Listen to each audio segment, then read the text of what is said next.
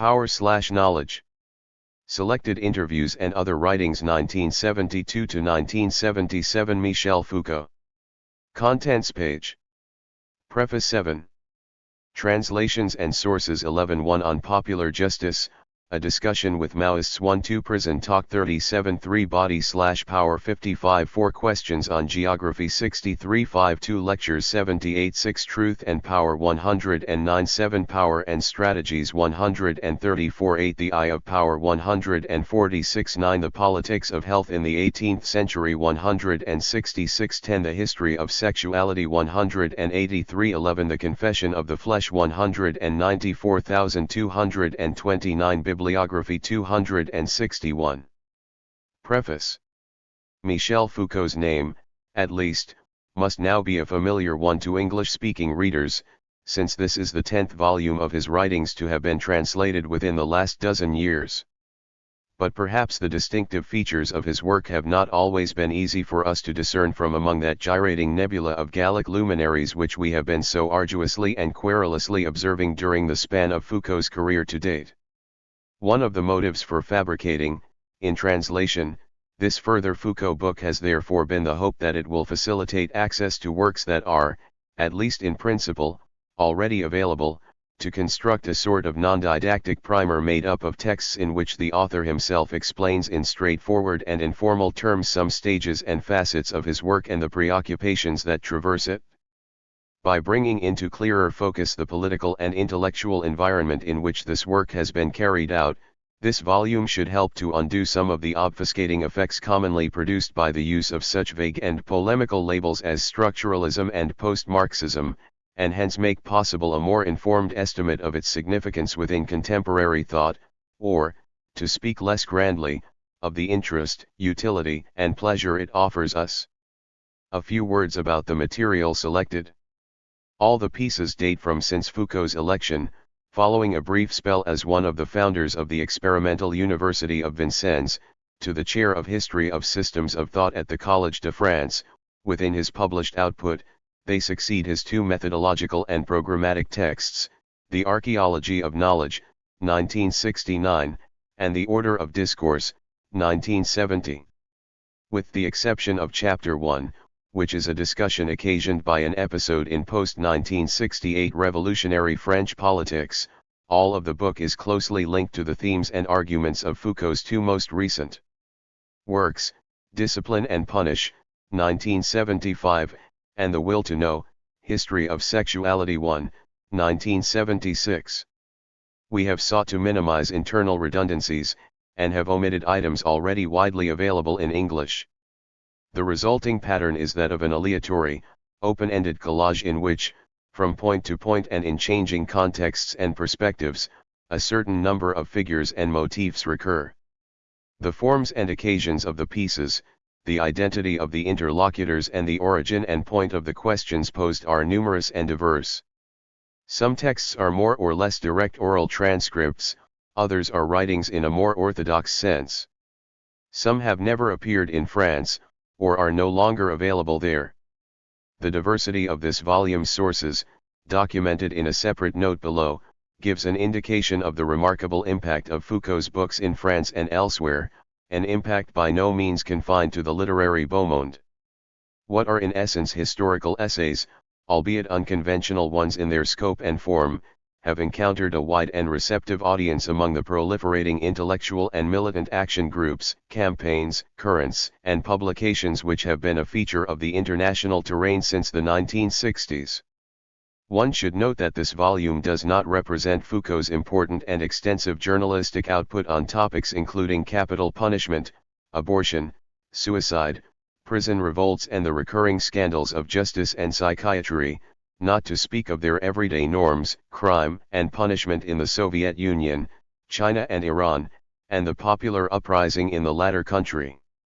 Some of his articles, notably those on the application of the guillotine by Presidents Pompidou and Giscard, have a philippic force rare in contemporary writing. What is striking about the discussions collected here is the way in which the dimensions of history and philosophy are brought to intersect and interact with this same detailed confrontation of present actuality. it would nevertheless be misplaced to set about installing Foucault within the lineage of Voltaire, Zola, and Sartre, French tradition of great intellectual paladins of justice and truth.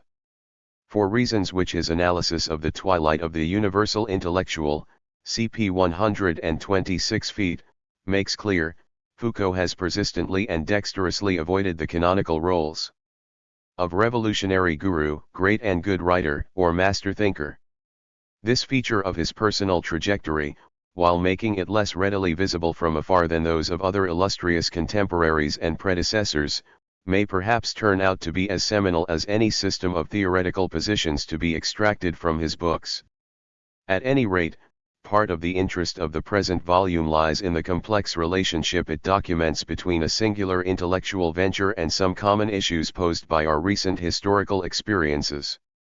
Collaborative, consciously provisional, often fragmentary and digressive, abounding in hypotheses and sparing in conclusions, these dialogues manifest their own kind of rigor through an abiding concern, constant throughout Foucault's work, to question and understand the fluctuating possibilities, the necessary or contingent historical limits of intellectual discourse itself.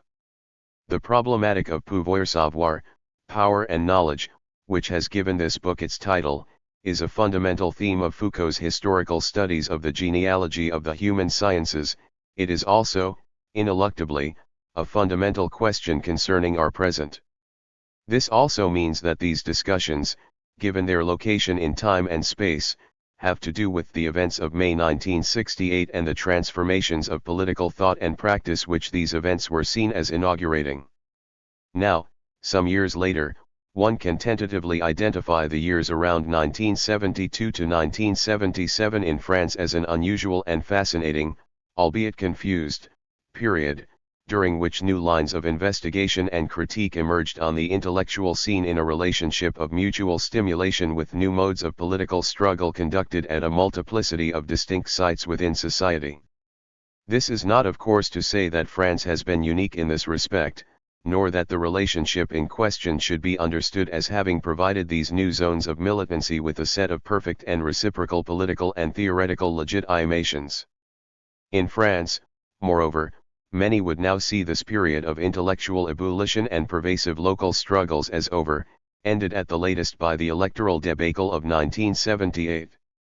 But if these years' climate of immediate optimism has for the moment given way, and not only in France, to one of morosite, something of their vitality will, we hope, be transmitted through the present texts. The chapters in this book are arranged in approximate chronological order. Readers new to Foucault may however prefer to start with chapters 5 and 6, for a general overview, and chapters 2 and 10, for presentations of the recent books. Foucault is his own best expositor and his writings are intractable material for the commentator's arts. I have, however, added as an appendix an essay in which I attempt a speculative summary of the philosophical background to Foucault's enterprise and its main conceptual architecture. Colin Gordon. Power/Knowledge. Selected Interviews and Other Writings 1972 to 1977. 1 on Popular Justice, a discussion with Maoists. In the following discussion, Michel Foucault and some Maoist militants attempt to identify the basic issues in a debate which had been initiated in response to the project of June 1971, to set up a people's court to judge the police. Foucault, in my view, one shouldn't start with the court as a particular form, and then go on to ask how and on what conditions there could be a people's court. One should start with popular justice, with acts of justice by the people, and go on to ask what place a court could have within this.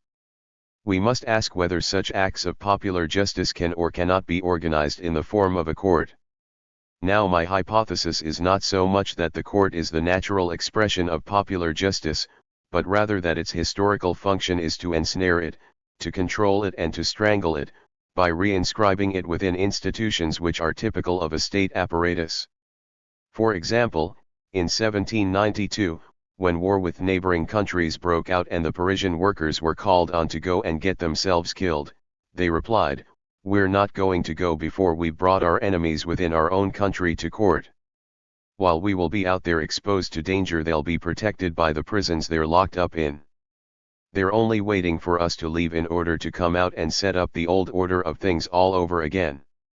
In any case, those who are in power today want to use against us in order to bring us back under control the dual pressure of enemies invading from abroad and those who threaten us at home. We're not going to fight against the former without having first dealt with the latter. The September executions were at one and the same time an act of war against internal enemies, a political act against the manipulations of those in power, and an act of vengeance against the oppressive classes. Was this not during a period of violent revolutionary struggle at least an approximation to an act of 2. Popular justice, a response to oppression, strategically effective and politically necessary? Now, no sooner had the executions started in September, when men from the Paris Commune or from that quarter intervened and set about staging a court, judges behind a table, representing a third party standing between the people who were screaming for vengeance, and the accused who were either guilty or innocent, an investigation to establish the truth or to obtain a confession, deliberation in order to find out what was just. This form was imposed in an authoritarian manner. Can we not see the embryonic, albeit fragile form of a state apparatus reappearing here? The possibility of class oppression? Is not the setting up of a neutral institution standing between the people and its enemies, capable of establishing the dividing line between the true and the false, the guilty and the innocent, the just and the unjust? Is this not a way of resisting popular justice? A way of disarming it in the struggle it is conducting in reality in favor of an arbitration in the realm of the ideal? This is why I am wondering whether the court is not a form of popular justice but rather its first deformation. Victor: yes, but look at examples taken not from the bourgeois revolution but from a proletarian revolution. Take China. The first stage is the ideological revolutionization of the masses, uprisings in the villages, acts of justice by the peasant masses against their enemies, executions of despots, all sorts of reprisals for all the extortions suffered over the centuries, etc. The executions of the enemies of the people spread, and we would all agree in saying that these were acts of popular justice. All this is fine, the peasant has a good eye for what needs to be done and everything goes just fine in the countryside. But a new stage in the process develops, with the formation of a Red Army, and then it is no longer simply a matter of the masses in revolt against their enemies, for now we have the masses, their enemies, plus an instrument for the unification of the masses, namely the Red Army. At this point all of the acts of popular justice are supported and disciplined. And it is necessary that there be some legal authority so that the diverse acts of vengeance should be in conformity with law, with a people's law which is now something entirely different from the old system of. On popular justice, a discussion with Maoists 3. Feudal law. It has to be decided that this particular execution or that particular act of vengeance is not simply a matter of an individual settling of accounts, that is, purely and simply an egotistical revenge against all the oppressive institutions which had themselves equally been based on egoism. In this case it is true that there is what you call a neutral institution which stands between the masses and their immediate oppressors. Would you argue that at this point in the process a people's court is not only not a form of popular justice but is a deformation of people's justice? Foucault: are you certain that in this example a neutral institution came to intervene between the masses and their oppressors? I do not think so. I would say that, on the contrary, it was the masses themselves which came to act as intermediary between any individual who might become separated from the masses, from the aims of the masses, in order to satisfy an individual desire for vengeance, and some other individual who might well, in fact, be an enemy of the people but whom the former individual might be aiming to get at simply as a personal enemy. In the example which I was discussing, the People's Court, as it functioned during the Revolution, did tend to act as a neutral institution and, moreover, it had a very precise social basis. It represented a social group which stood between the bourgeoisie in power and the common people of Paris, fa plebe. This was a petty bourgeoisie composed of small property owners, tradesmen, artisans. This group took up a position as intermediary, and organized a court which functioned as a mediator, In doing this it drew on an ideology which was up to a certain point the ideology of the dominant class, which determined what it was right or not right to do or to be. This is why, in this court, they convicted not only refractory priests or people involved. In the events of 10 August quite a small number of people, but they also executed convicts, that is, people who had been convicted by the courts of the Ancien regime. They executed prostitutes, and so on. So it is clear that it had reoccupied the median position of the judicial institution just as it had functioned under the Ancien regime. Where there had originally been the masses exacting retribution against those who were their enemies, there was now 4. Substituted the operation of a court and of a great deal of its ideology. Victor, this is why it is interesting to compare cases of courts during the bourgeois revolution with cases of courts during the proletarian revolution. What you have described comes down to this: between the masses at the base, what then constituted the people on the one hand, and their enemies on the other, there was a class, the petty bourgeoisie, a third party, which was an intermediary, which took something from the common people and something else from the class which was becoming dominant. It thereby played the role of a median class.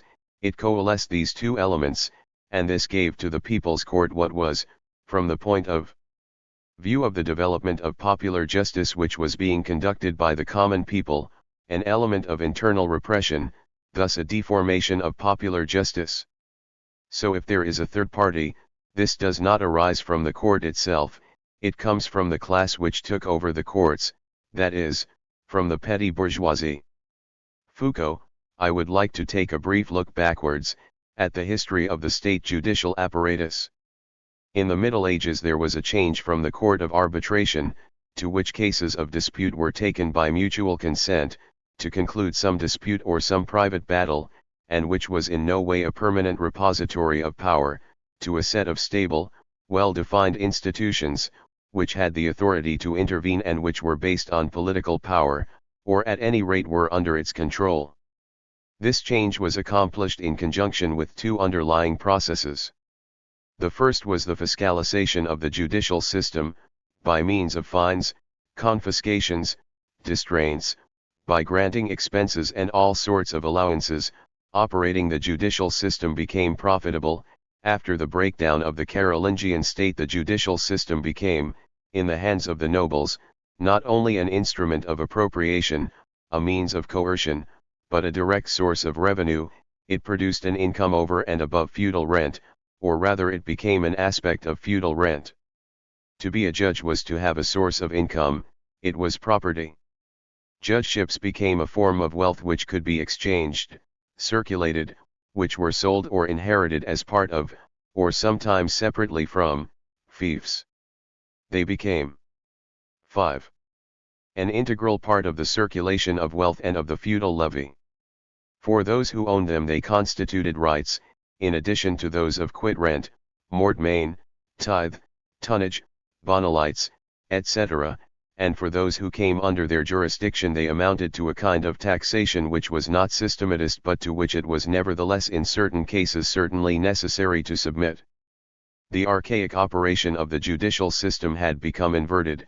One could say that in earlier times justice was a right for those to whom it was applied, the right to demand justice when the disputants agreed to do so, and a duty for those who made the judgments, the obligation to exercise their prestige, their authority, their wisdom, their politico-religious power. It was to become from this point on a lucrative right for those in power, and a costly obligation for those who had to submit to it. At this point we can see the convergence with the second of the processes which I mentioned earlier, the increasing link between the judicial system and armed force. To replace private wars by a compulsory and lucrative judicial system, to impose a judicial system where one is at one and the same time judge, party to the dispute and tax collector, instead of a system of deals and settlements, to impose a judicial system which secures, guarantees, and increases by significant amounts the levy on the product of labor, all this implies the availability of the power of constraint. It could not be imposed without armed force. Wherever a feudal lord disposed of sufficient military power to enforce his peace, it was possible for him to impose juridical and fiscal levies. Having become a source of income, judgeships developed in the direction of the division of private property. But supported by the force of arms, they developed in the direction of its ever-increasing concentration. This dual development led to the classical result, when, during the 14th century, the feudal lords were faced with the great peasant and urban revolts.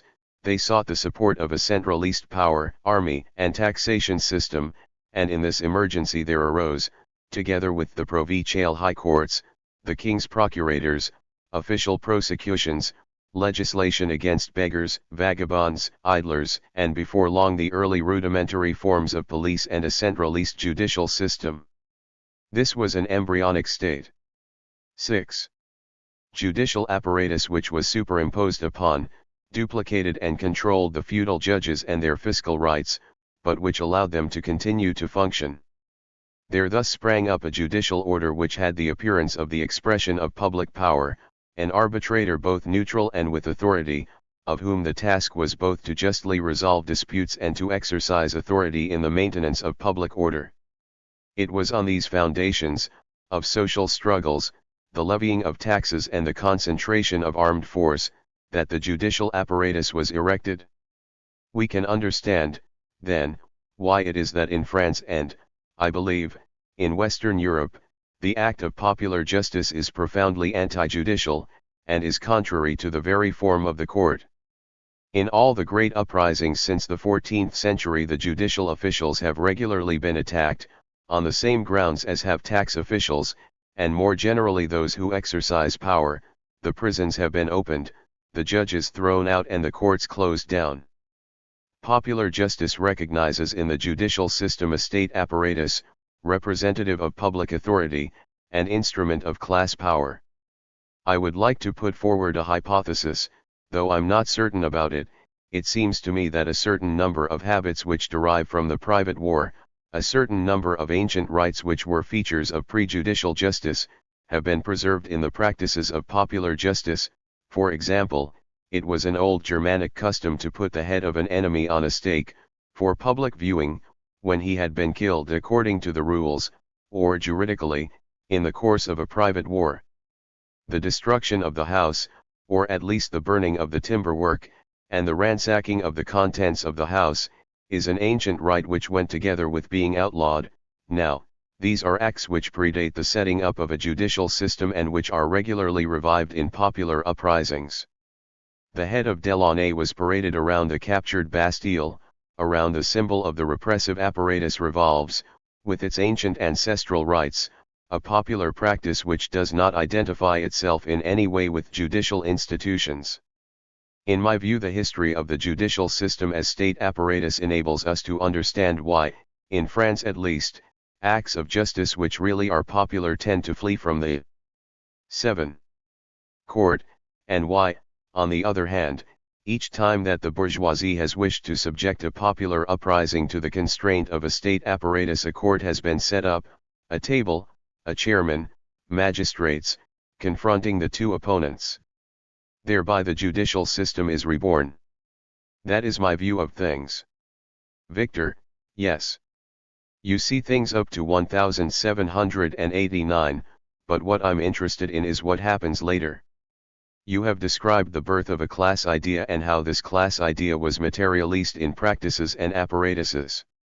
I perfectly well understand how it was possible, in the French Revolution, for courts to become instruments of indirect deformation and repression of the acts of popular justice of the common people. If I've understood, this was because there were several social classes involved, on the one hand the common people, on the other hand the traitors to the nation and to the revolution, and between them a class which attempted to play out to the full the historical role which was open to it. Therefore I cannot draw any definitive conclusions about the form of the people's court from this example in any case. For us there are no forms which are incapable of historical development, but merely see how the petty bourgeoisie as a class picked up from the common people some scrap of an idea and then, being dominated as it was, especially in this period, by the ideas of the bourgeoisie, crushed the ideas drawn from the common people under the form taken by courts at that time. I cannot draw from this any conclusions about the practical problem we are faced with today, concerning people's courts in the present-day ideological revolution, nor, a fortiori, in the future people's armed revolution. This is why I would like us to compare this example from the French Revolution with the example which I mentioned just now, that of the people's armed revolution in China. Now you would say in this example there are only two elements, the masses and their enemies. But the masses in a way delegate some part of their power to an element which, while being deeply attached to them, is nevertheless distinct, the people's Red Army. Now this figure, military power/judicial power, which you pointed out, can be seen again here with the people's army helping the masses to 8.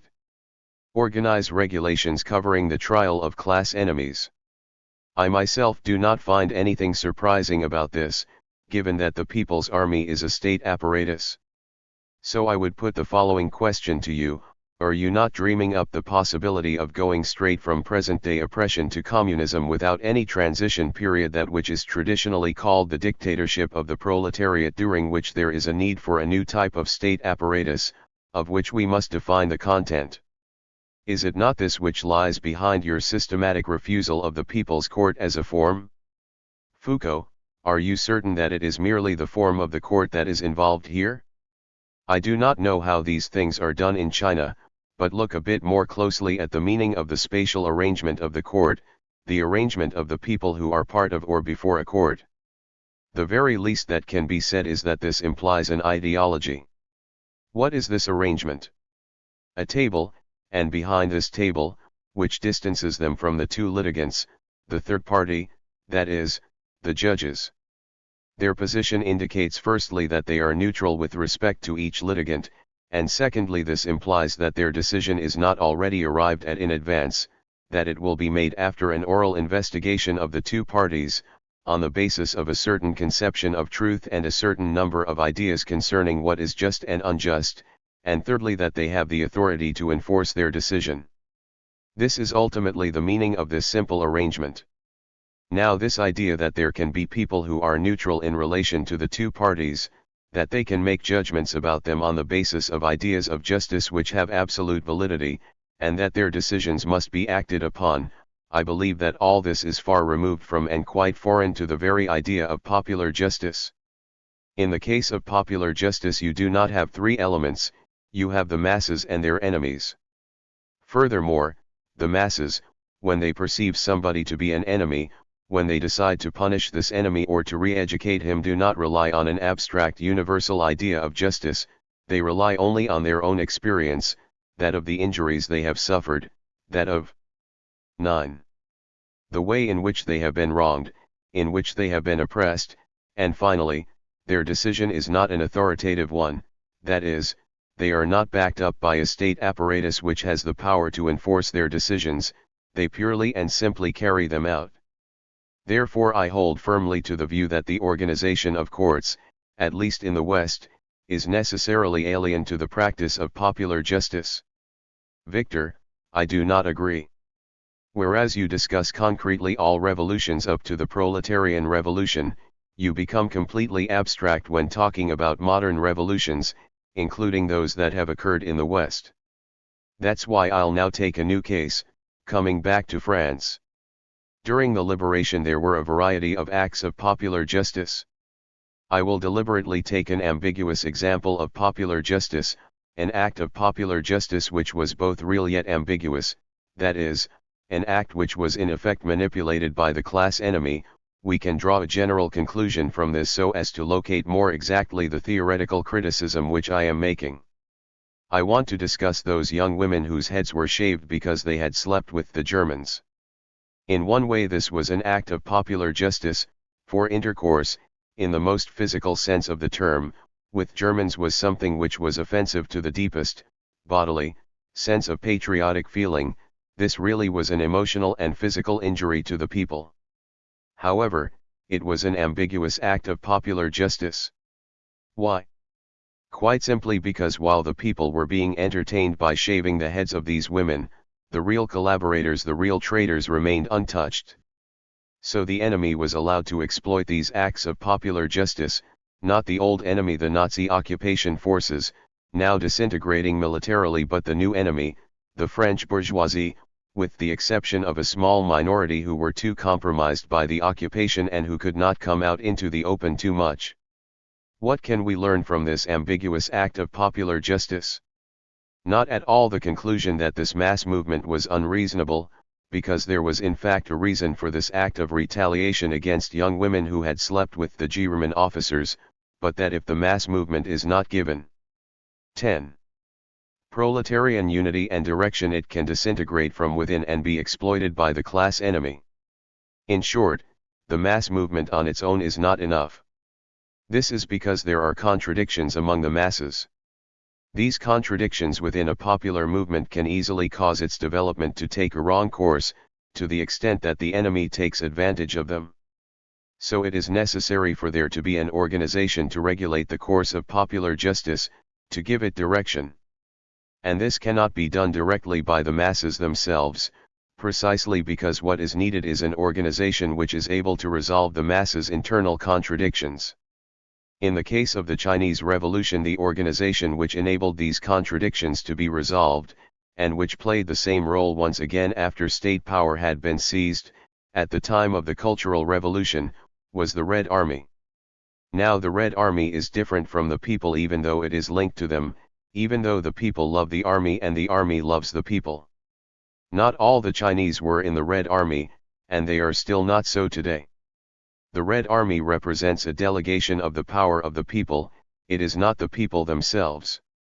This is also why there is always the possibility of a contradiction between the army and the people, and there will always be the possibility that the state apparatus will repress the popular masses, and this opens up the possibility and the necessity for a whole series of cultural revolutions, precisely in order to abolish contradictions which have become antagonistic between the state apparatuses such as the army, the party, or the administrative apparatus, and the popular masses.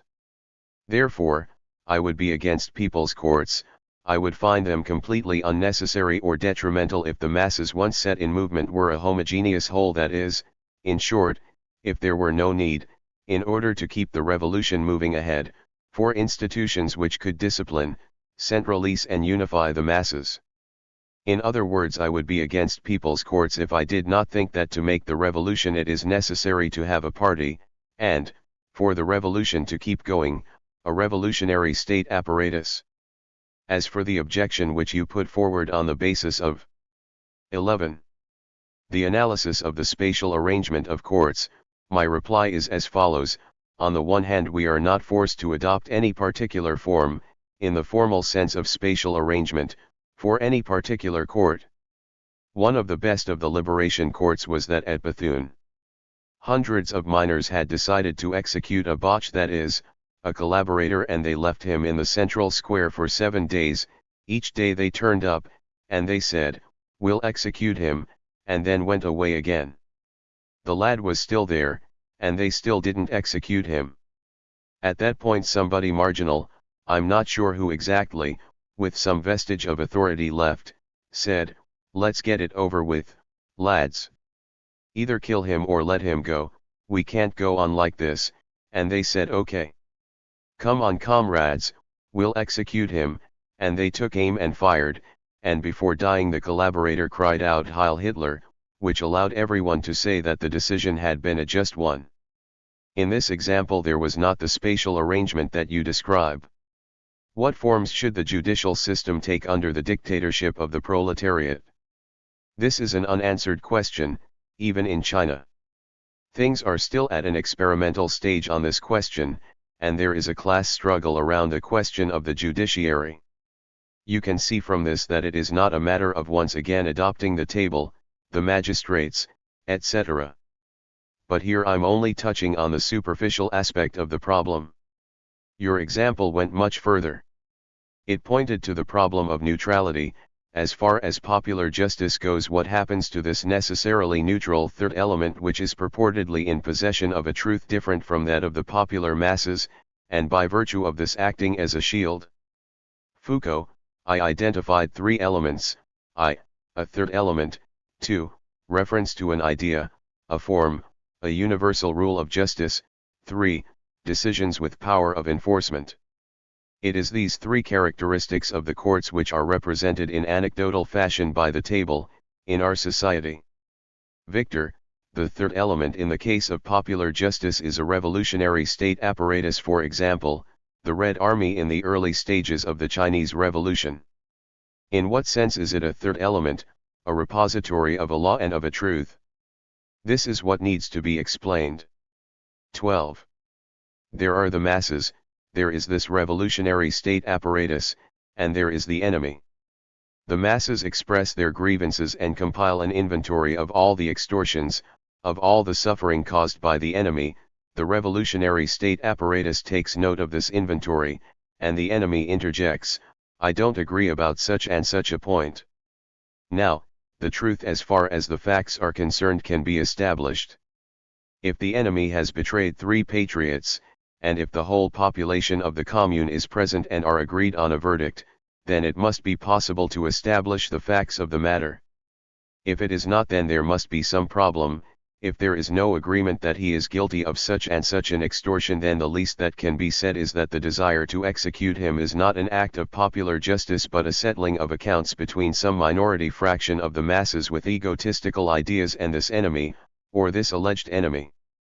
The facts of the matter have been established, the role of the revolutionary state apparatus is not yet over. Already, during the investigation of the facts, it has played a role, since it has allowed the whole of the actively participating population to list the charges against the enemy, but its role does not stop here, it still has a contribution to make when it comes to deciding on the sentence. Say the enemy is the owner of some moderately large factory, the fact can be established that he really did exploit the workers abominably, that he was responsible for quite a few accidents at work. Is he to be executed? Let us suppose that it is desirable that the middle bourgeoisie be rallied to the cause of the revolution, that it is said that only the very small handful of arch-criminals should be executed, and that these can be identified by objective criteria. Then this enemy would not be executed even though the factory workers' Holb's friends had been killed, have a violent hatred of their boss and would perhaps like to execute him. This could constitute a perfectly correct policy, as was, for example, during the Chinese Revolution, the deliberate minimizing of the contradictions between the workers and the national bourgeoisie. I don't know if it would happen like that here, but I will give you a hypothetical example.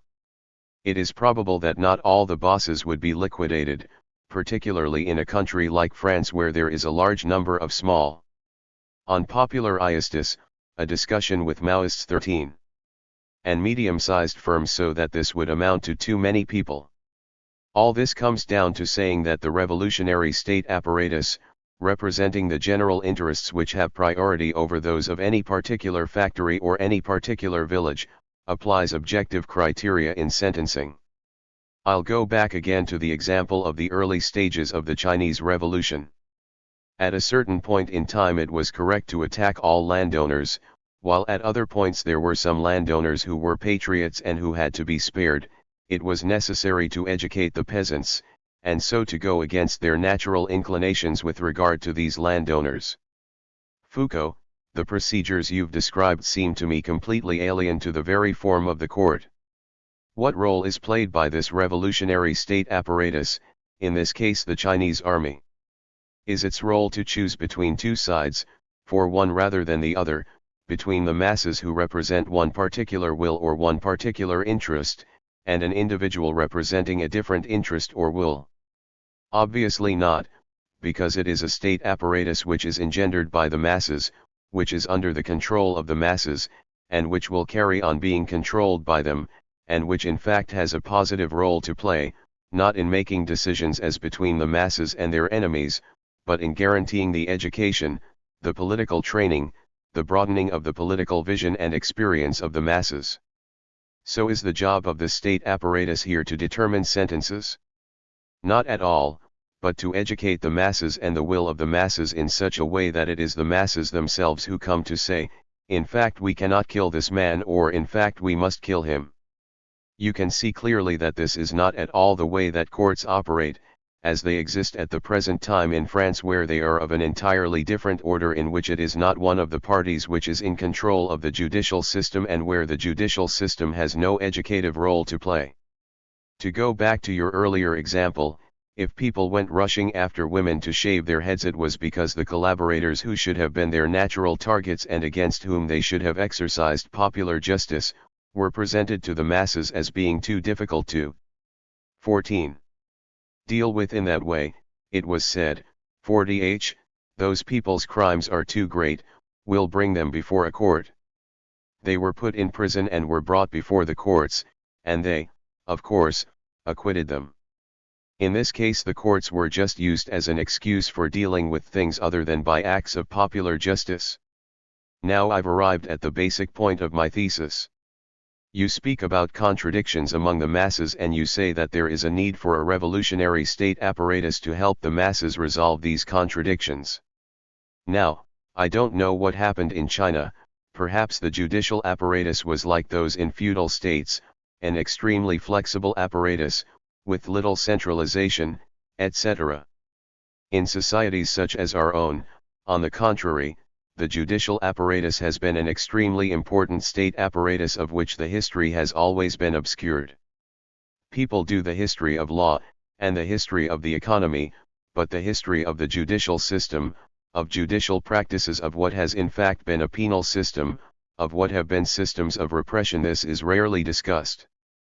Now, I believe that the judicial system as a state apparatus has historically been of absolutely fundamental importance.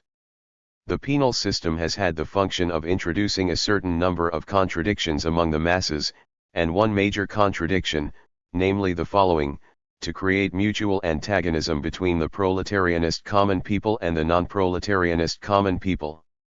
There was a particular period when the penal system, of which the function in the Middle Ages had been essentially a fiscal one, became organized around the struggle to stamp out rebellion. Up until this point the job of putting down popular uprisings had been primarily a military one. From now on it was to become taken on, or rendered unnecessary, by a complex system of courts police prison. It is a system which has basically a triple role, and depending on the period, depending on the state of struggles and on the conjuncture, it was one or other of these roles which was dominant. On the one hand it is a factor in proletarianization. Its role is to force the people to accept their status as proletarians and the conditions for the exploitation of the proletariat. It is perfectly obvious that from the end of the Middle Ages up until the 18th, 15th century, all the laws against beggars, vagabonds, and the idle, all the police organizations designed to catch them, forced them, and this was of course their role, to accept, at the particular place where they were, the conditions imposed on them, which were extremely bad.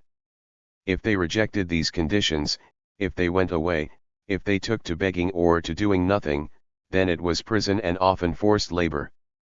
On the other hand, this penal system was aimed, very specifically, against the most mobile, the most excitable, the violent elements among the common people, those who were most prepared to turn to direct, armed action, including farmers who were forced by debts to leave their land, peasants on the run from tax authorities, workers banished for theft, vagabonds or beggars who refused to clear the ditches, those who lived by plundering the fields, the small-time thieves and the highwaymen.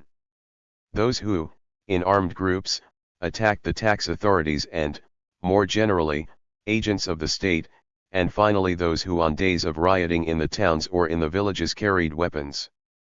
There was widespread plotting, a whole network of communications, within which individuals could adopt different roles.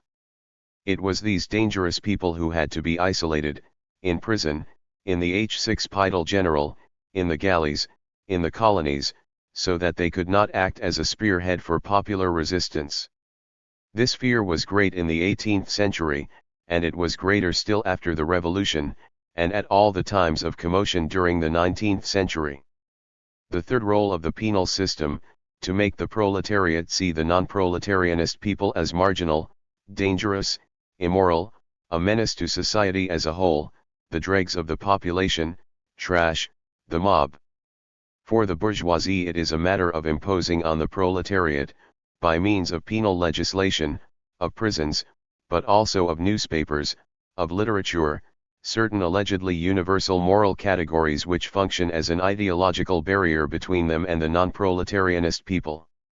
All the literary, journalistic, medical, sociological, and anthropological rhetoric about criminals, and we are all familiar with examples of all these in the second half of the 19th century and the beginning of the 20th century, play this role. Finally, the distance which the penal system creates and sustains. 16. Between the proletariat and the non-proletarianist people, all the pressures which are put upon the latter, enable the bourgeoisie to make use of certain of these plebeian elements against the proletariat.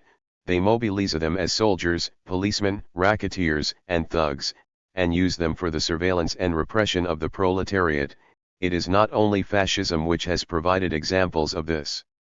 At first sight, these are at least some of the ways in which the penal system operates as an anti-seditious system, as a variety of ways of creating antagonism between the proletarianist and the non-proletarianist people, and thereby introducing a contradiction which is now firmly rooted. This is why the revolution can only take place via the radical elimination of the judicial apparatus, and anything which could reintroduce the penal apparatus, anything which could reintroduce its ideology and enable this ideology to surreptitiously creep back into popular practices, must be banished. This is why the court, an exemplary form of this judicial system, seems to me to be a possible location for the reintroduction of the ideology of the penal system into popular practice.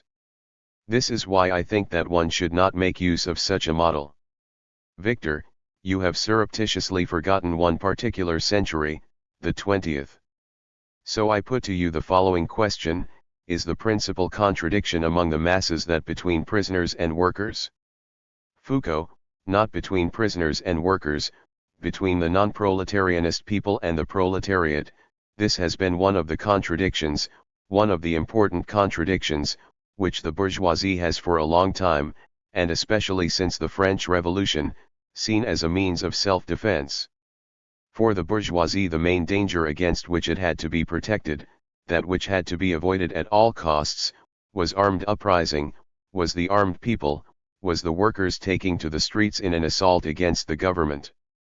They thought they could identify, in the non-proletarianist people, in those common people who rejected the status of proletarians, or in those who were excluded from it, the spearhead of popular rebellion. They therefore provided themselves with a certain number of methods for distancing the proletarianist from the non. 17. Proletarianist people. At the present time these methods are deficient, they have been or are being taken away from them.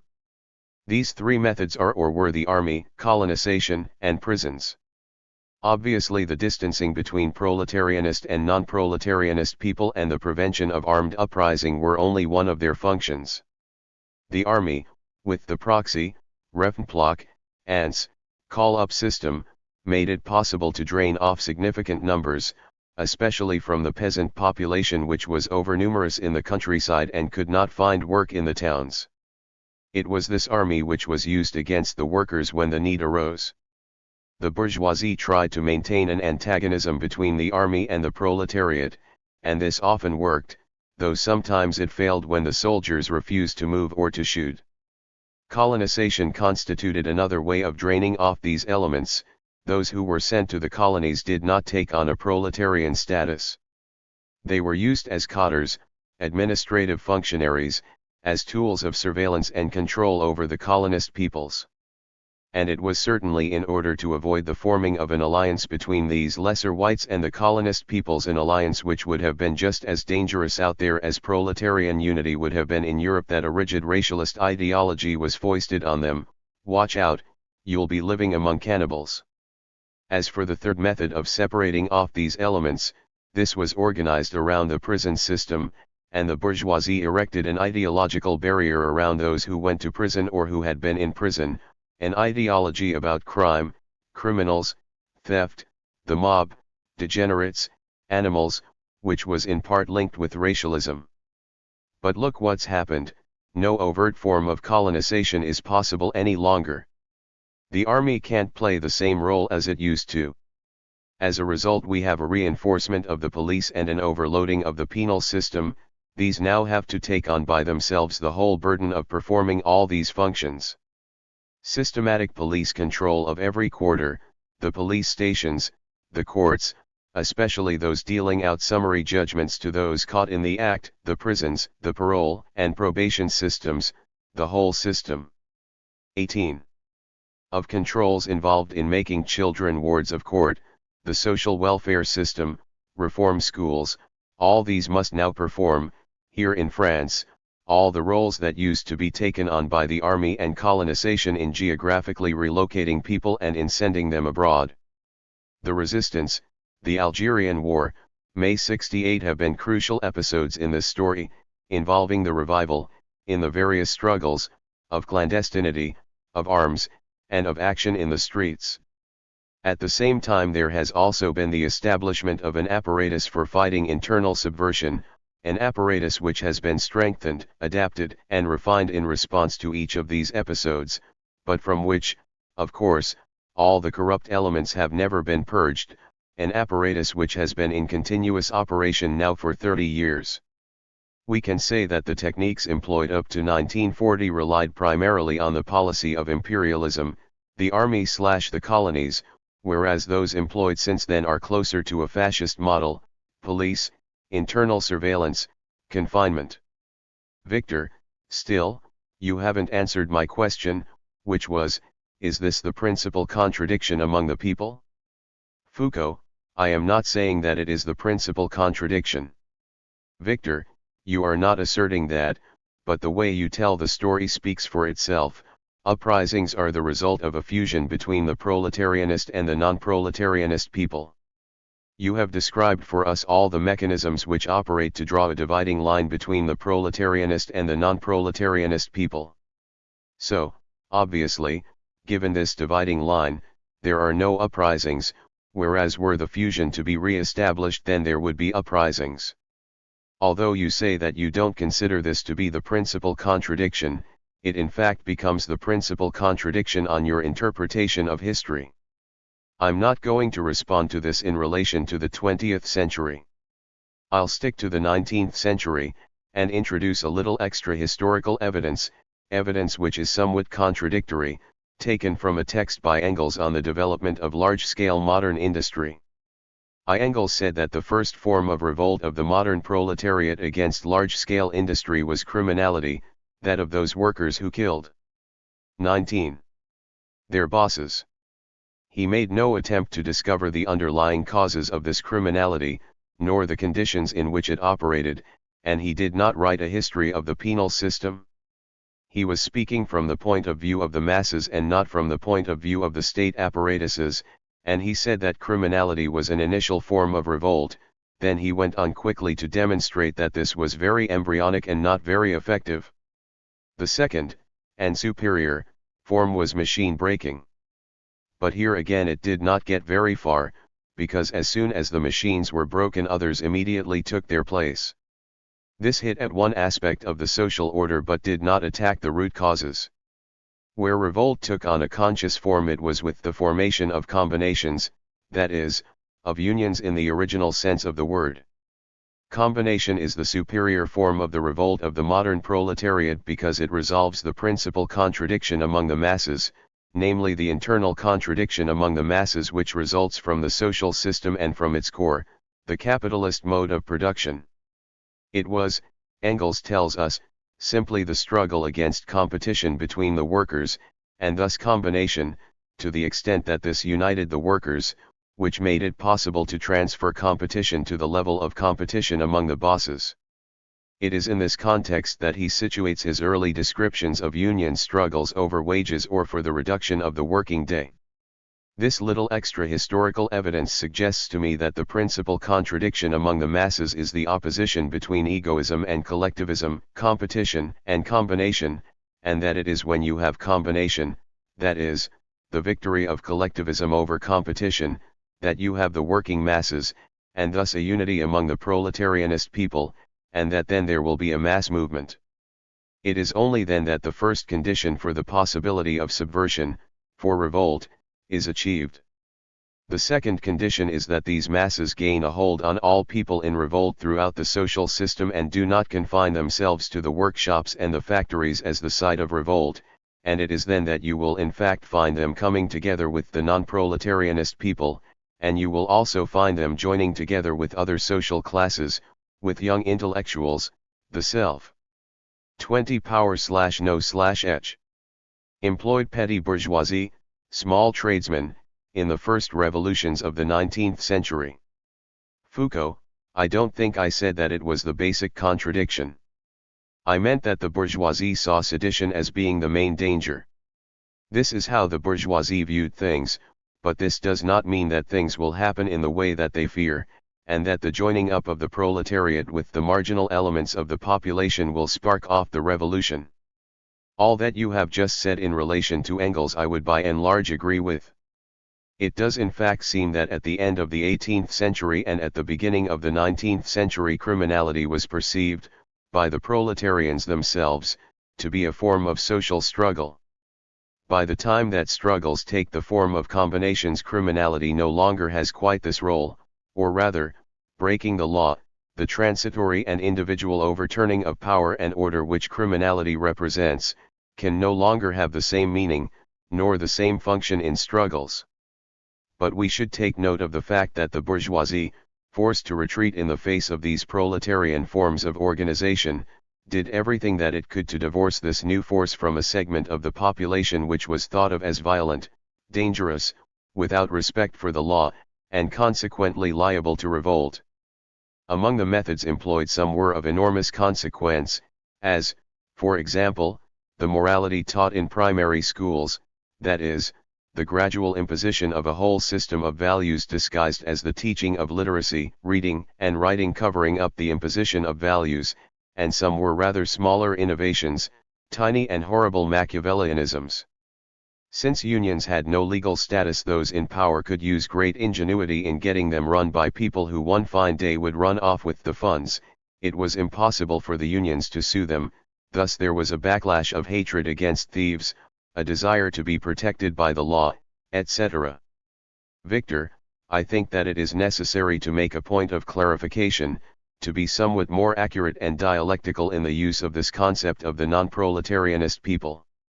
The main, principal, cleavage introduced by the unions, which would turn out to be the cause of their degeneration, was not between the proletarianist people in the sense 21 of the fully formed, established proletariat and the lumpenproletariat, that is, in the strict sense, the marginalist proletariat, those who had been thrown out of the proletariat. The principal cleavage was between a minority of the workers and the great mass of the workers, that is, the people who were being proletarianist. These latter were workers who were coming from the countryside, they were not hooligans, brigands, street brawlers. Foucault, I think I have never, in anything that I have just said, tried to show that this was a basic contradiction. I have described a certain number of factors and effects, and I have tried to show how they were all interconnected, and how the proletariat was able, up to a certain point, to come to terms with the moral ideology of the bourgeoisie. Victor, you say, this is one factor among others, it is not the principal contradiction. But all of your examples, the whole history of these mechanisms as you've described it, tend to put the emphasis on this contradiction. For you the proletariat first sold out to the devil in having adopted the moral values by means of which the bourgeoisie established a divorce between the non-proletarianist people and the proletariat, between the hooligans and the honest workers. I reply, not so. The first selling out to the devil by the workers' organizations was to have made belonging to a trade a condition of membership. It was this which allowed the first unions to become corporations which excluded the mass of unskilled workers. Foucault, this restriction on membership which you mention was certainly the most fundamental one. But notice what its implications were. If workers who had no trade didn't belong to the unions, this was all the more so for those who were not proletarian. So, once again, we can ask, how did the judicial apparatus, and more generally the penal system, operate? My answer is that it has always operated in such a way as to introduce contradictions among the people. I am not saying, it would be ridiculous to do so, that the penal system introduced the basic contradictions, but I am rejecting the idea that the penal system is a nebulous superstructure. It has played a determining role in the divisions of present-day society. Jill, I am wondering whether we shouldn't distinguish 22. Two different kinds of plebs, or non-proletarianist common people, in this story. Can the plebs really be identified as those who refuse to be workers, with the consequence of this being that the plebs would then have a monopoly on violence, whereas the workers, the proletarians in the strict sense of the word, would be inclined to be non-violent? Isn't this the effect of a bourgeois view of the world, in that it classifies the workers as a group organized within the state, and similarly the peasants, and so on, whereas all the rest would be the plebs, a rebellious residue in this pacified, organized world as the bourgeoisie would have it, in which the judicial system has the mission of controlling the borders. But the plebeians can themselves well be trapped within this bourgeois view of things, that is, they can conceive themselves as being of another world. And I am not sure that, being trapped within this view of things, their other world would not be a duplicate of the bourgeois world. Obviously this wouldn't be completely so, because there are traditions, but it would be so in part. Moreover, there is yet another fact: this bourgeois world, divided but stable, the realm of the familiar judicial system, does not exist. Is there not, behind the opposition between the proletariat and the plebs who monopolize violence, the coming together of the proletariat and the peasantry, not the safe peasantry, but the peasantry in potential rebellion? Isn't that which threatens the bourgeoisie then rather the coming together of the workers and the peasants?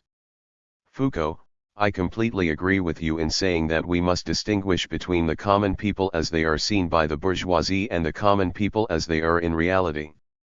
But what we have been trying to see is how the judicial system operates. Penal law was not created by the common people, nor by the peasantry, nor by the proletariat, but entirely by the bourgeoisie as an important tactical weapon in the system of divisions which they wished to introduce. That this tactical weapon was not based on a true assessment of what the actual possibilities of revolution were is a fact, and a fortunate one at that. This is to be expected, because the bourgeoisie cannot have an accurate perception of real relations and real processes. And in fact, to speak of the peasantry, we can say that relations between 23. Workers and peasants were not at all the target of the Western penal system in the 19th century. The general impression is that the bourgeoisie in the 19th century were relatively confident about the peasants. Jill, if this is so, then it is possible that the real solution to the problem of the relations between proletariat and plebs is contained in the capacity to resolve the problem of popular unity, that is, the fusion of proletarian methods of struggle and the methods of peasant warfare. Victor, this would not be sufficient to resolve the problem of fusion. There is also the problem of methods suitable for those who are mobile. An army is the only solution to the problem. Jill, this means that the solution to the opposition between proletariat and non-proletarianist plebs involves an attack on the state, taking over state power. This is also why there is a need for people's courts. Foucault, if what has been said is true, then the struggle against the judicial apparatus is an important struggle. I do not say a basic struggle, but it is as important as was that judicial system in the division which the bourgeoisie created and maintained between the proletariat and the plebs. This judicial apparatus has had specific ideological effects on each of the dominated classes, and there is in particular a proletarian ideology into which certain bourgeois ideas about what is just and what unjust, about theft, property, crime and criminals have infiltrated. This does not mean that the non-proletarianist plebs has remained unsullied and resolute. On the contrary, for 1.5 centuries the bourgeoisie offered it the following choices: you can go to prison or join the army, you can go to prison or go to the colonies, you can go to prison or you can join the police. So this non-proletarianist plebs has been racialist when it has been colonialist, it has been nationalist, chauvinist, when it has been armed, and it has been fascist when it has become the police force. These ideological effects on the plebs have been uncontestable and profound. The effects on the proletariat are also uncontestable. This system is, in a sense, very subtle and works relatively well, even though the bourgeoisie is blind to the basic relations and real processes. Victor, from the strictly historical discussion we have. 24. Learn that the struggle against the penal apparatus constitutes a relative unity, and that everything which you have described as the introduction of contradictions among the people does not represent a major contradiction but a series of contradictions which have had great importance from the point of view of the bourgeoisie, in its struggle against the revolution. But with what you have just said we are now at the heart of popular justice, which goes far beyond the struggle against the judicial apparatus. Beating up the foreman has nothing to do with the struggle against the judge. Similarly for the peasant who executes a landowner. This is popular justice, and it is far broader than the struggle against the judicial apparatus. Even if we take the example of the past year, we can see that popular justice was put into practice before the broad struggles against the judicial apparatus, that it was the former which paved the way for the latter, it was the first locking up of the bosses, and beating up of their lackeys, which mentally prepared people for the big struggle against injustice and against the judicial apparatus, Guyot to the prisons, etc. In the aftermath of May 68 it was really this that happened. Grosso modo what you're saying is this: the proletariat has an ideology which is a bourgeois ideology and which incorporates the system of bourgeois values, the opposition between the moral and the immoral, the just and the unjust, the honest and the dishonest, etc.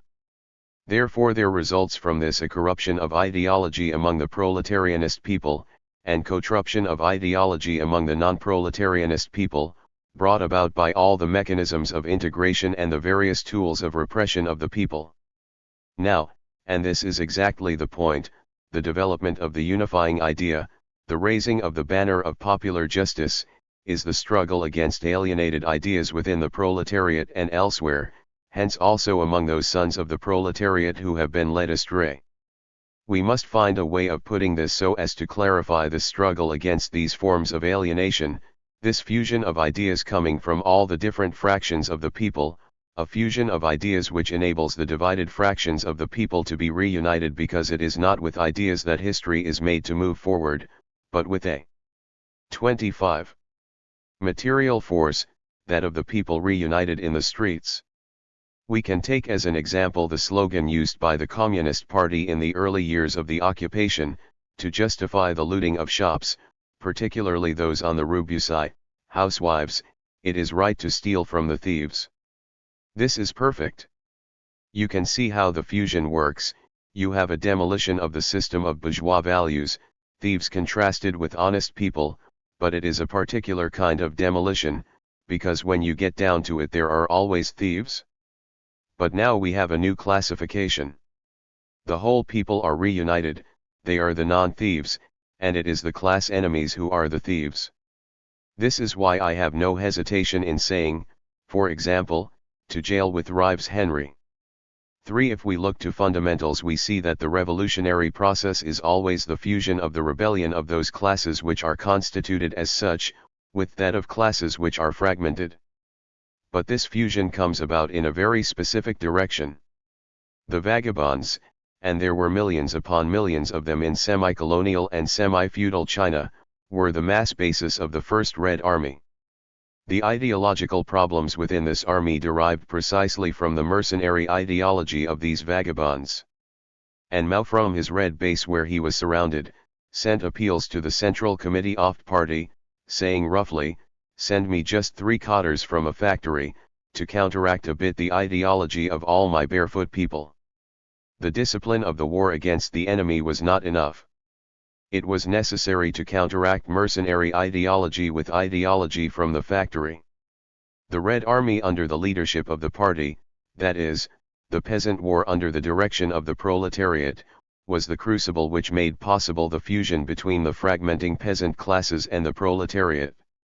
Therefore, in order to have modern subversion, that is, a rebellion as the first stage of a continuous revolutionary process, it is necessary for there to be a fusion of rebellious elements from among the non-proletarianist people with the proletarianist people, under the leadership of the factory proletariat and its ideology.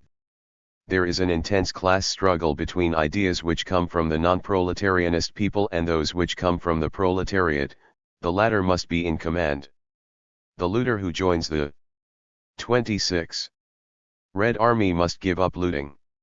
At the beginning he was executed on the spot for stealing a single sewing needle belonging to a peasant. In other words, the fusion only develops with the setting up of rules, of a dictatorship. To return to my very first example, acts of popular justice coming from all the various strata of the people who have been subjected to material and emotional suffering at the hands of class enemies, do not develop into a broad movement which advances the cause of the revolution in ideology or in practice unless they are brought under a system of rules. This is why a state apparatus develops, an apparatus which derives from the masses of the people but which, in a certain way, becomes detached from them, which is not to say that it becomes cut off from them. And this apparatus, in a certain way, has the role of arbitrator, not between the masses and the class enemy, but between the warring ideas among the masses, with the aim of resolving the contradictions among the masses, so that the overall battle against the class enemy may be as effective, as focused as possible. Thus in periods of proletarian revolution it always comes about that a state apparatus of a revolutionary kind is set up, between the masses and the class enemy, of course always with the possibility that this apparatus might become repressive in relation to the masses. Therefore there would never be people's courts without these courts being controlled by the people, and hence the possibility of their being challenged by the masses. Foucault, I would like to respond to you on 2 points. You say that it is under the leadership of the proletariat that the non-proletarianist people will join in the revolutionary battle. I entirely agree. But when you say that this happens under the leadership of the ideology of the proletariat, then I want to ask you what you mean by the ideology of the proletariat. Victor, I mean, by that, the thought of Mao Zedong. Foucault, fine. But you will grant me that what is thought by the mass of the French proletariat is not the thought of Mao Zedong and it is not necessarily a revolutionary ideology. Moreover, you say that there must be a revolutionary state apparatus in order to regulate this new 27. Unity between the proletariat and the marginalist people. Agreed, but you will also grant me that the forms of state apparatus which we inherit from the bourgeois apparatus cannot in any way serve as a model for the new forms of organization. The court, dragging along with it the ideology of bourgeois justice and those forms of relations between judge and judged, between judge and the parties to the action, between judge and litigant, which typify bourgeois justice, seems to me to have played a very significant role in the domination of the bourgeoisie. When we talk about courts we're talking about a place where the struggle between the contending forces is willy-nilly suspended, where in every case the decision arrived at is not the outcome of the struggle but of the intervention of an authority which necessarily stands above and is foreign to the contending forces, an authority which is in a position of neutrality between them and consequently can and must in every case decide which party to the dispute has justice on its side. The court implies, therefore, that there are categories which are common to the parties present, penal categories such as theft, fraud, moral categories such as honesty and dishonesty, and that the parties to the dispute agree to submit to them. Now, it is all this that the bourgeoisie wants to have believed in relation to justice, to its justice. All these ideas are weapons which the bourgeoisie has put to use in its exercise of power. This is why I find the idea of a people's court difficult to accept, especially if intellectuals must play the roles of prosecutor or judge in it, because it is precisely the intellectuals who have been the intermediaries in the bourgeoisie's spreading and imposing of the ideological themes that I'm talking about. This justice must therefore be the target of the ideological struggle of the proletariat, and of the non-proletarianist people, thus the forms of this justice must be treated with the very greatest suspicion by the new revolutionary state apparatus. There are 2 forms which must not under any circumstances be adopted by this revolutionary apparatus, bureaucracy and judicial apparatus. Just as there must be no bureaucracy in it, so there must be no court in it. The court is the bureaucracy of the law. If you bureaucratize popular justice, then you give it the form of a court. 28.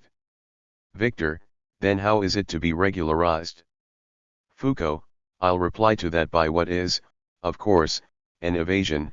It remains to be discovered. The masses, proletarian and non-proletarian, have suffered too much over the centuries from this judicial system for its old form to be reimposed upon them, even with a new content. They have struggled since the Middle Ages against this system of justice. After all, the French Revolution was a rebellion against the judiciary. The first thing that it got rid of was the judicial apparatus. The Commune was also profoundly against the judicial system. The masses will discover a way of dealing with the problem of their enemies, of those who individually or collectively have harmed them, methods of retribution which will range from punishment to re-education, without involving the form of the court, which, in any case in our society, I don't know about China, is to be avoided.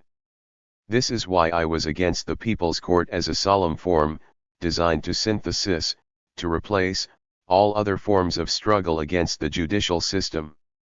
This seemed to me to re-legitimate a form which drags along with it too much of the ideology imposed by the bourgeoisie, with the divisions which result from this between the proletariat and the non-proletarianist people. At the present time it is a dangerous weapon because it will act as a precedent, and will be dangerous later on, within a revolutionary state apparatus, because forms of legal proceedings will be subtly introduced into it which will threaten to re-establish these divisions. Victor, I'm going to reply to you in a provocative way. It is likely that socialism will invent something different from the assembly line. So if someone were to say put Dreyfus 4 on the assembly line, this would be a politically inventive idea because Dreyfus doesn't work on the assembly line, but it would be an invention heavily influenced by the past, the assembly line. The moral is Marx's old idea, the new is born from the old.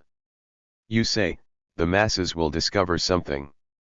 But at the present time there is a practical problem to be solved. I agree that all the forms of the procedures of popular justice would need to be new, that there would no longer be either. 29. The bench or the robe. What remains is a regulatory instance. It is this that we call the People's Court. Foucault, if you define the People's Court as a regulatory instance, I would prefer to say, an instance of political elucidation, on the basis of which acts of popular justice can be integrated with the overall political line of the proletariat, then I entirely agree. But I feel some difficulty in calling such an institution a court. I think, just as you do, that acts of justice by which the class enemy is repaid cannot be limited to a kind of thoughtless, instant spontaneity, unintegrated into an overall struggle. It is necessary to find forms through which this need for retribution, which is in fact real among the masses, can be developed, by discussion, by information.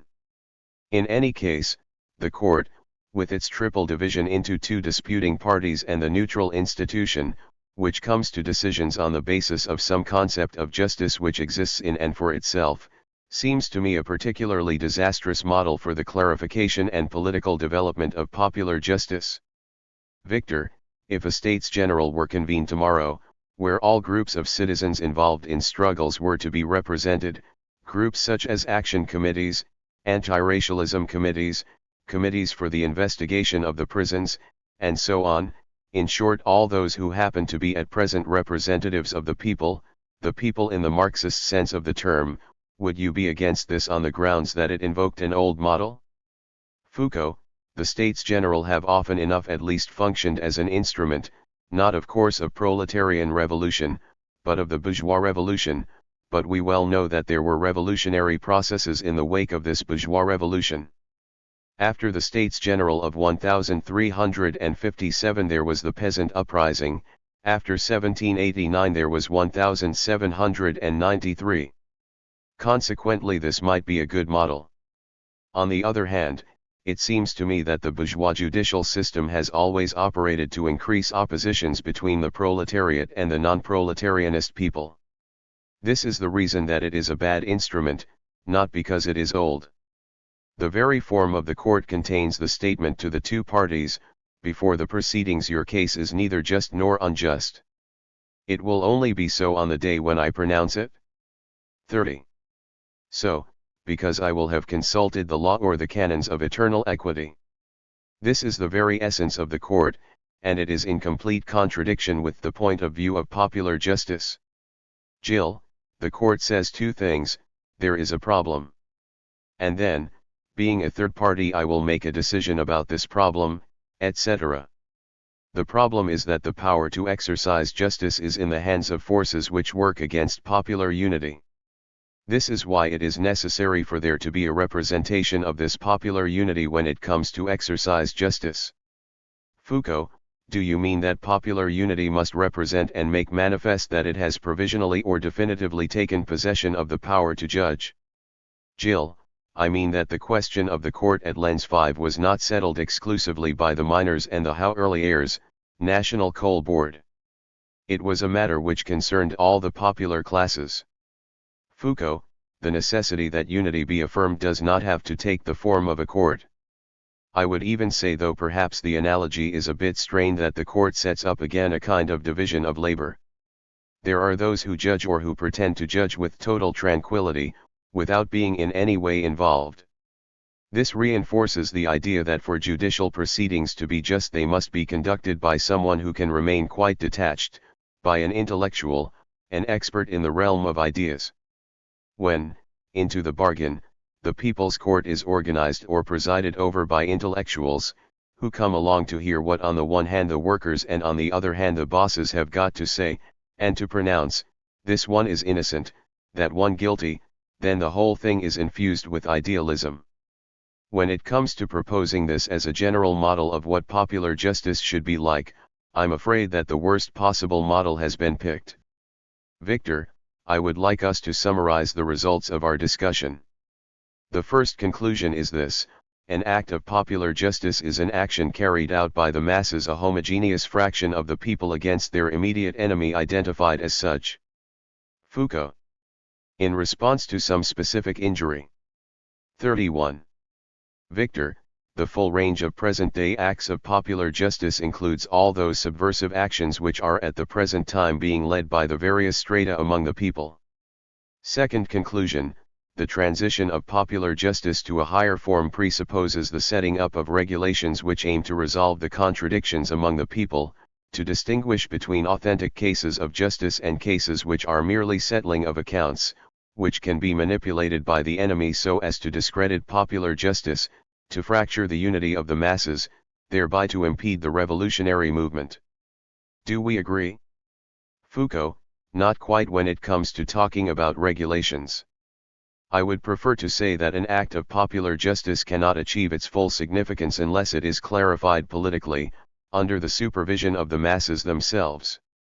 Victor, acts of popular justice enable the people to start to seize power when they take place within the context of a coherent overall line, that is, when they are under political command, on condition that this political leadership is not external to the mass movement, and that the popular masses are unified around it.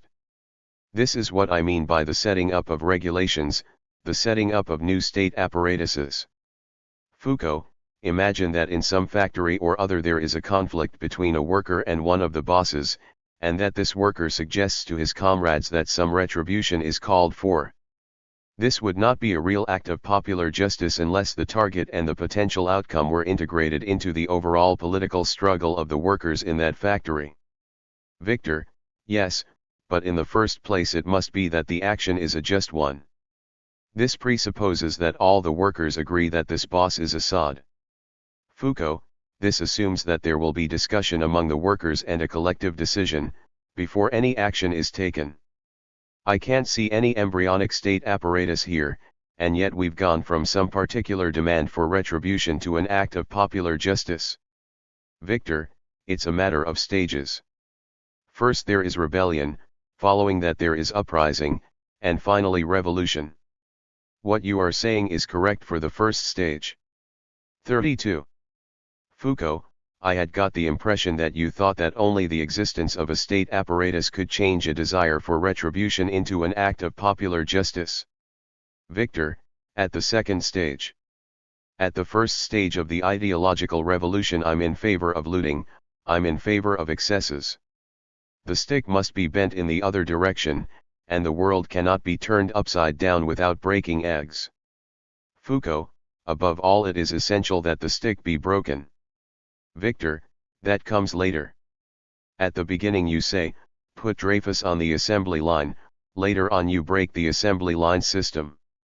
At the first stage there can be an act of retribution against a boss which is an act of popular justice, even if not everyone in the workshop agrees with it, because there are informers and creeps, and even a small handful of workers who are shocked by the idea, he is the boss after all. Even if things go too far, if he gets 3 months in hospital when he really only deserved 2, it is still an act of popular justice. But when all these actions take the form of a movement, of the growth of popular justice which for me only makes sense with the constitution of a people's army, then you have the setting up of regulations, of a revolutionary state apparatus. Foucault, I understand perfectly as far as the stage of armed struggle is concerned, but I'm not so sure that afterwards it will be so absolutely necessary for there to be a state judicial apparatus in order for the people to perform acts of justice. The danger is that a state judicial apparatus would take over acts of popular justice. Victor, let's restrict ourselves to questions which confront us here and now. Let's not talk about people's courts in France during a period of armed struggle, but about the stage we are actually at, that of ideological revolution. One thing that is typical of this is that as a result of rebellions there is an increase in acts of subversion, of justice, of real alternative power. And these are instances of alternative power in the strict sense, that is, where things are turned upside down, with that profoundly subversive message that it is we who are really powerful, that it is us who are setting things right way up, and that it is the world. 33. As it exists at present which is upside down. What I say is that one kind of creation of alternative power among all the others is this, the setting up of people's courts in the place of bourgeois courts. In what context would this be justified? Not for the carrying out of acts of justice within a workshop, where there is an immediate confrontation between the masses and the class enemy. As long as the masses are mobilized to struggle against this enemy, then justice can be carried out directly. The boss is judged, but there is no court. There are the two opponents and things are settled between them, and this involves ideological values. We're in the right, he's Assad. To say, he's Assad, is to assert a value which, in a way, makes reference to the system of bourgeois values, the hooligans against the honest people, but only in order to subvert it. This is how it would be understood at the level of the masses. In the context of a city, where the masses are heterogeneous and where they must be unified by an idea, for example, the idea of judging the police, where, therefore, the truth has to be one, where the unity of the people has to be one, there it could be an excellent way of creating alternative power to set up a people's court to challenge the constant collusion between the police and the courts which legitimate their dirty work. Foucault, you are saying that it is a victory to exercise alternative power in opposition to, in the place of, an existing power. When Renault workers grab a foreman and stick him underneath a car and tell him, you're going to have to tighten the bolts yourself, this is fine. They are actually exercising alternative power. But when it comes to the courts we must ask two questions. What would it amount to exactly to exercise alternative power over the judicial system?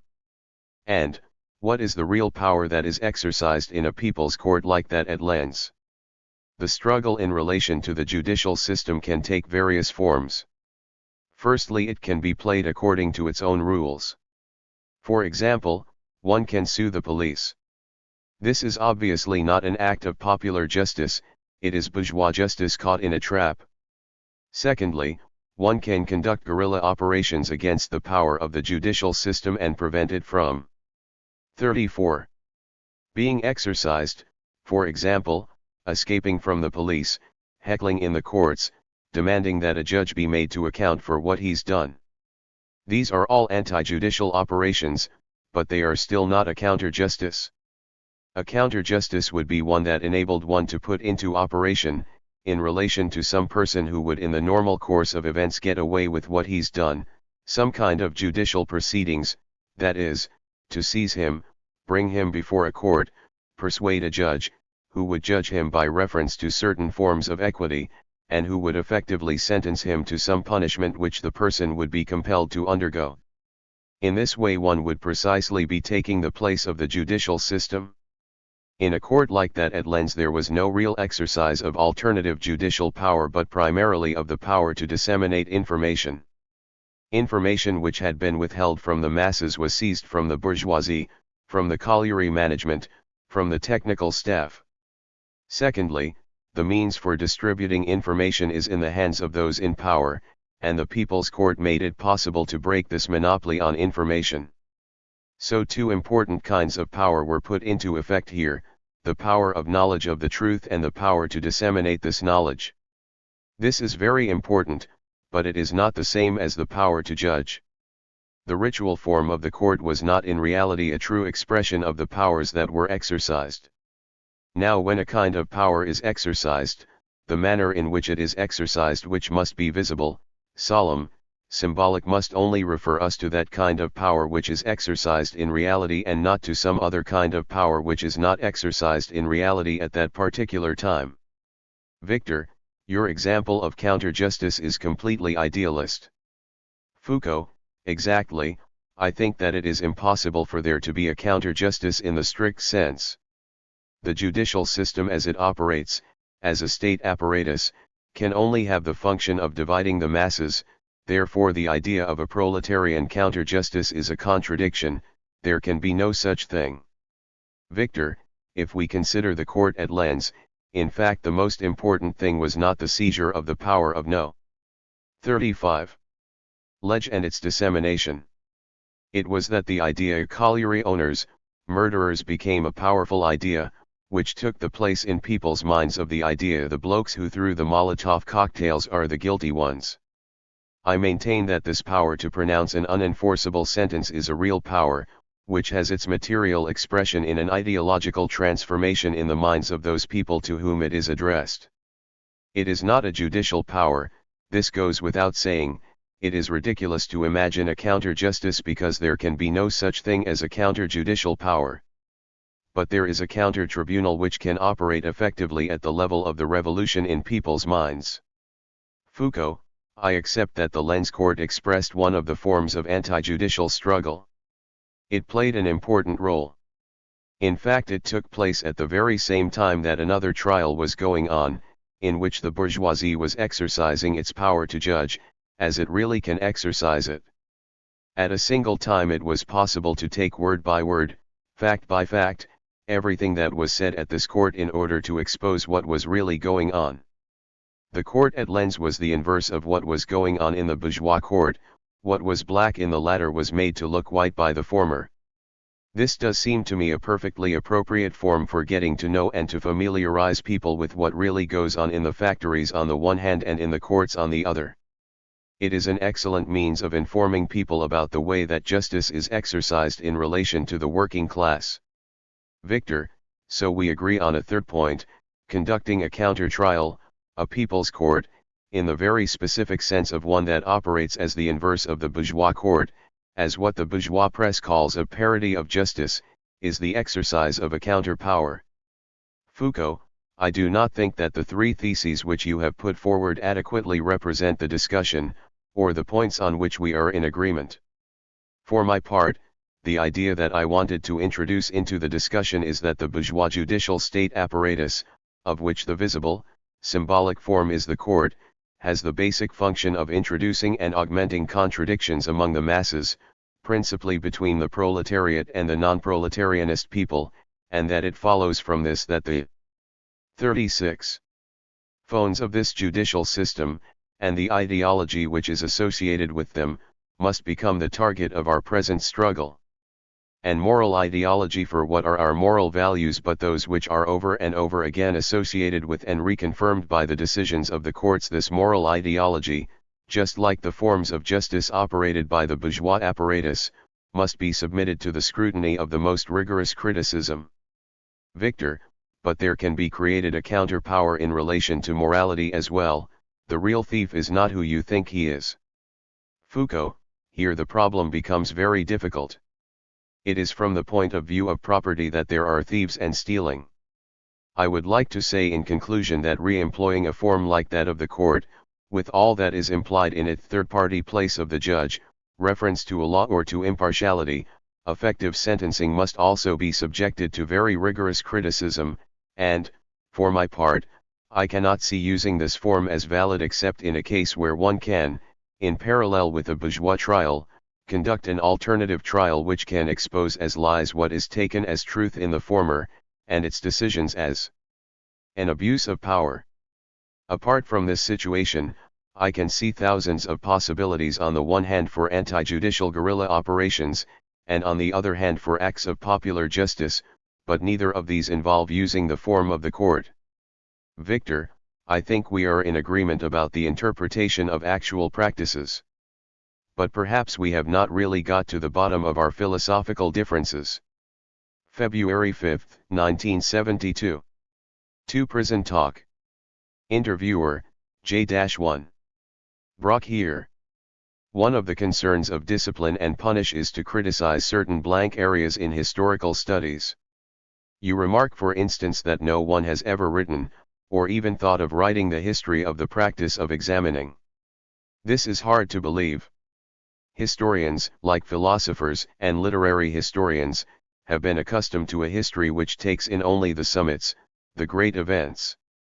But today, unlike the others, historians are becoming more willing to handle ignoble materials. The emergence of this plebeian element in history dates back 50 years or more. This means that I have fewer problems about talking to historians. You would never hear a historian say what someone or other wrote about Buffon and Ricardo in an incredible journal called Raison Présente. Foucault concerns himself only with mediocrities. In your study of the prisons, you seem to regret the absence of a certain kind of source material, of monographs on particular prisons, for instance. At the moment, people are returning increasingly to the monograph form, but no longer so much in terms of studying a particular object as of rendering apparent the point at which a certain type of discourse is produced and formed. What would it signify today to write a study of a particular prison or psychiatric hospital? Hundreds of such studies were written in the 19th century, mostly of hospitals, dealing with the histories of the institutions, chronologies of their directors, and so forth. Today, writing a monograph history of a hospital would involve making the 38th whole archive of the hospital emerge in the movement of its formation as a discourse in the process of constituting itself, and interacting at the same time with the development of the hospital and its institutions, inflecting and reforming them. What one would thus try to reconstitute would be the enmeshing of a discourse in the historical process, rather on the lines of what Fay has done with totalitarian discourse. Establishing a corpus of source data does indeed pose a problem for my research, but this is undoubtedly a different problem from the one encountered in linguistics, for example. With linguistic or mythological investigations, it is first necessary to take a certain corpus, define it and establish its criteria of constitution. In the much more ftuity area that I am studying, the corpus is in a sense undefined. It will never be possible to constitute the ensemble of discourses on madness as a unity, even by restricting oneself to a given country or period. With the prisons there would be no sense in limiting oneself to discourses about prisons. Just as important are the discourses which arise within the prison, the decisions and regulations which are among its constitutive elements, its means of functioning, along with its strategies, its covert discourses and ruses which are not ultimately played by any particular person, but which are nonetheless lived, and assure the permanence and functioning of the institution. All of this has to be brought together and made visible by the historian. And in my view this task consists rather in making all these discourses visible in their strategic connections than in constituting them as unities, to the exclusion of all other forms of discourse. You determine one moment as being central in the history of repression, the transition from the inflicting of penalties to the imposition of surveillance. That's correct, the moment where it became understood that it was more efficient and profitable in terms of the economy of power to place people under surveillance than to subject them to some exemplary penalty. This moment in time corresponds to the formation, gradual in some respects and rapid in others, of a new mode of exercise of power in the 18th and early 19th centuries. We all know. 39. About the great upheavals, the institutional changes which constitute a change of political regime, the way in which the delegation of power right to the top of the state system is modified. But in thinking of the mechanisms of power, I am thinking rather of its capillary form of existence, the point where power reaches into the very grain of individuals, touches their bodies and inserts itself into their actions and attitudes, their discourses, learning processes, and everyday lives. The 18th century invented, so to speak, a synaptic regime of power, a regime of its exercise within the social body, rather than from above it. The change in official forms of political power was linked to this process, but only via intervening shifts and displacements. This more or less coherent modification in the small-scale modes of exercise of power was made possible only by a fundamental structural change. It was the instituting of this new local, capillary form of power which impelled society to eliminate certain elements such as the court and the king. The mythology of the sovereign was no longer possible once a certain kind of power was being exercised within the social body. The sovereign then became a fantastic personage, at once archaic and monstrous. Thus there is a certain correlation between the two processes, global and local, but not an absolute one. In England the same capillary modification of power occurred as in France. But there the person of the king, for example, was displaced within the system of political representations, rather than eliminated. Hence one can't say that the change at the capillary level of power is absolutely tied to institutional changes at the level of the centralist forms of the state. You show that as soon as the prison was constituted in its form as surveillance, it began to secrete its own raw material, namely delinquents. My hypothesis is that the prison was linked from its beginning to a project for the transformation of individuals. People tend to suppose that the prison was a kind of refuse dump for criminals, a dump whose disadvantages became apparent during use, giving rise to the conviction that the 40. Prisons must be reformed and made into means of transforming individuals. But this is not true.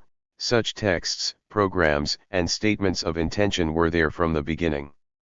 The prison was meant to be an instrument, comparable with, and no less perfect than, the school, the barracks, or the hospital, acting with precision upon its individual subjects.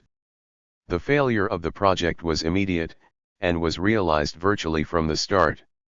In 1820 it was already understood that the prisons, far from transforming criminals into honest citizens, serve only to manufacture new criminals and to drive existing criminals even deeper into criminality. It was then that there took place, as always in the mechanics of power, a strategic utilization of what had been experienced as a drawback. Prisons manufactured delinquents, but delinquents turned out to be useful, in the economic domain as much as the political. Criminals come in handy. For example, because of the profits that can be made out of the exploitation of sexual pleasure, we find the establishment in the 19th century of the great prostitution business, which was possible only thanks to the delinquents who served as the medium for the capitalization of everyday, paid-for sexual pleasure. Another example, everyone knows that Napoleon III was able to seize power only with the help of a group consisting, at least on its lower levels, of common law criminals. And one only needs to see the workers' fear and hatred of criminals during the 19th century to understand that the criminals were being used against them, in social and political struggles, as agents of surveillance and infiltration, preventing and breaking strikes, and so forth. So the Americans in the 20th century weren't the first to use the mafia for this sort of job? Absolutely not. There was the problem of penal labor as well. Workers feared the undermining of their wages by competition from cheap prison labor. 41. Perhaps. But I wonder whether the issue of penal labor was not orchestrated precisely so as to constitute this hostility between delinquents and workers which was of such importance for the general workings of the system. What worried the bourgeoisie was the kind of amiable, tolerated illegality that was known in the 18th century. One should be careful not to exaggerate this. Criminal punishments in the 18th century were of great ferocity. But it is nonetheless true that criminals, certain of them at least, were perfectly tolerated by the population. There was no autonomous criminal class. A man like Mandrin too was received wherever he went, by bourgeoisie and aristocracy as well as peasantry, and protected by all. But once capitalism had physically entrusted wealth, in the form of raw materials and means of production, to popular hands, it became absolutely essential to protect this wealth. Because industrial society requires that wealth be directly in the hands, not of its owners, but of those whose labor, by putting that wealth to work, enables a profit to be made from it. How was this wealth to be protected? By a rigorous morality, of course, hence the formidable layer of moralization deposited on the 19th century population. Look at the immense campaigns to Christianize the workers during this period. It was absolutely necessary to constitute the populace as a moral subject and to break its commerce with criminality, and hence to segregate the delinquents and to show them to be dangerous not only for the rich but for the poor as well, vice-ridden instigators of the gravest social perils. Hence also the birth of detective literature and the importance of the fates divers, the horrific newspaper crime stories. You show that the poorer classes were the principal victims of crime. And the more they were its victims, the more they feared it. But criminals were recruited from among these classes. Yes, and the prisons were the great instrument of recruitment. The moment someone went to prison, a mechanism 42 came into operation that stripped him of his civil status, and when he came out he could do nothing except become a criminal once again. He inevitably fell into the hands of a system which made him either a pimp, a policeman, or an informer. Prison professionalist people. Instead of having nomadic bands of robbers often of great ferocity roaming about the countryside, as in the 18th century, one had this closed milieu of delinquency, thoroughly structured by the police, an essentially urban milieu, and one whose political and economic value was far from negligible. You rightly remark that penal labor has the peculiarity of being useless. One wonders then what its role can be in the general economy. As it was initially conceived, penal labor was an apprenticeship not so much in this or that trade as in the virtues of labor itself. Pointless work, work for work's sake, was intended to shape individuals into the image of the ideal laborer.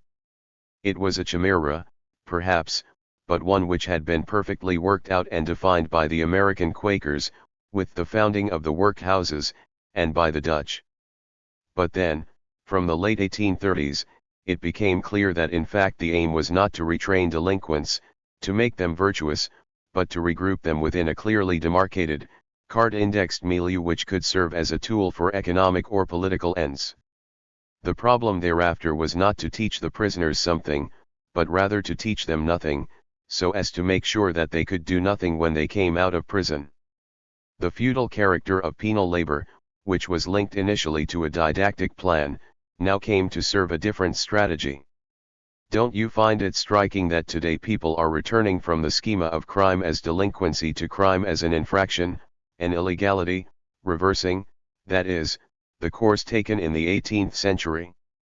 I believe that the great intolerance of the population for the delinquent, which the morality and politics of the 19th century set out to establish, is in fact now being eroded. 43.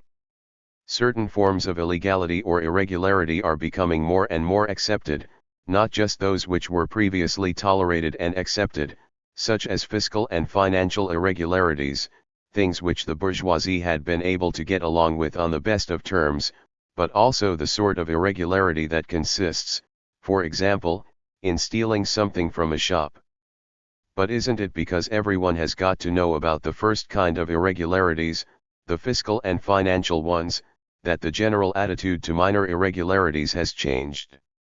Some time ago, Le Monde published statistics comparing the considerable economic damage caused by the first kind of offenses and the small number of months or years of imprisonment with which they were punished, and the small amount of economic damage caused by the other sort of offenses, including violent crimes such as hold ups, and the substantial number of years of prison given the offenders. The article expressed a sense of scandal at this disparity. This is a delicate issue, one which is currently under discussion among the ex-prisoners groups. It is quite true that in popular consciousness, and also in the present economic system, a certain margin of illegality is not seen as a serious problem, but rather as perfectly tolerable. In America, people know that hold UPS are a permanent business risk for big stores. They work out roughly what it costs, and find that the cost of an effective surveillance and security system would be too high, and thus uneconomical. They leave things as they are. The insurance pays for it, it's all just part of the system. Regarding this sort of illegality, which seems to be spreading, are we dealing with a questioning of the line of demarcation between tolerated breaches of the law and serious crimes, or is this not rather a simple relaxation on the part of the system which, aware of its own solidity, can afford to accept at its margins something which after all poses absolutely no threat to it? There has also clearly been a change in people's attitude to wealth. The bourgeoisie no longer has that proprietorial 44 PowerKnowledge attitude to wealth which it had in the 19th century. Wealth is no longer what one possesses, but what one makes a profit out of. The accelerating flow of wealth, its ever-growing power of circulation, the abandonment of hoarding, the practice of credit, the decrease in the importance of landed wealth, all these factors tend to make theft seem no more scandalous to people than confidence tricks or tax evasion. There has also been another change. In discourses about crime, the straightforward condemnation of the 19th century, he steals because he is evil, has given way to explanation, he steals because he is poor, and also to the attitude that it is worse to steal when one is rich than when one is poor. True. If that were all, perhaps one could feel confident and hopeful. But along with that, isn't there an explanatory discourse that involves a number of dangers? He steals because he is poor, certainly, but we all know that all poor people don't steal. So for this individual to steal there has to be something wrong with him, and this is his character, his psyche, his upbringing, his unconscious, his desires. And with that the delinquent is handed over either to the penal technology of the prison or the medical technology, if not of the asylum then of specialized supervision. The link you establish between penal and medical techniques and modes of repression may upset some people. Well, maybe 15 years ago it was still scandalous to say things like that. I've noticed that even today the psychiatrists still have not forgiven me for madness and civilization. Not a fortnight ago I received yet another abusive letter. But I think today this sort of analysis is much more readily accepted, whatever offense it may still give, above all, to the psychiatrists who have been dragging their bad consciences around for so long. You show that the medical system has always served an auxiliary to the penal system, even today when the 45 psychiatrist collaborates with the judge, the court, and the prison. But perhaps this is unjust to some of the younger doctors who have tried to free themselves from this complicity. Perhaps. Anyway, I was only trying to mark out a few paths in discipline and punish. At the moment I'm preparing a work on the role of psychiatric experts in penal matters. I intend to publish some dossiers, of which some go back to the 19th century but others are more contemporary, and are quite stupefying. You distinguish between two sorts of criminality, one which ends up in the police and the other which lapses into aesthetics, Vidocq and Lacenaire. I ended my analysis with these crucial years, the 1840s. It was then that the long cohabitation of the police and criminality began. The first assessments had been drawn up of the failure of the prison. People knew that it didn't reform, but on the contrary manufactured criminals and criminality, and this was the moment when the benefits accrued from this process of production were also discovered. Criminals can be put to good use, if only to keep other criminals under surveillance. Vidocq III is very characteristic of this. He came out of the 18th century and the revolutionary and imperial periods, in which he was for a while a smuggler, a pimp, and then a deserter. he was one of those nomads who circulated through towns, the country, and the army. It was the old style of criminality. Then he became absorbed into the system. Sent to forced labor, he emerged as an informer, became a policeman, and ended up as head of a detective force. And, on a symbolic level, he is the first great criminal to have been used as a criminal by the apparatus of power. As for Lacenaire, for he is the token of another phenomenon, different from but related to the first, that of the aesthetic or literary interest beginning to be felt in crime, the aesthetic cult of crime. Until the 18th century, crimes were only celebrated in two modes, a literary mode when, and because, they were the crimes of a king, and a popular mode, found in the broadsheets which narrate the 46 exploits of Mandarin or of some great murderer. There are these two completely separate genres. Then, around 1840, there appears the figure of the criminal hero who is a hero because he is a criminal, and is neither aristocratic nor plebeian. The bourgeoisie begins to produce its own criminal heroes. This is at the same moment when the separation is effected between criminals and the popular classes. The criminal cannot be allowed to be a popular hero, he must be an enemy of the poor. The bourgeoisie constitutes for itself an aesthetic in which crime no longer belongs to the people, but is one of those fine arts of which the bourgeoisie alone is capable. Lacenaire is the model of this new kind of criminal. True, his parents have been guilty of certain misdeeds, but he has been properly brought up, has been to school and has learned to read and write. This enables him to act as a leader in his milieu. The way he talks about other criminals is typical. They are brutal animals, cowards, and incompetents. He, Lacenaire, is the cold, lucid brain. Thus the new hero is created, displaying all the signs and tokens of the bourgeoisie. That leads us in turn to Gaboriau and the detective story, in which the criminal is always of bourgeois origins. You never find a working-class hero in 19th-century detective novels. The criminal is always intelligent, playing a sort of game on equal terms with the police. What is funny is that in reality Lacenaire was pathetic, ridiculous, and inept. He always dreamed of killing, but never got as far as doing it. The one thing he could do was blackmail the homosexuals he picked up in the Bois de Boulogne. The only real crime he committed was a bit of dirty business with a little old man in prison. If Lacenaire came within a hair's breadth of being killed by his fellow forced labor convicts, it was because they thought, no doubt with good reason, that he was an informer. When you say criminals are useful, couldn't it be argued that many people view crime more as part of the nature of things than as a politico-economic necessity? It might appear that for an industrial society criminals are a less socially useful resource than working-class labor power. 47.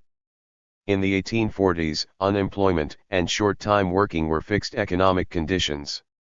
There was a surplus of labor power. But to think that crime was part of the order of things was part of the cynical intelligence of 19th-century bourgeois thought. One had to be as naive as Baudelaire to think that the bourgeoisie is stupid or prudish. Rather it is intelligent and cynical. You only need to read what it said about itself and, better still, what it said about others. At the end of the 18th century, people dreamed of a society without crime. And then the dream evaporated. Crime was too useful for them to dream of anything as crazy or ultimately as dangerous as a society without crime. No crime means no police. What makes the presence and control of the police tolerable for the population, if not fear of the criminal? This institution of the police, which is so recent and so oppressive, is only justified by that fear. If we accept the presence in our midst of these uniformed men, who have the exclusive right to carry arms, who demand our papers, who come and prowl on our doorsteps, how would any of this be possible if there were no criminals? And if there weren't articles every day in the newspapers telling us how numerous and dangerous our criminals are? You are very hard on criminology, its garrulous discourse, its endless repetitions. Have you ever read any criminological texts? They are staggering.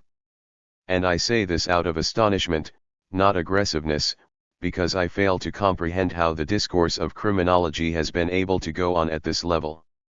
One has the impression that it is of such utility, is needed so urgently and rendered so vital for the working of the system, that it does not even need to seek a theoretical justification for itself, or even simply a coherent framework. It is entirely utilitarian. I think one needs to investigate why such a learned discourse became so indispensable to the functioning of the 19th century penal system. What made it necessary was the alibi, employed since the 18th century, that if one imposes a penalty on somebody, this is not in order to punish what he has done, but to transform what he is. From 48 /no/h. This point, a penal judgment, in other words saying to someone we'll cut off your head, or put you in prison, or just fine you because you have done this or that, is an act which no longer has any meaning. Once you suppress the idea of vengeance, which previously was the act of a sovereign threatened in his very sovereignty by the crime, punishment can only have a meaning within a technology of reform. And judges themselves have gradually made the shift, without wanting to and without even taking cognizance of the fact, from a verdict which still retained punitive connotations to one which they cannot justify in their own vocabulary except on the condition of its being transformatory of the person condemned. Yet they know perfectly well that the instruments available to them, the death penalty, formerly the penal colonies, today imprisonment, don't transform anyone. Hence there is the necessity to call on those who produce a discourse on crime and criminals which will justify the measures in question. In short, criminological discourse is only useful for giving judges a semblance of good conscience. Yes, or rather it is indispensable in enabling them to judge. In your book on Pierre Riviere's, it is a criminal who does the speaking and writing. But, unlike Lacenaire, he carried his crime through to the end. First of all, how did you come upon this astonishing text? By chance, while systematically working through penal reports by medico-legal and psychiatric experts published in professional journals of the 19th and 20th centuries. Isn't it extremely rare for an illiterate, or barely literate peasant to take the trouble to write 40 pages narrating and explaining his crime? It's a totally strange story. It can however be said, and this is what struck me, that in such circumstances writing one's life story, one's recollections and experiences, was a practice. 49. Found in a fair number of cases, and particularly in the prisons. Someone called Appert, one of the first philanthropists to visit a large number of penal colonies and prisons, got some prisoners to write their memoirs and subsequently published some fragments of these. In America one also finds judges and doctors doing this. It was the first great burst of curiosity about the individuals whom it was desired to transform and for the sake of whose transformation it was necessary to acquire a certain savoir, a certain technique. This curiosity about the criminal certainly did not exist in the 18th century, when it was simply a matter of knowing whether the person accused had really done what he was accused of. Once that was established, the tariff was fixed. The question, what is this individual who has committed this crime, is a new question. But this does not suffice for explaining the story of Pierre Riviere, because Riviere makes it clear that he had tried to begin writing his memoir even before committing his crime. In this book we didn't want to conduct any kind of analysis of Riviere, whether psychological, psychoanalytical or linguistic, but rather to render visible the medical and juridical mechanisms that surrounded the story. The rest we leave to the psychoanalysts and criminologists. But what is astonishing is that this text, which left the experts silent at the time, has struck them equally dumb today. I came across a sentence in Madness and Civilization where you say that we must free historical chronologies and successive orderings from all forms of progressivist perspective. This is something low to the historians of science. I adopt the methodical precaution and the radical but unaggressive scepticism which makes it a principle not to regard the point in time where we are now standing as the outcome of a teleological progression which it would be one's business to reconstruct historically, that scepticism regarding ourselves and what we are here and now, which prevents one from assuming that what we have is better than, or more than in the past. This doesn't mean not attempting to 50. Reconstruct generative processes, but that we must do this without imposing on them a positivity or a valorization. Even though science has long shared the postulate that man progresses. It isn't science that says that, but rather the history of science. And I don't say that humanity doesn't progress. I say that it is a bad method to pose the problem as, how is it that we have progressed? The problem is, how do things happen? And what happens now is not necessarily better or more advanced, or better understood, than what happened in the past. Your researches bear on things that are banal, or which have been made banal because they aren't seen. For instance, I find it striking that prisons are in cities, and yet no one sees them. Or else, if one sees one wonders vaguely whether it's a prison, a school, a barracks, or a hospital. Your book is an important event because it places before our eyes something that no one was previously able to see. This can in a sense be said as much of certain other very detailed recent studies, such as one made of the peasantry and the fiscal system in the Basse-Languedoc during 1880–82, as of your study of a capital phenomenon like the prison which no one had looked at. In a sense, that is how history has always been studied. The making visible of what was previously unseen can sometimes be the effect of using a magnifying instrument. Instead of studying monarchical institutions from the 16th to the end of the 18th century, one can study exhaustively the institution of the Concile den Haut from the death of Henry IV to the accession of Louis XIII. It's still the same domain of objects, but the object has been magnified. But to make visible the unseen can also mean a change of level, addressing oneself to a layer of material which had hitherto had no pertinence for history and which had not been recognized as having any moral, aesthetic, political or 51. Historical value. Today it's self-evident that methods of treating the insane form part of the history of reason. But this wasn't self-evident 50 years ago when the history of reason meant Plato, Descartes, and Kant, or Archimedes, Galileo and Newton. But in your history of madness, there was still a sort of mirror play, a simple antinomy between reason and unreason, which is absent when you now write. Histories are written of the congenitally blind, of wolf children and of hypnosis. But who will write the history of the practice of examination, a history more general, more indefinite, but more determinate as well? For in this simple technique there is involved a whole domain of knowledge and a whole species of power. Mechanisms of power in general have never been much studied by history. History has studied those who held power. Anecdotal histories of kings and generals. Contrasted with this there has been the history of economic processes and infrastructures. Again, distinct from this, we have had histories of institutions, of what has been viewed as a superstructural level in relation to the economy. But power in its strategies, at once general and detailed, and its mechanisms, has never been studied. What has been studied even less is the relation between power and knowledge, the articulation of each on the other. It has been a tradition for humanism to assume that once someone gains power he ceases to know. Power makes men mad, and those who govern are blind. Only those who keep their distance from power, who are in no way implicated in tyranny, shut up in their Cartesian post/e, their room, their meditations, only they can discover the truth. Now I have been trying to make visible the constant articulation I think there is of power on knowledge and of knowledge on power.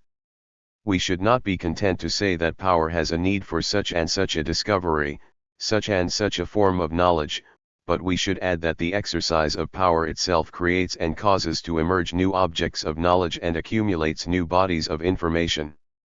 One can understand nothing about economic. 52. Science if one does not know how power and economic power are exercised in everyday life.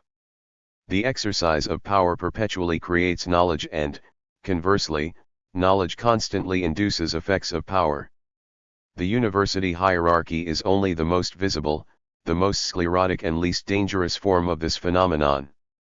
One has to be really naive to imagine that the effects of power linked to knowledge have their culmination in university hierarchies. Diffused, entrenched, and dangerous, they operate in other places than in the person of the old professor. Modern humanism is therefore mistaken in drawing this line between knowledge and power. Knowledge and power are integrated with one another, and there is no point in dreaming of a time when knowledge will cease to depend on power.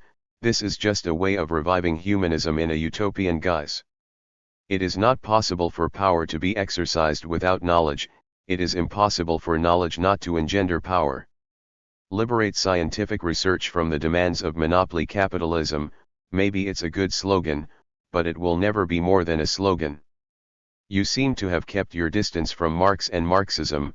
This was a reproach that was being addressed to you already about the archaeology of knowledge. No doubt. But there is also a sort of game that I play with this. I often quote concepts, texts, and phrases from Marx, but without feeling obliged to add the authenticating label of a footnote with a laudatory phrase to accompany the quotation. As long as one does that, one is regarded as someone who knows and reveres Marx, and will be suitably honored in the so-called Marxist journals. But I quote Marx without saying so, without quotation marks, and because people are incapable of recognizing Marx's texts, I am thought to be someone who doesn't quote Marx. When a physicist writes a work of physics, does he feel it necessary to quote Newton and Einstein? He uses them, but he doesn't need the quotation marks, the footnote, and the eulogistic comment to prove how completely he is being faithful to the master's thought. And because other physicists know what Einstein did, what he discovered and 53. Proved, they can recognize him in what the physicist writes.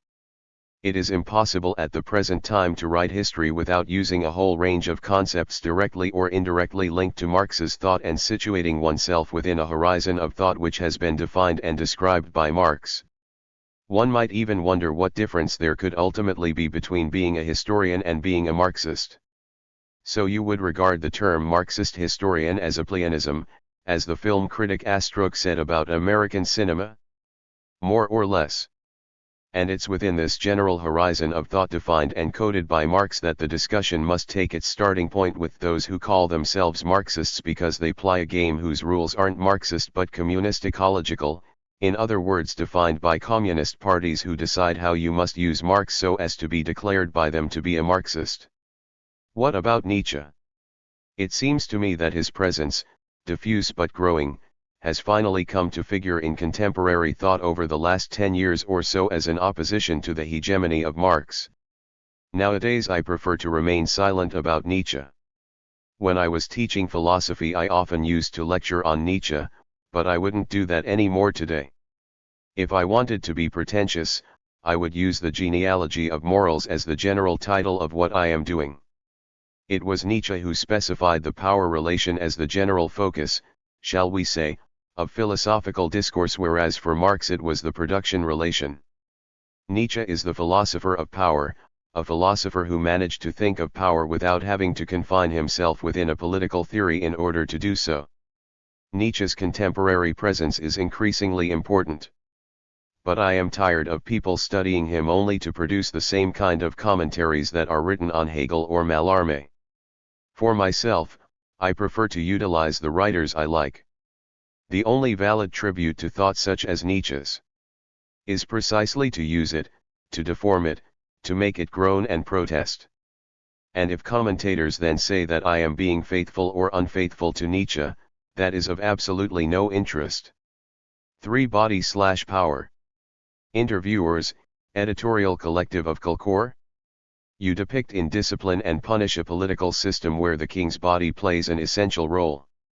In a society like that of the 17th century, the king's body wasn't a metaphor, but a political reality. Its physical presence was necessary for the functioning of the monarchy. And what about the republic, one and indivisible? That's a formula that was imposed against the Girondins and the idea of an American-style federalism. But it never operated in the same manner as the king's body under the monarchy. On the contrary, it's the body of society which becomes the new principle in the 19th century. It is this social body which needs to be protected, in a quasi-medical sense.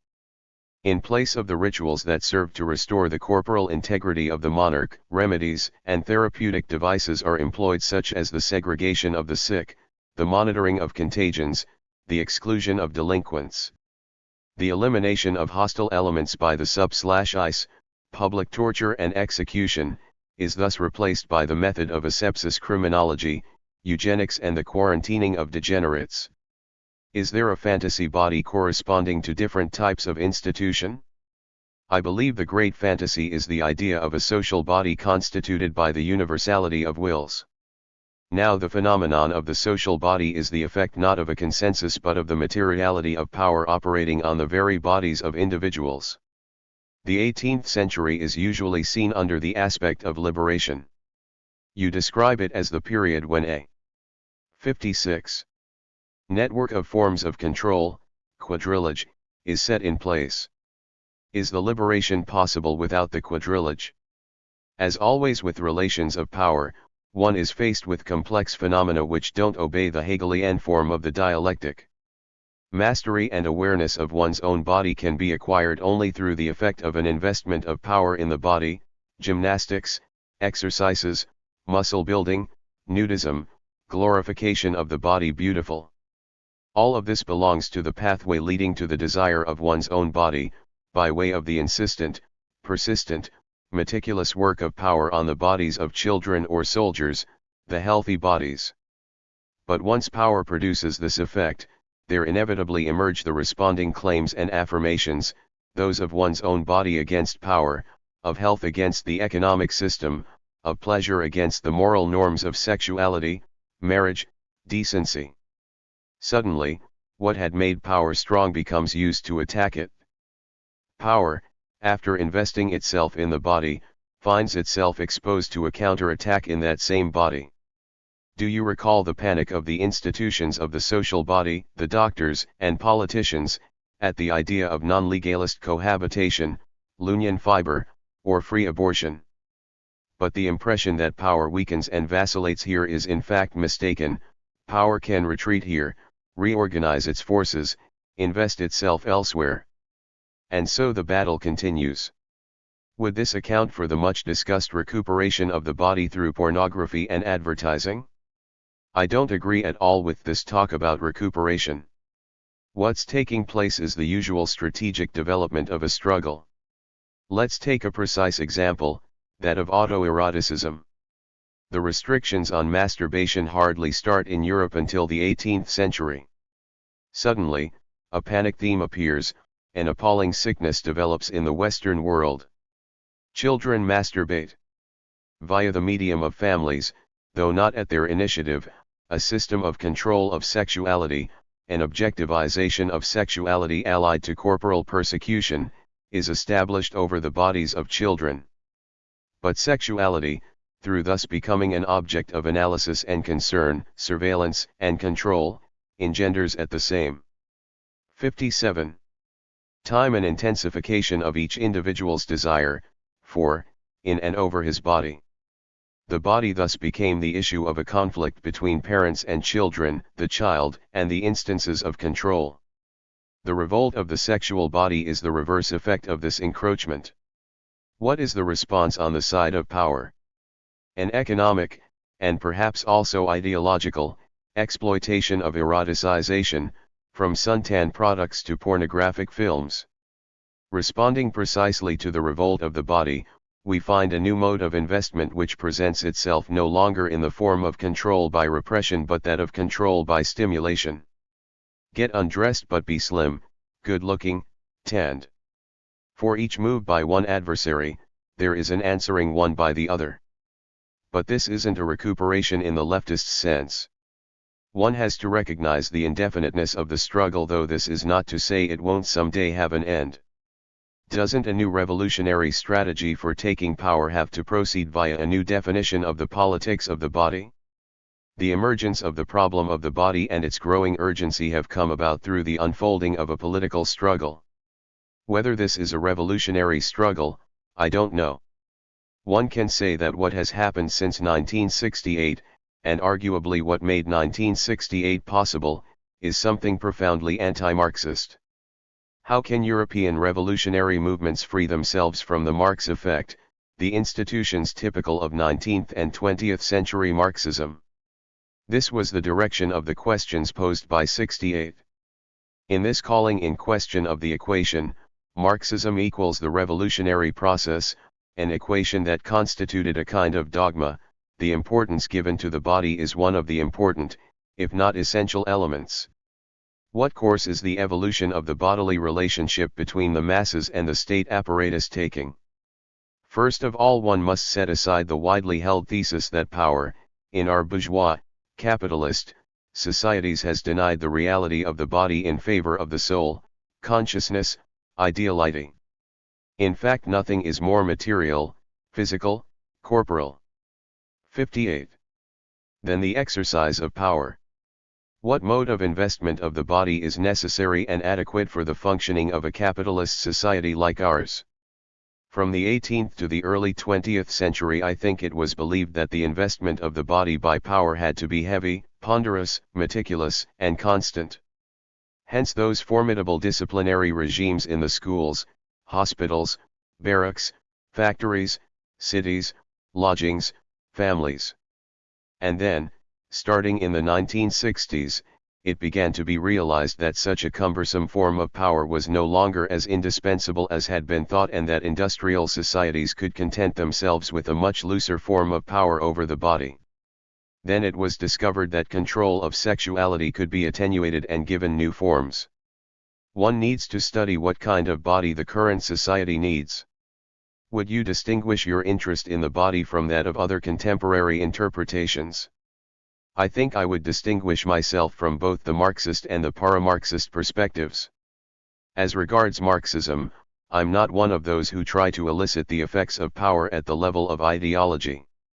Indeed, I wonder whether, before one poses the question of ideology, it wouldn't be more materialist to study first the question of the body and the effects of power on it. Because what troubles me with these analyses which prioritize ideology is that there is always presupposed a human subject on the lines of the model provided by classical philosophy, endowed with a consciousness which power is then thought to seize on. But the Marxist perspective does include an awareness of the effect of power on the body in the working situation. Certainly. But whereas today political and economic demands are coming to be made more on behalf of the wage earner's body than of the wage earning class, one seldom hears the former being discussed as such. It's as though revolutionary discourses were still steeped in the ritualistic themes derived from Marxist analyses. And while there are some very interesting things about the body in Marx's writings, Marxism considered as an historical reality. 59. Has had a terrible tendency to occlude the question of the body, in favor of consciousness and ideology. I would also distinguish myself from para-Marxists like Marcuse, who give the notion of repression an exaggerated role because power would be a fragile thing if its only function were to repress, if it worked only through the mode of censorship, exclusion, blockage, and repression, in the manner of a great superego, exercising itself only in a negative way. If, on the contrary, power is strong, this is because, as we are beginning to realize, it produces effects at the level of desire and also at the level of knowledge. Far from preventing knowledge, power produces it. If it has been possible to constitute a knowledge of the body, this has been by way of an ensemble of military and educational disciplines. It was on the basis of power over the body that a physiological, organic knowledge of it became possible. The fact that power is so deeply rooted and the difficulty of eluding its embrace are effects of all these connections.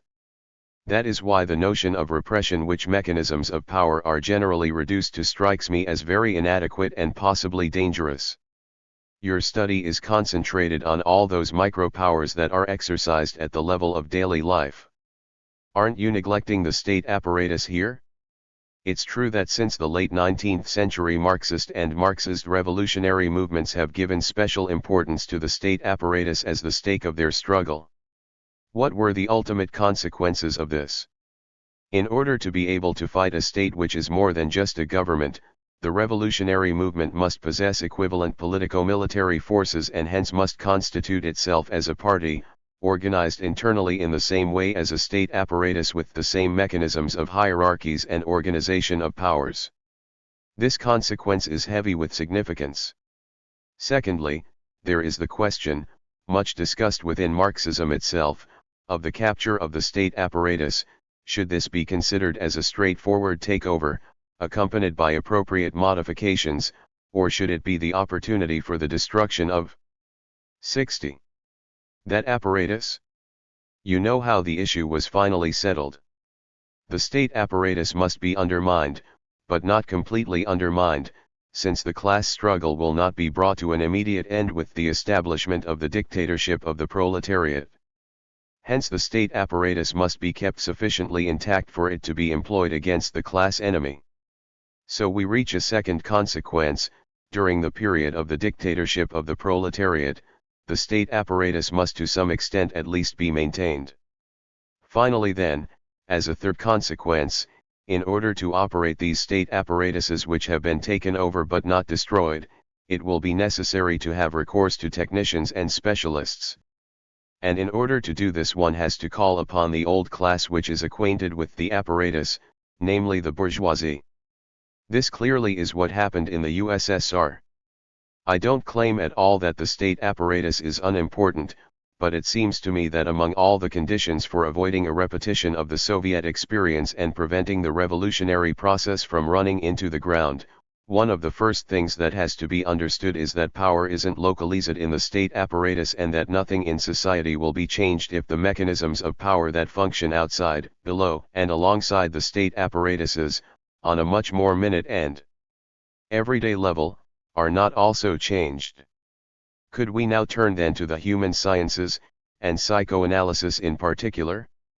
The case of psychoanalysis is indeed an interesting one. Psychoanalysis was established in opposition to a certain kind of psychiatry, the psychiatry of degeneracy, eugenics and heredity. This practice and theory, represented in France by Magnan, acted as the great foil to psychoanalysis.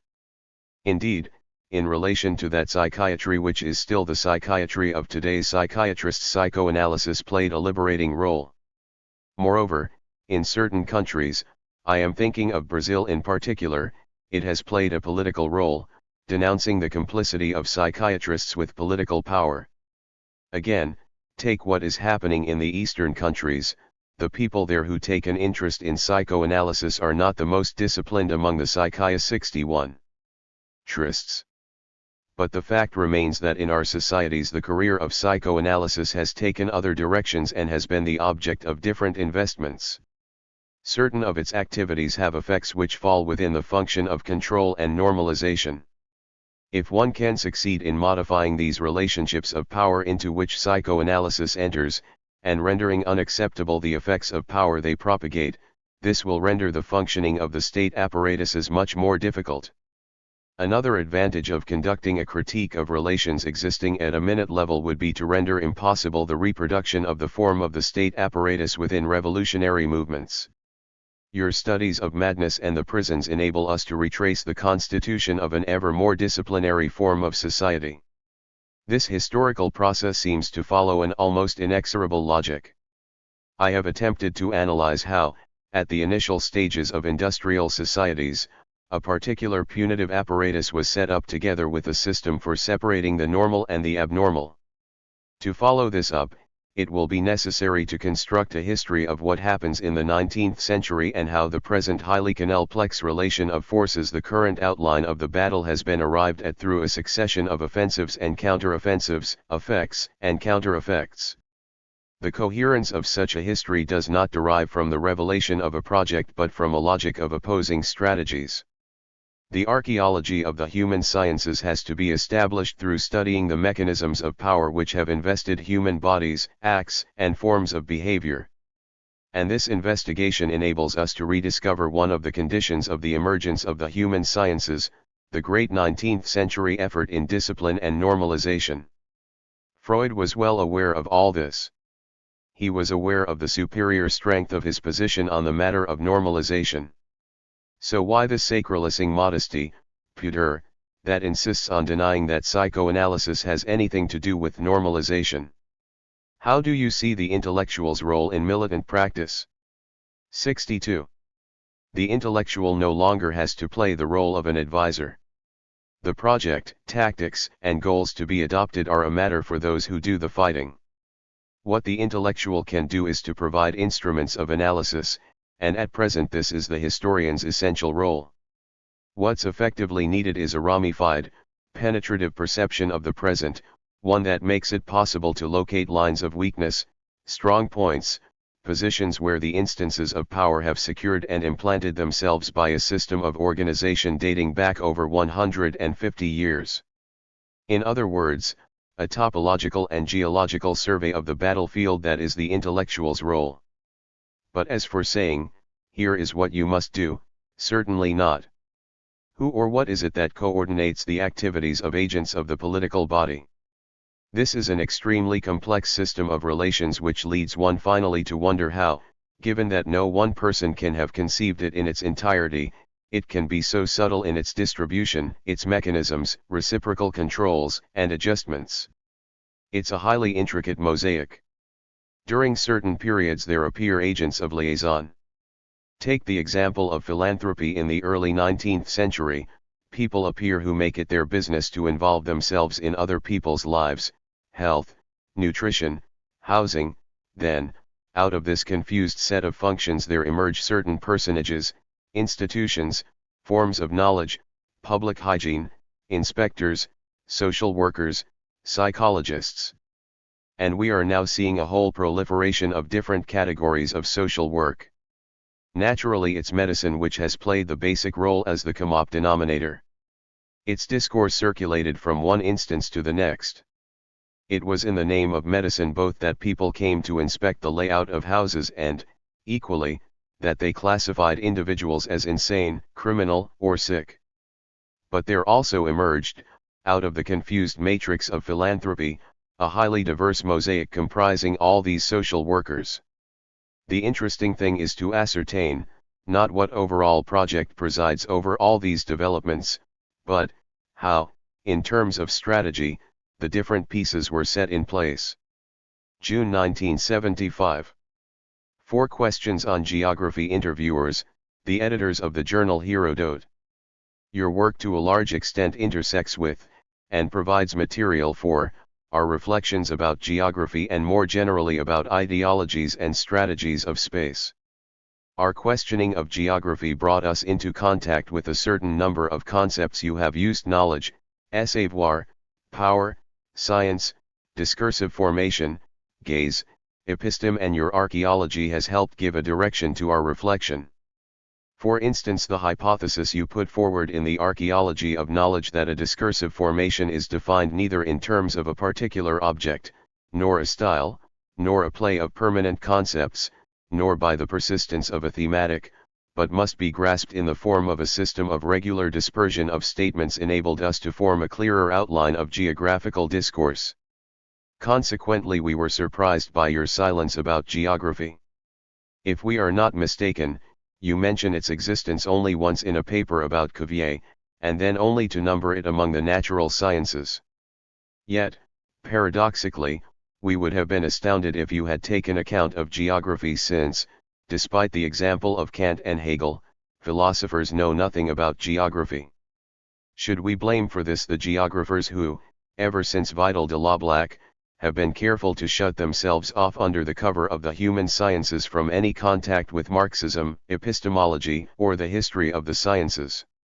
Or should we blame the philosophers, put off by a discipline which is unclassifiable, displaced, straddling the gulf between the natural and the social sciences? Is there a place for geography in your archaeology of knowledge? Doesn't archaeology here reproduce the division between the sciences of nature, the inquiry and the table, and the 64 human sciences, examination, discipline, and thereby dissolve the site where geography could be located? First let me give a flatly empirical answer, then we can try and see if beyond that there is more that can be said. If I made a list of all the sciences, knowledges, and domains which I should mention and don't, which I border on in one way or another, the list would be practically endless. I don't discuss biochemistry, or archaeology. I haven't even attempted an archaeology of history. To me it doesn't seem a good method to take a particular science to work on just because it's interesting or important or because its history might appear to have some exemplary value. If one wanted to do a correct, clean, conceptually aseptic kind of history, then that would be a good method.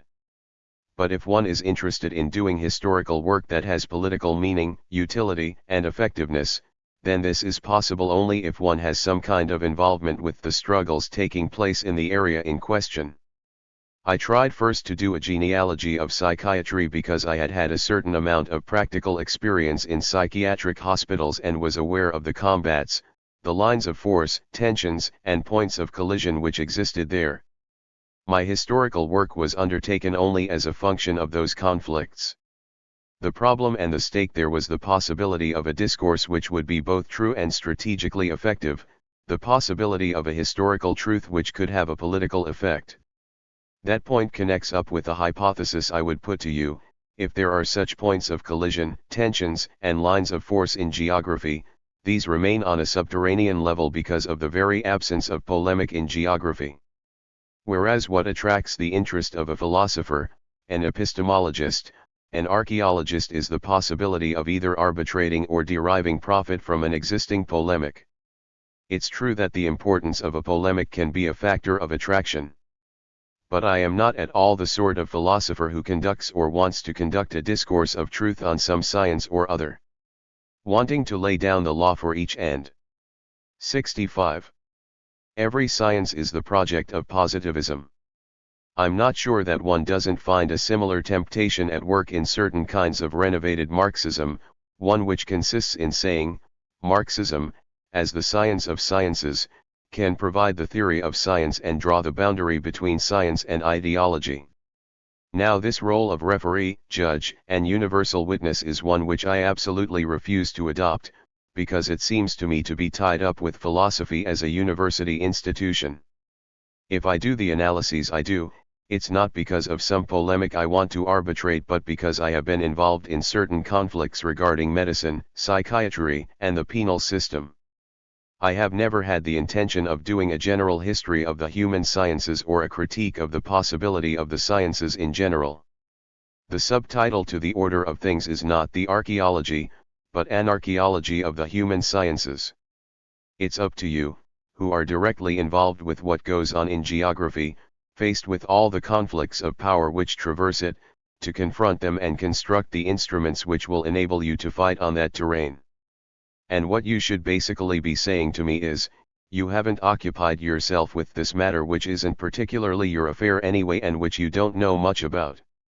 And I would say in reply, if one or two of these gadgets of approach or method that I've tried to employ with psychiatry, the penal system or natural history can be of service to you, then I shall be delighted. If you find the need to transform my tools or use others, then show me what they are, because it may be of benefit to me. You often cite historians like Lucien Febvre, Braudel, and Leroy Lagerie, and pay homage to them in various places. As it happens, these are historians who have tried to open up a dialogue with geography, in order to found either a geohistory or an anthropogeography. There might have been occasion for you to make contact with geography through these historians. Again, in your studies of political economy and natural history, you were verging on the domain of geography. Your work seems to have been constantly bordering on geography without ever taking it explicitly into account. 66. This isn't a demand for some possible archaeology of geography, nor even really an expression of disappointment, just a certain surprise. I hesitate to reply only by means of factual arguments, but I think that here again there is a will to essentiality which one should mistrust, which consists in saying, if you don't talk about something, it must be because you are impeded by some major obstacle which we shall proceed to uncover. One can perfectly well not talk about something because one doesn't know about it, not because one has a knowledge which is unconscious and therefore inaccessible.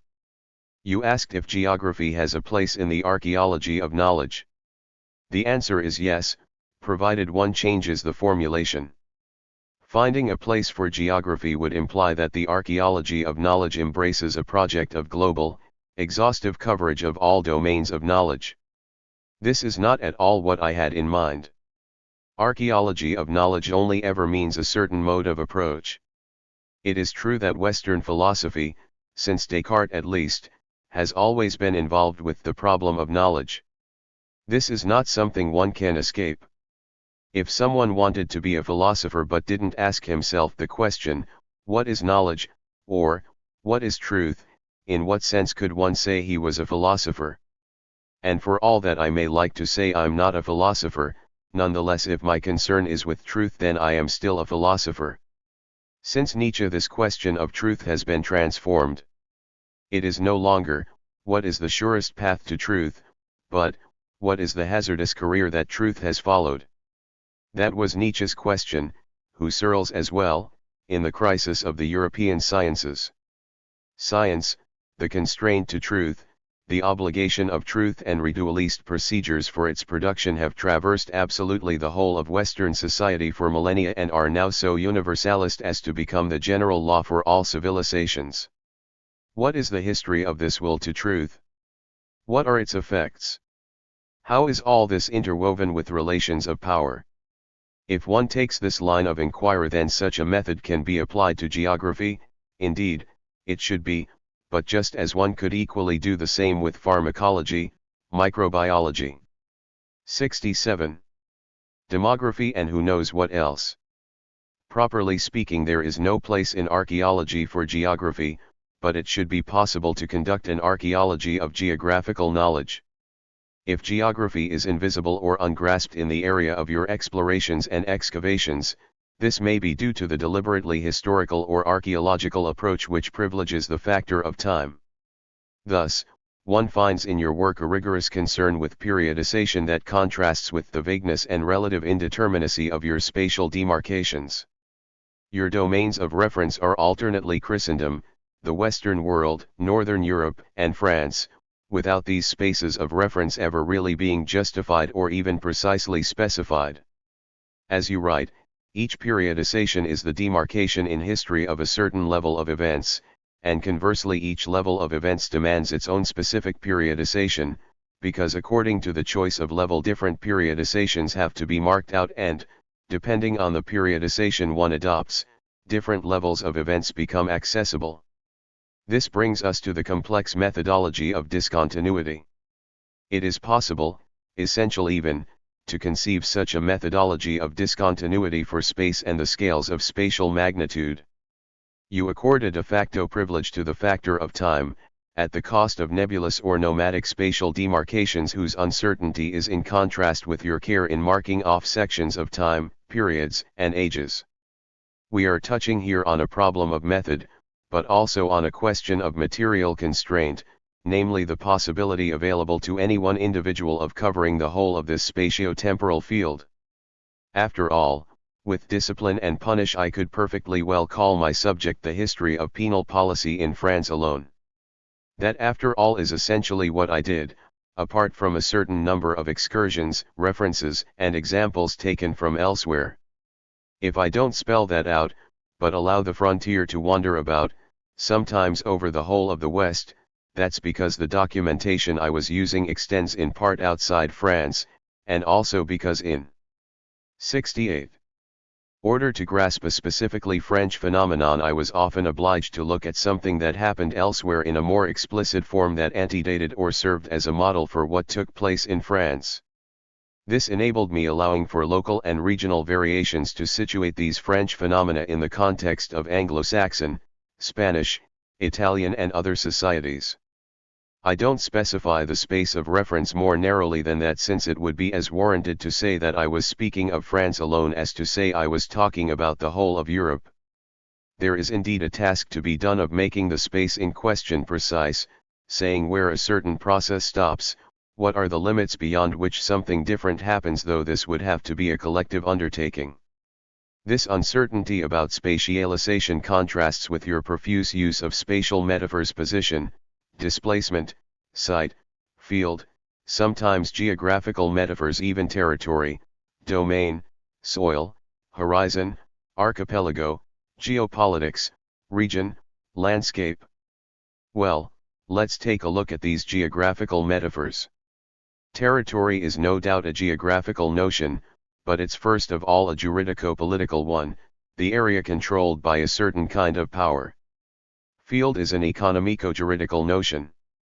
Displacement, what displaces itself is an army, a squadron, a population. Domain is a juridico-political notion. Soil is a historico-geological notion. Region is a fiscal, administrative, military notion. Horizon is a pictorial, but also a strategic notion. There is only one notion here that is truly geographical, that of an archipelago. I used it only once, and that was to designate, via the title of Solzhenitsyn's work, the carceral archipelago, the way in which a form of punitive system is physically dispersed yet at the same time covers the entirety of a society. Certainly these notions are not geographical in a narrow sense. Nonetheless, they are the notions which are basic to every geographical proposition. This pinpoints the fact that geographical discourse produces few concepts of its own, instead picking up notions from 69. Here, there, and everywhere. Thus landscape is a pictorial notion, but also an essential object for traditional geography. But can you be sure that I am borrowing these terms from geography rather than from exactly where geography itself found them? The point that needs to be emphasized here is that certain spatial metaphors are equally geographical and strategic, which is only natural since geography grew up in the shadow of the military. A circulation of notions can be observed between geographical and strategic discourses. The region of the geographers is the military region, from regery, to command. A province is a conquered territory, from vincere.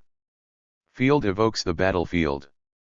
People have often reproached me for these spatial obsessions, which have indeed been obsessions for me. But I think through them I did come to what I had basically been looking for, the relations that are possible between power and knowledge. Once knowledge can be analyzed in terms of region, domain, implantation, displacement, transposition, one is able to capture the process by which knowledge functions as a form of power and disseminates the effects of power. There is an administration of knowledge, a politics of knowledge, relations of power which pass via knowledge and which, if one tries to transcribe them, lead one to consider forms of domination designated by such notions as field, region, and territory. And the politico-strategic term is an indication of how the military and the administration actually come to inscribe themselves both on a material soil and within forms of discourse. Anyone envisaging the analysis of discourses solely in terms of temporal continuity would inevitably be led to approach and analyze it like the internal transformation of an individual consciousness, which would lead to his erecting a great collective consciousness as the scene of events. Metaphorizing the transformations of discourse in a vocabulary of time necessarily leads to the utilization of the model 70 of individual consciousness with its intrinsic temporality. Endeavoring on the other hand to decipher discourse through the use of spatial, strategic metaphors enables one to grasp precisely the points at which discourses are transformed in, through, and on the basis of relations of power. In reading Capital, Althusser poses an analogous question, the recourse made in this text to spatial metaphors, field, terrain, space, site, situation, position, etc., poses a theoretical problem, the problem of the validity of its claim to existence in a discourse with scientific pretensions. The problem may be formulated as follows: why does a certain form of scientific discourse necessarily need the use of metaphors borrowed from scientific disciplines? Althusser thus presents recourse to spatial metaphors as necessary, but at the same time as regressive, non-rigorous. Everything tends on the contrary to suggest that spatial metaphors, far from being reactionary, technocratic, unwarranted, or illegitimate, are rather symptoms of a strategic, combative thought, one which poses the space of discourse as a terrain and an issue of political practices. It is indeed, war, administration, the implantation or management of some form of power which are in question in such expressions. A critique could be carried out of this devaluation of space that has prevailed for generations. Did it start with Bergson, or before? Space was treated as the dead, the fixed, the undialectical, the immobile. Time, on the contrary, was richness, fecundity, life, dialectic. For all those who confuse history with the old schemas of evolution, living continuity, organic development, the progress of consciousness or the project of existence, the use of spatial terms seems to have the air of an anti-history. If one started to talk in terms of space, that meant one was hostile to time. It meant, as the fools say, that one denied history, that one was a technocrat. They didn't understand that to trace the forms of implantation, delimitation, and demarcation of objects, the modes of tabulation, the organization of domains meant the throwing into relief of processes, historical ones, needless to say of power. The spatializing. 71. Decryption of discursive realities gives on to the analysis of related effects of power. In Discipline and Punish, this straightgazing method of thought advances a further stage. With the panoptic system we are no longer dealing with a mere metaphor. What is at issue here is the description of institutions in terms of architecture, of spatial configurations. In the conclusion you even refer to the imaginary geopolitics of the carceral city. Does this figure of the panopticon offer the basis for a description of the state apparatus in its entirety? In this latest book an implicit model of power emerges, the dissemination of micropowers, a dispersed network of apparatuses without a single organizing system, center, or focus, a transverse coordination of disparate institutions and technologies. At the same time, however, you note the installation of state control over schools, hospitals, establishments of correction and education previously in the hands of religious bodies or charitable associations. And parallel with this is the creation of a centralist police, exercising a permanent, exhaustive surveillance which makes all things visible by becoming itself invisible. In the 18th century the organization of police ratifies the generalization of disciplines and attains the dimensions of the state. By the term panoptism, I have in mind an ensemble of mechanisms brought into play in all the clusters of procedures used by power. Panoptism was a technological invention in the order of power, comparable with the steam engine in the order of production. This invention had the peculiarity of being utilized first of all on a local level, in schools, barracks, and hospitals. This was where the experiment of integral surveillance was carried out. People learned how to establish dossiers, systems of marking and classifying, the integrated accountancy of individual records.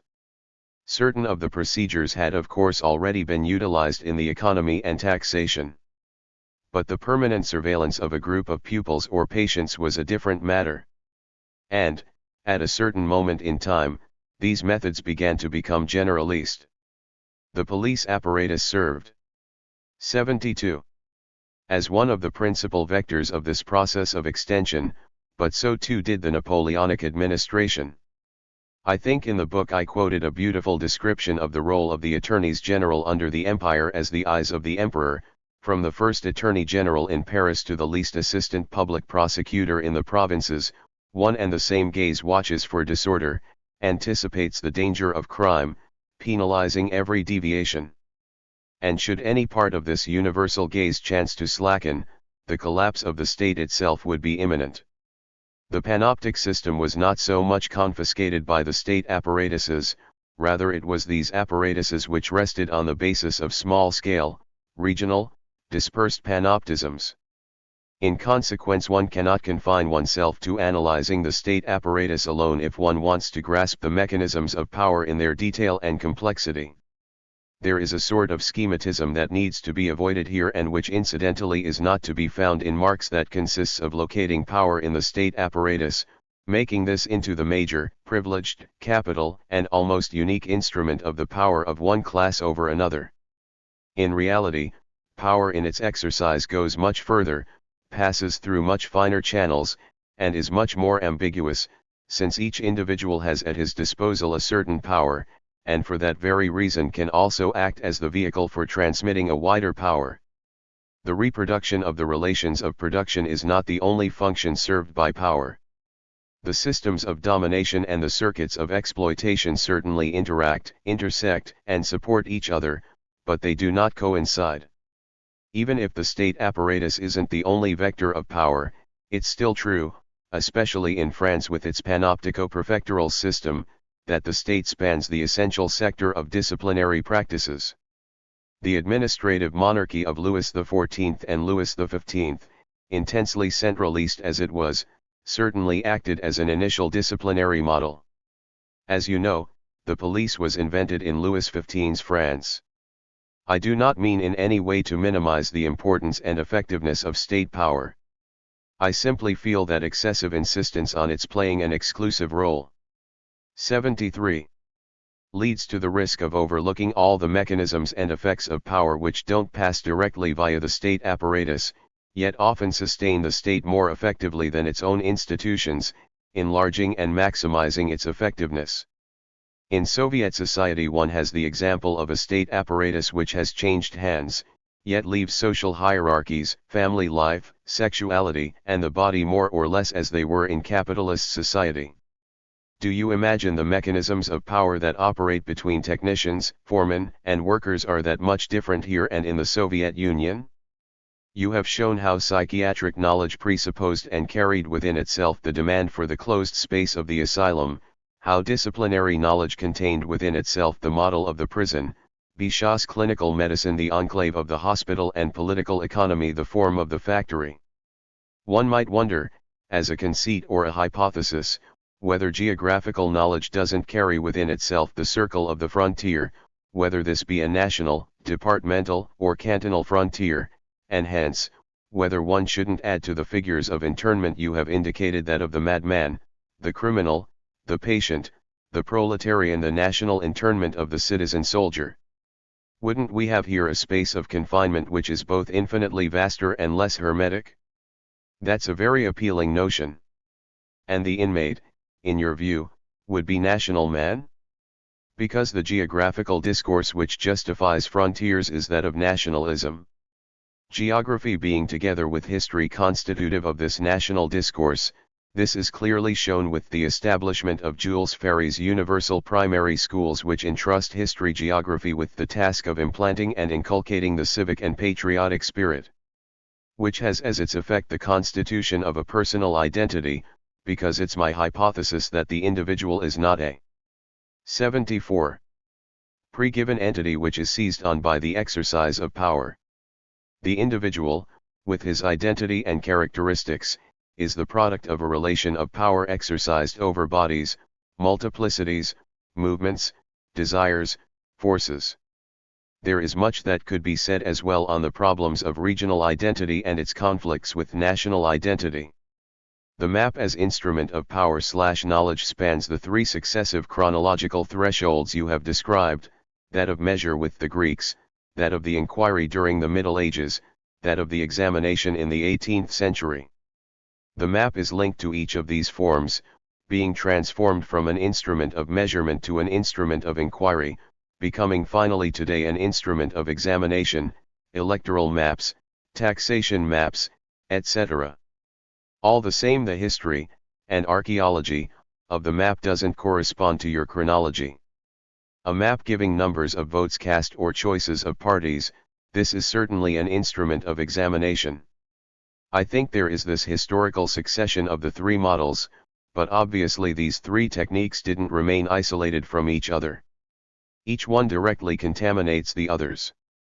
The inquiry used the technique of measure, and the examination made use of inquiry. Then examination reacted back on the first two models, and this brings us back to an aspect of your first question: doesn't the distinction between examination and inquiry reproduce the distinction between social science and science of nature? What in fact I would like to see is how inquiry as a model, a fiscal, administrative, political schema, came to serve as a matrix for the great surveys which are made at the end of the 18th century, where people travel the world gathering information. They don't collect their data raw, literally, they inquire, in terms of schemas which are more or less clear or conscious for them. And I believe the sciences of nature did indeed install themselves within this general form of the inquiry, just as the sciences of man were born at the moment when the procedures of surveillance and record-taking of individuals were established. Although that was only a starting point. 75. And because of the effects of intersection that were immediately produced, the forms of inquiry and examination interacted, and as a consequence the sciences of nature and man also overlapped in terms of their concepts, methods, and results. I think one could find in geography a good example of a discipline which systematically uses measure, inquiry, and examination. There is a further omnipresent figure in geographical discourse, that of the inventory or catalogue. And this kind of inventory precisely combines the triple register of inquiry, measure, and examination. The geographer, and this is perhaps his essential, strategic function, collects information in an inventory which in its raw state does not have much interest and is not in fact usable except by power. What power needs is not science but a mass of information which its strategic position can enable it to exploit. This gives us a better understanding both of the epistemological weakness of geographical studies, and at the same time of their profitability, past more than present, for apparatuses of power. Those 17th century travelers and 19th century geographers were actually intelligence gatherers, collecting and mapping information which was directly exploitable by colonial powers, strategists, traders, and industrialists. I can cite an anecdote here, for what it's worth. A specialist in documents of the reign of Louis XIV discovered while looking at 17th century diplomatic correspondence that many narratives that were subsequently repeated as travelers' tales of all sorts of marvels, incredible plants and monstrous animals, were actually coded reports. They were precise accounts of the military state of the countries traversed, their economic resources, markets, wealth, and possible diplomatic relations. So that what many people ascribe to the persistent naivete of certain 18th century naturalists and geographers were in reality extraordinarily precise reports whose key has apparently now been deciphered. Wondering why there have never been polemics within. 76. Geography, we immediately thought of the weak influence Marx has had on geographers. There has never been a Marxist geography nor even a Marxist current in geography. Those geographers who invoke Marxism tend in fact to go off into economics or sociology, giving privileged attention to the planetary or the medium scale. Marxism and geography are hard to articulate with one another. Perhaps Marxism, or at any rate capital and the economic texts in general, does not lend itself very readily to a spatializing approach because of the privilege it gives to the factor of time. Is that what is at issue in this remark of yours in an interview? Whatever the importance of their modification of Ricardo's analyses, I don't believe Marx's economic analyses escape from the epistemological space established by Ricardo. As far as I'm concerned, Marx doesn't exist. I mean, the sort of entity constructed around a proper name, signifying at once a certain individual, the totality of his writings, and an immense historical process deriving from him. I believe Marx's historical analysis, the way he analyzes the formation of capital, is for a large part governed by the concepts he derives from the framework of Ricardian economics. I take no credit for that remark, Marx says it himself. However, if you take his analysis of the Paris Commune or the 18th Brumaire of Louis Bonaparte, there you have a type of historical analysis which manifestly doesn't rely on any 18th century model. It's always possible to make Marx into an author, localizable in terms of a unique discursive physiognomy, subject to analysis in terms of originality or internal coherence. After all, people are perfectly entitled to academize Marx. But that means misconceiving the kind of break he effected. If one rereads Marx in terms of the treatment of the spatial, his work appears heterogeneous. There are whole passages which reveal an astonishing spatial sensibility. There are some very remarkable ones. Everything he wrote on the army and its role in the development of political. 77. Power, for instance. There is some very important material there that has been left practically fallow for the sake of endless commentaries on surplus value. I have enjoyed this discussion with you because I've changed my mind since we started.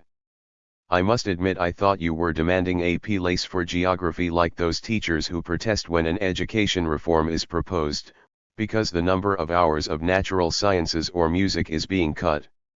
So I thought, it's nice of them to ask me to do their archaeology, but after all, Why can't they do it themselves? I didn't see the point of your objection. Now I can see that the problems you put to me about geography are crucial ones for me. Geography acted as the support, the condition of possibility for the passage between a series of factors I tried to relate. Where geography itself was concerned, I either left the question hanging or established a series of arbitrary connections. The longer I continue, the more it seems to me that the formation of discourses and the genealogy of knowledge need to be analyzed, not in terms of types of consciousness, modes of perception and forms of ideology, but in terms of tactics and strategies of power. Tactics and strategies deployed through implantations, distributions, demarcations, control of territories and organizations of domains which could well make up a sort of geopolitics where my preoccupations would link up with your methods. One theme I would like to study in the next few years is that of the army as a matrix of organization and knowledge. One would need to study the history of the fortress, the campaign, the movement, the colony, the territory. Geography must indeed necessarily lie at the heart of my concerns. 5-2 Lectures Lecture 1, January 7, 1976 I have wanted to speak to you of my desire to be finished with, and to somehow terminate a series of researches that have been our concern for some 4 or 5 years now, in effect, from the date of my arrival here, and which, I am well aware, have met with increasing difficulties, both for you and for myself. Though these researches were very closely related to each other, they have failed to develop into any continuous or coherent whole. They are fragmentary researches, none of which in the last analysis can be said to have proved definitive, nor even to have led anywhere. Diffused and at the same time repetitive, they have continually retrod the same ground, invoked the same themes, the same concepts etc. You will recall my work here, such as it has been, some brief notes on the history of penal procedure, a chapter or so on the evolution and institutionalization of psychiatry in the 19th century, some observations on sophistry, on Greek money, on the medieval Inquisition. I have sketched a history of sexuality, or at least a history of knowledge of sexuality on the basis of the confessional practice of the 17th century or the forms of control of infantile sexuality in the 18th to 19th century. I have sketched a genealogical history of the origins of a theory and a knowledge of anomaly and of the various techniques that relate to it. None of it does more than mark time. Repetitive and disconnected, it advances nowhere. Since indeed it never ceases to say the same thing, it perhaps says nothing. It is tangled up into an indecipherable, disorganized muddle. In a nutshell, it is inconclusive. Still, I could claim that after all these were only trails to be followed, it mattered little where they led. Indeed, it was important that they did not have a predetermined starting point and destination. They were merely lines laid down for you to pursue or to divert elsewhere, for me to extend upon. 79. Or redesign as the case might be. They are, in the final analysis, just fragments, and it is up to you or me to see what we can make of them. For my part, it has struck me that I might have seemed a bit like a whale that leaps to the surface of the water, disturbing it momentarily with a tiny jet of spray and lets it be believed, or pretends to believe, or wants to believe, or himself does in fact indeed believe, that down in the depths where no one sees him any more, where he is no longer witnessed nor controlled by anyone, he follows a more profound, coherent, and reasoned trajectory. Well, anyway, that was more or less how I at least conceived the situation. It could be that you perceived it differently. After all, the fact that the character of the work I have presented to you has been at the same time fragmentary, repetitive, and discontinuous could well be a reflection of something one might describe as a febrile indolence, a typical affliction of those enamored of libraries, documents, reference works, dusty tomes, texts that are never read, books that are no sooner printed than they are consigned to the shelves of libraries where they thereafter lie dormant to be taken up only some centuries later.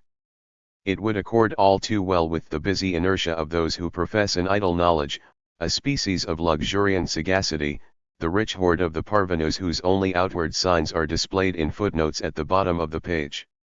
It would accord with all those who feel themselves to be associates of one of the more ancient or more typical secret societies of the West, those oddly indestructible societies unknown it would seem to antiquity, which came into being with Christianity, most likely at the time of the first monasteries, at the periphery of the invasions, the fires, and the forests. I mean to speak of the great warm and tender Freemasonry of useless erudition. However, it is not simply a taste for such Freemasonry that has inspired my course of action. It seems to me that the work we have done could be justified by the claim that it is adequate to a restricted period, that of the last 10, 15, at most 20 years, a period notable for two events which for all they may not be really important are nonetheless to my mind quite interesting. On the one hand, it has been a period characterized by 80. What one might term the efficacy of dispersed and discontinuous offensives. There are a number of things I have in mind here.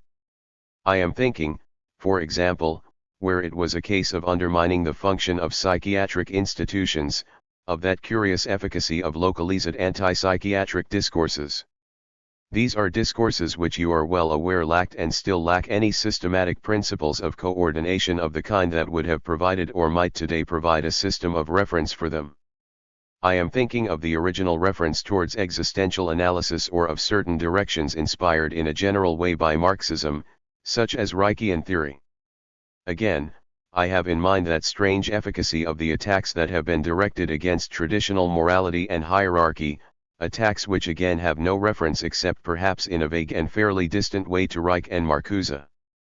On the other hand, there is also the efficacy of the attacks upon the legal and penal system, some of which had a very tenuous connection with the general and in any case pretty dubious notion of class justice, while others had a rather more precisely defined affinity with anarchist themes.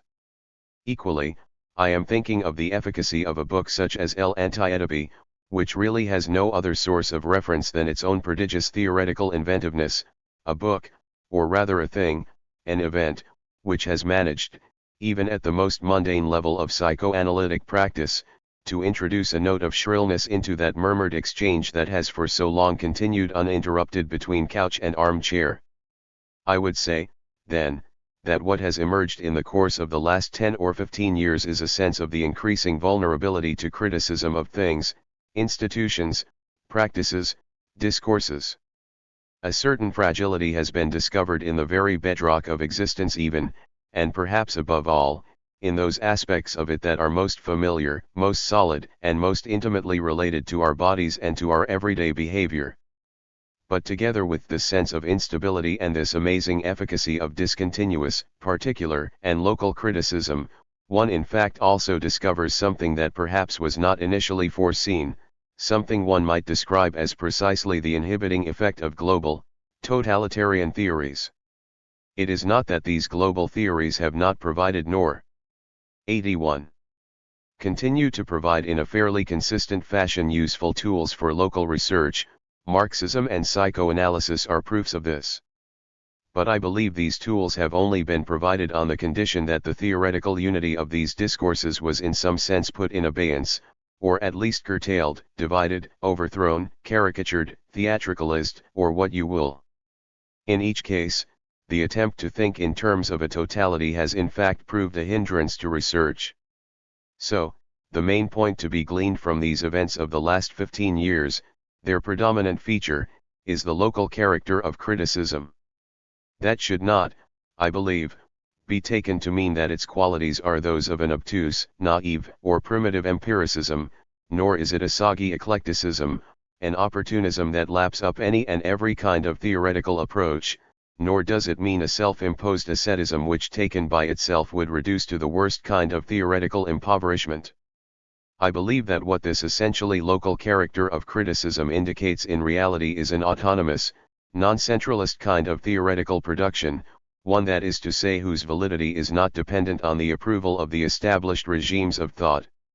It is here that we touch upon another feature of these events that has been manifest for some time now. It seems to me that this local criticism has proceeded by means of what one might term a return of knowledge. What I mean by that phrase is this: it is a fact that we have repeatedly encountered, at least at a superficial level, in the course of most recent times, an entire thematic to the effect that it is not theory but life that matters, not knowledge but reality, not books but money, etc., but it also seems to me that over and above, and arising out of this thematic, there is something else to which we are witness, and which we might describe as an insurrection of subjugated knowledges. By subjugated knowledges I mean two things. On the one hand, I am referring to the historical contents that have been buried and disguised in a functionalist coherence or formal systemization. Concretely, it is not a semiology of the life of the asylum, it is not even a sociology of delinquency, that has made it possible to produce an effective criticism of the asylum and likewise of the prison, but rather the immediate emergence of historical contents. And this is 82. Simply because only the historical contents allow us to rediscover the ruptural effects of conflict and struggle that the order imposed by functionalist or systematizing thought is designed to mask. Subjugated knowledges are thus those blocks of historical knowledge which were present but disguised within the body of functionalist and systematizing theory, and which criticism, which obviously draws upon scholarship, has been able to reveal. On the other hand, I believe that by subjugated knowledges one should understand something else, something which in a sense is altogether different, namely, a whole set of knowledges that have been disqualified as inadequate to their task or insufficiently elaborated, naive knowledges, located low down on the hierarchy, beneath the required level of cognition or scientificity. I also believe that it is through the re-emergence of these low-ranking knowledges, these unqualified, even directly disqualified knowledges, such as that of the psychiatric patient, of the ill person, of the nurse, of the doctor, parallel and marginal as they are to the knowledge of medicine, that of the delinquent, etc., and which involve what I would call a popular knowledge, i.e. savoir de gens, though it is far from being a general common sense knowledge, but is on the contrary a particular, local, regional knowledge, a differential knowledge incapable of unanimity and which owes its force only to the harshness with which it is opposed by everything surrounding it. That it is through the reappearance of this knowledge, of these local popular knowledges, these disqualified knowledges, that criticism performs its work. However, there is a strange kind of paradox in the desire to assign to this same category of subjugated knowledges what are on the one hand the products of meticulous, erudite, exact historical knowledge, and on the other hand local and specific knowledges which have no common meaning and which are in some fashion allowed to fall into disuse whenever they are not effectively and explicitly maintained in themselves. Well, it seems to me that our critical discourses of the last 15 years have in effect discovered their essential force in this association between the buried knowledges of erudition and those disqualified from the hierarchy of knowledges and sciences. 83. In the two cases, in the case of the erudite as in that of the disqualified knowledges, with what in fact were these buried, subjugated knowledges really concerned? They were concerned with the historical knowledge of struggles. In the specialized areas of erudition as in the disqualified, popular knowledge there lay the memory of hostile encounters which even up to this day have been confined to the margins of knowledge. What emerges out of this is something one might call a genealogy, or rather a multiplicity of genealogical researches, a painstaking rediscovery of struggles together with the rude memory of their conflicts. And these genealogies, that are the combined product of an erudite knowledge and a popular knowledge, were not possible and could not even have been attempted except on one condition, namely that the tyranny of globalizing discourses with their hierarchy and all their privileges of a theoretical avant-garde was eliminated. Let us give the term genealogy to the union of erudite knowledge and local memories which allows us to establish a historical knowledge of struggles and to make use of this knowledge tactically today. This then will be a provisional definition of the genealogies which I have attempted to compile with you over the last few years. You are well aware that this research activity, which one can thus call genealogical, has nothing at all to do with an opposition between the abstract unity of theory and the concrete multiplicity of facts. It has nothing at all to do with a disqualification of the speculative dimension which opposes to it, in the name of some kind of scientism, the rigor of well-established knowledges. It is not therefore via an empiricism that the genealogical project unfolds, nor even via a positivism in the ordinary sense of that term. What it really does is to entertain the claims to attention of local, discontinuous, disqualified, illegitimate knowledges against the claims of a unitary body of theory which would filter, hierarchize and order them in the name of some true knowledge and some arbitrary idea of what constitutes a science and its objects. Genealogies are therefore not positivistic returns to a more careful or exact form of science.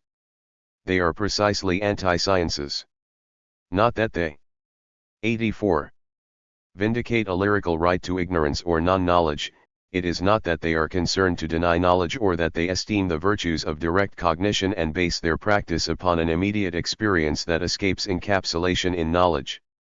It is not that with which we are concerned. We are concerned, rather, with the insurrection of knowledges that are opposed primarily not to the contents, methods, or concepts of a science, but to the effects of the centralizing powers which are linked to the institution and functioning of an organized scientific discourse within a society such as ours.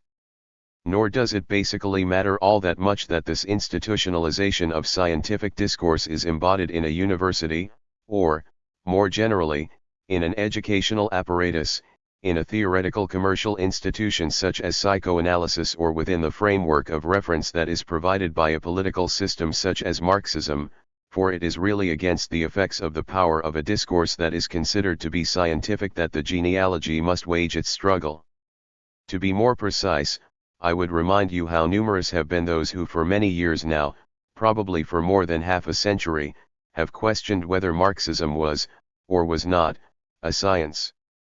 One might say that the same issue has been posed, and continues to be posed, in the case of psychoanalysis, or even worse, in that of the semiology of literary texts. But to all these demands of, is it or is it not a science, the genealogies or the genealogists would reply, if you really want to know, the fault lies in your very determination to make a science out of Marxism or psychoanalysis or this or that study. If we have any objection against Marxism, it lies in the fact that it could effectively be a science. In more detailed terms, I would say that even before we can know the extent to which something such as Marxism or psychoanalysis can be compared to a scientific practice in its everyday functioning, its rules of construction, its working concepts, that even before we can pose the question of a formal and structural analogy between Marxist or psychoanalytic discourse, it is surely necessary to question ourselves about our aspirations to the kind of power that is presumed to accompany such a science. It is surely the following kinds of question that would need to be posed. 85. What types of knowledge do you want to disqualify in the very instant of your demand? Is it a science? Which speaking, discoursing subjects, which subjects of experience and knowledge do you then want to diminish when you say, I who conduct this discourse am conducting a scientific discourse, and I am a scientist? Which theoretical political avant-garde do you want to enthrone in order to isolate it from all the discontinuous forms of knowledge that circulate about it? When I see you straining to establish the scientificity of Marxism, I do not really think that you are demonstrating once and for all that Marxism has a rational structure and that therefore its propositions are the outcome of verifiable procedures. For me, you are doing something altogether different. You are investing Marxist discourses and those who uphold them with the effects of a power which the West since medieval times has attributed to science and has reserved for those engaged in scientific discourse. By comparison, then, and in contrast to the various projects which aim to inscribe knowledges in the hierarchical order of power associated with science, a genealogy should be seen as a kind of attempt to emancipate historical knowledges from that subjection, to render them, that is, capable of opposition and of struggle against the coercion of a theoretical, unitary, formal, and scientific discourse. It is based on a reactivation of local knowledges, of minor knowledges, as Deleuze might call them, in opposition to the scientific hierarchization of knowledges and the effects intrinsic to their power. This, then, is the project of these disordered and fragmentary genealogies. If we were to characterize it in two terms, then archaeology would be the appropriate methodology of this analysis of local discursivities, and genealogy would be the tactics whereby, on the basis of the descriptions of these local discursivities, the subjected knowledges which were thus released would be brought into play. So much can be said by way of establishing the nature of the project as a whole. I would have you consider all these fragments of research, all these discourses, which are simultaneously both superimposed and discontinuous, which I have continued obstinately to pursue for some 4 or 86 years now, as elements of these genealogies which have been composed and by no means by myself alone in the course of the last 15 years. At this point, however, a problem arises, and a question: why not continue to pursue a theory which in its discontinuity is so attractive and plausible, albeit so little verifiable? Why not continue to settle upon some aspect of psychiatry or of the theory of sexuality, etc.? It is true, one could continue, and in a certain sense I shall try to do so, if it were not for a certain number of changes in the current situation. By this I mean that it could be that in the course of the last 5, 10, or even 15 years, things have assumed a different complexion, the contest could be said to present a different physiognomy. Is the relation of forces today still such as to allow these disinterred knowledges some kind of autonomous life? Can they be isolated by these means from every subjugating relationship? What force do they have taken in themselves? And, after all, is it not perhaps the case that these fragments of genealogies are no sooner brought to light, that the particular elements of the knowledge that one seeks to disinter are no sooner accredited and put into circulation, than they run the risk of recodification, recolonization? In fact, those unitary discourses, which first disqualified and then ignored them when they made their appearance, are, it seems, quite ready now to annex them, to take them back within the fold of their own discourse and to invest them with everything this implies in terms of their effects of knowledge and power. And if we want to protect these only lately liberated fragments, are we not in danger of ourselves constructing, with our own hands, that unitary discourse to which we are invited, perhaps to lure us into a trap, by those who say to us, all this is fine, but where are you heading? What kind of unity are you after? The temptation, up to a certain point, is to reply, well, we just go on, in a cumulative fashion. After all, the moment at which we risk colonization has not yet arrived. One could even attempt to throw out a challenge: just try to colonize us then. Or one might say, for example, has there been, from the time when anti-psychiatry or the genealogy of psychiatric institutions were launched, and it is now a good 15 years ago, a single Marxist, or a single psychiatrist, who has 87. Gone over the same ground in his own terms and shown that these genealogies that we produced were false, inadequately elaborated, poorly articulated and ill-founded? In fact, as things stand in reality, these collected fragments of a genealogy remain as they have always been, surrounded by a prudent silence. At most, the only arguments that we have heard against them have been of the kind I believe were voiced by Monsieur Jacquin. 1. All this is all very well, but Soviet psychiatry nonetheless remains the foremost in the world. To which I would reply, how right you are, Soviet psychiatry is indeed the foremost in the world, and it is precisely that which one would hold against it. The silence, or rather the prudence, with which the unitary theories avoid the genealogy of knowledges might therefore be a good reason to continue to pursue it. Then at least one could proceed to multiply the genealogical fragments in the form of so many traps, demands, challenges, what you will. But in the long run, it is probably over-optimistic, if we are thinking in terms of a contest that of knowledge against the effects of the power of scientific discourse, to regard the silence of one's adversaries as indicative of a fear we have inspired in them. For perhaps the silence of the enemy, and here at the very least we have a methodological or tactical principle that it is always useful to bear in mind, can also be the index of our failure to produce any such fear at all. At all events, we must proceed just as if we had not alarmed them at all, in which case it will be no part of our concern to provide a solid and homogeneous theoretical terrain for all these dispersed genealogies, nor to descend upon them from on high with some kind of halo of theory that would unite them.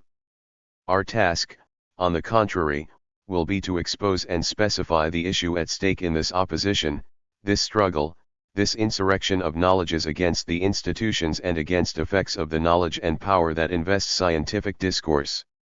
What is at stake in all these genealogies is the nature of this power which has surged into view in all its violence, aggression, and absurdity in the course of the last 40 years, contemporaneously, that is, with the collapse of fascism and the decline of Stalinism.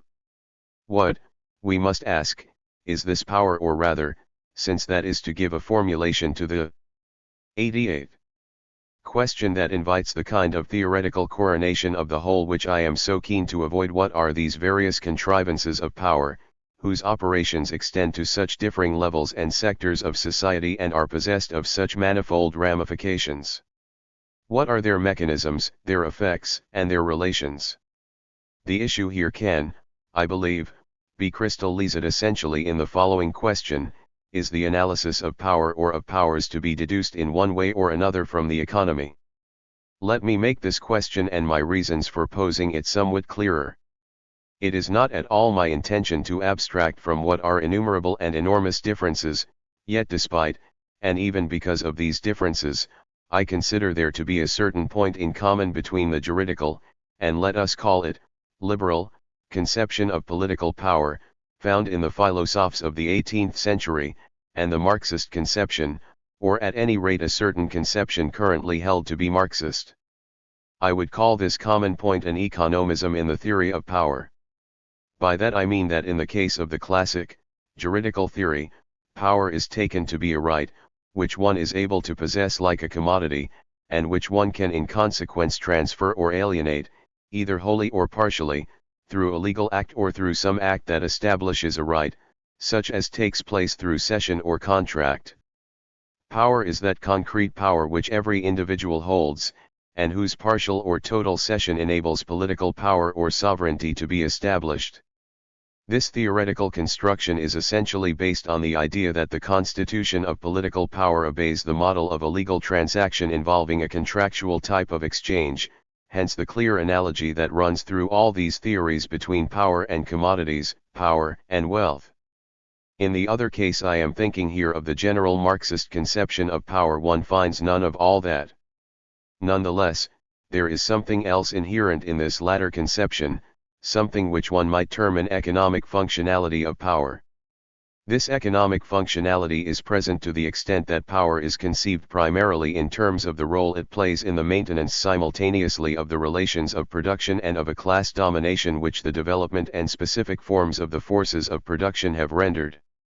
89. Possible. On this view, then, the historical raison d'etre of political power is to be found in the economy.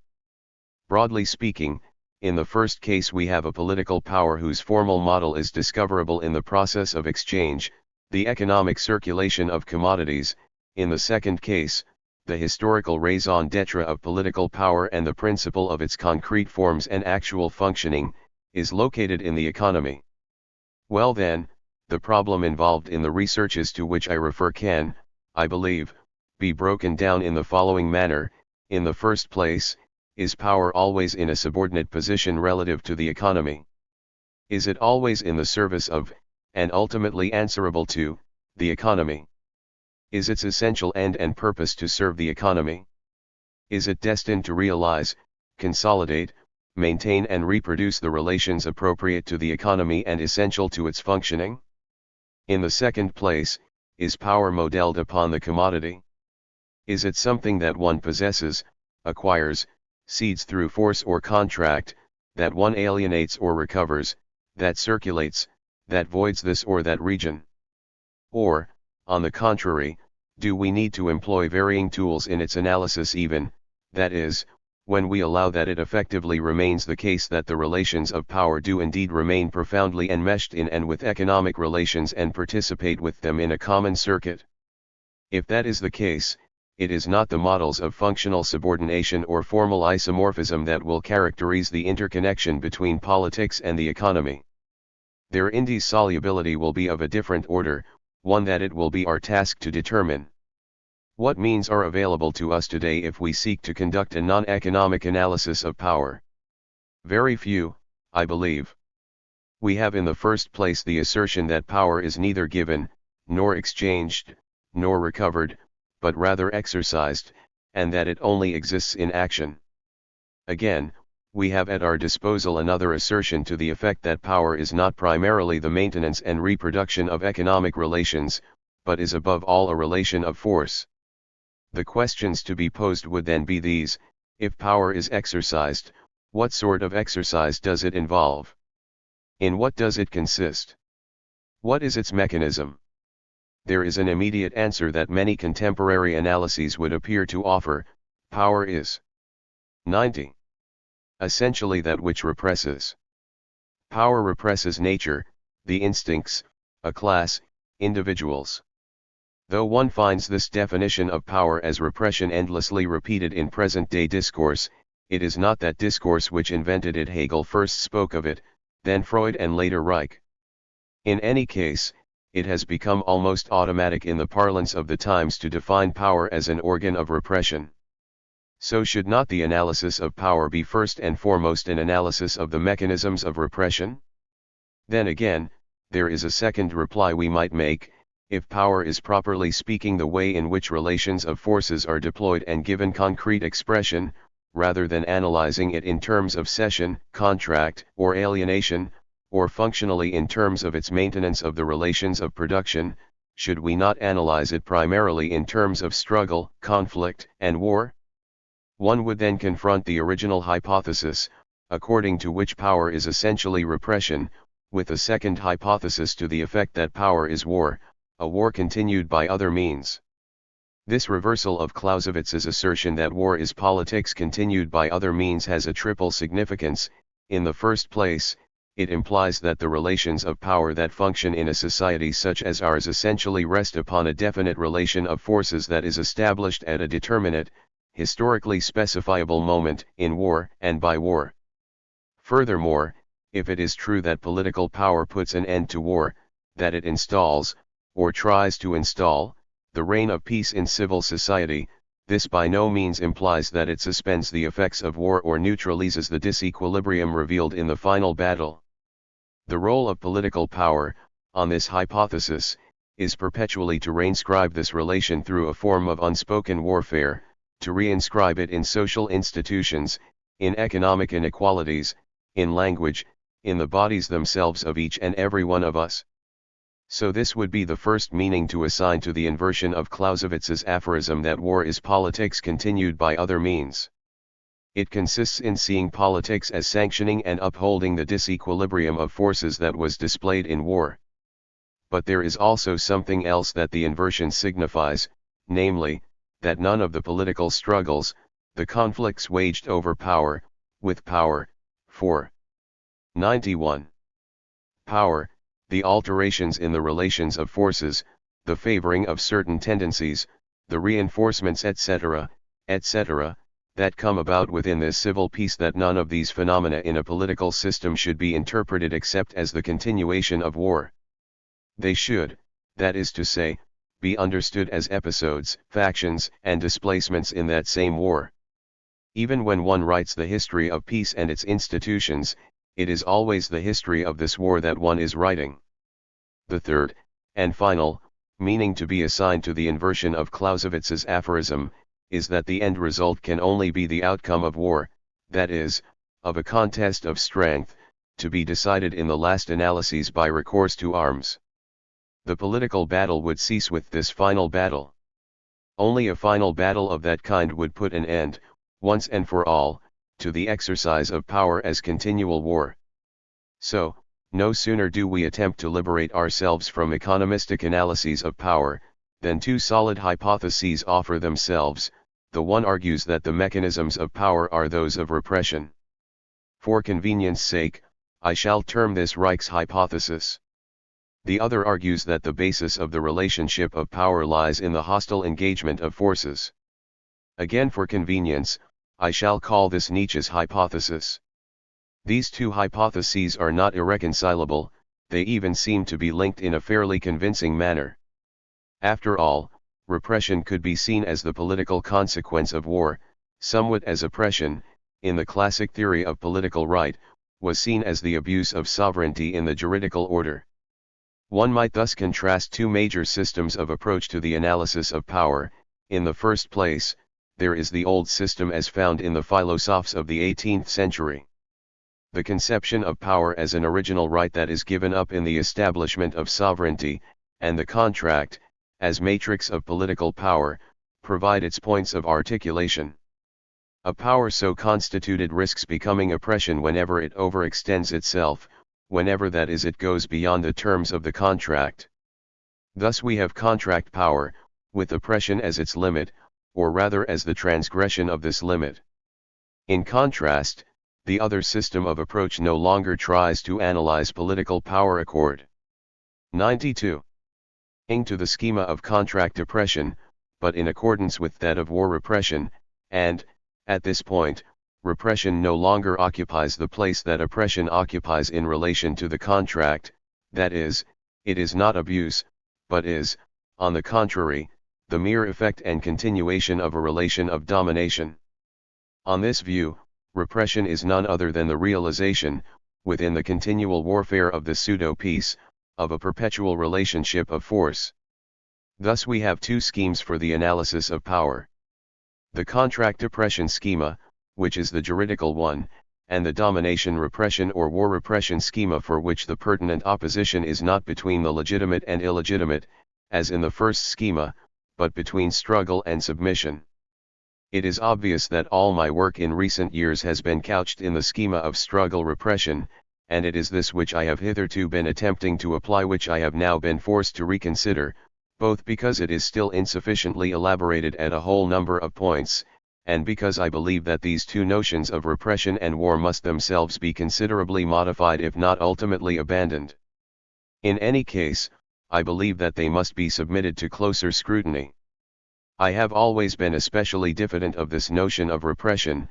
It is precisely with reference to those genealogies of which I was speaking just now, of the history of penal right, of psychiatric power, of the control of infantile sexuality, etc., that I have tried to demonstrate to you the extent to which the mechanisms that were brought into operation in these power formations were something quite other, or in any case something much more, than repression. The need to investigate this notion of repression more thoroughly springs therefore from the impression I have that it is wholly inadequate to the analysis of the mechanisms and effects of power that it is so pervasively used to characterize today. Lecture 2, January 14, 1976. The course of study that I have been following until now, roughly since 1970/71, has been concerned with the how of power. I have tried, that is, to relate its mechanisms to two 93 points of reference, two limits, on the one hand, to the rules of right that provide a formal delimitation of power, on the other, to the effects of truth that this power produces and transmits, and which in their turn reproduce this power. Hence we have a triangle: power, right, truth. Schematically, we can formulate the traditional question of political philosophy in the following terms: how is the discourse of truth, or quite simply, philosophy as that discourse which par excellence is concerned with truth, able to fix limits to the rights of power? That is the traditional question. The one I would prefer to pose is rather different. Compared to the traditional, noble, and philosophic question, it is much more down to earth and concrete. My problem is rather this: what rules of right are implemented by the relations of power in the production of discourses of truth? Or alternatively, what type of power is susceptible of producing discourses of truth that in a society such as ours are endowed with such potent effects? What I mean is this: in a society such as ours, but basically in any society, there are manifold relations of power which permeate, characterize and constitute the social body, and these relations of power cannot themselves be established, consolidated, nor implemented without the production, accumulation, circulation and functioning of a discourse. There can be no possible exercise of power without a certain economy of discourses of truth which operates through and on the basis of this association. We are subjected to the production of truth through power, and we cannot exercise power except through the production of truth. This is the case for every society, but I believe that in ours the relationship between power, right, and truth is organized in a highly specific fashion. If I were to characterize, not its mechanism itself, but its intensity and constancy, I would say that we are forced to produce the truth of power that our society demands, of which it has need. In order to function, we must speak the truth, we are constrained or condemned to confess or to discover the truth. Power never ceases its interrogation, its inquisition, its registration of truth, it institutionalizes, professionalizes and rewards its pursuit. In the last analysis, we must produce truth as we must produce wealth, indeed we must produce truth in order to produce. 94. Wealth in the first place. In another way, we are also subjected to truth in the sense in which it is truth that makes the laws, that produces the true discourse which, at least partially, decides, transmits and itself extends upon the effects of power. In the end, we are judged, condemned, classified, determined in our undertakings, destined to a certain mode of living or dying, as a function of the true discourses which are the bearers of the specific effects of power. So, it is the rules of right, the mechanisms of power, the effects of truth or if you like, the rules of power and the powers of true discourses, that can be said more or less to have formed the general terrain of my concern, even if, as I know full well, I have traversed it only partially and in a very zigzag fashion. I should like to speak briefly about this course of research, about what I have considered as being its guiding principle and about the methodological imperatives and precautions which I have sought to adopt. As regards the general principle involved in a study of the relations between right and power, it seems to me that in Western societies since medieval times it has been royal power that has provided the essential focus around which legal thought has been elaborated. It is in response to the demands of royal power, for its profit and to serve as its instrument or justification, that the juridical edifice of our own society has been developed. Right in the West is the king's right. Naturally everyone is familiar with the famous, celebrated, repeatedly emphasized role of the jurists in the organization of royal power. We must not forget that the revitalization of Roman law in the 12th century was the major event around which, and on whose basis, the juridical edifice which had collapsed after the fall of the Roman Empire was reconstructed. This resurrection of Roman law had in effect a technical and constitutive role to play in the establishment of the authoritarian, administrative, and, in the final analysis, absolute power of the monarchy. And when this legal edifice escapes in later centuries from the control of the monarch, when, more accurately, it is turned against that control, it is always the limits of this sovereign power that are put in question, its prerogatives that are challenged. In other words, I believe that the king remains the central personage in the whole legal edifice of the West. 95. When it comes to the general organization of the legal system in the West, it is essentially with the king, his rights, his power, and its eventual limitations, that one is dealing. Whether the jurists were the king's henchmen or his adversaries, it is of royal power that we are speaking in every case when we speak of these grandiose edifices of legal thought and knowledge. There are two ways in which we do so speak. Either we do so in order to show the nature of the juridical armory that invested royal power, to reveal the monarch as the effective embodiment of sovereignty, to demonstrate that his power, for all that it was absolute, was exactly that which befitted his fundamental right. Or, by contrast, we do so in order to show the necessity of imposing limits upon this sovereign power, of submitting it to certain rules of right, within whose confines it had to be exercised in order for it to remain legitimate. The essential role of the theory of right, from medieval times onwards, was to fix the legitimacy of power, that is the major problem around which the whole theory of right and sovereignty is organized. When we say that sovereignty is the central problem of right in Western societies, what we mean basically is that the essential function of the discourse and techniques of right has been to efface the domination intrinsic to power in order to present the latter at the level of appearance under two different aspects, on the one hand, as the legitimate rights of sovereignty, and on the other, as the legal obligation to obey it. The system of right is centered entirely upon the king, and it is therefore designed to eliminate the fact of domination and its consequences. My general project over the past few years has been, in essence, to reverse the mode of analysis followed by the entire discourse of right from the time of the Middle Ages. My aim, therefore, was to invert it, to give due weight, that is, to the fact of domination, to expose both its latent nature and its brutality. I then wanted to show not only how right is, in a general way, the instrument of this domination which scarcely needs saying, but also to show the extent to which, and the forms in which, right, not simply the laws but the whole complex of apparatuses, institutions, and regulations responsible for their application, transmits and 96.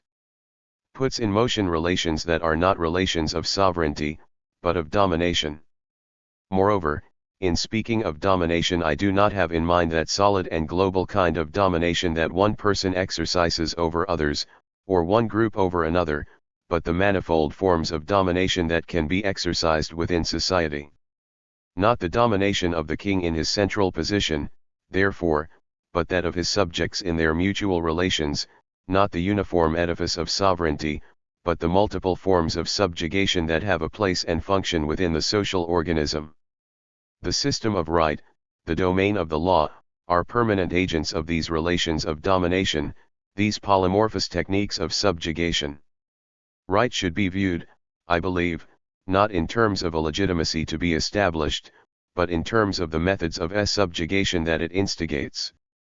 The problem for me is how to avoid this question, central to the theme of right, regarding sovereignty and the obedience of individual subjects, in order that I may substitute the problem of domination and subjugation for that of sovereignty and obedience. Given that this was to be the general line of my analysis, there were a certain number of methodological precautions that seemed requisite to its pursuit. In the very first place, it seemed important to accept that the analysis in question should not concern itself with the regulated and legitimate forms of power in their central locations, with the general mechanisms through which they operate, and the continual effects of these. On the contrary, it should be concerned with power at its extremities, in its ultimate destinations, with those points where it becomes capillary, that is, in its more regional and local forms and institutions. Its paramount concern, in fact, should be with the point where power surmounts the rules of right which organize and delimit it and extends itself beyond them, invests itself in institutions, becomes embodied in techniques, and equips itself with instruments and eventually even violent means of material intervention. To give an example, rather than try to discover where and how the right of punishment is founded on sovereignty, how it is presented in the theory of monarchical right or in that of democratic right, I have tried to see in what ways punishment and the power of punishment are effectively embodied. 97. In a certain number of local, regional, material institutions, which are concerned with torture or imprisonment, and to place these in the climate at once institutional and physical, regulated and violent of the effective apparatuses of punishment. In other words, one should try to locate power at the extreme points of its exercise, where it is always less legal in character. A second methodological precaution urged that the analysis should not concern itself with power at the level of conscious intention or decision, that it should not attempt to consider power from its internal point of view, and that it should refrain from posing the labyrinthine and unanswerable question, who then has power and what has he in mind? What is the aim of someone who possesses power? Instead, it is a case of studying power at the point where its intention, if it has one, is completely invested in its real and effective practices. What is needed is a study of power in its external visage, at the point where it is in direct and immediate relationship with that which we can provisionally call its object, its target, its field of application, there, that is to say, where it installs itself and produces its real effects. Let us not, therefore, ask why certain people want to dominate, what they seek, what is their overall strategy. Let us ask, instead, how things work at the level of ongoing subjugation, at the level of those continuous and uninterrupted processes which subject our bodies, govern our gestures, dictate our behaviors, etc. In other words, rather than ask ourselves how the sovereign appears to us in his lofty isolation, we should try to discover how it is that subjects are gradually, progressively, really, and materially constituted through a multiplicity of organisms, forces, energies, materials, desires, thoughts, etc. We should try to grasp subjection in its material instance as a constitution of subjects. This would be the exact opposite of Hobbes' project in Leviathan, and of that, I believe, of all jurists for whom the problem is the distillation of a single will, or rather, the constitution of a unitary, singular body animated by the spirit of sovereignty from the particular wills of a multiplicity of individuals. Think of the scheme of Leviathan. Insofar as he is a fabricated man, Leviathan is no other than the amalgamation of a certain number of separate 98 individualities, who find themselves reunited by the complex of elements that go to compose the state. But at the heart of the state, or rather, at its head, there exists something which constitutes it as such, and this is sovereignty, which Hobbes says is precisely the spirit of Leviathan. Well, rather than worry about the problem of the central spirit, I believe that we must attempt to study the myriad of bodies which are constituted as peripheral subjects as a result of the effects of power. A third methodological precaution relates to the fact that power is not to be taken to be a phenomenon of one individual's consolidated and homogeneous domination over others, or that of one group or class over others. What, by contrast, should always be kept in mind is that power, if we do not take too distant a view of it, is not that which makes the difference between those who exclusively possess and retain it, and those who do not have it and submit to it. Power must be analyzed as something which circulates, or rather as something which only functions in the form of a chain. It is never localized here or there, never in anybody's hands, never appropriated as a commodity or piece of wealth. Power is employed and exercised through a net-like organization.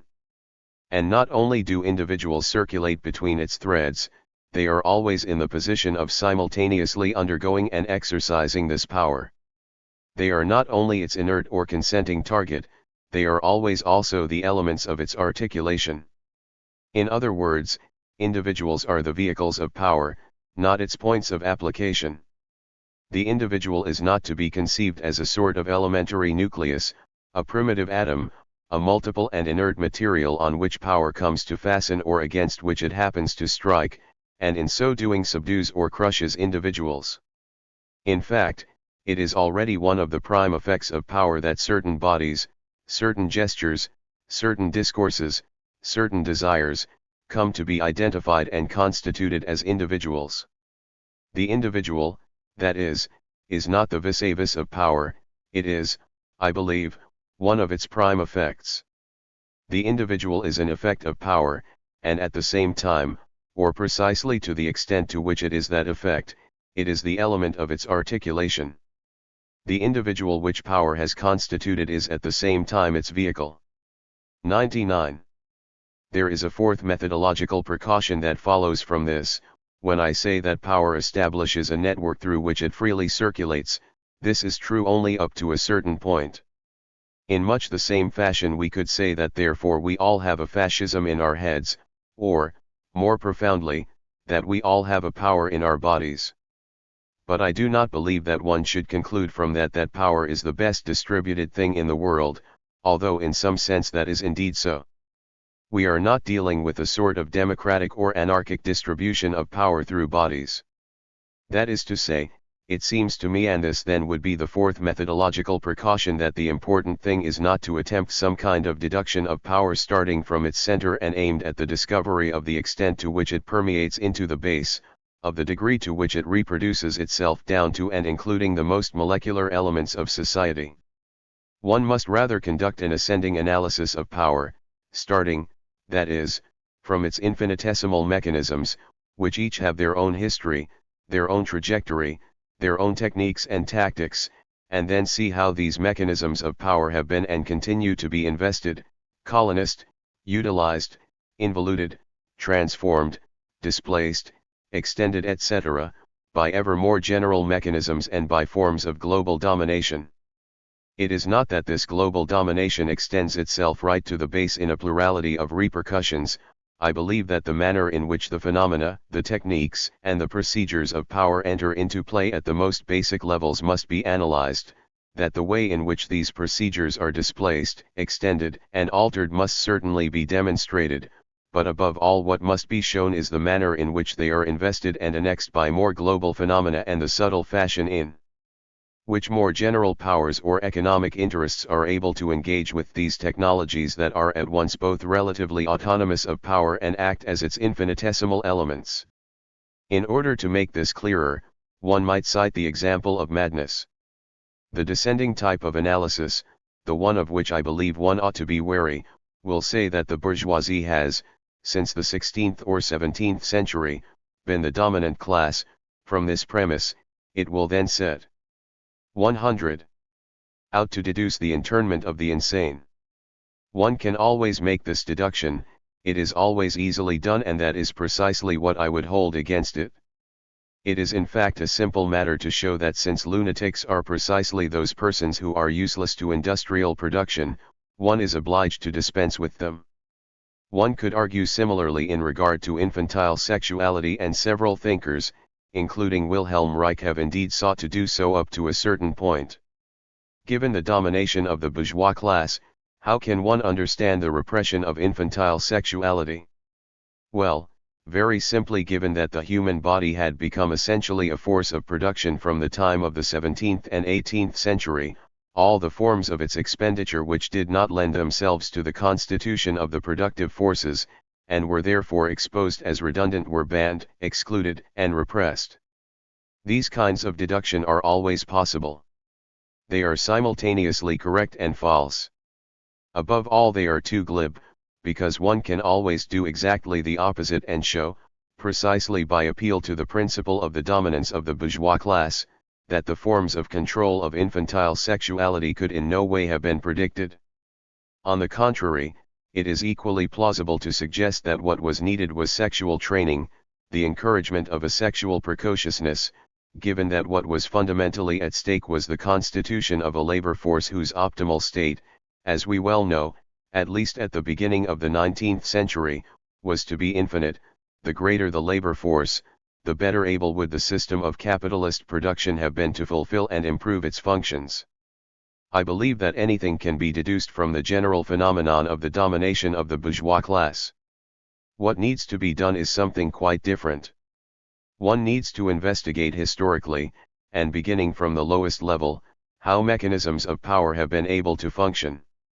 In regard to the confinement of the insane, for example, or the repression and interdiction of sexuality, we need to see the manner in which, at the effective level of the family, of the immediate environment, of the cells and most basic units of society, these phenomena of repression or exclusion possess their instruments and their logic, in response to a certain 101 number of needs.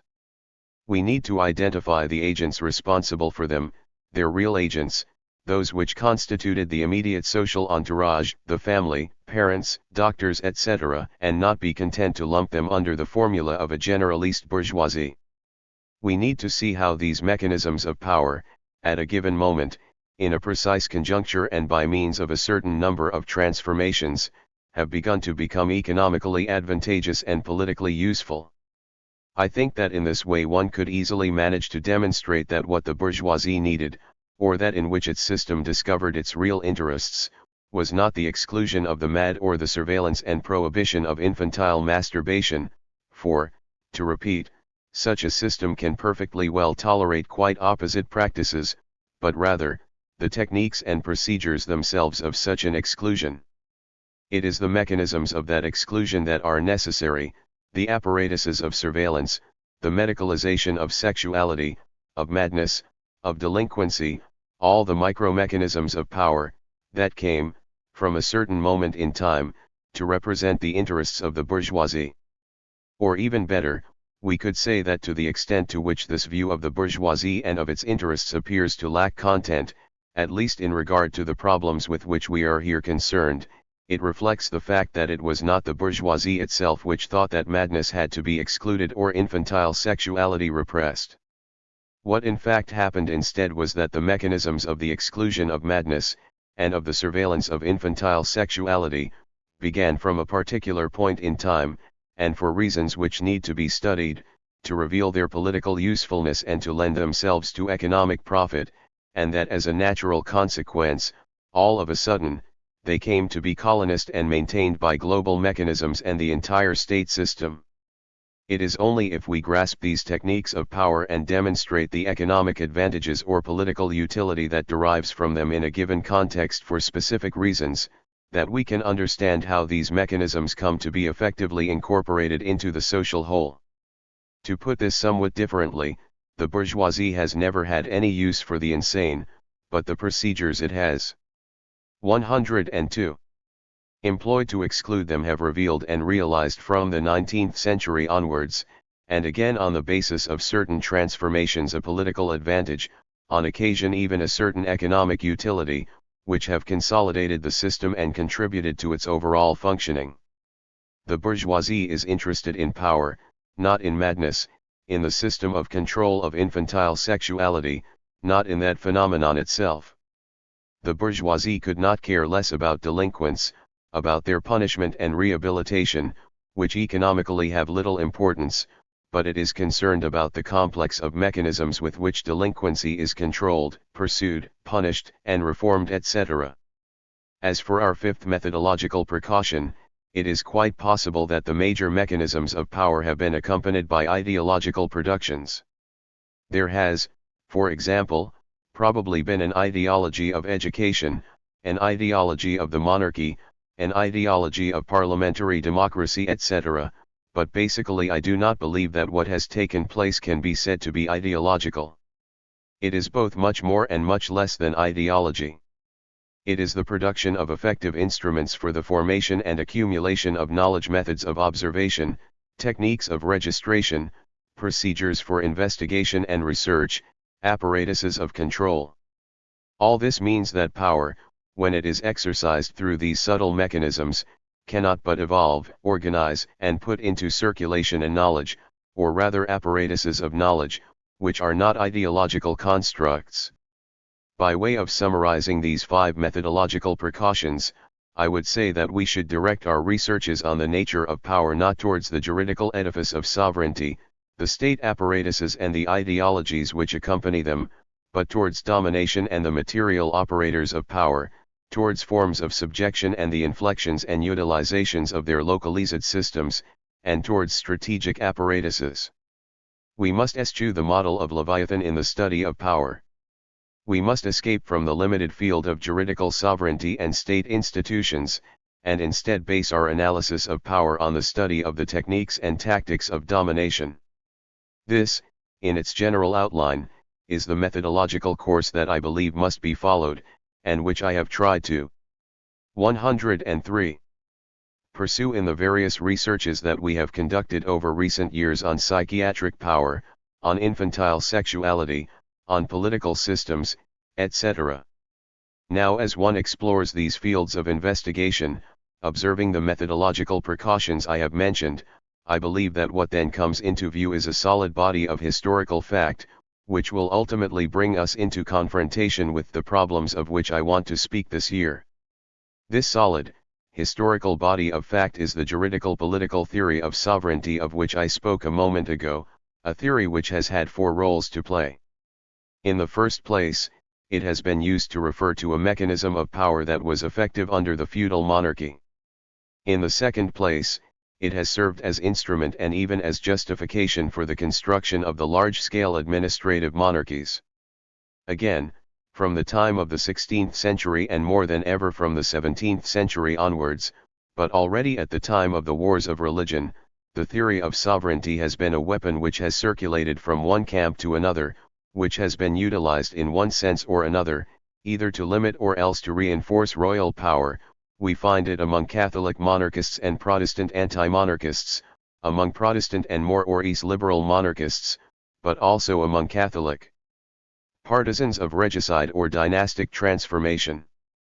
It functions both in the hands of aristocrats and in the hands of parliamentarians. It is found among the representatives of royal power and among the last feudatories. In short, it was the major instrument of political and theoretical struggle around systems of power of the 16th and 17th centuries.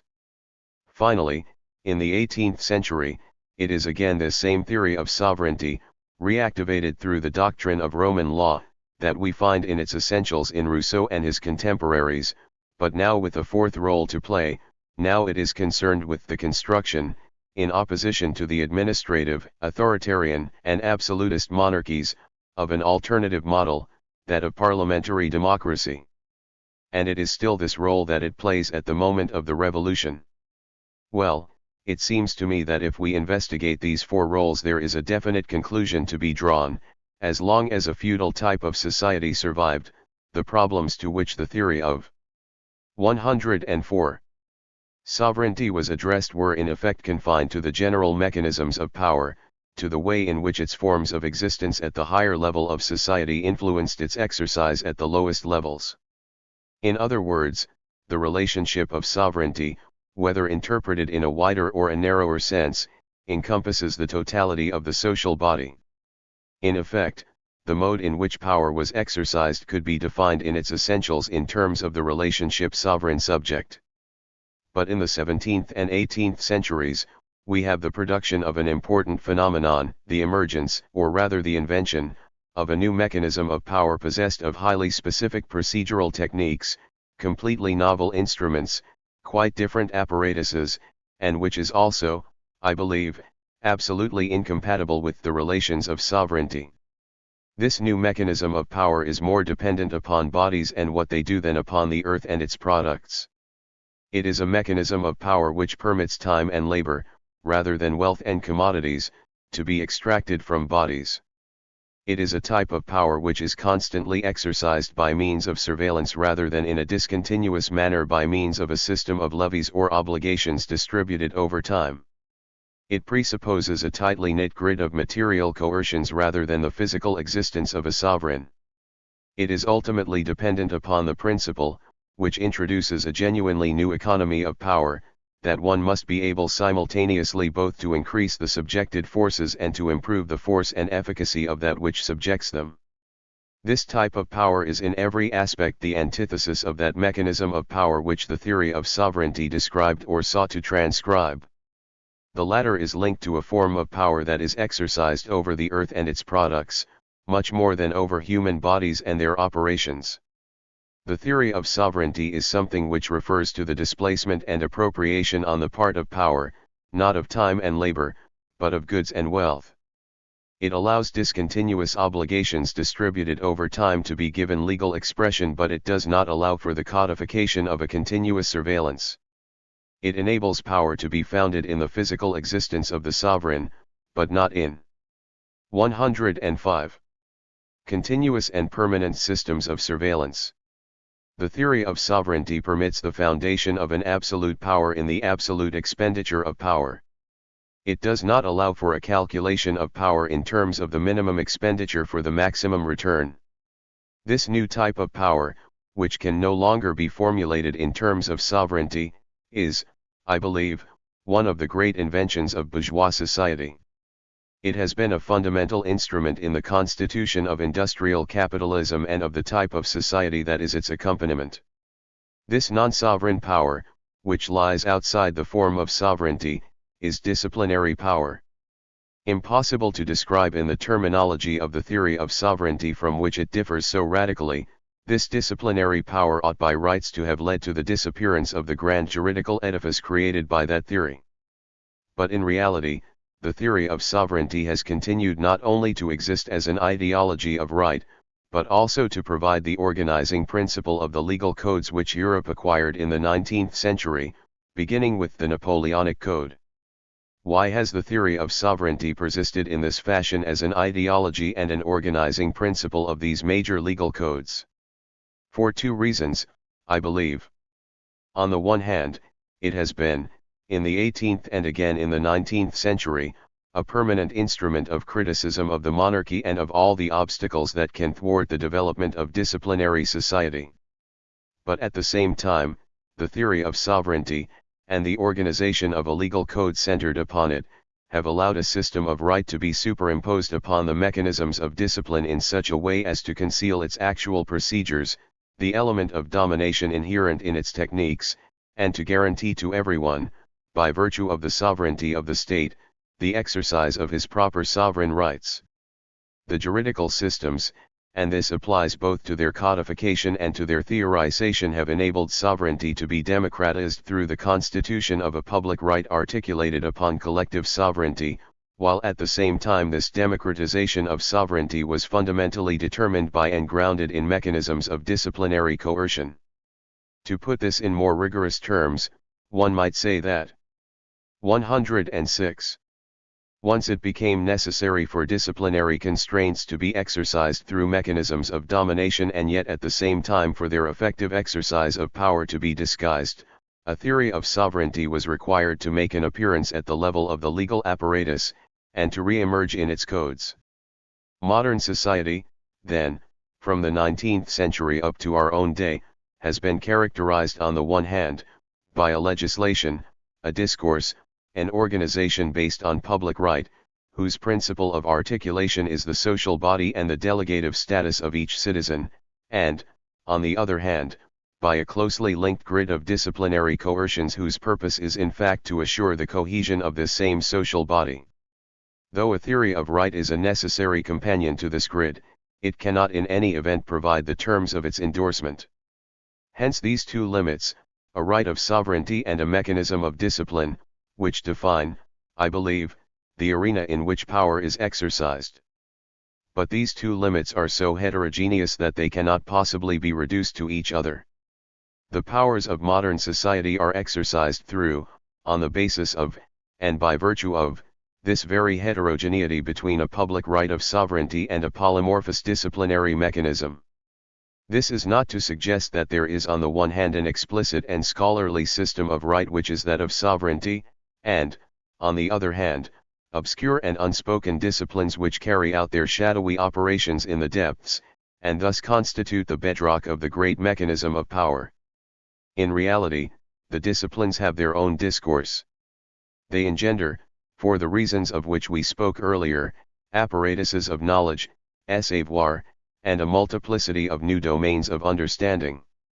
They are extraordinarily inventive participants in the order of these knowledge-producing apparatuses. Disciplines are the bearers of a discourse, but this cannot be the discourse of right. The discourse of discipline has nothing in common with that of law, rule, or sovereign will. The disciplines may well be the carriers of a discourse that speaks of a rule, but this is not the juridical rule deriving from sovereignty, but a natural rule, a norm. The code they come to define is not that of law but that of normalization. Their reference is to a theoretical horizon which of necessity has nothing in 107 common with the edifice of right. It is human science which constitutes their domain, and clinical knowledge their jurisprudence. In short, what I have wanted to demonstrate in the course of the last few years is not the manner in which at the advance front of the exact sciences the uncertain, recalcitrant, confused dominion of human behavior has little by little been annexed to science. It is not through some advancement in the rationality of the exact sciences that the human sciences are gradually constituted. I believe that the process which has really rendered the discourse of the human sciences possible is the juxtaposition, the encounter between two lines of approach, two mechanisms, two absolutely heterogeneous types of discourse. On the one hand there is the reorganization of right that invests sovereignty, and on the other, the mechanics of the coercive forces whose exercise takes a disciplinary form. And I believe that in our own times power is exercised simultaneously through this right and these techniques, and that these techniques and these discourses, to which the disciplines give rise, invade the area of right so that the procedures of normalization come to be ever more constantly engaged in the colonization of those of law. I believe that all this can explain the global functioning of what I would call a society of normalization. I mean, more precisely, that disciplinary normalizations come into ever greater conflict with the juridical systems of sovereignty, their incompatibility with each other is ever more acutely felt and apparent, some kind of arbitrating discourse is made ever more necessary, a type of power and of knowledge that the sanctity of science would render neutral. It is precisely in the extension of medicine that we see, in some sense, not so much the linking as the perpetual exchange or encounter of mechanisms of discipline with the principle of right. The developments of medicine, the general medicalization of behaviors, conducts, discourses, desires etc., take place at the point of intersection between the two heterogeneous levels of discipline and sovereignty. For this reason, against these usurpations by the disciplinary mechanisms, against this ascent of a power that is tied to scientific knowledge, we find that there is no solid recourse available to us today. 108. Such being our situation, except that which lies precisely in the return to a theory of right organized around sovereignty and articulated upon its ancient principle. When today one wants to object in some way to the disciplines and all the effects of power and knowledge that are linked to them, what is it that one does, concretely, in real life? What do the magistrates' union too or other similar institutions do, if not precisely appeal to this canon of right, this famous, formal right, that is said to be bourgeois, and which in reality is the right of sovereignty? But I believe that we find ourselves here in a kind of blind alley. It is not through recourse to sovereignty against discipline that the effects of disciplinary power can be limited, because sovereignty and disciplinary mechanisms are two absolutely integral constituents of the general mechanism of power in our society. If one wants to look for a non-disciplinary form of power, or rather, to struggle against disciplines and disciplinary power, it is not towards the ancient right of sovereignty that one should turn, but towards the possibility of a new form of right, one which must indeed be anti-disciplinarian, but at the same time liberated from the principle of sovereignty. It is at this point that we once more come up against the notion of repression, whose use in this context I believe to be doubly unfortunate. On the one hand, it contains an obscure reference to a certain theory of sovereignty, the sovereignty of the sovereign rights of the individual, and on the other hand, its usage introduces a system of psychological reference points borrowed from the human sciences, that is to say, from discourses and practices that belong to the disciplinary realm. I believe that the notion of repression remains a juridical disciplinary notion whatever the critical use one would make of it. To this extent the critical application of the notion of repression is found to be vitiated and nullified from the outset by the twofold juridical and disciplinary reference it contains to sovereignty on the one hand and to normalization on the other. 6. Truth and Power. Interviewers, Alessandro Fontana, Pascal Pasquino. Could you briefly outline the route which led you from your work on madness in the classical age to the study of criminality and delinquency? When I was studying during the early 1950s, one of the great problems that arose was that of the political status of science and the ideological functions which it could serve. It wasn't exactly the Lysenko business which dominated everything, but I believe that around that sordid affair which had long remained buried and carefully hidden, a whole number of interesting questions were provoked. These can all be summed up in two words: power and knowledge. I believe I wrote Madness and Civilization to some extent within the horizon of these questions. For me, it was a matter of saying this: if, concerning a science like theoretical physics or organic chemistry, one poses the problem of its relations with the political and economic structures of society, isn't one posing an excessively complicated question? Doesn't this set the threshold of possible explanations impossibly high? But on the other hand, if one takes a form of knowledge, savoir, like psychiatry, won't the question be much easier to resolve, since the epistemological profile of psychiatry is a low one and psychiatric practice is linked with a whole range of institutions, economic requirements, and political issues of social regulation? Couldn't the interweaving of effects of power and knowledge be grasped with greater certainty in the case of a science as dubious as psychiatry? It was this same question which I wanted to pose concerning medicine in The Birth of the Clinic. Medicine certainly has a much more solid scientific armature than psychiatry, but it too is profoundly enmeshed in social structures. What rather threw me at the time was the fact 110. That the question I was posing totally failed to interest those to whom I addressed it. They regarded it as a problem which was politically unimportant and epistemologically vulgar. I think there were three reasons for this. The first is that for Marxist intellectuals in France, and there they were playing the role prescribed for them by the PCF, the problem consisted in gaining for themselves the recognition of the university institutions and establishment. Consequently, they found it necessary to pose the same theoretical questions as the academic establishment, to deal with the same problems and topics. We may be Marxists, but for all that we are not strangers to your preoccupations, rather we are the only ones able to provide new solutions for your old concerns. Marxism sought to win acceptance as a renewal of the liberal university tradition, just as, more broadly, during the same period the communists presented themselves as the only people capable of taking over and reinvigorating the nationalist tradition. Hence, in the field we are concerned with here, it followed that they wanted to take up the noblest, most academic problems in the history of the sciences, mathematics and physics, in short the themes valorized by Duhem, Husserl, and Coeur. Medicine and psychiatry didn't seem to them to be very noble or serious matters, nor to stand on the same level as the great forms of classical rationalism. The second reason is that post-Stalinist Stalinism, by excluding from Marxist discourse everything that wasn't a frightened repetition of the already said, would not permit the broaching of uncharted domains.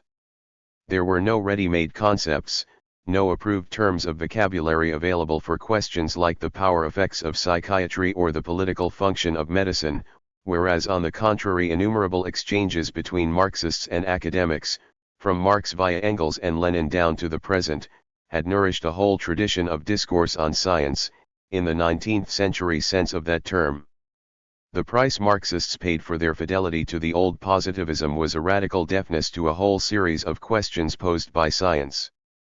Finally, there is perhaps a third reason, but I can't be absolutely sure that it played a part.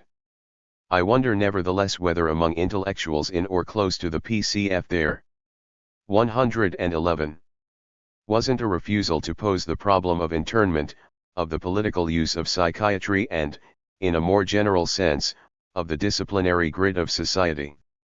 No doubt little was then known in 1955-60 of the real extent of the Gulag, but I believe that many sensed it. In any case many had a feeling that it was better not to talk about those things. It was a danger zone, marked by warning signs. Of course it's difficult in retrospect to judge people's degree of awareness. But in any case, you well know how easily the party leadership, which knew everything of course, could circulate instructions preventing people from speaking about this or that, or precluding this or that line of research. At any rate, if the question of Pavlovian psychiatry did get discussed among a few doctors close to the PCF, psychiatric politics and psychiatry as politics were hardly considered to be respectable topics. What I myself tried to do in this domain was met with a great silence among the French intellectual left. And it was only around 1968, and in spite of the Marxist tradition and the PCF, that all these questions came to assume their political significance, with a sharpness that I had never envisaged, showing how timid and hesitant those early books of mine had still been. Without the political opening created during those years, I would surely never have had the courage to take up these problems again and pursue my research in the direction of penal theory, prisons, and disciplines. So there is a certain discontinuity in your theoretical trajectory. Incidentally, what do you think today about this concept of discontinuity, on the basis of which you have been all too rapidly and readily labeled as a structuralist historian? This business about discontinuity has always rather bewildered me. In the new edition of the Petit Larousse it says, Foucault, a philosopher who founds his theory of history on discontinuity. That leaves me flabbergasted. No doubt I didn't make myself sufficiently clear in the order of things, though I said a good deal there about this question. It seemed to me that in certain empirical forms of knowledge like 112. Biology, political economy, psychiatry, medicine etc., the rhythm of transformation doesn't follow the smooth, continuous schemas of development which are normally accepted. The great biological image of a progressive maturation of science still underpins a good many historical analyses. It does not seem to me to be pertinent to history. In a science like medicine, for example, up to the end of the 18th century one has a certain type of discourse whose gradual transformation, within a period of 25 or 30 years, broke not only with the true propositions which it had hitherto been possible to formulate but also, more profoundly, with the ways of speaking and seeing, the whole ensemble of practices which served as supports for medical knowledge. These are not simply new discoveries, there is a whole new regime in discourse and forms of knowledge. And all this happens in the space of a few years. This is something which is undeniable, once one has looked at the texts with sufficient attention.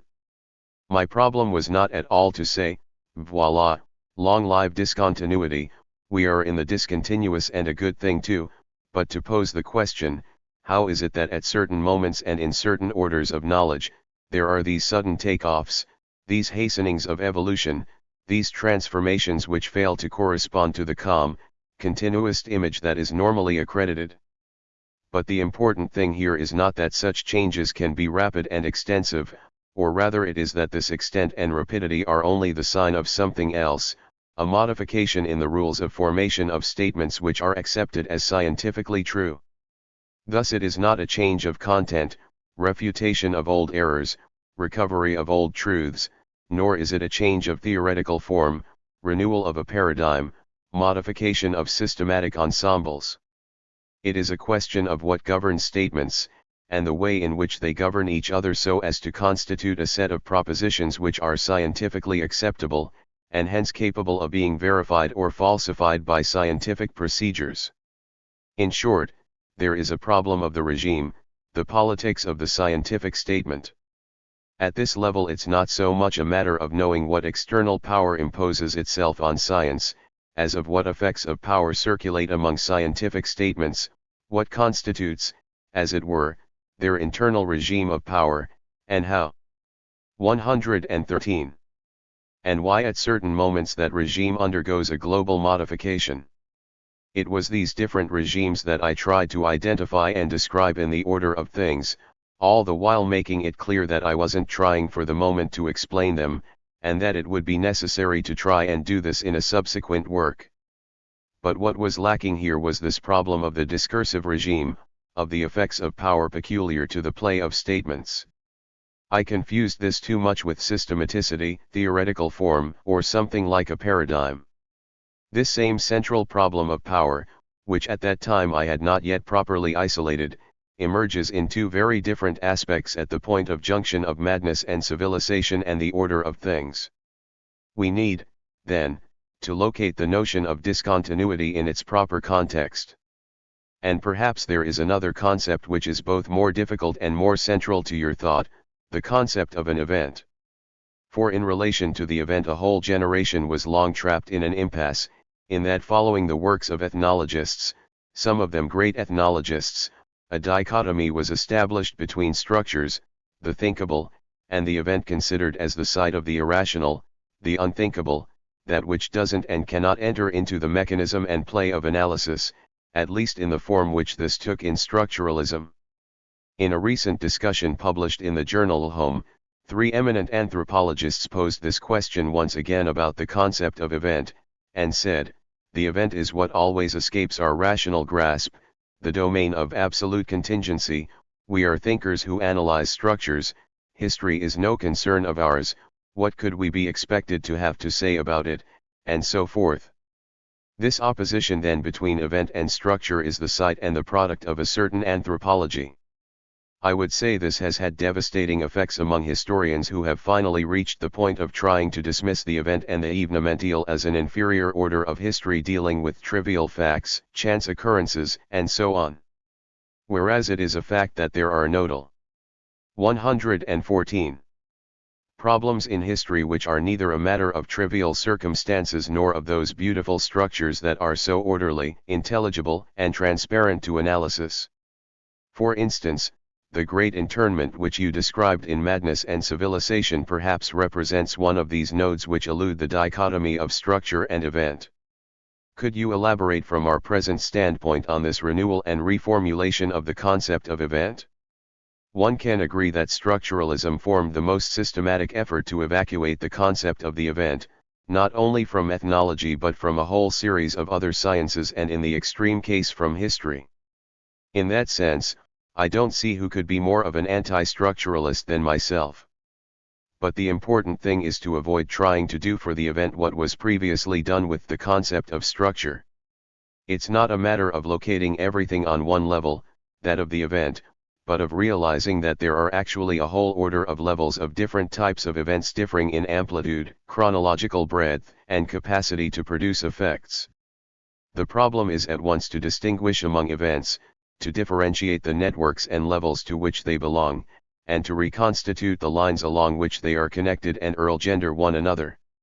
From this follows a refusal of analyses couched in terms of the symbolic field or the domain of signifying structures, and a recourse to analyses in terms of the genealogy of relations of force, strategic developments, and tactics.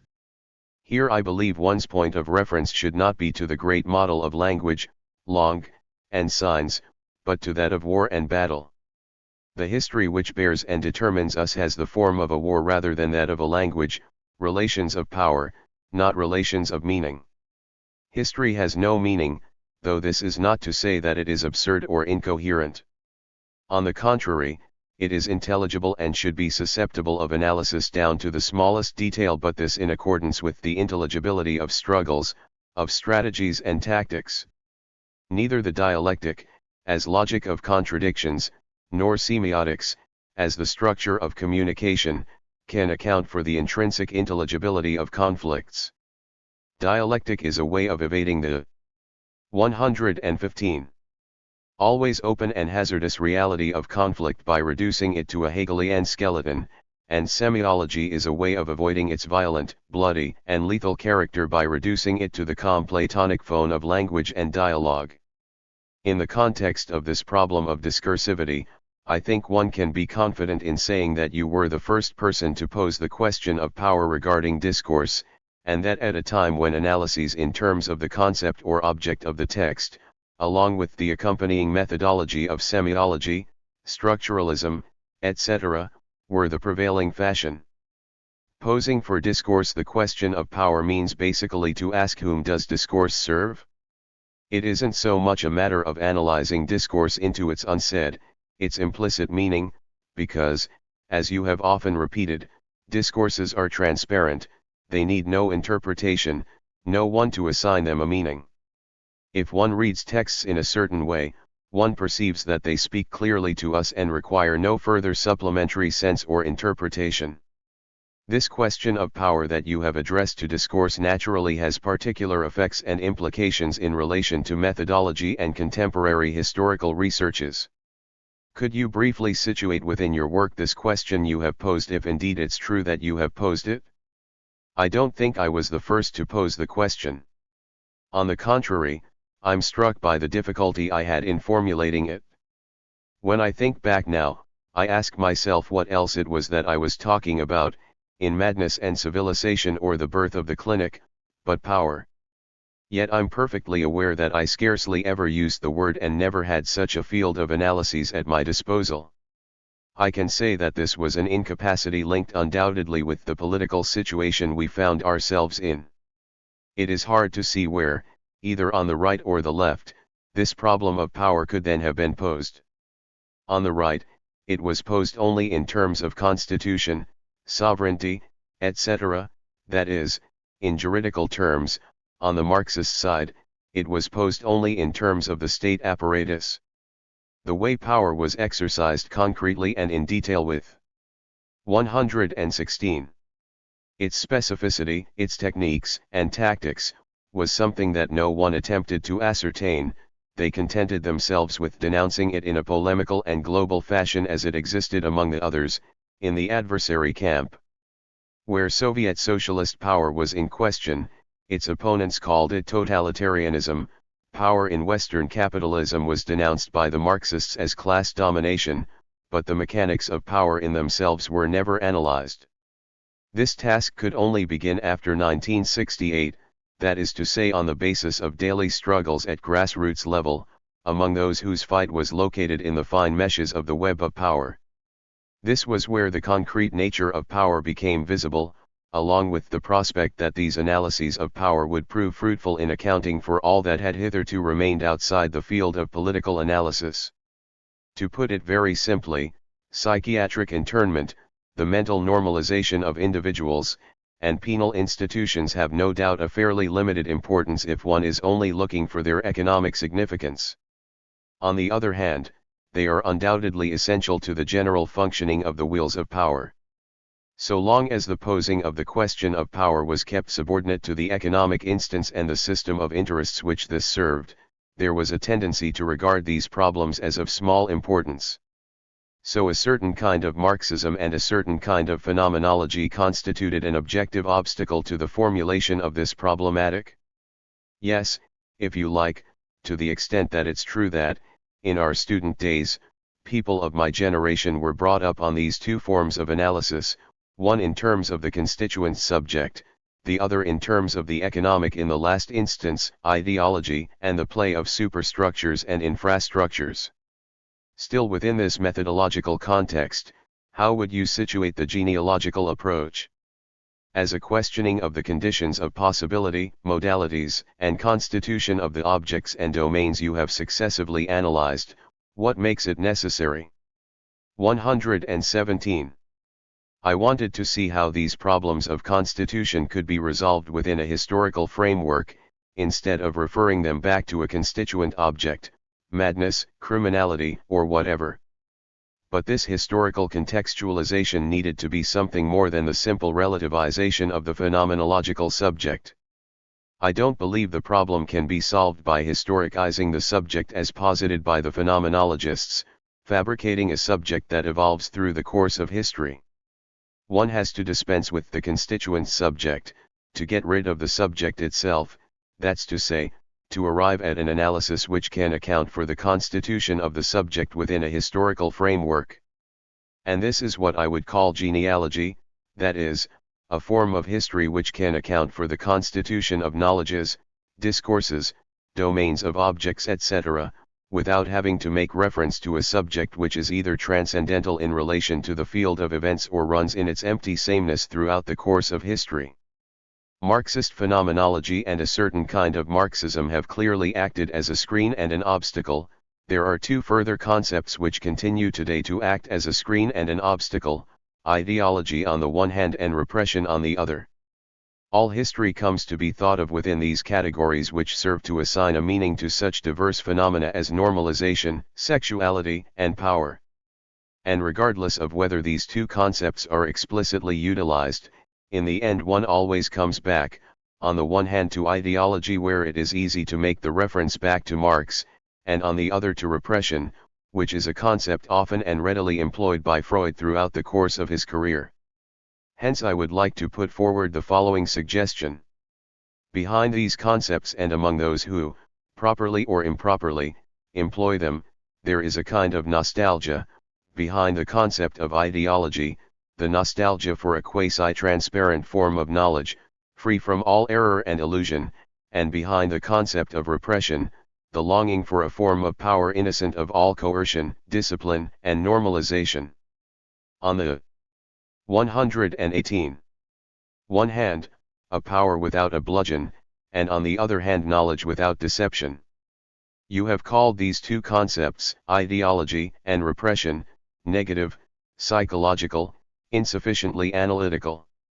This is particularly the case in discipline and punish where, even if there isn't an extended discussion of these concepts, there is nevertheless a kind of analysis that allows one to go beyond the traditional forms of explanation and intelligibility which, in the last, and not only the last, instance rest on the concepts of ideology and repression. Could you perhaps use this occasion to specify more explicitly your thoughts on these matters? With discipline and punish, a kind of positive history seems to be emerging which is free of all the negativity and psychologism implicit in those two universal skeleton keys. The notion of ideology appears to me to be difficult to make use of, for three reasons. The first is that, like it or not, it always stands in virtual opposition to something else which is supposed to count as truth. Now I believe that the problem does not consist in drawing the line between that in a discourse which falls under the category of scientificity or truth, and that which comes under some other category, but in seeing historically how effects of truth are produced within discourses which in themselves are neither true nor false. The second drawback is that the concept of ideology refers, I think necessarily, to something of the order of a subject. Thirdly, ideology stands in a secondary position relative to something which functions as its infrastructure, as its material, economic determinant, etc. For these three reasons, I think that this is a notion that cannot be used without circumspection. The notion of repression is a more insidious one, or at all events I myself have had much more trouble in freeing myself of it, insofar as it does indeed appear to correspond so well with the whole range of phenomena which belong among the effects of power. When I wrote Madness and Civilization, I made at least an implicit use of this notion of repression. I think indeed that I was positing the existence of a sort of living, voluble and anxious madness which the 119 mechanisms of power and psychiatry were supposed to have come to repress and reduce to silence. But it seems to me now that the notion of repression is quite inadequate for capturing what is precisely the productive aspect of power. In defining the effects of power as repression, one adopts a purely juridical conception of such power. One identifies power with a law which says no, power is taken above all as carrying the force of a prohibition. Now I believe that this is a wholly negative, narrow, skeletal conception of power, one which has been curiously widespread. If power were never anything but repressive, if it never did anything but to say no, do you really think one would be brought to obey it? What makes power hold good, what makes it accepted, is simply the fact that it doesn't only weigh on us as a force that says no, but that it traverses and produces things, it induces pleasure, forms knowledge, produces discourse. It needs to be considered as a productive network which runs through the whole social body, much more than as a negative instance whose function is repression. In Discipline and Punish, what I wanted to show was how, from the 17th and 18th centuries onwards, there was a veritable technological take-off in the productivity of power. Not only did the monarchies of the classical period develop great state apparatuses, the army, the police, and fiscal administration, but above all there was established at this period what one might call a new economy of power, that is to say procedures which allowed the effects of power to circulate in a manner at once continuous, uninterrupted, adapted and individualized throughout the entire social body. These new techniques are both much more efficient and much less wasteful, less costly economically, less risky in their results, less open to loopholes and resistances, than the techniques previously employed, which were based on a mixture of more or less forced tolerances, from recognized privileges to endemic criminality, and costly ostentation, spectacular and discontinuous interventions of power, the most violent form of which was the exemplary, because exceptional, punishment. Repression is a concept used above all in relation to sexuality. It was held that bourgeois society represses 120.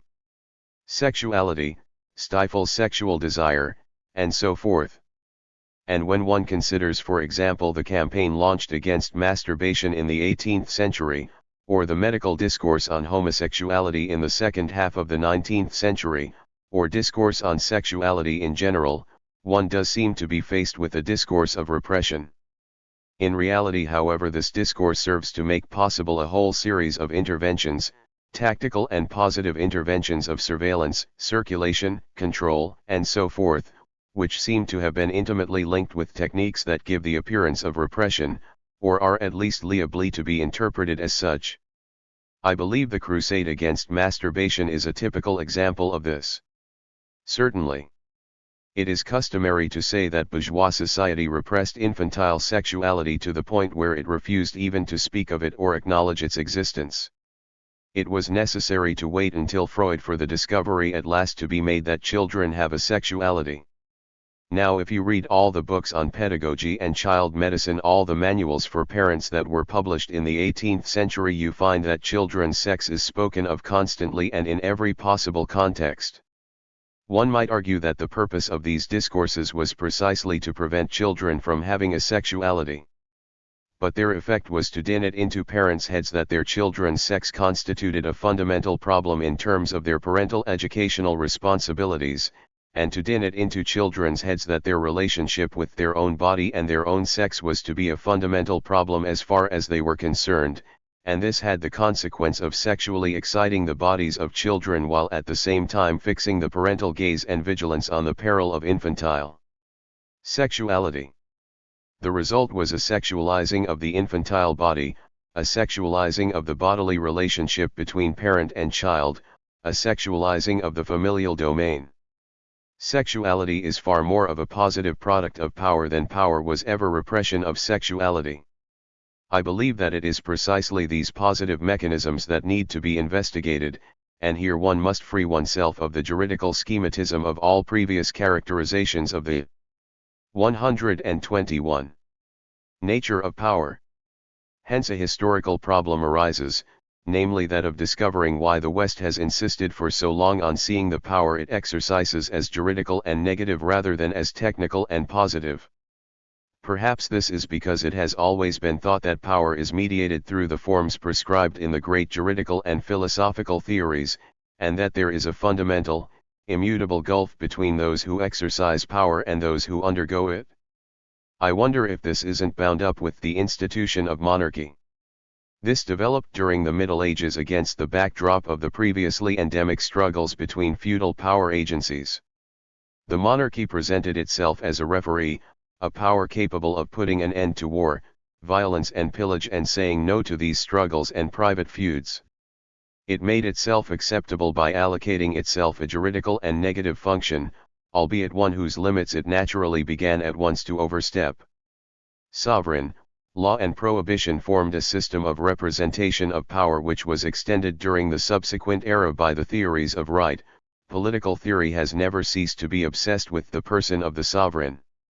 Such theories still continue today to busy themselves with the problem of sovereignty.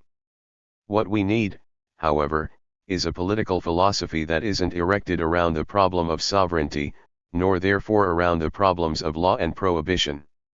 We need to cut off the king's head. In political theory that has still to be done.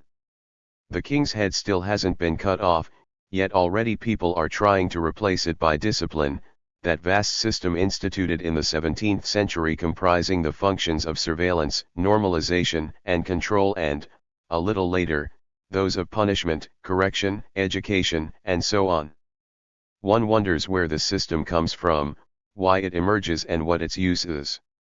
And today there is rather a tendency to attribute a subject to it, a great, molar, totalitarian subject, namely the modern state, constituted in the 16th and 122th centuries and bringing with it, according to the classical theories, the professional army, the police, and the administrative bureaucracy. To pose the problem in terms of the state means to continue posing it in terms of sovereign and sovereignty, that is to say in terms of law. If one describes all these phenomena of power as dependent on the state apparatus, this means grasping them as essentially repressive, the army as a power of death, police and justice as punitive instances, etc. I don't want to say that the state isn't important, what I want to say is that relations of power, and hence the analysis that must be made of them, necessarily extend beyond the limits of the state. In two senses. First of all because the state, for all the omnipotence of its apparatuses, is far from being able to occupy the whole field of actual power relations, and further because the state can only operate on the basis of other, already existing power relations. The state is superstructural in relation to a whole series of power networks that invest the body, sexuality, the family, kinship, knowledge, technology, and so forth. True, these networks stand in a conditioned relationship to a kind of meta-power which is structured essentially round a certain number of great prohibition functions, but this meta-power with its prohibitions can only take hold and secure its footing where it is rooted in a whole series of multiple and indefinite power relations that supply the necessary basis for the great negative forms of power. That is just what I was trying to make apparent in my book. Doesn't this open up the possibility of overcoming the dualism of political struggles that eternally feed on the opposition between the state on the one hand and revolution on the other? Doesn't it indicate a wider field of conflicts than that of those where the adversary is the state? I would say that the state consists in the codification of a whole number of power relations which render its functioning possible, and that revolution is a different type of codification of the same relations. This implies that there 123 are many different kinds of revolution, roughly speaking as many kinds as there are possible subversive recodifications of power relations, and further that one can perfectly well conceive of revolutions which leave essentially untouched the power relations which form the basis for the functioning of the state. You have said about power as an object of research that one has to invert Clausewitz's formula so as to arrive at the idea that politics is the continuation of war by other means. Does the military model seem to you on the basis of your most recent researches to be the best one for describing power? Is war here simply a metaphorical model, or is it the literal, regular, everyday mode of operation of power? This is the problem I now find myself confronting. As soon as one endeavors to detach power with its techniques and procedures from the form of law within which it has been theoretically confined up until now, one is driven to ask this basic question: isn't power simply a form of warlike domination? Shouldn't one therefore conceive all problems of power in terms of relations of war? Isn't power a sort of generalist war which assumes at particular moments the forms of peace and the state? Peace would then be a form of war, and the state a means of waging it. A whole range of problems emerge here. Who wages war against whom? Is it between two classes, or more? Is it a war of all against all?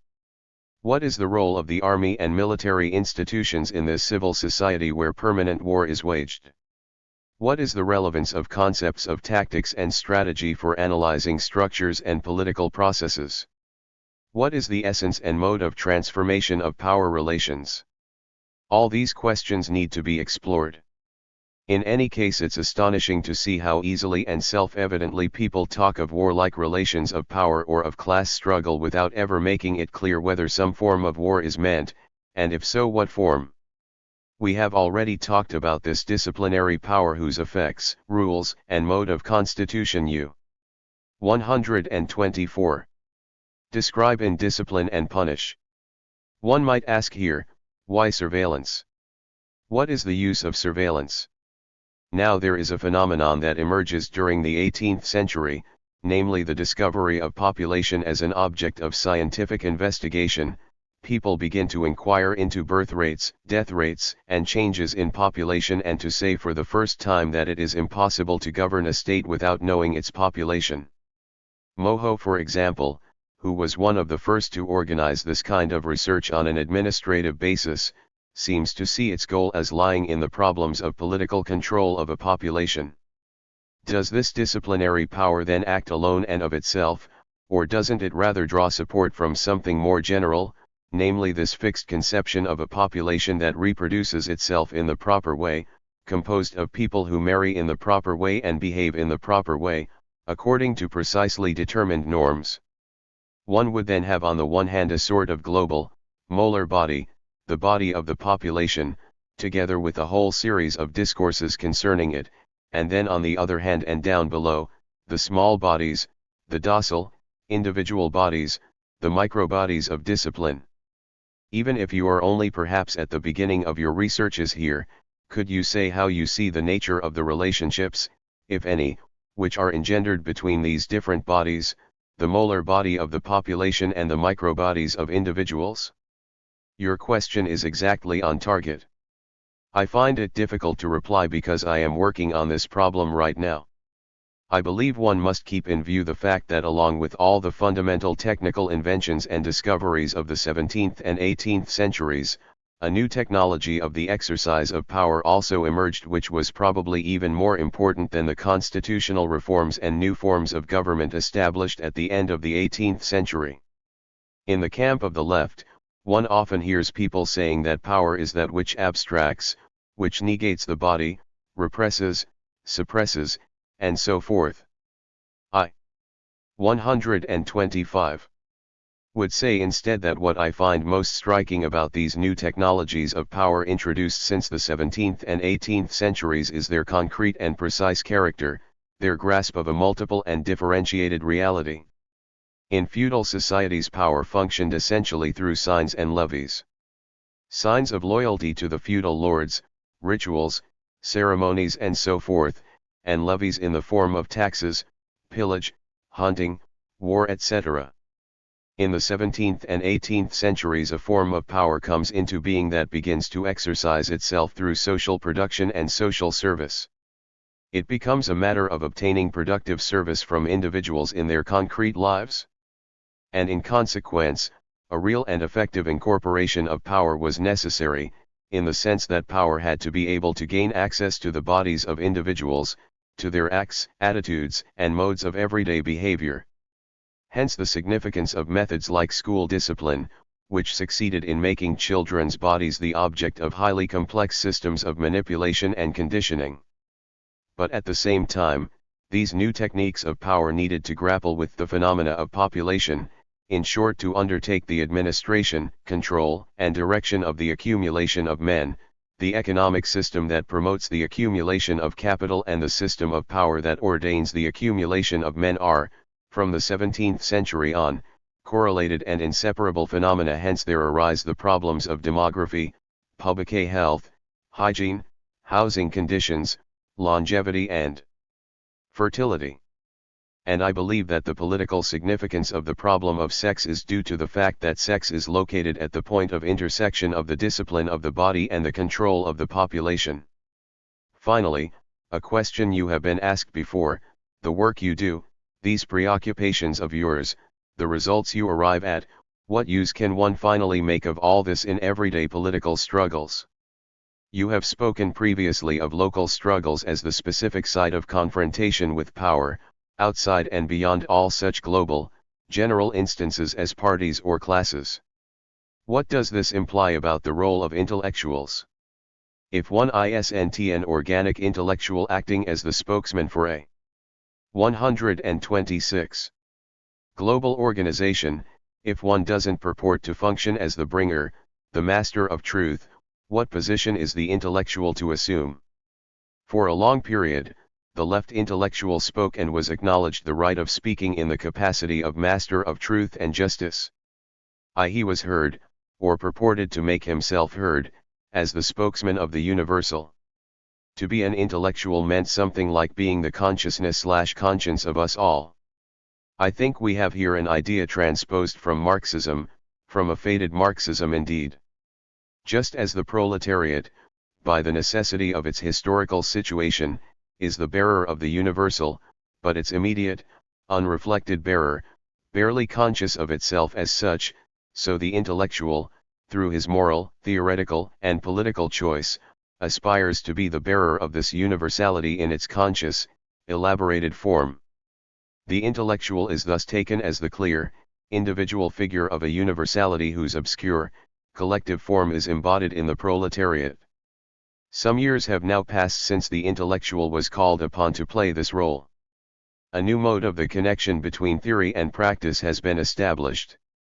Intellectuals have got used to working, not in the modality of the universal, the exemplary, the just and true for all, but within specific sectors, at the precise points where their own conditions of life or work situate them: housing, the hospital, the asylum, the laboratory, the university, family, and sexual relations. This has undoubtedly given them a much more immediate and concrete awareness of struggles. And they have met here with problems which are specific, non-universal, and often different from those of the proletariat or the masses. And yet I believe intellectuals have actually been drawn closer to the proletariat and the masses, for two reasons. Firstly, because it has been a question of real, material, everyday struggles, and secondly because they have often been confronted, albeit in a different form, by the same adversary as the proletariat, namely the multinational corporations, the judicial and police apparatuses, the property speculators, etc. This is what I would call the specific intellectual as opposed to the universal intellectual. 127. This new configuration has a further political significance. It makes it possible, if not to integrate, at least to re-articulate categories which were previously kept separate. The intellectual par excellence used to be the writer, as a universal consciousness, a free subject, he was counterposed to those intellectuals who were merely competent instances in the service of the state or capital: technicians, magistrates, teachers. Since the time when each individual's specific activity began to serve as the basis for politicization, the threshold of writing, as the sacralising mark of the intellectual, has disappeared. And it has become possible to develop lateral connections across different forms of knowledge and from one focus of politicization to another.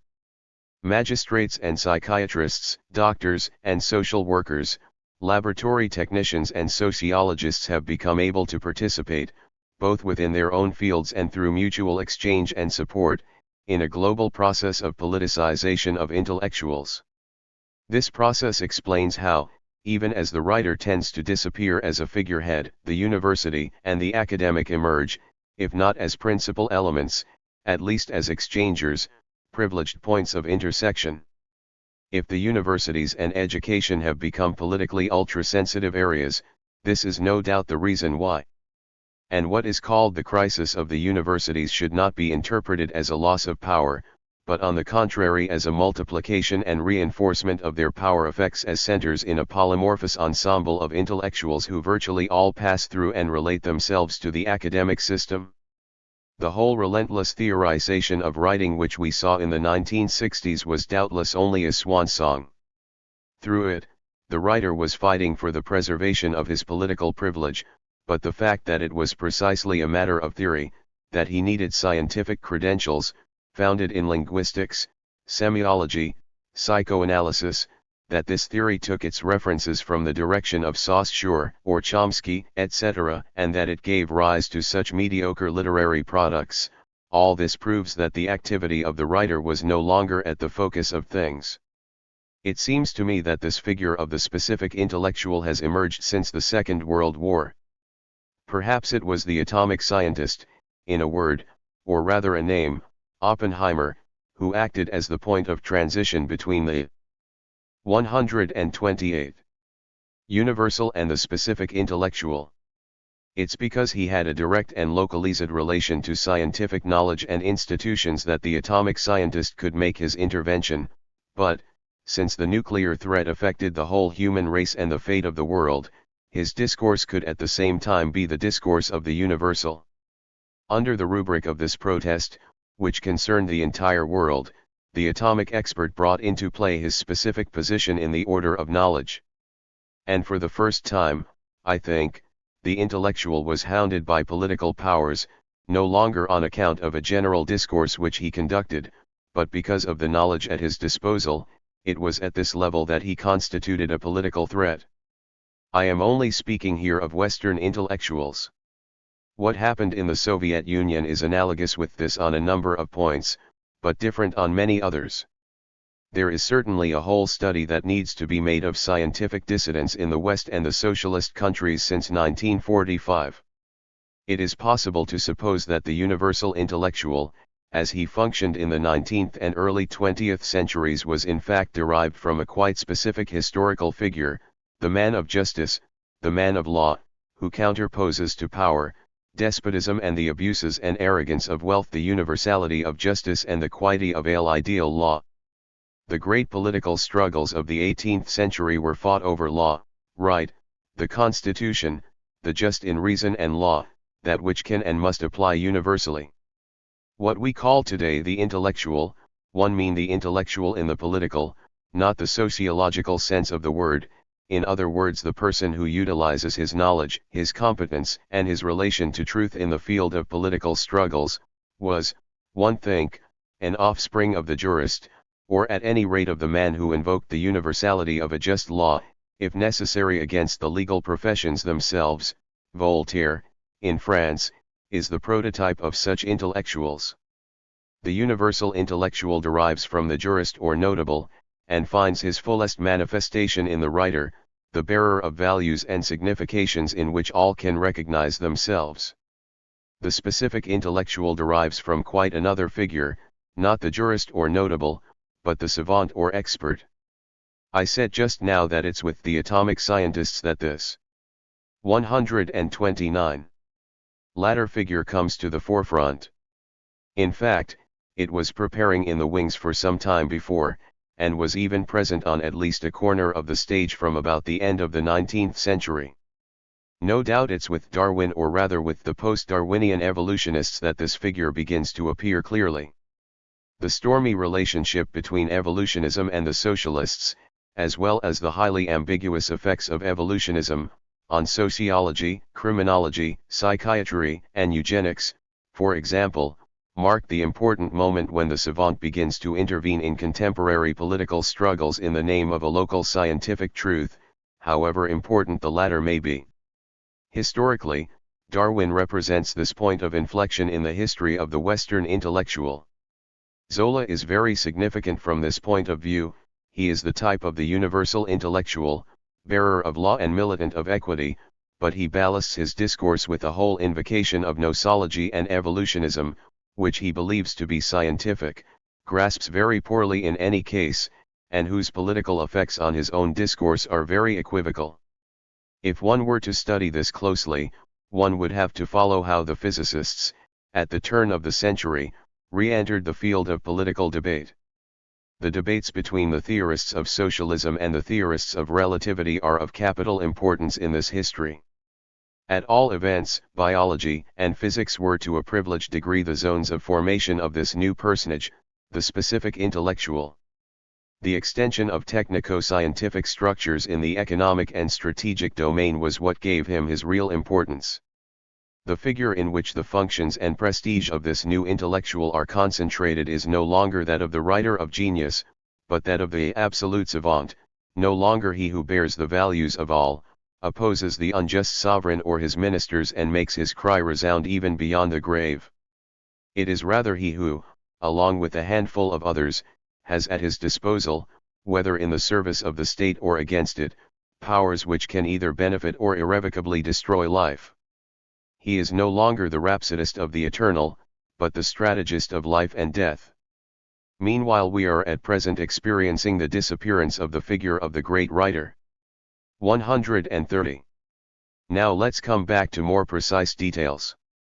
We accept, alongside the development of technico-scientific structures in contemporary society, the importance gained by the specific intellectual in recent decades, as well as the acceleration of this process since around 1960. Now the specific intellectual encounters certain obstacles and faces certain dangers. The danger of remaining at the level of conjunctural struggles, pressing demands restricted to particular sectors. The risk of letting himself be manipulated by the political parties or trade union apparatuses which control these local struggles. Above all, the risk of being unable to develop these struggles for lack of a global strategy or outside support, the risk too of not being followed, or only by very limited groups. In France we can see at the moment an example of this. The struggle around the prisons, the penal system and the police-judicial system, because it has developed in solitary, among social workers and ex-prisoners, has tended increasingly to separate itself from the forces which would have enabled it to grow. It has allowed itself to be penetrated by a whole naive, archaic ideology which makes the criminal at once into the innocent victim and the pure rebel society's scapegoat, and the young wolf of future revolutions. This return to anarchist themes of the late 19th century was possible only because of a failure of integration of current strategies. And the result has been a deep split between this campaign with its monotonous, lyrical little chant, heard only among a few small groups, and the masses who have good reason not to accept it as valid political currency, but who also thanks to the studiously cultivated fear of criminals tolerate the maintenance, or rather the reinforcement, of the judicial and police apparatuses. It seems to me that we are now at a point where the function of the specific intellectual needs to be reconsidered. Reconsidered but not abandoned, despite the nostalgia of some for the great universal intellectuals and the desire for a new philosophy, a new worldview. Suffice it to consider the important results which have been achieved in psychiatry. They prove that these local, specific struggles haven't been a mistake and haven't led to a dead end. One may even say that the role of the specific intellectual must 131 become more and more important in proportion to the political responsibilities which he is obliged willy-nilly to accept, as a nuclear scientist, computer expert, pharmacologist, etc. It would be a dangerous error to discount him politically in his specific relation to a local form of power, either on the grounds that this is a specialist matter which doesn't concern the masses, which is doubly wrong, they are already aware of it, and in any case implicated in it, or that the specific intellectual serves the interests of state or capital, which is true, but at the same time shows the strategic position he occupies, or, again, on the grounds that he propagates a scientific ideology, which isn't always true, and is anyway certainly a secondary matter compared with the fundamental point, the effects proper to true discourses. The important thing here, I believe, is that truth isn't outside power, or lacking in power, contrary to a myth whose history and functions would repay further study. Truth isn't the reward of free spirits, the child of protracted solitude, nor the privilege of those who have succeeded in liberating themselves. Truth is a thing of this world, it is produced only by virtue of multiple forms of constraint. And it induces regular effects of power.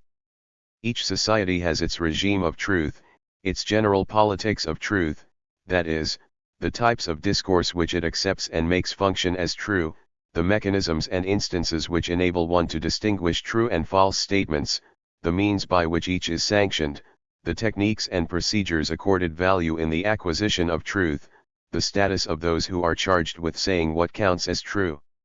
In societies like ours, the political economy of truth is characterized by 5 important traits.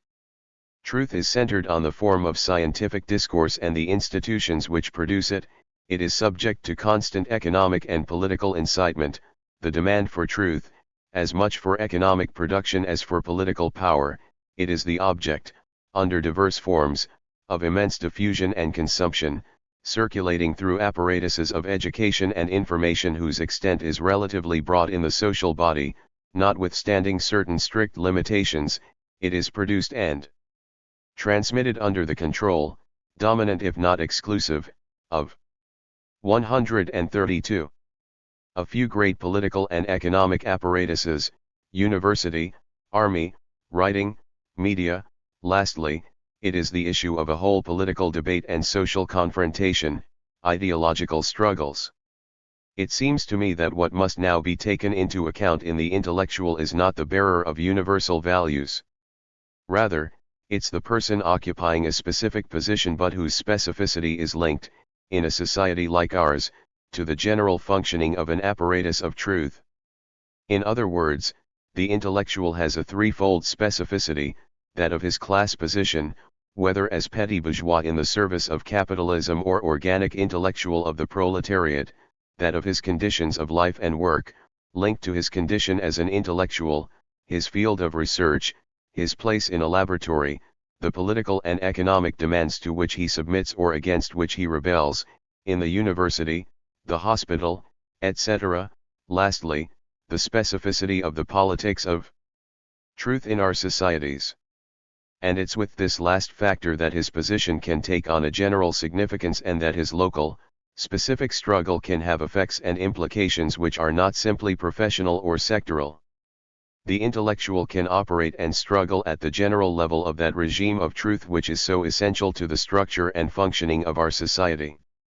There is a battle for truth, or at least around truth, it being understood once again that by truth I do not mean the ensemble of truths which are to be discovered and accepted, but rather the ensemble of rules according to which the true and the false are separated and specific effects of power attached to the true, it being understood also that it's not a matter of a battle on behalf of the truth, but of a battle about the status of truth and the economic and political role it plays. It is necessary to think of the political problems of intellectuals not in terms of science and ideology, but in terms of truth and power. And thus the question of the professionalization of intellectuals and the division between intellectual and manual labor can be envisaged in a new way. All this must seem very confused and uncertain. Uncertain indeed, and what I am saying here is above all to be taken as a hypothesis. In order for it to be a little less confused, however, I would like to put forward a few 133 propositions, not firm assertions, but simply suggestions to be further tested and evaluated. Truth is to be understood as a system of ordered procedures for the production, regulation, distribution, circulation, and operation of statements. Truth is linked in a circular relation with systems of power which produce and sustain it, and to effects of power which it induces and which extend it. A regime of truth. This regime is not merely ideological or superstructural, it was a condition of the formation and development of capitalism. And it's the same regime which, subject to certain modifications, operates in the socialist countries. I leave open here the question of China, about which one know little. The essential political problem for the intellectual is not to criticize the ideological contents supposedly linked to science, or to ensure that his own scientific practice is accompanied by a correct ideology, but that of ascertaining the possibility of constituting a new politics of truth. The problem is not changing people's consciousnesses or what's in their heads but the political, economic, institutional regime of the production of truth. It's not a matter of emancipating truth from every system of power, which would be a chimera, for truth is already power, but of detaching the power of truth from the forms of hegemony, social, economic and cultural, within which it operates at the present time. The political question, to sum up, is not error, illusion, alienated consciousness, or ideology, it is truth itself. Hence the importance of Nietzsche. 7 Powers and Strategies. Interviewers, Editorial Collective of l'Art, Voltaires Logiques Jean Barile, Geneviève Fraisse, Jacques Rancière, Pierre Saint-Germain, Michel Solitaille, Patrick Vaudet, Patrice Vermeuren. Your book Madness and Civilization concludes by exposing the illusory nature of Pinel's liberation of the insane. The birth of the clinic starts by pouring scorn on medical humanisms and acephalous phenomenologies of understanding. Yet prevailing leftist and post-leftist opinion has been happy to regard internment as encapsulating the efficacy and the oppressive nature of power, and turned Michel Foucault into a sort of new Pinel announcing the joyous liberation of desire and the marginal. This same theme of internment is used to reduce the analysis of mechanisms of domination to the schema of a purely external relation between power and the plebs, positing the equation, classical reason/internment equals Marxism/the Gulag. Isn't it an inversion of your arguments to make the critique of internment serve as a neoliberal or neopopulist slogan? I am indeed worried by a certain use that is made of the Gulag internment parallel. A certain use which consists in saying, everyone has their own Gulag, the Gulag is here at our door, in our cities, our hospitals, our prisons, it's here in our heads. I fear that under the pretext of systematic denunciation a sort of open-ended eclecticism will be installed which will serve as a cover for all sorts of maneuvers. With immense indignation, with a great philanthropic sigh, we embrace the whole world's political persecutions, and so make it possible for the PCF to take 135. Part in a meeting where Plyouch is speaking. Which enables the said Communist Party to produce 3 parallel lines of argument. From the wings, here we all are together, all terribly concerned. The USSR has the same problems as every country in the world, neither better nor worse, and vice versa. So let's share our struggle, that is divided up between us. 2. To the partners in the electoral alliance, look what an independent line we too are taking towards the USSR. We are denouncing the Gulag just as you are, so leave us in peace. 3. Inside the party, look how skillful we are at evading the problem of the Soviet Gulag by dissolving it in the troubled waters of political imprisonment in general. It seems to me that one must make a distinction between the Gulag institution and the Gulag question. Like all political technologies, the Gulag institution has its history, its transformations and transpositions, its functions and effects. The internment practiced in the classical age forms in all likelihood a part of its archaeology. The Gulag question, on the other hand, involves a political choice. There are those who pose it and those who don't. To pose it means 4 things: a. Refusing to question the Gulag on the basis of the texts of Marx or Lenin, or to ask oneself how, through what error, deviation, misunderstanding or distortion of speculation or practice, their theory could have been betrayed to such a degree. On the contrary, it means questioning all these theoretical texts, however old, from the standpoint of the reality of the Gulag. Rather than of searching in those texts for a condemnation in advance of the Gulag, it is a matter of asking what in those texts could have made the Gulag possible, what might even now continue to justify it, and what makes it intolerable truth still accepted today. The Gulag question must be posed not in terms of error, reduction of the problem to one of theory, but in terms of reality. b. Refusing to restrict one's questioning to the level of causes. If one begins by asking for the cause of the Gulag, Russia's retarded development, the transformation of the party into a bureaucracy, the specific economic difficulties of the USSR, one makes the Gulag appear as a sort of disease. 136. Or abscess, an infection, degeneration, or involution. This is to think of the Gulag only negatively, as an obstacle to be removed, a dysfunctioning to be rectified, a maternity illness of the country which is painfully giving birth to socialism. The Gulag question has to be posed in positive terms. The problem of causes must not be dissociated from that of function. What use is the Gulag, what functions does it assure, in what strategies is it integrated? The Gulag should be analyzed as a politico-economic operator in a socialist state. We must avoid all historicist reductionism. The Gulag is not a residue or a sequel of the past, it is a positive present. c. Refusing to adopt for the critique of the Gulag a law or principle of selection internal to our own discourse or dream.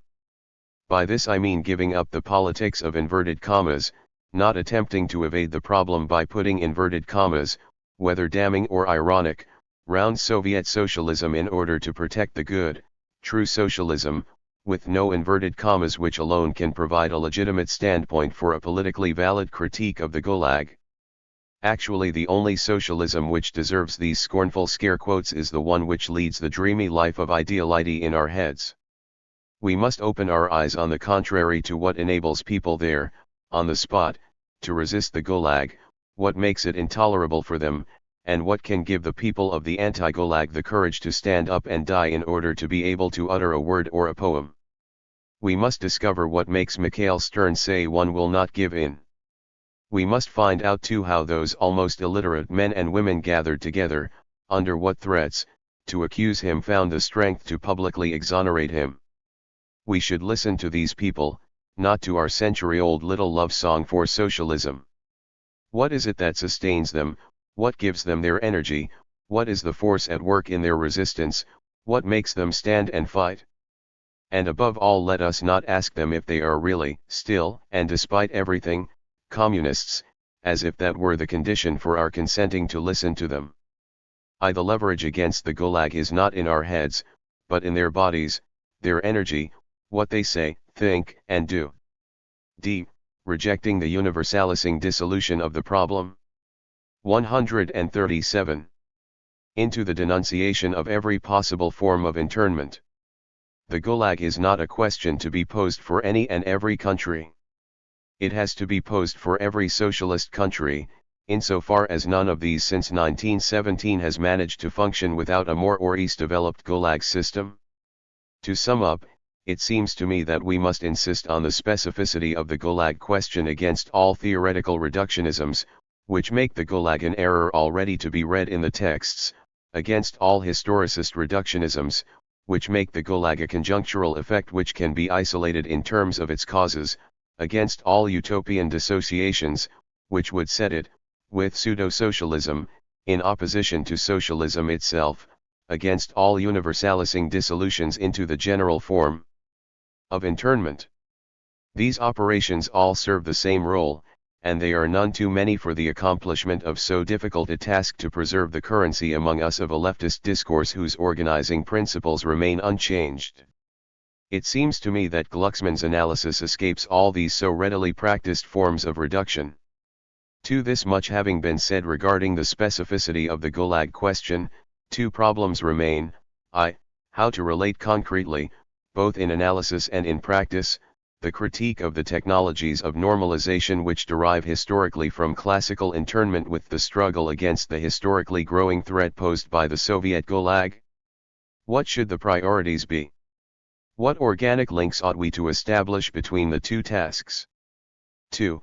The other problem, which is linked with the preceding one, the answer to the second conditioning in part that to the first, concerns the existence of a plebs, the permanent, ever-silent target for apparatuses of power.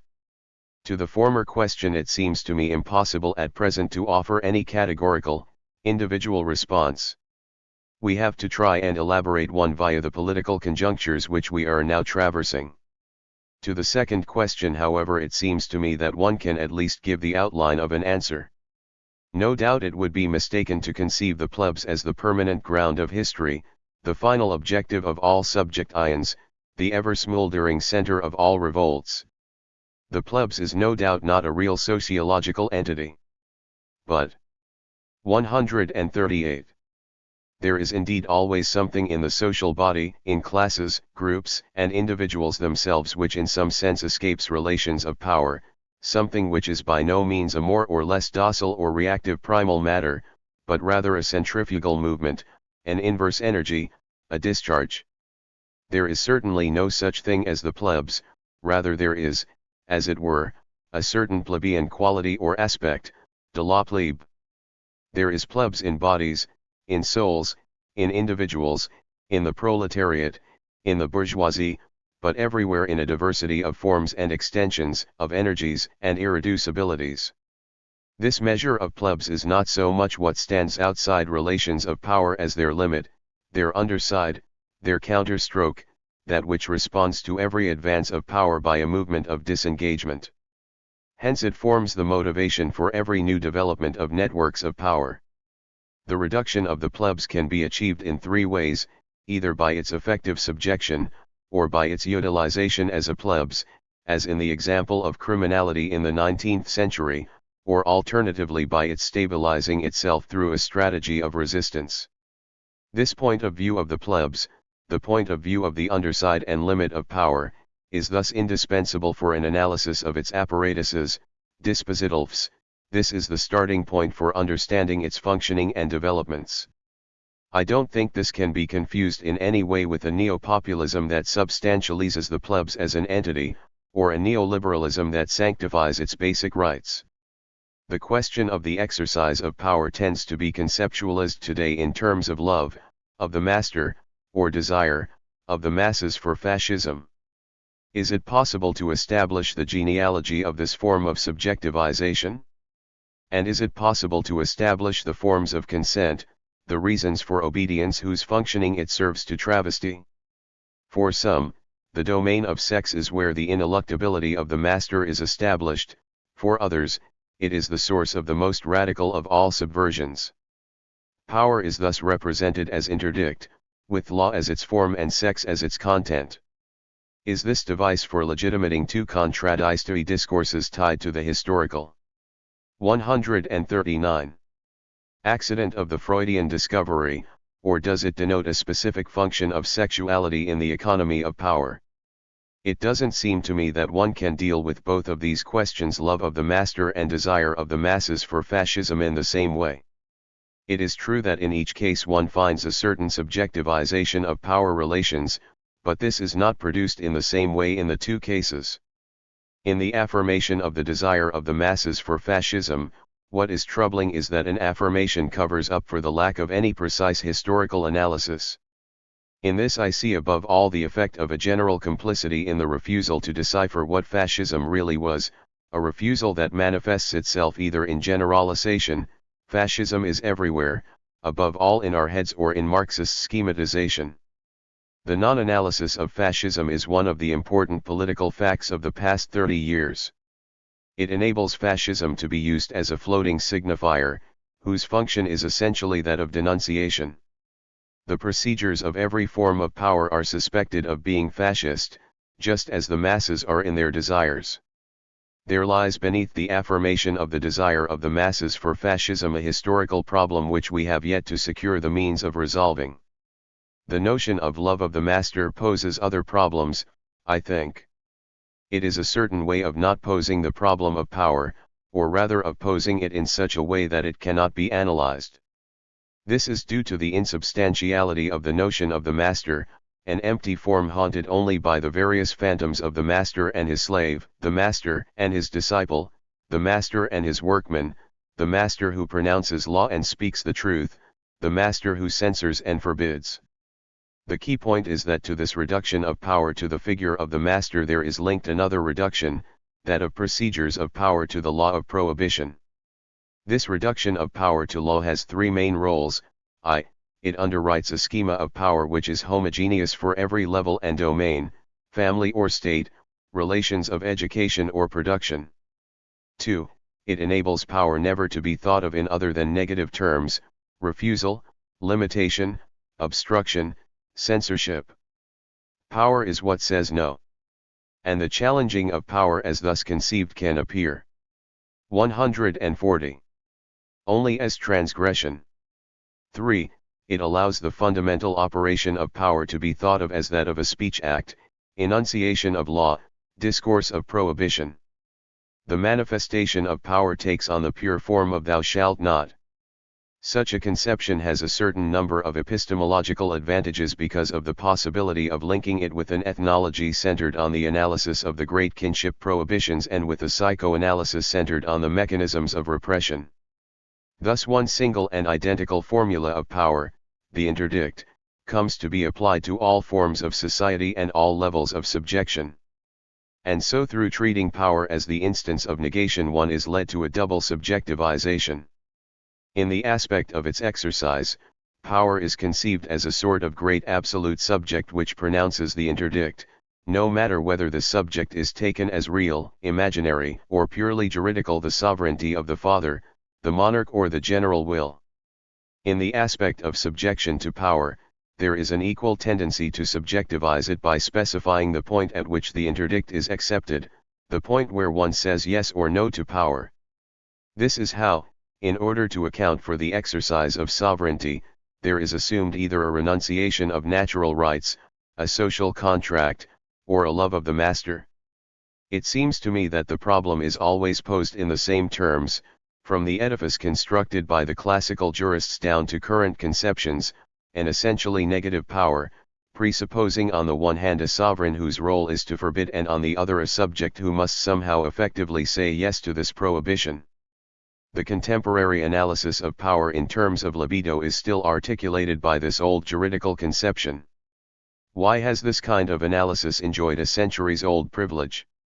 Why is power so invariably interpreted in the purely negative terms of law and prohibition? Why is power immediately represented as a system of law? It will be said no doubt that law, droit, in Western societies has always served as a mask for power. This explanation does not seem wholly adequate. Law was an effective instrument for the constitution of monarchical forms of power in Europe, and political thought was ordered for centuries around the problem of sovereignty and its rights. Moreover, law 141, particularly in the 18th century, was a weapon of the struggle against the same monarchical power which had initially made use of it to impose itself. Finally, law was the principal mode of representation of power, and representation should not be understood here as a screen or an illusion, but as a real mode of action. Law is neither the truth of power nor its alibi. It is an instrument of power which is at once complex and partial. The form of law with its effects of prohibition needs to be resituated among a number of other, non-juridical mechanisms. Thus the penal system should not be analyzed purely and simply as an apparatus of prohibition and repression of one class by another, nor as an alibi for the lawless violence of the ruling class. The penal system makes possible a mode of political and economic management which exploits the difference between legality and illegalities. The same holds true for sexuality. Prohibition is certainly not the principal form of the investment of sexuality by power. Your analysis of the techniques of power opposes itself to discourses about love of the master or desire for fascism. But doesn't it also allow room for them by absolutizing power, assuming it as always already there, an enduring entity which confronts the equally enduring guerrilla warfare of the masses, and thus letting slip the question, whom and what does power serve? Isn't there an underlying duplicity between this political anatomy and Marxism? The class struggle is rejected as the ratio for the exercise of power, yet preserved in the last analysis as that which guarantees the intelligibility of techniques for the dressage of body and mind, the production of a labor force suitable for the tasks assigned to it by capitalist exploitation, and so forth. It seems to me that power is always already there, that one is never outside it, that there are no margins for those who break with the system to gamble in. But this does not entail the necessity of accepting an inescapable form of domination or an absolute privilege on the side of the law. To say that one can never be outside power does not mean 142. That one is trapped and condemned to defeat no matter what. I would suggest rather, but these are hypotheses which will need exploring, that power is coextensive with the social body. There are no spaces of primal liberty between the meshes of its network. 2. That relations of power are interwoven with other kinds of relations, production, kinship, family, sexuality, for which they play at once a conditioning and a conditioned role. 3. That these relations don't take the sole form of prohibition and punishment, but are of multiple forms. 4. That their interconnections delineate general conditions of domination, and this domination is organized into a more or less coherent and unitary strategic form, that dispersed, heteromorphous, localized procedures of power are adopted, reinforced and transformed by these global strategies, all this being accompanied by numerous phenomena of inertia, displacement, and resistance. Hence one should not assume a massive and primal condition of domination. A binary structure with dominators on one side and dominated on the other, but rather a multiform production of relations of domination which are partially susceptible of integration into overall strategies. V. That power relations do indeed serve, but not at all because they are in the service of an economic interest taken as primary, rather because they are capable of being utilized in strategies. 6. That there are no relations of power without resistances, the latter are all the more real and effective because they are formed right at the point where relations of power are exercised. Resistance to power does not have to come from elsewhere to be real, nor is it inexorably frustrated through being the compatriot of power. It exists all the more by being in the same place as power. Hence, like power, resistance is multiple and can be integrated in global strategies. Thus it is possible for class struggle not to be the ratio for the exercise of power, yet still be the guarantee of intelligibility for certain grand strategies. Can the analysis of the guerrilla struggle between the masses and power avoid the reformist thought which turns revolt into the signal that prompts a new policy of 143. Adaptation from above, or the trap leading to some new form of domination? Can the act of refusal be thought outside the dilemma of reformism or Angelesism? 3. Your discussion with Deleuze 4 assigned to theory the function of a toolkit for the use of new political subjects, basing this idea on experiments like the Prisons Information Group, GIP. Now that the traditional political parties have re-established their hegemony over the left, can one use the toolkit as something other than an instrument for research into the past? It is necessary to make a distinction between critique of reformism as a political practice and the critique of a political practice on the grounds that it may give rise to a reform. This latter form of critique is frequent in left-wing groups, and its employment is part of the mechanisms of microterrorism by which they have often operated. It amounts to saying, beware, however ideally radical your intentions may be, your action is so localized and your objectives so isolated that at this particular spot the adversary will be able to handle the situation, to yield if necessary without in any way compromising his global position. Even better, this will allow him to locate the sites of necessary transformation, and so you will have been recuperated. The anathema is pronounced. Now it seems to me that this critique rests on two errors. First, there is a misunderstanding of the strategic form that processes of struggle take. If one accepts that the form, both general and concrete, of struggle is contradiction, then clearly everything which allows the contradiction to be localized or narrowed down will be seen as a break or a blockage. But the problem is precisely as to whether the logic of contradiction can actually serve as a principle of intelligibility and rule of action in political struggle. This touches on a momentous political question: how is it that since the 19th century the specific problems of struggle and the strategy of struggle have tended so constantly to be dissolved into the meager logic of contradiction? There are a whole series of reasons for this that will need to be analyzed someday. In any case, one must try to think struggle and its forms, objectives, means and 144. Cesses in terms of a logic free of the stir-releasing constraints of the dialectic. In order to think the social bond, bourgeois political thought of the 18th century adopted the juridical form of the contract. In order to think struggle, the revolutionary thought of the 19th century adopted the logical form of contradiction. The latter, no doubt, is no more valid than the former. In contrast, the great states of the 19th century adopted a strategic mode of thought, while the revolutionary struggles conceived their strategy only in a very conjunctural manner, endeavoring at the same time always to inscribe it within the horizon of contradiction. The phobia of the adversary's reformist riposte is also linked with second error. This is the privilege accorded to what is solemnly termed the theory of the weakest link. A local attack is considered to have sense and legitimacy only when directed at the element which, if broken, will allow the total breach of the chain. That is, it must be a local action but one which, through the choice of its site, will act radically on the whole. Here again we should ask why this thesis has had such success in the 20th century, and why it has been erected into a theory.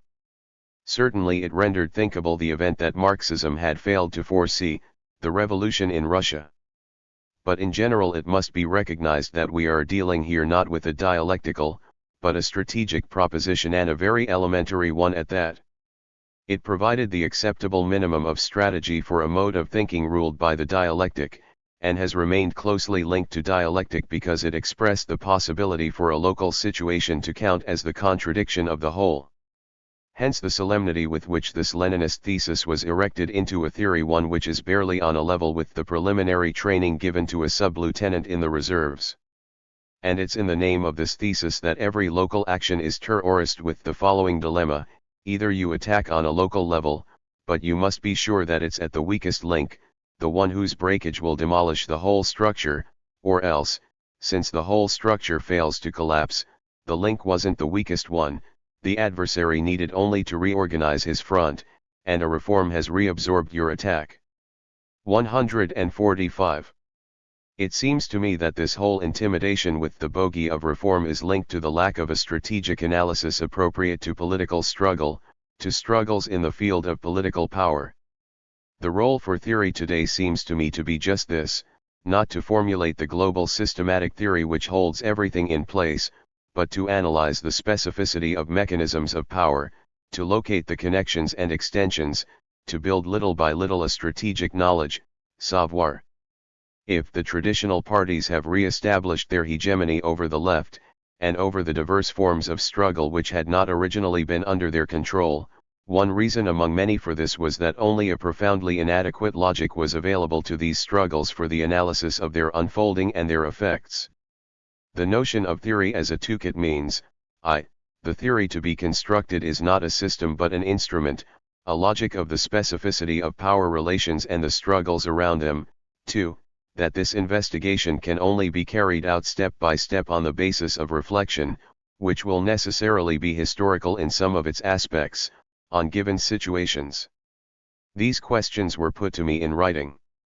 The replies were also given in writing, but in an improvised fashion, with hardly any alteration of the first draft.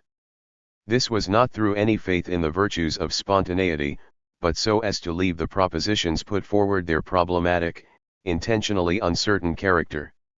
What I have said here is not what I think, but often rather what I wonder whether one couldn't think. 1 mf. 8. The Eye of Power. A conversation with Jean-Pierre Barrou and Michel Peru. Barrou, Jeremy Bentham's Panopticon L is a work published at the end of the 18th century and since then fallen into oblivion. Yet in Discipline and Punish you cite such astonishing phrases having been applied to it as an event in the history of the human mind, a sort of Columbus's egg in the order of politics. And you have presented its author as the Fourier of a police society. For us this is baffling. But tell us first how you came upon the Panopticon. Foucault, it was while I was studying the origins of clinical medicine. I had been planning a study of hospital architecture in the second half of the 18th century, when the great movement for the reform of medical institutions was getting underway. I wanted to find out how the medical gaze was institutionalized, how it was effectively inscribed in social space, how the new form of the hospital was at once the effect and the support of a new type of gaze. In examining the series of different architectural projects which followed the second fire at the Hotel Dieu in 1772, I noticed how the whole problem of the visibility of bodies, individuals, and things, under a system of centralist observation, was one of their most constant directing principles. In the case of the hospitals this general problem involves a further difficulty. It was necessary to avoid undue contact, contagion, physical proximity, and overcrowding, while at the same time ensuring ventilation and circulation of air, at once dividing space up and keeping it open, ensuring a surveillance which would be both global and individualizing while at the same time carefully separating the individuals under observation. For some time I thought all these problems were specific to 18th century medicine and its beliefs. 147. Then while studying the problems of the penal system, I noticed that all the great projects for reorganizing the prisons, which date, incidentally, from a slightly later period, the first half of the 19th century, take up this same theme, but accompanied this time by the almost invariable reference to Bentham. There was scarcely a text or a proposal about the prisons which didn't mention Bentham's device the Panopticon. The principle was this: a perimeter building in the form of a ring. At the center of this, a tower, pierced by large windows opening onto the inner face of the ring. The outer building is divided into cells, each of which traverses the whole thickness of the building. These cells have two windows, one opening onto the inside, facing the windows of the central tower, the other, outer one, allowing daylight to pass through the whole cell. All that is then needed is to put an overseer in the tower and place in each of the cells a lunatic, a patient, a convict, a worker or a schoolboy. The backlighting enables one to pick out from the central tower the little captive silhouettes in the ring of cells. In short, the principle of the dungeon is reversed.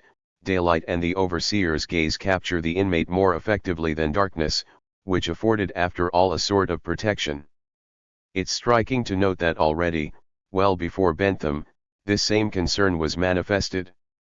It seems that one of the first models of this system of isolating visibility was put into practice in 1751 in the dormitories of the military school in Paris.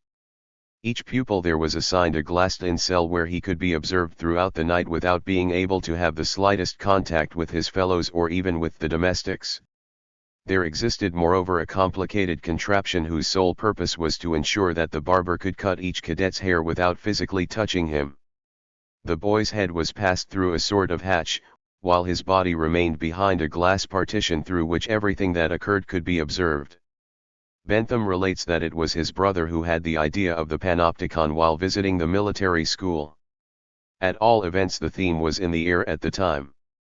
The installations built by Claude Nicolas Ledoux, notably the salt plant which he constructed at Arcis-Senans, served to give the same effect.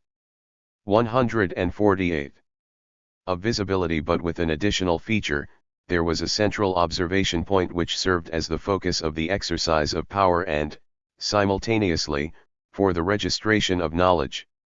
Anyway, even if the idea of the Panopticon antedates Bentham, it was he who truly formulated it and baptized it. The very word Panopticon seems crucial here, as designating the principle of a system.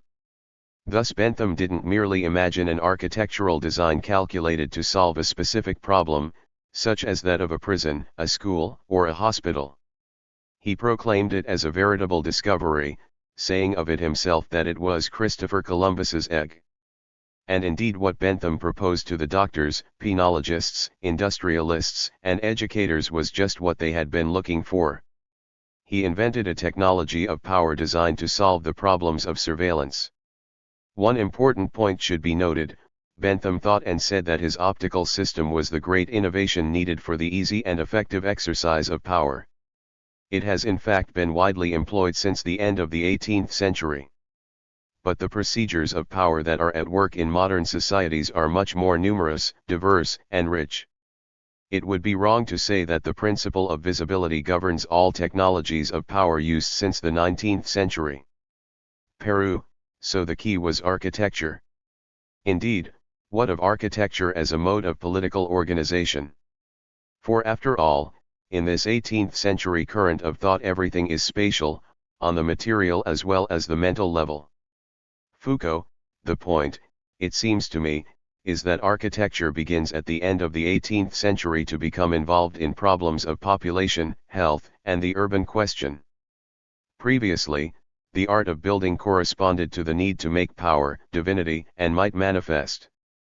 The palace and the church were the great architectural forms, along with the stronghold. Architecture manifested might, the sovereign, God. Its development was for long centered on these requirements. Then, late in the 18th century, new problems emerge. It becomes a question of using the disposition of space for economico-political ends. A specific type of architecture takes shape. Philippe Aries has written some things which seem important to me, regarding the fact that the house remains until the 18th. 149. Century an undifferentiated space.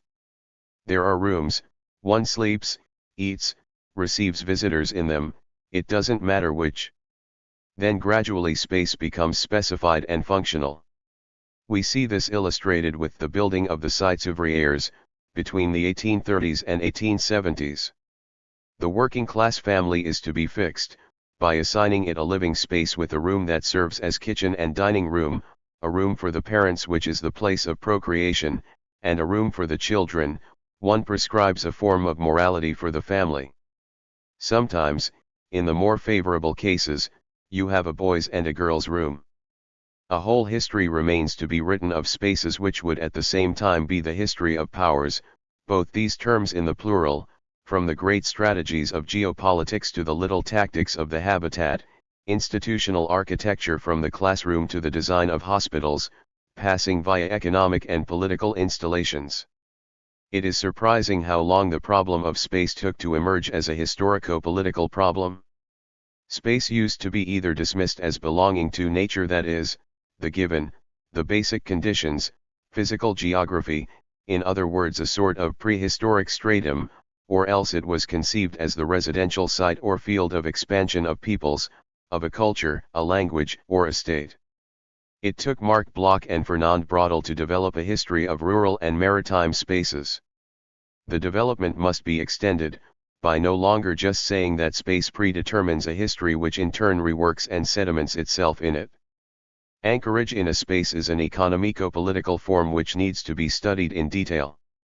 Among all the reasons which led to space's suffering for so long a certain neglect, I will mention just one, which has to do with the discourse of philosophers.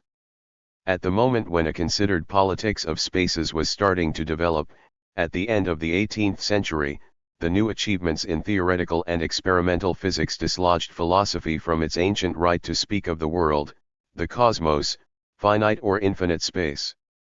This double investment of space by political technology and scientific practice reduced philosophy to the field of a problematic of time. Since Kant, what is to be thought by the philosopher is time. Hegel, Bergson, Heidegger. Along with this goes a correlative. 150. Devaluation of space, which stands on the side of the understanding, the analytical, the conceptual, the dead, the fixed, the inert. I remember 10 years or so ago discussing these problems of the politics of space, and being told that it was reactionary to go on so much about space, and that time and the project were what life and progress are about. I should say that this reproach came from a psychologist's psychology, the truth and the shame of 19th century philosophy. Perrot, by the way, it seems to me that the notion of sexuality is very important in this regard. You remarked on this in the context of surveillance among the military, and it appears again in relation to the working class family. No doubt this is a fundamental relationship. Foucault, absolutely. With these themes of surveillance, and especially in the schools, it seems that control over sexuality becomes inscribed in architecture. In the military schools, the very walls speak the struggle against homosexuality and masturbation. Peru, still on the question of architecture, doesn't it strike you that people like the doctors, with their considerable involvement in social policy at the end of the 18th century, acted in some sense as agents of the disposition of space? This is when social hygiene is born. In the name of health and cleanliness, all sorts of spatial arrangements are subjected to control. And with the renaissance of Hippocratic medicine, doctors are among those who are most sensitized to the problem of the environment, the facts of place and temperature, data which we encounter again in Howard's investigation of the prisons. To Foucault, doctors at that time were among other things the specialists of space. They posed four fundamental problems. That of local conditions, regional climates, soil, humidity, and dryness. Under the term constitution, they studied these combinations of local determinants and seasonal variations which at a given moment favor a particular sort of disease, that of coexistences, either between men, questions of density and proximity, or between men and things, the question of water, sewage, ventilation, or between men and animals, the question of stables and abattoirs, or between men and the dead, the question of 151. Cemeteries, that of residences, the environment, urban problems, that of displacements, the migration of men, the propagation of diseases. Doctors were, along with the military, the first managers of collective space. But the military were chiefly concerned to think the space of campaigns, and thus of passages, and that of fortresses, whereas the doctors were concerned to think the space of habitations and towns. Countless people have sought the origins of sociology in Montesquieu and Comte. That is a very ignorant enterprise. Sociological knowledge, savoir, is formed rather in practices like those of the doctors. For instance, at the start of the 19th century Guipin wrote a marvelous study of the city of Nantes. In fact, if the intervention of the doctors was of capital importance at this period, this was because it was demanded by a whole new range of political and economic problems, highlighting the importance of the facts of population. Peru, what is striking moreover in Bentham's thinking is the question of the number of people. He repeatedly makes the claim to have solved the problems of discipline posed by a great number of persons in the hands of a very few. Foucault, like his contemporaries, he faced the problem of the accumulation of men. But whereas the economists posed the problem in terms of wealth, population being in itself both wealth as labor force, source of economic activity and consumption, and cause of poverty, when excessive or idle, Bentham poses the question in terms of power population as object of relations of domination. I think one can say that the mechanisms of power at work even in such a highly developed administration as the French monarchy were full of loopholes. It was a discontinuous, rambling, global system with little hold on detail, either exercised over consolidated social groups or else imposing itself only by means of exemplary interventions, as can be readily seen in its fiscal system and its criminal justice. Power had only a weak capacity for resolution, as one might say in photographic terms, it was incapable of an individualizing, exhaustive analysis of the social body. But the economic changes of the 18th century made it necessary to ensure the circulation of effects of power through progressively finer channels, gaining access to 152. Individuals themselves, to their bodies, their gestures, and all their daily actions. By such means power, even when faced with ruling a multiplicity of men, could be as efficacious as if it were being exercised over a single one. Peru, the demographic upswings of the 18th century certainly contributed towards the development of such a form of power. Baruch, Isn't it astonishing then to find the French Revolution, through people like Lafayette, welcoming the project of the Panopticon? We know that he helped to have Bentham made a French citizen in 179 Foucault, I would say Bentham was the complement to Rousseau. What in fact was the Rousseauist dream that motivated many of the revolutionaries? It was the dream of a transparent society, visible and legible in each of its parts, the dream of there no longer existing any zones of darkness, zones established by the privileges of royal power or the prerogatives of some corporation, zones of disorder. It was the dream that each individual, whatever position he occupied, might be able to see the whole of society, that men's hearts should communicate, their vision be unobstructed by obstacles, and that opinion of all reign over each. Starobinsky has written some most interesting pages about this in La Transparence et l'Obstacle and l'Invention de la Liberté. Bentham is both that and the opposite. He poses the problem of visibility, but thinks of a visibility organized entirely around a dominating, overseeing gaze. He affects the project of a universal visibility which exists to serve a rigorous, meticulous power. Thus Bentham's obsession, the technical idea of the exercise of an all-seeing power, is grafted onto the great Rousseauist theme which is in some sense the lyrical note of the revolution. The two things combine into a working whole, Rousseau's lyricism and Bentham's obsession. Peru, there is a phrase in the Panopticon, each comrade becomes an overseer. Foucault, Rousseau no doubt would have said the reverse, each overseer should become a comrade. Take Emile, Emile's tutor is an overseer, he must also be a comrade. 153. Baruch, not only does the French Revolution not read Bentham as we do today, it even finds a humanitarian intention in his project. Foucault, exactly. When the revolution poses the question of a new justice, what does it envisage as its principle? Opinion. The new aspect of the problem of justice, for the revolution, was not so much to punish wrongdoers as to prevent even the possibility of wrongdoing, by immersing people in a field of total visibility where the opinion, observation, and discourse of others would restrain them from harmful acts. This idea is constantly present in the texts of the revolution. Peru, the immediate context also had a part to play in the adoption of the Panopticon by the revolution. The problem of prisons was on the order of the day. Beginning in the 1770s, in England as well as in France, there was much preoccupation with this subject. This can be seen in Howard's investigation into the prisons, translated into French in 1788. Hospitals and prisons were two great themes of enlightened circles of discussion in Parisian salons. It became a matter of scandal that prisons should be as they were, a school of vice and crime, places so devoid of hygiene that people died in them.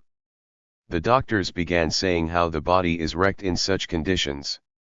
The French Revolution in its turn undertook an investigation on a European scale.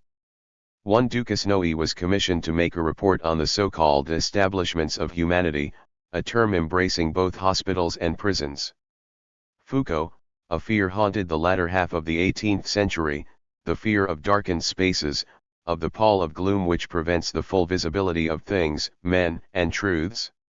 It sought to break up the patches of darkness that blocked the light, eliminate the shadowy areas of society, demolish the unlit chambers where arbitrary political acts, monarchical caprice, religious superstitions, tyrannical and priestly plots, epidemics and the illusions of ignorance were fomented. The chateaux, lazarettes, bastilles, and convents inspired even in the pre-revolutionary period a suspicion and hatred exacerbated by a certain political overdetermination. The new political and moral order could not be established until these places were eradicated. During the revolutionary period the 154 Gothic novels develop a whole fantasy world of stone walls, darkness, hideouts, and dungeons which harbor, in significant complicity, brigands and aristocrats, monks and traders. The landscapes of Anne Radcliffe's novels are composed of mountains and forests, caves, ruined castles and terrifyingly dark and silent convents.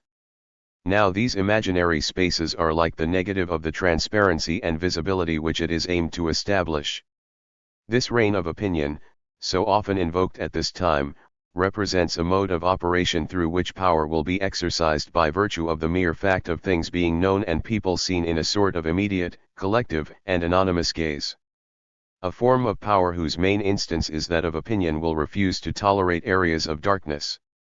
If Bentham's project aroused interest, this was because it provided a formula applicable to many domains, the formula of power through transparency, subjection by illumination.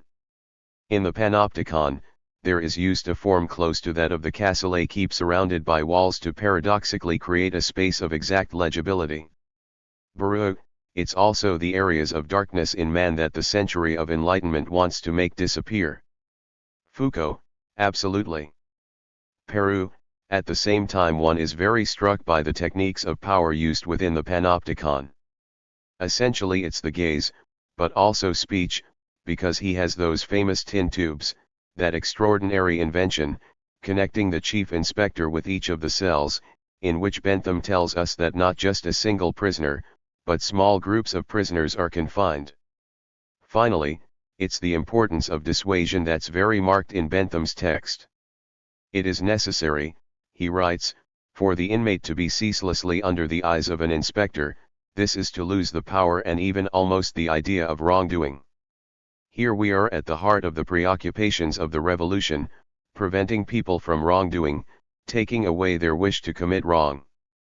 In a word, to make people unable and unwilling.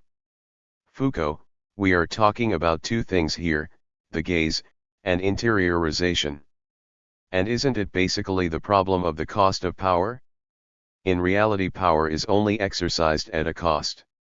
Obviously, there is an economic cost, and Bentham talks about this. How many overseers will the Panopticon need? 155. How much will the machine then cost to run? But there is also a specifically political cost. If you are too violent, you risk provoking revolts. Again, if you intervene in too discontinuous a manner, you risk allowing politically costly phenomena of resistance and disobedience to develop in the interstices. This was how monarchical power operated. For instance, the judiciary only arrested a derisory proportion of criminals. This was made into the argument that punishment must be spectacular so as to frighten the others. Hence there was a violent form of power which tried to attain a continuous mode of operation through the virtue of examples. The new theorists of the 18th century objected to this. Such a form of power was too costly in proportion to its results. A great expenditure of violence is made which ultimately only had the force of an example. It even becomes necessary to multiply violence, but precisely by doing so one multiplies revolts. Peru, which is what happened in the gallows riots. Foucault, in contrast to that you have the system of surveillance, which on the contrary involves very little expense. There is no need for arms, physical violence, material constraints. Just a gaze. An inspecting gaze, a gaze which each individual under its weight will end by interiorizing to the point that he is his own overseer, each individual thus exercising this surveillance over, and against, himself. A superb formula, power exercised continuously and for what turns out to be a minimal cost. When Bentham realizes what he has discovered, he calls it the Columbus's egg of political thought, a formula exactly the opposite of monarchical power. It is indeed the case that the gaze has had great importance among the techniques of power developed in the modern era, but, as I have said, it is far from being the only or even the principal system employed. Peru, it seems that Bentham is mainly concerned here with the problem of power over small groups of individuals. Why is this? Is it because he considers the part as already the whole? If one can succeed at the level of the small group, one can extend the procedure to take in the whole of society? Or is it rather that the ensemble of society, the question of power on the scale of the social whole were tasks that had not as yet been properly conceived? And in that case, why not? 156. Foucault, it's the whole problem of eliminating blockages and obstacles, such as the obstacles placed in the way of decisions of power by constituted bodies and the privileges of particular groups, the clergy, the magistrature, The corporations. The bourgeoisie is perfectly well aware that a new constitution or legislature will not suffice to assure its hegemony. It realizes that it has to invent a new technology ensuring the irrigation by effects of power of the whole social body down to its smallest particles. And it was by such means that the bourgeoisie not only made a revolution but succeeded in establishing a social hegemony which it has never relinquished. This is why all these inventions were so important, and why no doubt Bentham is one of the most exemplary inventors of technologies of power. Baruch, yet it is hard to discern who it is who stands to profit from the organized space that Bentham conceived. This seems uncertain even regarding those who occupy or visit the central tower. One has the feeling of confronting an infernal model that no one, either the watcher or the watched, can escape. Foucault, this indeed is the diabolical aspect of the idea and all the applications of it. One doesn't have here a power which is wholly in the hands of one person who can exercise it alone and totally over the others. It's a machine in which everyone is caught, those who exercise power just as much as those over whom it is exercised. This seems to me to be the characteristic of the societies installed in the 19th century. Power is no longer substantially identified with an individual who possesses or exercises it by right of birth, it becomes a machinery that no one owns. Certainly everyone doesn't occupy the same position, certain positions preponderate and permit an effect of supremacy to be produced. This is so much the case that class domination can be exercised just to the extent that power is dissociated from individual might. Peru, the working of the panopticon is somewhat contradictory from this point of view. There is the chief inspector who watches over the prisoners from the central tower, but he watches his subordinates as well, the personnel in the hierarchy. This chief inspector has little faith in his overseers. He even speaks rather slightingly of them, though. 157. They are supposed to be his auxiliaries. Bentham's thinking sounds rather aristocratic. Harrell at the same time, I would say that the subject of administrative personnel was a problem for industrial society. Finding the foremen and technicians to regiment and oversee the factories can't have been easy for the bosses. Foucault, this is a considerable problem that begins to be posed in the 18th century. It can clearly be seen in the army, when it becomes necessary to create a corps of NCOs sufficiently competent to marshal troops effectively in tactical maneuvers which were often difficult, especially with the perfecting of the rifle. Military movements, shifts, lines, and marches required a disciplinary personnel of this kind. The industrial workshops posed this same problem in their own way, so did the school with its masters, ushers and monitors. The church was one of the few social bodies where these lower cadres already existed. The monk, neither particularly literate nor wholly ignorant, the vicar and the cure were indispensable when it became necessary to school hundreds of thousands of children. The state only acquired comparable cadres much later on. As for the hospitals, it's not long since the majority of their staff were nuns. Peru, nuns also had a significant role in women's work. There were the well-known residential establishments of the 19th century which housed a female workforce under the control of nuns specially trained in maintaining factory discipline. The panopticon is by no means foreign to such preoccupations, if one takes account of the chief inspector's surveillance of his staff and the constant watch kept over everyone through the windows of the tower, an unbroken succession of observations recalling the motto, "Each comrade becomes an overseer." So much so that one has the vertiginous sense of being in the presence of an invention that even its inventor is incapable of controlling. Yet it's Bentham who begins by relying on a single power, that of the central tower.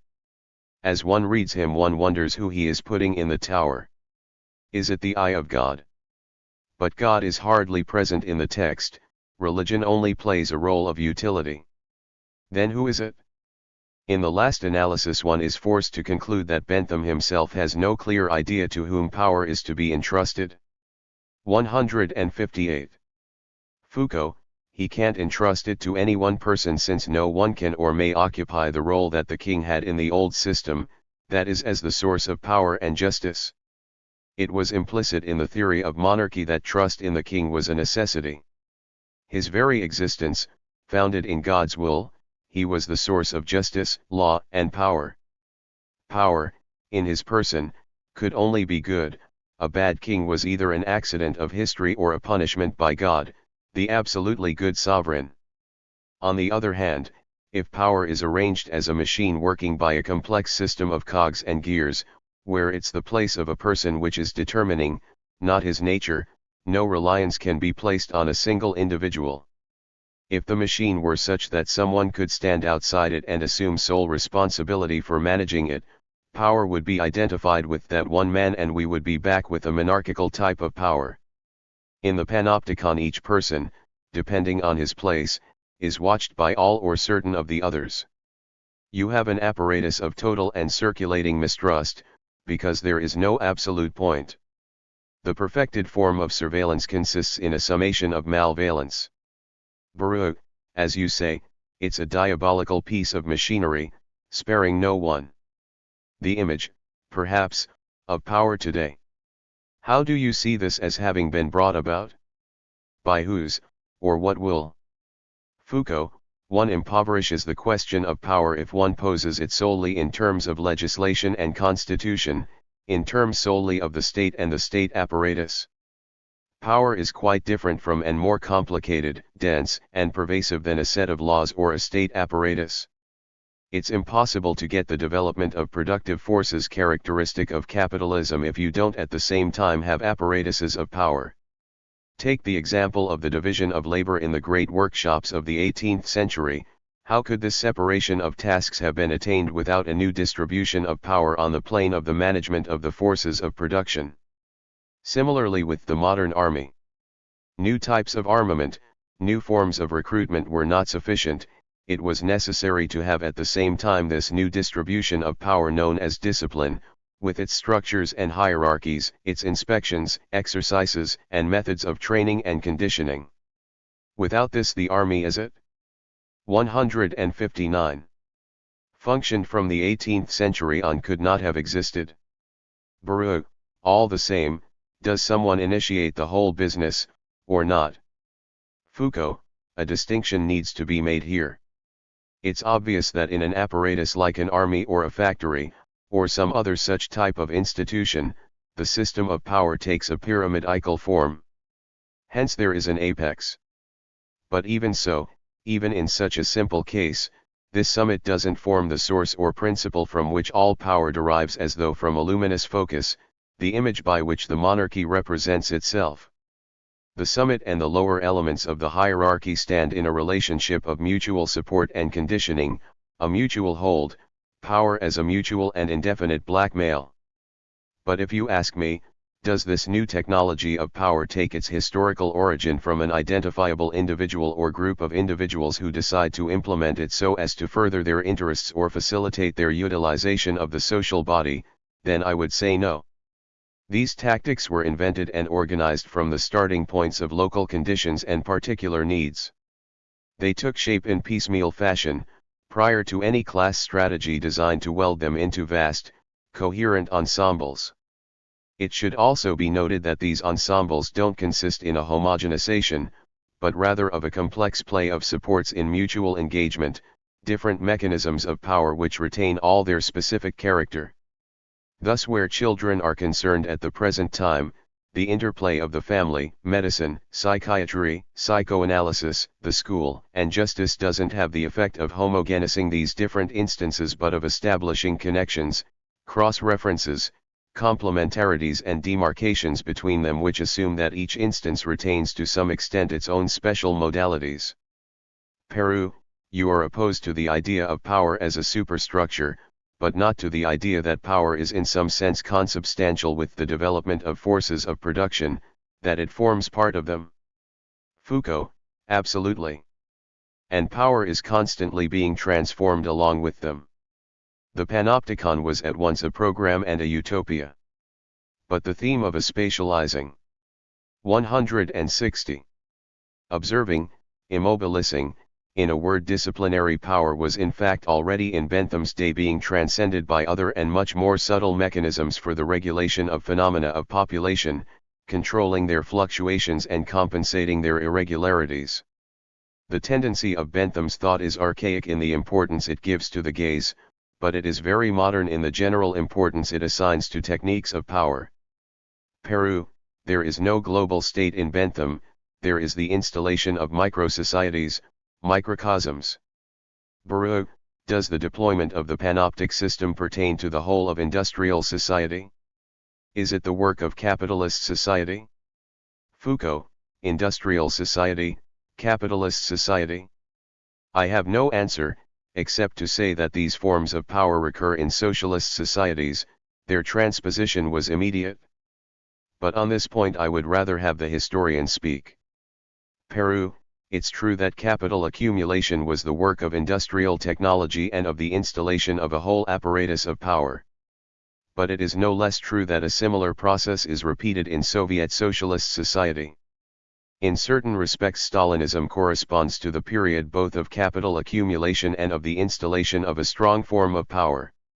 Baruch, this returns us to the notion of profit. How Bentham's inhuman machine proves a precious acquisition, for some at least. Foucault, of course. It takes the rather naive optimism of the 19th century dandies to imagine that the bourgeoisie is stupid. On the contrary, one has to reckon with its strokes of genius, and among these is precisely the fact of its managing to construct machines of power allowing circuits of profit, which in turn reinforced and modified the power apparatuses in a mobile and circular manner. Feudal power, operating primarily through exaction and expenditure, ended by undermining itself. The power of the bourgeoisie is self-amplifying, in a mode not of conservation but of successive transformations. Hence the fact that its form isn't given in a definitive historical figure as is that of feudalism. Hence both its precariousness and its supple inventiveness. Hence the fact, the possibility, of its fall and 161 of the revolution has been integral to its history almost from the beginning. Peru, one can note that Bentham gives a great deal of space to the question of labor, he returns to it again and again. Foucault, that accords with the fact that techniques of power are invented to meet the demands of production. I mean production here in the broad sense. It can be a matter of the production of destruction, as with the army. Baruch, when you use the term labor in your books, it's seldom in relation to productive labor. Foucault, that's because I happen to be dealing with people situated outside the circuits of productive labor, the insane, prisoners, and now children. For them labor, insofar as they have to perform it, has a value which is chiefly disciplinary. Baruch, labor as a form of dressage? Isn't it always that? Foucault, certainly. There is always present this triple function of labor, the productive function, the symbolic function and the function of dressage, or discipline. The productive function equals practically zero for the categories of individuals I am concerned with, whereas the symbolic and disciplinary functions are very important. But most often the three components go together. Peru, in any case Bentham seems to me very sure of himself, very confident in the penetrative power of the gaze. One feels he has a very inadequate awareness of the degree of opacity and resistance of the material to be corrected and integrated into society, the prisoners. And isn't Bentham's panopticon at the same time something of an illusion of power? Foucault, it's the illusion of almost all of the 18th century reformers who credited opinion with considerable potential force. Since opinion could only be good, being the immediate consciousness of the whole social body, they thought people would become virtuous by the simple fact of being observed. For them, opinion was like a spontaneous reactualization of the social contract. They overlooked the real conditions of possibility of opinion, the media of opinion, a materiality caught up in the mechanisms of the 162. Economy and power in its forms of the press, publishing, and later the cinema and television. Peru, when you say they overlooked the media, you mean that they failed to see the necessity of working through the media? Foucault, and failed to see that these media would necessarily be under the command of economico-political interests. They failed to perceive the material and economic components of opinion. They believed opinion would be inherently just, that it would spread of its own accord, that it would be a sort of democratic surveillance. Basically it was journalism, that capital invention of the 19th century, which made evident all the utopian character of this politics of the gaze. Peru, these thinkers generally misunderstood the difficulty they would have in making their system take effect. They didn't realize that there would always be ways of slipping through their net, or that resistances would have a role to play. In the domain of prisons, the convicts weren't passive beings. It's Bentham who gives us to suppose that they were. The discourse of the penitentiary unfolds as though there were no people confronting it, nothing except a tabula rasa of subjects to be reformed and returned to the circuit of production. In reality it had to work with a material, the prisoners, which put up formidable resistance. The same could be said about Taylorism. The system of Taylorism was an extraordinary invention by an engineer who wants to combat laziness and everything that slows down production. But one can still ask, did Taylorism ever really work? Foucault, this indeed is another of the factors which shift Bentham into the domain of the unreal, the effective resistance of people. This is something you have studied, Michel Peru. How did people in the workshops and the sites ouvriers resist the system of surveillance and constant record-taking? Were they aware of the constraining, subjecting, unbearable character of that surveillance? In a word, were there revolts against the gaze? Peru, there were indeed revolts against the gaze. The workers' repugnance for living in the sites ouvriers is patent. The sites ouvriers were failures for a long time. So, 163. 2 was the system of units of time which is so evident in the Panopticon. The factory with its time schedules long aroused passive resistance manifested by the fact of people simply not turning up for work. Such is the epic of the Saint Lundy, Holy Monday, the day workers invented as a weekly break. There were many forms of resistance to the industrial system, to the extent that for an initial period the bosses had to beat a retreat. And to take another point, the system of micropowers wasn't installed at a stroke. This type of surveillance and hierarchy was developed first in the mechanized sectors occupied by mainly female and child labor, that is by those already accustomed to obey. But in, shall we say, the virile sectors such as engineering, one finds quite a different situation. The management isn't successful all at once in installing its surveillance, it has therefore, for the first half of the 19th century, to delegate its powers. It contracts with a team of laborers through the person of their chief, often the oldest or most skilled worker. One sees a veritable counter-power being exercised by the craftsman, one which sometimes has two facets, one directed at the bosses, in defense of the workers' community, the other sometimes turned against the workers themselves, since the petty chief oppresses his apprentices or his fellows. In fact, these forms of working-class counter-power continued to exist up to the time when management were able to mechanize those functions which had escaped their control until then. It was able thereby to abolish the power of the skilled worker. There were countless examples of this. In the rolling mills, the chief of a shop had the capacity to resist a boss up until the time when semi-automatic machines were installed. In a flash, the thermal control mechanism replaced the expert mill hand, able to judge at a glance, once again the instant the material was ready. Reading a thermometer was sufficient. Foucault, that being so, resistances to the Panopticon will have to be analyzed in tactical and strategic terms, positing that each offensive from the one side serves as leverage for a counter-offensive from the other. The analysis of power mechanisms has no built-in tendency to show power as being at once anonymous and always victorious. It is a matter rather of establishing the positions. 164. Occupied and modes of actions used by each of the forces at work, the possibilities of resistance and counter-attack on either side. Battles, battles, actions and reactions, offensives and counter-offensives, you talk like a strategist. Are resistances to power then essentially physical in character? What about the content of struggles, the aspirations that manifest themselves in them? Foucault, this is indeed an important question of theory and method. One thing strikes me about this. Certain political discourses make a lot of use of the language of relations of forces, struggle is the word used most often.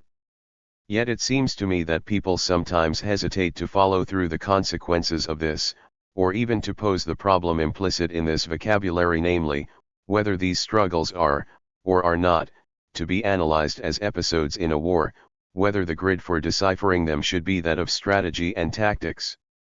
Is the relation between forces in the order of politics a warlike one? I don't personally feel prepared to answer this with a definite yes or no. It just seems to me that the affirmation, pure and simple, of a struggle can't act as the beginning and end of all explanations in the analysis of power relations. This theme of struggle only really becomes operative if one establishes concretely in each particular case who is engaged in struggle, what the struggle is about, and how, where, by what means and according to what rationality it evolves. In other words, if one wants to take seriously the assertion that struggle is the core of relations of power, one must take into account the fact that the good old logic of contradiction is no longer sufficient, far from it, for the unraveling of actual processes. Peru, in other words, coming back to the panopticon, Bentham doesn't merely formulate the project of a utopian society, he also describes a society that actually exists. Foucault, he describes, in the utopian form of a general system, particular mechanisms which really exist. Peru, and there's no point for the prisoners in taking over the central tower? Foucault, oh yes, provided that isn't the final purpose of the operation. Do you think it would be much better to have 165. The prisoners operating the panoptic apparatus and sitting in the central tower, instead of the guards? 9. The politics of health in the 18th century. First of all, two preliminary remarks. 1. No doubt it is scarcely fruitful to look for a relation of anteriority or dependence between the two terms of a private, liberal medicine subject to the mechanisms of individual initiative and laws of the market, and a medical politics drawing support from structures of power and concerning itself with the health of a collectivity. It is somewhat mythical to suppose that Western medicine originated as a collective practice, endowed by magico-religious institutions with its social character and gradually dismantled through the subsequent organization of private clienteles. 1. But it is equally inadequate to posit the existence at the historical threshold of modern medicine of a singular, private, individual medical relation, clinical in its economic functioning and epistemological form, and to imagine that a series of corrections, adjustments, and constraints gradually came to socialize this relation, causing it to be to some degree taken charge of by the collectivity. What the 18th century shows, in any case, is a double-sided process. The development of a medical market in the form of private clienteles, the extension of a network of personnel offering qualified medical attention, the growth of individual and family demand for healthcare, the emergence of a clinical medicine strongly centered on individual examination, diagnosis, and therapy, the explicitly moral and scientific and secretly economic exaltation of private consultation, in short the progressive emplacement of what was to become the great medical edifice of the 19th century, cannot be divorced from the concurrent organization of a politics of health, the consideration of disease as a political and economic problem for social collectivities which they must seek to resolve as a matter of overall policy. Private and socialized medicine, in their reciprocal support and opposition, both derive from a 167. Common global strategy. No doubt there is no society which does not practice some kind of nosopolitics. The 18th century didn't invent this. But it prescribed new rules, and above all transposed the practice onto an explicit, concerted level of analysis such as had been previously unknown. At this point the age is entered not so much of social medicine as of a considered nosopolitics. 2. The center of initiative, organization, and control for this politics should not be located only in the apparatuses of the state.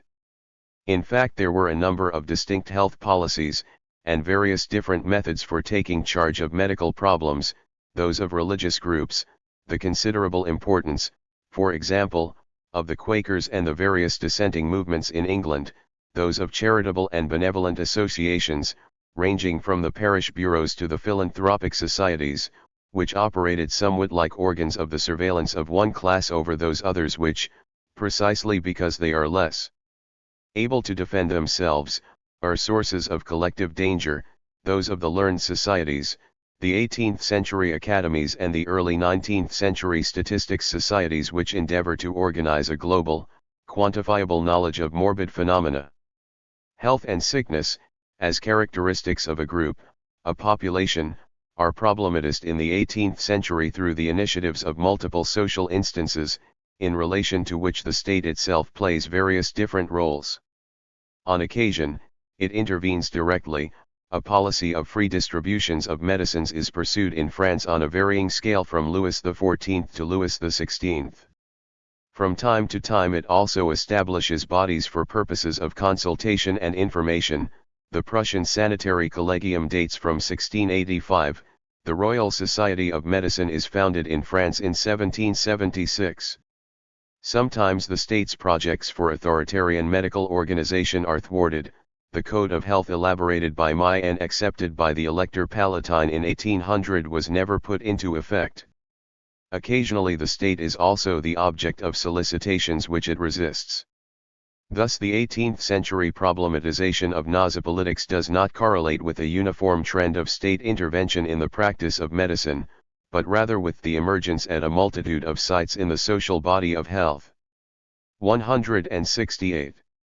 And disease as problems requiring some form or other of collective control measures. Rather than being the product of a vertical initiative coming from above, nosopolitics in the 18th century figures as a problem with a number of different origins and orientations, being the problem of the health of all as a priority for all, the state of health of a population as a general objective of policy. The most striking trait of this nosopolitics, concern with which extends throughout French, and indeed European society in the 18th century, no doubt consists in the displacement of health problems relative to problems of assistance. Schematically, one can say that up to the end of the 17th century institutions for assistance to the poor serve as the collective means of dealing with disease. Certainly there are exceptions to this, the regulations for times of epidemic, measures taken in plague towns, and the quarantines enforced in certain large ports all constituted forms of authoritarian medicalization not organically linked to techniques of assistance. But outside these limit cases, medicine understood and practiced as a service operated simply as one of the components of assistance.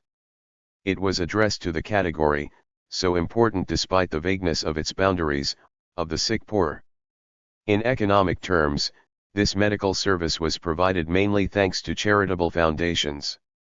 Institutionally it was exercised within the framework of lay and religious organizations devoted to a number of ends: distribution of food and clothing, care of abandoned children, projects of elementary education and moral proselytism, provision of workshops and workrooms, and in some cases the surveillance of unstable or troublesome elements.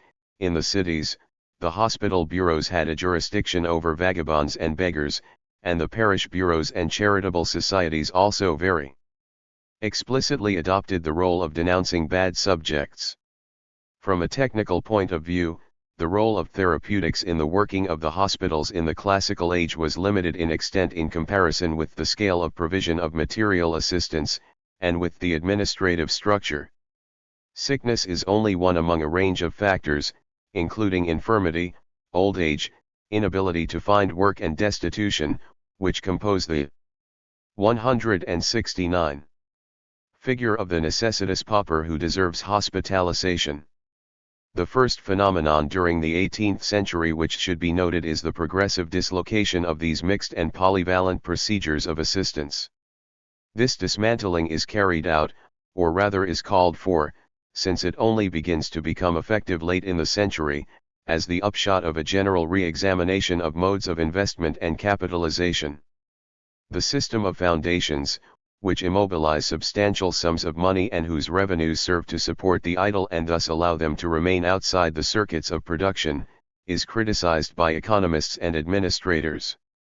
The process of dismemberment is also carried out as a result of a finer grid of observation of the population and the distinctions which this observation aims to draw between the different categories of unfortunates to which charity confusedly addresses itself.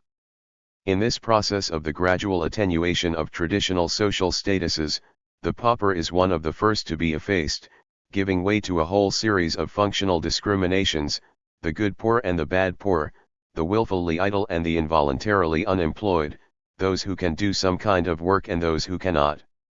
An analysis of idleness and its conditions and effects tends to replace the somewhat global charitable sacralization of the poor. This analysis has as its practical objective at best to make poverty useful by fixing it to the apparatus of production, at worst to lighten as much as possible the burden it imposes on the rest of society. The problem is to set the able-bodied poor to work and transform them into a useful labor force, but it is also to assure the self-financing by the poor themselves of the cost of their sickness and temporary or permanent incapacitation, and further to render profitable in the short or long term the educating of orphans and foundlings. Thus, a complete utilitarian decomposition of poverty is marked out and the specific problem of the sickness of the poor begins to figure in the relationship of the imperatives of labor to the needs of production. But one must also note another process which is more general than the first, and more than its simple elaboration. This is the emergence of the health and physical well-being. 170. Of the population in general as one of the essential objectives of political power. Here it is not a matter of offering support to a particularly fragile, troubled and troublesome margin of the population, but of how to raise the level of health of the social body as a whole. Different power apparatuses are called upon to take charge of bodies, not simply so as to exact blood service from them or levy dues, but to help and if necessary constrain them to ensure their own good health. The imperative of health, at once the duty of each and the objective of all. Taking a longer perspective, one could say that from the heart of the Middle Ages power traditionally exercised two great functions, that of war and peace, which it exercised through the hard-won monopoly of arms, and that of the arbitration of lawsuits and punishments of crimes, which it ensured through its control of judicial functions. Pax et Justitia. To these functions were added from the end of the Middle Ages those of the maintenance of order and the organization of enrichment. Now in the 18th century we find a further function emerging, that of the disposition of society as a milieu of physical well-being, health, and optimum longevity. The exercise of these three latter functions, order, enrichment, and health, is assured less through a single apparatus than by an ensemble of multiple regulations and institutions which in the 18th century take the generic name of police. Down to the end of the Ancien Regime, the term police does not signify, at least not exclusively, the institution of police in the modern sense. Police is the ensemble of mechanisms serving to ensure order, the properly channeled growth of wealth and the conditions of preservation of health in general. Delamare's treatise on police, the great charter of police functions in the classical period, is significant in this respect. The 11 headings under which it classifies police activities can readily be distinguished in terms of three main sets of aims: economic regulation, the circulation of commodities, manufacturing processes, the obligations of tradespeople both to one another and to their clientele, measures of public order, surveillance of dangerous individuals, expulsion of vagabonds and, if necessary, beggars and the pursuit of criminals, and general rules of hygiene. 171. Checks on the quality of foodstuffs sold, the water supply and the cleanliness of streets. At the point when the mixed procedures of police are being broken down into these elements and the problem of sickness among the poor is identified in its economic specificity, the health and physical well-being of populations comes to figure as a political objective which the police of the social body must ensure along with those of economic regulation and the needs of order. The sudden importance assumed by medicine in the 18th century originates at the point of intersection of a new, analytical economy of assistance with the emergence of a general police of health. The new Nasopolitics inscribes the specific question of the sickness of the poor within the general problem of the health of populations, and makes the shift from the narrow context of charitable aid to the more general form of a medical police, imposing its constraints and dispensing its services. The texts of Th. Rao, the Medizinische Polizeeordnung of 1764, and above all the great work of 1. P. Frank, System einer Medizinischen Police, give this transformation its most coherent expression. What is the basis for this transformation? Broadly, one can say that it has to do with the preservation, upkeep, and conservation of the labor force. But no doubt the problem is a wider one. It arguably concerns the economico-political effects of the accumulation of men. The great 18th century demographic upswing in Western Europe, the necessity for coordinating and integrating it into the apparatus of production and the urgency of controlling it with finer and more adequate power mechanisms cause population, with its numerical variables of space and chronology, longevity, and health, to emerge not only as a problem but as an object of surveillance, analysis, intervention, modification, etc. The project of a technology of population begins to be sketched, demographic estimates, the calculation of the pyramid of ages, different life expectations and levels of mortality, studies of the reciprocal relations of growth of wealth and growth of population, various measures of incitement to marriage and procreation, the development of forms of education and professional. 172. Training. Within this set of problems, the body of individuals and the body of populations appears as the bearer of new variables, not merely as between the scarce and the numerous, the submissive and the restive, rich and poor, healthy and sick, strong and weak, but also as between the more or less utilizable, more or less amenable to profitable investment, those with greater or lesser prospects of survival, death, and illness, and with more or less capacity for being usefully trained. The biological traits of a population become relevant factors for economic management, and it becomes necessary to organize around them an apparatus which will ensure not only their subjection but the constant increase of their utility. This enables us to understand the main characteristics of 18th century nosopolitics as follows: 1. The privilege of the child and the medicalization of the family. The problem of children, that is, of their number at birth and the relation of births to mortalities, is now joined by the problem of childhood, that is, of survival to adulthood, the physical and economic conditions for this survival, the necessary and sufficient amount of investment for the period of child development to become useful, in brief, the organization of this phase perceived as being both specific and finalized. It is no longer just a matter of producing an optimum number of children, but one of the correct management of this age of life. New and highly detailed rules serve to codify relations between adults and children. The relations of filial submission and the system of signs that these entail certainly persist, with few changes. But they are to be henceforth invested by a whole series of obligations imposed on parents and children alike, obligations of a physical kind: care, contact, hygiene, cleanliness, attentive proximity, suckling of children by their mothers, clean clothing, physical exercise to ensure the proper development of the organism, the permanent and exacting corporal relation between adults and their children. The family is no longer to be just a system of relations inscribed in a social status, a kinship system, a mechanism for the transmission of property. It is to become a dense, saturated, permanent, continuous physical environment which envelopes, maintains and 173. Develops the child's body. Hence it assumes a material figure defined within a narrower compass.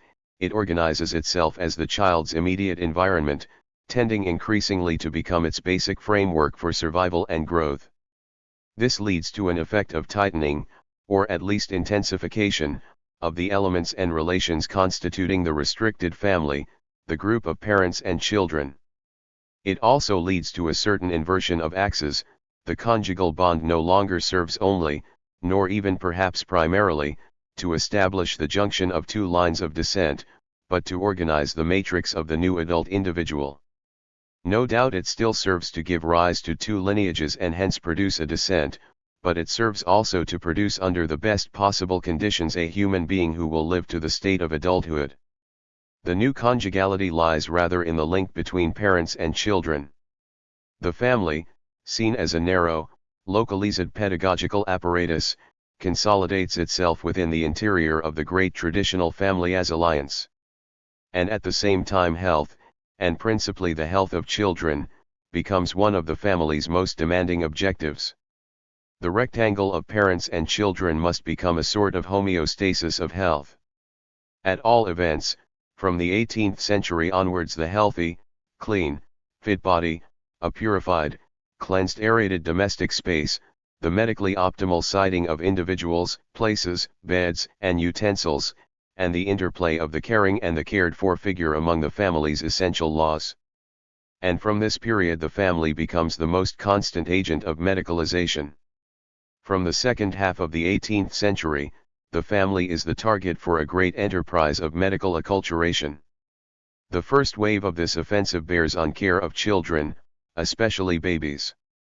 Among the principal texts are Audrey's L'Orthopédie, 1749, Vandermon's Essai sur la manière de perfectionner l'espèce humaine, 1756, Cadogan's An Essay upon Nursing, and the Management of Children, from their birth to 3 years of age, 1748, French translation, 1752, Des Arts Traits de l'Éducation corporelle en bas âge, 1760, Bal Exerts Dissertation sur l'éducation physique de enfants, 1762, Rollins de la Conservation de enfants, 1768, Nicolas Lecri de la Nature en faveur de enfants nouveaux, 1775, O'Annon's Tableau de Sociétés de la Vie Humaine, 174.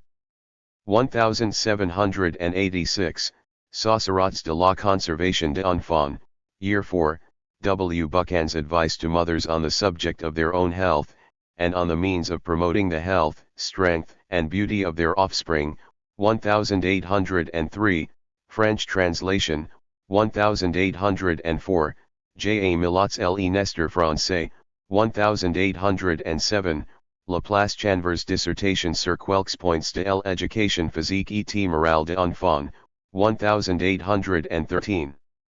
Lirit's Hygiene de enfants, 1814, and Prévost Legoni's Essay sur éducation physique de enfants, 1813. This literature gains even further in extension in the 19th century with the appearance of a whole series of journals which address themselves directly to the lower classes. The long campaign of inoculation and vaccination has its place in this movement to organize around the child a system of medical care for which the family is to bear the moral responsibility and at least part of the economic cost. Via different routes, the policy for orphans follows an analogous strategy. Special institutions are opened, the Foundling Hospital, the Enfants Trouvés in Paris, but there is also a system organized for placing children with nurses or in families where they can make themselves useful by taking at least a minimal part in domestic life, and where, moreover, they will find a more favorable milieu of development at less cost than in a hospital where they would be barracked until adolescence. The medical politics outlined in the 18th century in all European countries has as its first effect the organization of the family, or rather the family-children complex, as the first and most important instance for the medicalization of individuals. The family is assigned a linking role between general objectives regarding the good health of the social body and individuals' desire or need for care. This enables a private ethic of good health as the reciprocal duty of parents and children to be articulated onto a collective system of hygiene and scientific technique of cure made available to individual and family demand by a professional corps of doctors ill-ified and, as it were, recommended by the state. The rights and duties of individuals respecting their health and that of others, the market where supply and demand for medical care meet, authoritarian interventions of power in the order of hygiene and illness accompanied at 175. The same time by the institutionalizing and protection of the private doctor-patient relation. All these features in their multiplicity and coherence characterize the global functioning of the politics of health in the 19th century, yet they cannot be properly understood if one abstracts them from this central element formed in the 18th century, the medicalized and medicalizing family. 2. The privilege of hygiene and the function of medicine as an instance of social control. The old notion of the regime, understood at once as a rule of life and a form of preventive medicine, tends to become enlarged into that of the collective regime of a population in general, with the disappearance of the great epidemic tempests, the reduction of the death rate and the extension of the average lifespan and life expectation for every age group as its triple objective. This program of hygiene as a regime of health for populations entails a certain number of authoritarian medical interventions and controls. First of all, control of the urban space in general. It is this space which constitutes perhaps the most dangerous environment for the population. The disposition of various quarters, their humidity and exposure, the ventilation of the city as a whole, its sewage and drainage systems, the siting of abattoirs and cemeteries, the density of population, all these are decisive factors for the mortality and morbidity of the inhabitants. The city with its principal spatial variables appears as a medicalizable object. Whereas the medical topographies of regions analyze climatic and geological conditions which are outside human control, and can only recommend measures of correction and compensation, the urban topographies outline, in negative at least, the general principles of a concerted urban policy. During the 18th century, the idea of the pathogenic city inspires a whole mythology and very real states of popular panic. The charnel house of the Innocents in Paris was one of these high places of fear. It also gave rise to a medical discourse on urban morbidity and the placing under surveillance of a whole range of urban developments, constructions, and institutions. 2. In a more precise and localized fashion, the needs of hygiene demand an authoritarian medical intervention in 176. What are regarded as the privileged breeding grounds of disease, prisons, ships, harbor installations, the H6 Pitas genres where vagabonds, beggars, and invalids mingle together, the hospitals themselves, whose medical staffing is usually inadequate, and which aggravate or complicate the diseases of their patients, to say nothing of their diffusing of pathological germs into the outside world. Thus priority areas of medicalization in the urban environment are isolated and are destined to constitute so many points for the exercise and application of an intensified medical power. Doctors will, moreover, have the task of teaching individuals the basic rules of hygiene which they must respect for the sake of their own health and that of others, hygiene of food and habitat, exhortations to seek treatment in case of illness.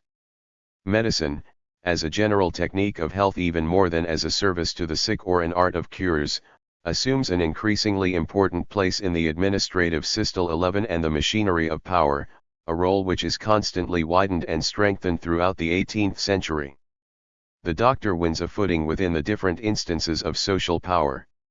The administration acts as a point of support and sometimes a point of departure for the great medical inquiries into the health of populations, and conversely doctors devote an increasing amount of their activity to tasks, both general and administrative, assigned to them by power. A medico-administrative knowledge begins to develop concerning society, its health and sickness, its conditions of life, housing, and habits, which serves as the basic core for the social economy and sociology of the 19th century. And there is likewise constituted a politico-medical hold on a population hedged in by a whole series of prescriptions relating not only to disease but to general forms of existence and behavior, food and drink, sexuality and fecundity, clothing and the layout of living space. A number of phenomena dating from the 18th century testify to this hygienist interpretation of political and medical questions and the surplus of power which it bestows on the doctor, the increasing presence of doctors in the academies and learned societies, the very substantial 177. Medical participation in the production of the encyclopedias, their presence as counselors to representatives of power, the organization of medical societies officially charged with a certain number of administrative responsibilities and qualified to adopt or recommend authoritarian measures, the frequent role of doctors as programmers of a well-ordered society, the doctor as social or political reformer is a frequent figure in the second half of the 18th century, and the superabundance of doctors in the revolutionary assemblies. The doctor becomes the great advisor and expert, if not in the art of governing, at least in that of observing, correcting, and improving the social body and maintaining it in a permanent state of health. and it is the doctor's function as hygienist rather than his prestige as a therapist that assures him this politically privileged position in the 18th century, prior to his accumulation of economic and social privileges in the 19th century.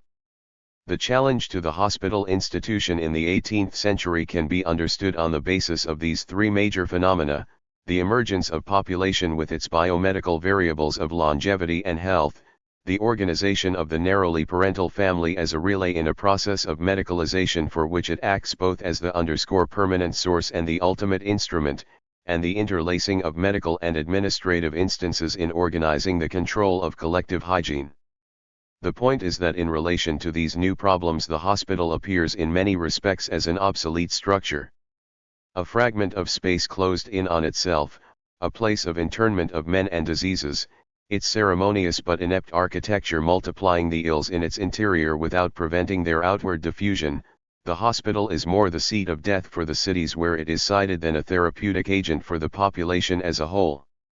Not only the difficulty of admission and the stringent conditions imposed on those seeking to enter, but also the incessant disorder of comings and goings, inefficient medical surveillance and the difficulty of effective treatment cause the hospital to be regarded, from the moment the population in general is specified, as the object of medicalization and the overall improvement in 178. Its level of health as the objective, as an inadequate instrument. The hospital is perceived as an area of darkness within the urban space that medicine is called upon to purify. And it acts as a deadweight on the economy, since it provides a mode of assistance that can never make possible the diminution of poverty, but at best the survival of certain paupers and hence their increase in number, the prolongation of their sicknesses, the consolidation of their ill health with all the consequent effects of contagion. Hence there is the idea, which spreads during the 18th century, of a replacement of the hospital by three principal mechanisms. The first of these is the organization of a domestic form of hospitalization. No doubt this has its risks where epidemics are concerned, but it has economic advantages in that the cost to society of the patient's upkeep is far less as he is fed and cared for at home in the normal manner. The cost to the social body is hardly more than the loss represented by his forced idleness, and then only where he had actually been working. The method also offers medical advantages, in that the family given a little advice can attend to the patient's needs in a constant and adjustable manner that would be impossible under hospital administration, each family will be enabled to function as a small, temporary, individual, and inexpensive hospital. But such a procedure requires the replacement of the hospital to be backed by a medical corps dispersed throughout the social body and able to offer treatment either free or as cheaply as possible.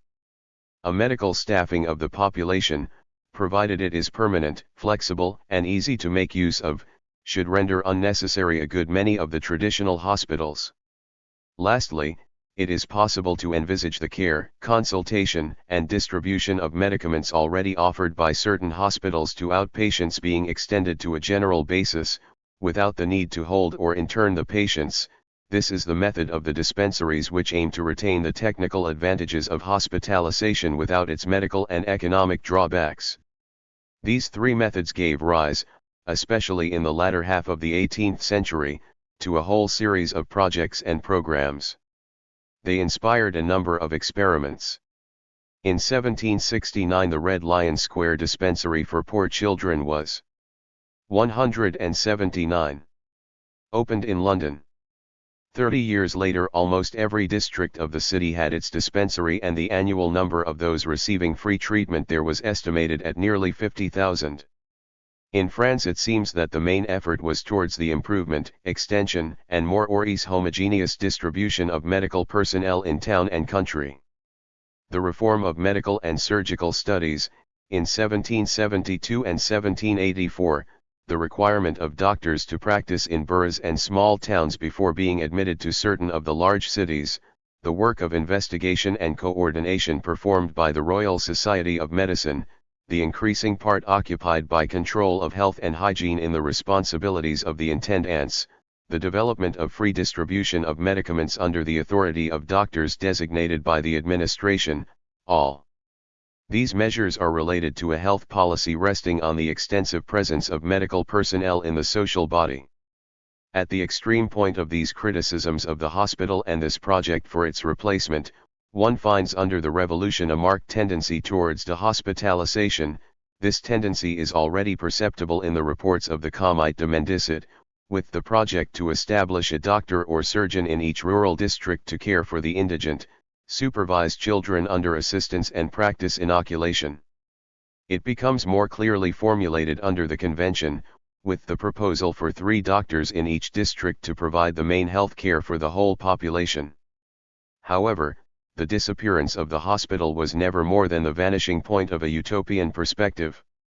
The real work lay in the effort to elaborate a complex system of functions in which the hospital comes to have a specialized role relative to the family, now considered as the primary instance of health, to the extensive and continuous network of medical personnel, and to the administrative control of the population. It is within this complex framework of policies that the reform of the hospitals is attempted. The first problem concerns the spatial adaptation of the hospital, and in particular its adaptation to the urban space in which it is located. A series of discussions and conflicts arise between different schemes of implantation, respectively advocating massive hospitals capable of accommodating a 180 sizable population, uniting and thus rendering more coherent the various forms of treatment, or alternatively smaller hospitals where patients will receive better attention and the risks of contagion will be less grave.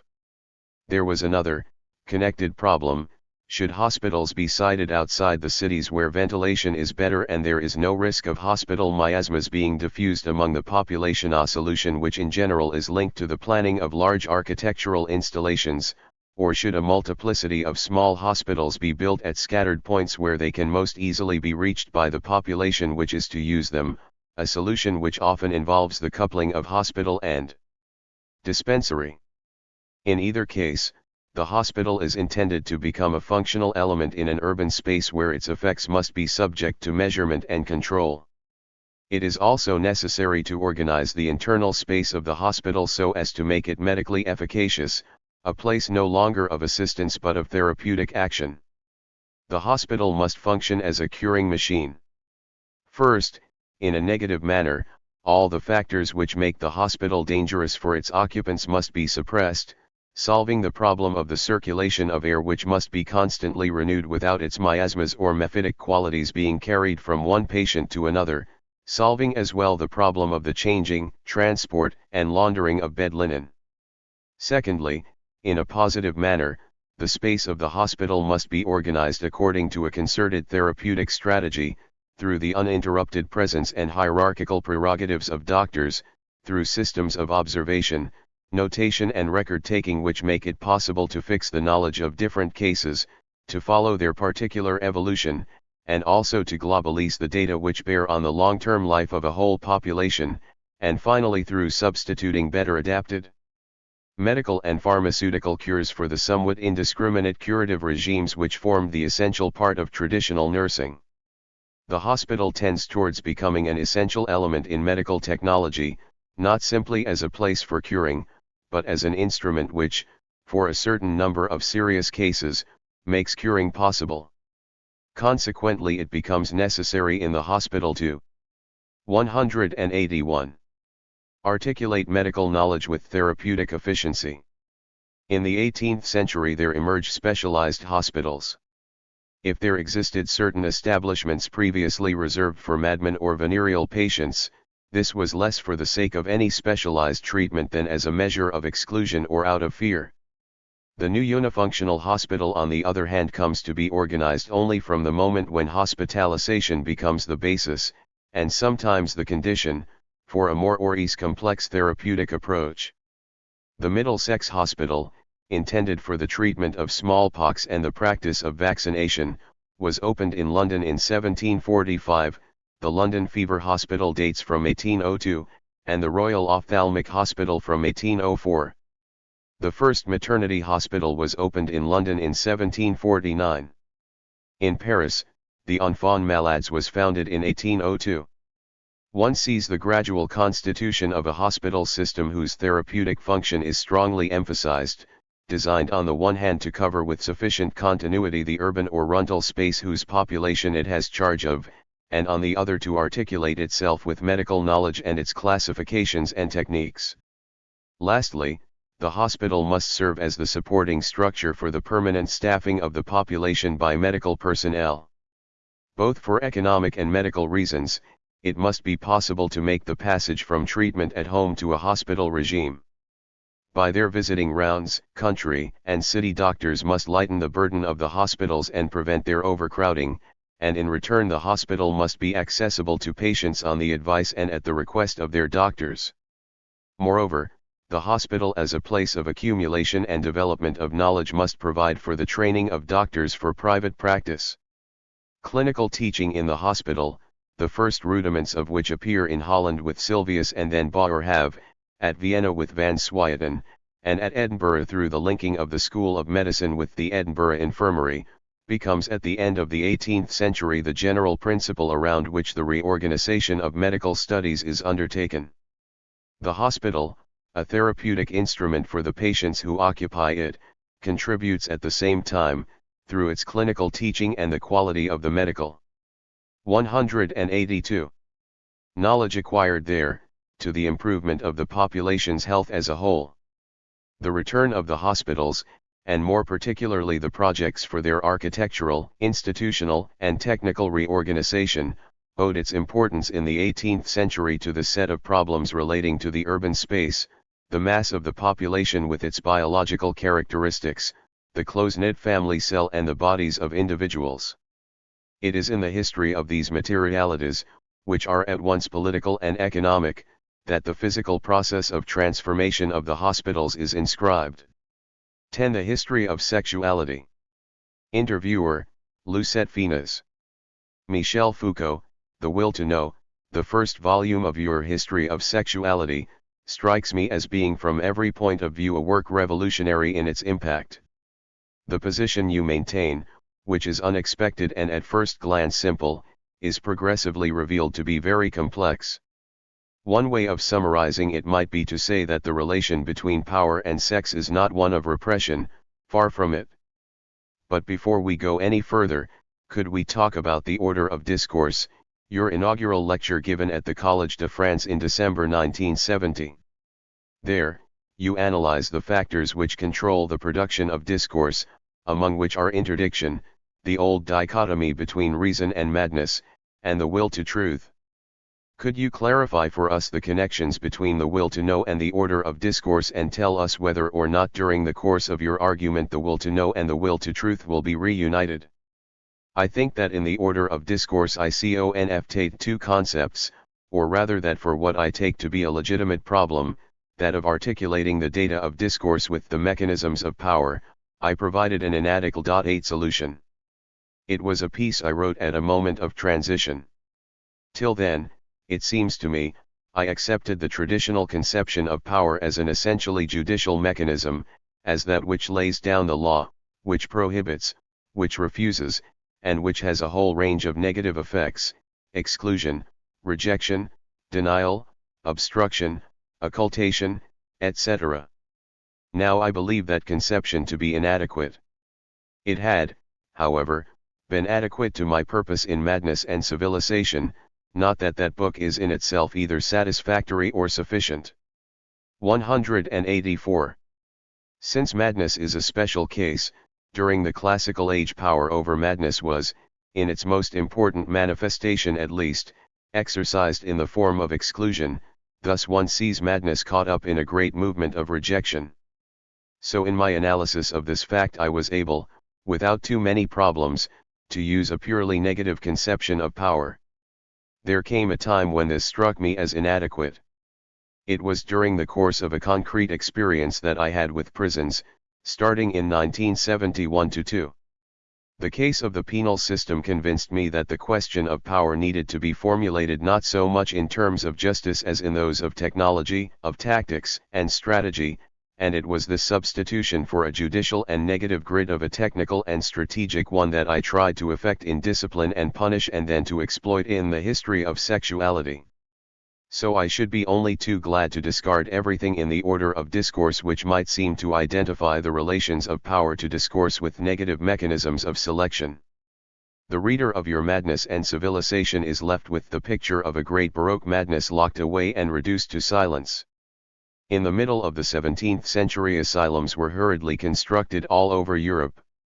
Should that lead us to say that, whereas silence was imposed on madness by modern history, sex was rendered articulate? To put it another way, did anxiety about madness and anxiety about sex lead to results, at the level of discourse as at that of events, that were the direct opposite for the one and for the other? If so, why? In fact, I believe there are a series of historical relations between madness and sexuality which are important and of which I was certainly unaware when I wrote Madness and Civilization. At that time I had it in mind to write two parallel histories, on the one hand the history of the exclusion of madness and the oppositions which came into play following on from it, on the other, a history of how various forms of circumscription were brought into effect within the field of sexuality, forms of sexuality that are penitent or forbidden, normal or abnormal, male or 185.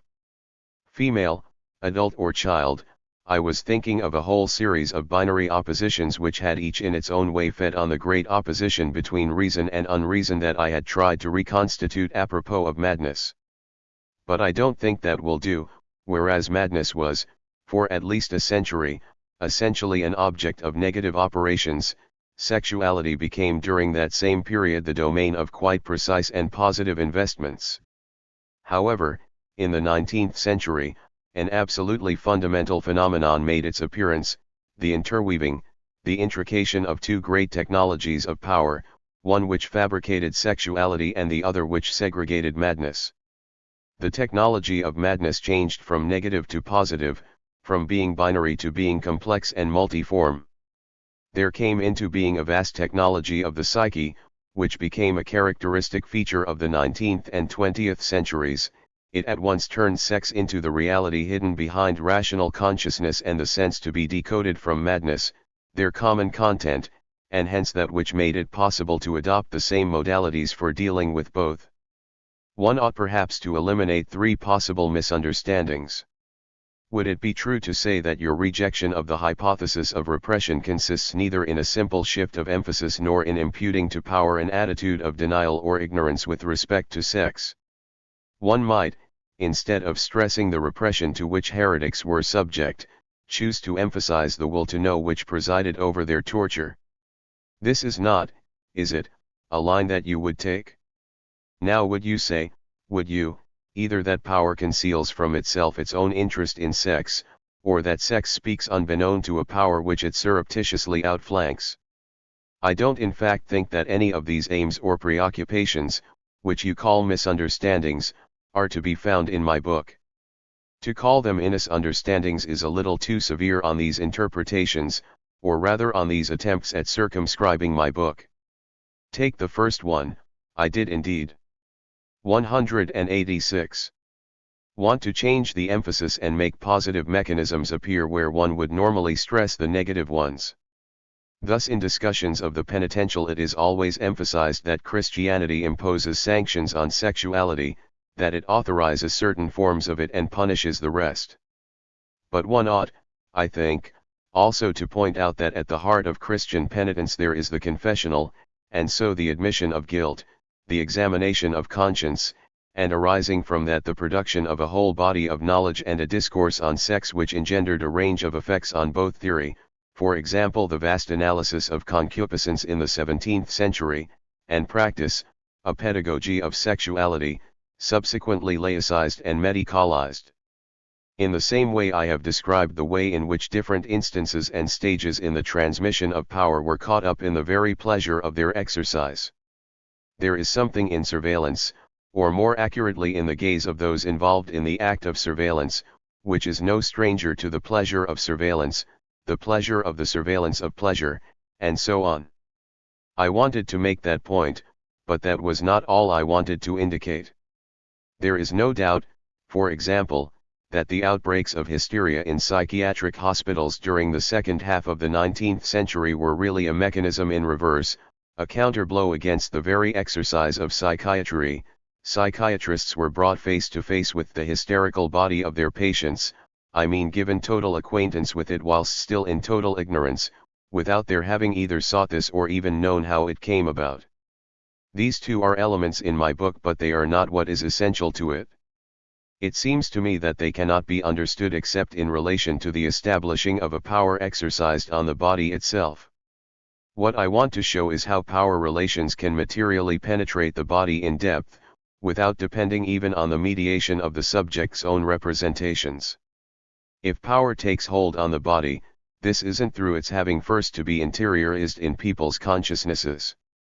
There is a network or circuit of biopower, or somatopower, which acts as the formative matrix of sexuality itself, as the historical and cultural phenomenon within which we seem at once to recognize and lose ourselves. 187. On page 121 of La Volonté de Savoir, in what seems to be a response to the reader's expectation, you distinguish between power as a set of institutions and apparatuses, and power as a multiplicity of relations of force immanent in the domain in which they are inscribed. You present this play of power as generating itself at each moment, at each point, and in every relation between one point and another. Is it power in this sense, if I have understood you correctly, that is not external to sex but in fact quite the reverse? For me, the whole point of the project lies in a reelaboration of the theory of power. I'm not sure that the mere pleasure of writing about sexuality would have provided me with sufficient motivation to start the sequence of at least 6 volumes, if I had not felt impelled by the necessity of reworking this problem of power a little. It seems to me that the problem is too often reduced, following the model imposed by the juridico-philosophical thinking of the 16th and 17th centuries, to the problem of sovereignty. What is the sovereign? How is he constituted as sovereign? What bond of obedience ties individuals to the sovereign? This is that problem posed by monarchist and anti-monarchist jurists alike from the 13th to the 19th centuries, the problem which continues to haunt us, and which seems to me to preclude the analysis of a whole range of areas. I realize that these can seem over-empirical and secondary, but after all, they concern our bodies, our lives, our day-to-day existences. As against this privileging of sovereign power, I wanted to show the value of an analysis which followed a different course. Between every point of a social body, between a man and a woman, between the members of a family, between a master and his pupil, between everyone who knows and everyone who does not, there exist relations of power which are not purely and simply a projection of the sovereign's great power over the individual, they are rather the concrete, changing soil in which the sovereign's power is grounded, the conditions which make it possible for it to function. The family, even now, is not a simple reflection or extension of the power of the state, it does not act as the 188 representative of the state in relation to children, just as the male does not act as its representative with respect to the female. For the state to function in the way that it does, there must be, between male and female or adult and child, quite specific relations of domination which have their own configuration and relative autonomy. I think one must be wary of the whole thematic of representation which encumbers analyses of power. For a long time, the great problem was how it was possible for the will of individuals to be represented in or by the general will.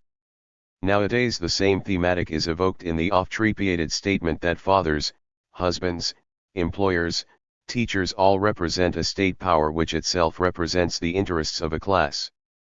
This takes no account of the complexity of the mechanisms at work, their specificity, nor the effects of interdependence, complementarity, and sometimes of blockage, which this very diversity produces. In general terms, I believe that power is not built up out of wills, individual or collective, nor is it derivable from interests. Power is constructed and functions on the basis of particular powers, myriad issues, myriad effects of power. It is this complex domain that must be studied. That is not to say that it is independent or could be made sense of outside of economic processes and the relations of production. In reading what might be considered to be an attempt, in your book, to elaborate a new conception of power, One is split between the image of the computer and that of the individual, isolated, or supposedly so, but also having a specific power at his disposal.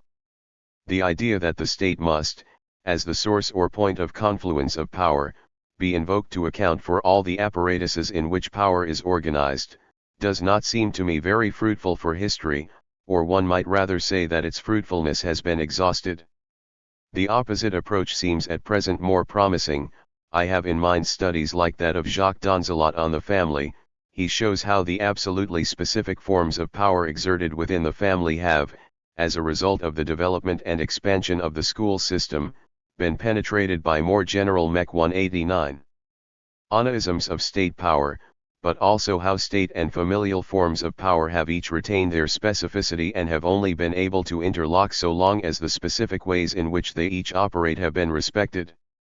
Similarly, François Ewald has written a study of the mines, showing the role played by the owner's systems of control and the way those systems have survived the absorption of the mines by the state without losing their effectiveness. Once the question of what we call power is reopened in this way, can one adopt a political standpoint regarding power? You speak of sexuality as a political apparatus. Could you define the sense you give to the word political? If it is true that the set of relations of force in a given society constitutes the domain of the political, and that a politics is a more or less global strategy for coordinating and directing those relations, then I believe one can answer your questions in the following way: the political is not something which determines in the last analysis, or overdetermines, relations that are elementary and by nature neutral. Every relation of force implies at each moment a relation of power, which is in a sense its momentary expression, and every power relation makes a reference, as its effect but also as its condition of possibility, to a political field of which it forms a part. To say that everything is political, is to affirm this ubiquity of relations of force and their immanence in a political field, but this is to give oneself the task, which as yet has scarcely even been outlined, of disentangling this indefinite knot. Such an analysis must not be telescoped by laying everything at the door of individual responsibility, as was done above all a decade or two ago by the existentialism of self-flagellation. You know, how everyone is responsible for everything. There is not an injustice in the world to which we are not accomplices. It must not be evaded by those displacements that are glibly practiced today. Everything derives from the market economy, or from capitalist exploitation, or simply from the rottenness of our society, so that sexual problems, or problems of delinquency or insanity, are put off until there is a different society. 190. Political analysis and criticism have in a large measure still to be invented. So too have the strategies which will make it possible to modify the relations of force, to coordinate them in such a way that such a modification is possible and can be inscribed in reality. That is to say, the problem is not so much that of defining a political position, which is to choose from a pre-existing set of possibilities, but to imagine and to bring into being new schemas of politicization. If politicization means falling back on ready-made choices and institutions, then the effort of analysis involved in uncovering the relations of force and mechanisms of power is not worthwhile. To the vast new techniques of power correlated with multinational economies and bureaucratic states, one must oppose a politicization which will take new forms. One of the aspects and results of your research is the elaboration of a very subtle and complex distinction between sex and sexuality. Could you clarify that distinction and tell us accordingly how to read the title of your History of Sexuality? This question was the central difficulty with my book. I had begun to write it as a history of the way in which sex was obscured and travestied by this strange life form, this strange growth which was to become sexuality. Now, I believe, setting up this opposition between sex and sexuality leads back to the positing of power as law and prohibition, the idea that power created sexuality as a device to say no to sex. My analysis was still held captive by the juridical conception of power. I had to make a complete reversal of direction. I postulated the idea of sex as internal to the apparatus of sexuality, and the consequent idea that what must be found at the root of that apparatus is not the rejection of sex, but a positive economy of the body and of pleasure. Now there is a trait which is fundamental to the economy of pleasures as it functions in the West, namely that sex acts as a principle of measure and intelligibility. For millennia the tendency has been to give us to believe that in sex, secretly at least there was to be found the law of all pleasure, and 191. That this is what justifies the need to regulate sex and makes its control possible. These two notions, that sex is at the heart of all pleasure and that its nature requires that it should be restricted and devoted to procreation, are not of Christian but of Stoic origin, and Christianity was obliged to incorporate them when it sought to integrate itself in the state structure of the Roman Empire, in which Stoicism was virtually the universal philosophy. Sex then became the code of pleasure. Whereas in societies with a heritage of erotic art the intensification of pleasure tends to desexualize the body, in the West this systematization of pleasure according to the laws of sex gave rise to the whole apparatus of sexuality. And it is this that makes us believe that we are liberating ourselves when we decode all pleasure in terms of a sex shorn at last of disguise, whereas one should aim instead at a desexualization, at a general economy of pleasure not based on sexual norms. Your analysis makes the genealogy of psychoanalysis seem rather suspicious and shameful. Psychoanalysis is revealed as springing, primordially at least, from confession in the age of the Inquisition on the one hand, and from the medicalization of psychiatry on the other. Does that really represent your view of the matter? One can say certainly that psychoanalysis grew out of that formidable development and institutionalization of confessional procedures which has been so characteristic of our civilization. Viewed over a shorter span of time, it forms part of that medicalization of sexuality which is another strange phenomenon of the West, whereas in erotic art what is medicalized is rather the means, pharmaceutical or somatic, which serve to intensify pleasure. One finds in the West a medicalization of sexuality itself, as though it were an area of particular pathological fragility in human existence. All sexuality runs the risk at one and the same time of being in itself an illness and of inducing illnesses without number. It cannot be denied that psychoanalysis is situated at the point where these two processes intersect. How it was possible for psychoanalysis to take the form it did, at the time it did, is something I will try and establish in 192. The later volumes. I am afraid that the same situation will arise with psychoanalysis as arose with psychiatry after I had written Madness and Civilization. I had attempted to narrate there what took place up to the beginning of the 19th century, but psychiatrists took my analysis to be an attack on present-day psychiatry. I don't know what will happen with the psychoanalysts, but I very much fear that they will take for an anti-psychoanalysis what will merely be a genealogy. Why should an archaeology of psychiatry function as an anti-psychiatry, when an archaeology of biology does not function as an anti-biology? Is it because of the partial nature of the analysis? Or is it not rather that psychiatry is not on good terms with its own history, the result of a certain inability on the part of psychiatry, given what it is, to accept its own history? We shall see how psychoanalysis responds when faced with the question of its own history. Do you feel that your history of sexuality will advance the women's question? I have in mind what you say about the hysterization and psychiatrization of the female body. There are few ideas there, but only hesitant ones, not yet fully crystallized. It will be the discussion and criticism after each volume that will perhaps allow them to become clarified. But it is not up to me to lay down how the book should be used. The will to know deals with modes of discourse and questions of fact which are themselves caught up in your own discourse, in this order of your discourse which seems rather to be an anti-order. You flit from one point of your argument to another, you engender within your own text discourses that contradict your own, as though the space occupied by your analysis were there in advance and constrained you. Your writing, moreover, strives to depict, before the very eyes of the reader, relations that are abstract and remote. Would you accept this view of Eurodramatic organization, your analysis and its fictive nature? 193. This book does not have the function of a proof. It exists as a sort of prelude, to explore the keyboard, sketch out the themes and see how people react, what will be criticized, what will be misunderstood, and what will cause resentment. It was in some sense to give the other volumes access to these reactions that I wrote this one first. As to the problem of fiction, it seems to me to be a very important one. I am well aware that I have never written anything but fictions. I do not mean to say, however, that truth is therefore absent. It seems to me that the possibility exists for fiction to function in truth, for a fictional discourse to induce effects of truth, and for bringing it about that a true discourse engenders or manufactures something that does not as yet exist, that is, fictions it.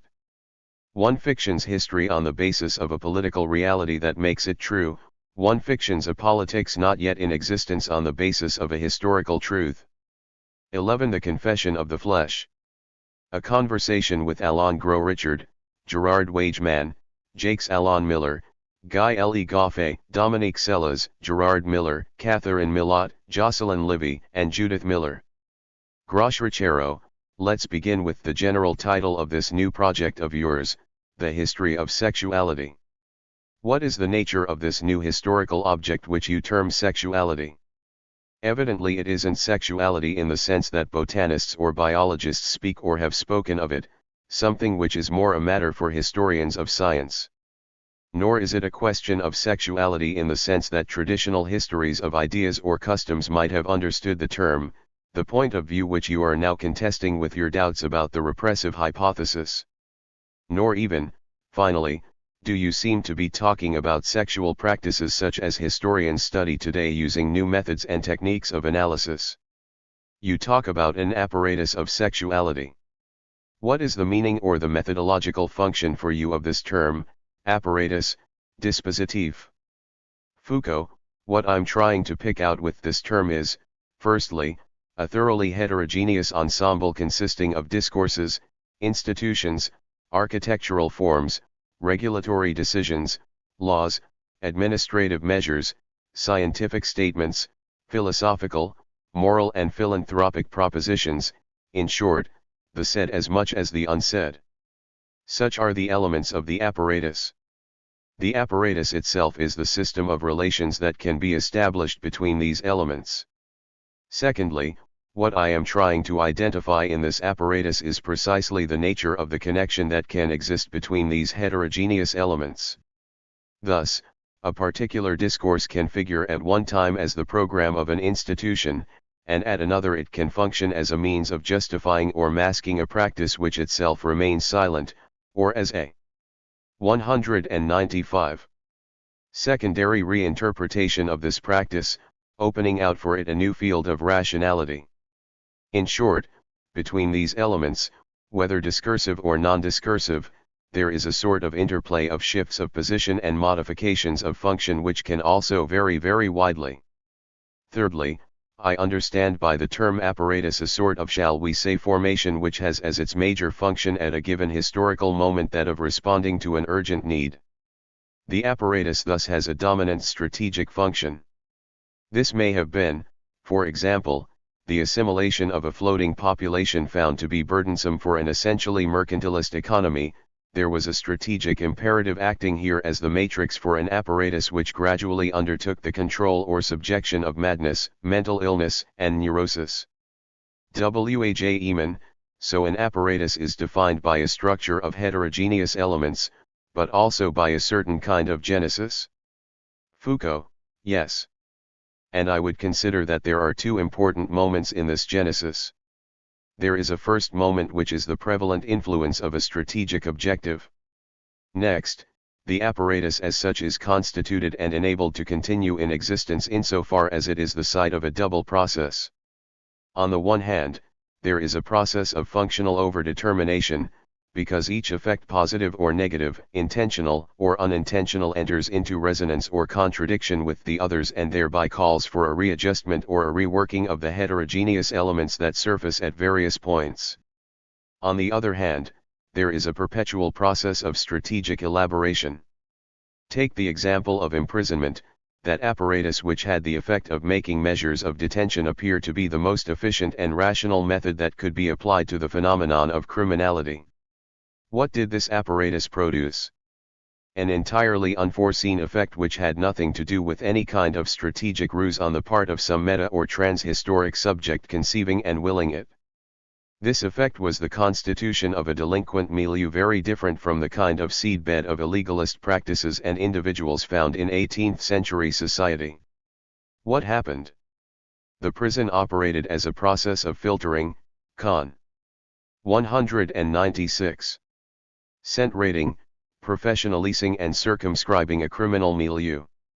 From about the 1830s onwards, one finds an immediate reutilization of this unintended, negative effect within a new strategy which came in some sense to occupy this empty space, or transform the negative into a positive. The delinquent milieu came to be reutilized for diverse political and economic ends, such as the extraction of profit from pleasure through the organization of prostitution. This is what I call the strategic completion, remplacement, of the apparatus. Grow Richard, in The Order of Things and the Archaeology of Knowledge, you talked about the episteme, knowledge, and discursive formations. Now you are more inclined to talk about apparatuses and disciplines. Are these new concepts intended to replace the previous ones, which you would now want to abandon? Or do they rather reproduce them in a different register? Does this amount to a change in the way you would like your books to be used? Are you now selecting your objects of study, your way of approach and your conceptual instruments in terms of new objectives, namely the contemporary struggles that have to be fought, the world which has to be changed rather than interpreted? I am asking this now so that the questions we put to you afterwards won't be at cross purposes with what you are trying to do. Foucault, but bear in mind that it may be just as well if they're at cross purposes, that would show that my own undertaking is at cross purposes. But you are right to ask the question. With the notion of the apparatus, I find myself in a difficulty which I haven't yet been properly able to get out of. I said that the apparatus is essentially of a strategic nature, which means assuming that it is a matter of a certain manipulation of relations of forces, either developing them in a particular direction, blocking them, stabilizing them, utilizing them, etc. The apparatus is thus always inscribed in a play of power, but it is also always linked to certain coordinates of knowledge which issue from it but, to an equal degree, condition it. This is what the apparatus consists in, strategies of relations of forces supporting, and supported by, types of knowledge. In seeking in the order of things to write a history of the episteme, I was still caught. 197. In an impasse.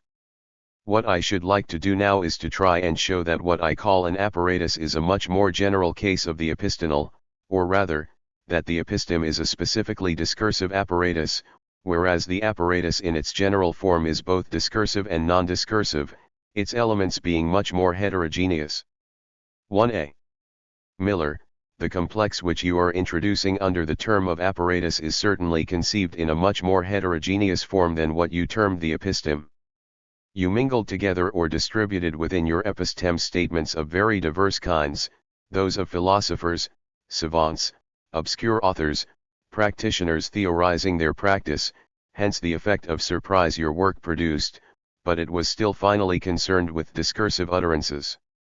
Foucault, certainly. 1a. Miller, with the introduction of apparatuses, you want to get beyond discourse. But these new ensembles, which articulate together so many different elements, remain nonetheless signifying ensembles. I can't quite see how you could be getting at a non-discursive domain. Foucault, in trying to identify an apparatus, I look for the elements which participate in a rationality, a given form of coordination, except that 1a. Miller, one shouldn't say rationality, or we would be back with the episteme again. Foucault, if you like, I would define the episteme retrospectively as the strategic apparatus which permits of separating out from among all the statements which are possible those that will be acceptable within, I won't say a scientific theory, but a field of scientificity, and, which it is possible to say are true or false. The episteme is the apparatus which makes possible the separation, not of tile true from the false, but of what may from what may not be characterized as scientific. Le Goffet, but going back to this question of the non-discursive, what is there in an apparatus, over and above the discursive utterances, except the institutions? Foucault, the term institution is generally applied to every kind of more or less constrained, learned behavior. Everything which functions in a society as a system of 198. Constraint and which isn't an utterance, in short, all the field of the non-discursive social, is an institution. J.A. Miller, but clearly the institution is itself discursive. Foucault, yes, if you like, but it doesn't much matter for my notion of the apparatus to be able to say that this is discursive and that isn't. If you take Gabriel's architectural plan for the military school together with the actual construction of the school, how is one to say what is discursive and what institutional? That would only interest me if the building didn't conform with the plan. But I don't think it's very important to be able to make that distinction, given that my problem isn't a linguistic one. The analytic of power. Grosch-Richero, in The Will to Know, you study the constitution and the history of an apparatus, the apparatus of sexuality. Very schematically, one can say that this apparatus is articulated, on the one hand, onto what you call power, i.e. pouvoir, for which it serves as a means and expression, and that on the other hand it produces, as one might put it, an imaginary, historically datable object, namely sex. There follow from this two major series of questions about power, about sex, and about their relation to the apparatus of sexuality. Concerning power, you voice doubts about the conception of it that has been traditionally held. And what you are proposing is not so much a new theory of power as an analytic of power. How does this term, analytic, help you to throw light on what you refer to here as power and its connection with the apparatus of sexuality? Foucault, power in the substantive sense, le pouvoir, doesn't exist. What I mean is this. The idea that there is either located at or emanating from a given point something which is a power seems to me to be based on a misguided analysis, one which at all events fails to account for a considerable number of phenomena. In reality, power means relations, a more or less organized, hierarchical, coordinated cluster of relations. So the problem is not that. 199. Of constituting a theory of power which would be a remake of Boulainvilliers on the one hand and Rousseau on the other. Both these authors start off from an original state in which all men are equal, and then, what happens? With one of them, a historical invasion, with the other a mythic zero-juridical event, but either way it turns out that from a given moment people no longer have rights, and power is constituted. If one tries to erect a theory of power, one will always be obliged to view it as emerging at a given place and time, and hence to deduce it, to reconstruct its genesis. But if power is in reality an open, more or less coordinated, in the event, no doubt, ill-coordinated, cluster of relations, then the only problem is to provide oneself with a grid of analysis which makes possible an analytic of relations of power. Grosch-Richero, and yet in your book, speaking of the repercussions of the Council of Trent, you propose to study via what channels and through what discourses power is able to gain access to the slightest, most individual forms of behavior, by what routes it is enabled to reach into the most insubstantial, imperceptible forms of desire. Here the language you use still suggests a power beginning from a single center which, little by little, through a process of diffusion, contagion, or carcinosis, brings within its compass the minutest, most peripheral details. Now it seems to me that elsewhere, when you talk about the multiplication of disciplines, you show power as having its beginnings in the little places, organizing itself in terms of the little things, before it gets to the stage of concentrated organization. How can one reconcile these two representations of power, the one describing it as exercised from the top downwards, from the center to the perimeter, by the important over the trivial, and the other, which seems to be the exact opposite? Foucault, I inwardly blushed while listening to you reading, thinking to myself, it's true, I did use that metaphor of the point which progressively irradiates its surroundings. But that was in a very particular case, that of the Church after the Council of Trent. Generally speaking, I think one needs to look rather at how the great strategies of power encrust themselves and depend for their conditions of exercise on the level of the micro-relations of power. But there are always also movements in the opposite direction. 200. Whereby strategies which coordinate relations of power produce new effects and advance into hitherto unaffected domains. Thus up to the middle of the 16th century the Church only supervised sexuality in a fairly distant manner. The requirement of annual confession, with its avowal of the different kinds of sins committed, ensured that in fact one wouldn't have to relate very many sexual adventures to one's cure.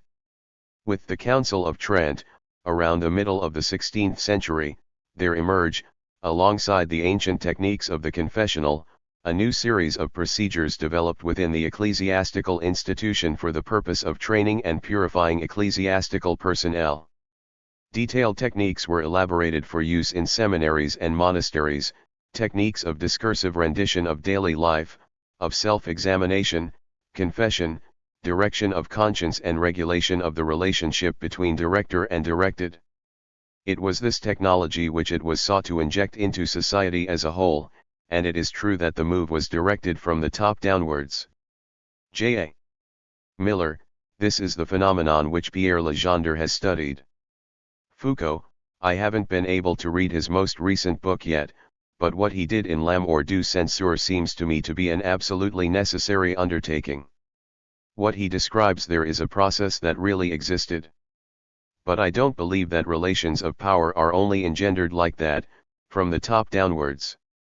Gros Richero, then you think this representation of power as exercised from above, and in a negative or repressive way, is an illusion? Isn't it a necessary illusion, one engendered by power itself? At all events, the illusion is a very persistent one, and after all it's against just this kind of power that people have struggled in the hope of being able to change things. G. Miller, I would add this, even if one accepts that power, on the scale of a whole society, doesn't proceed downwards from the top but can be analyzed rather as a cluster of relations, don't the micro-powers on which these relations are founded themselves still operate from above? Foucault, yes, if you like.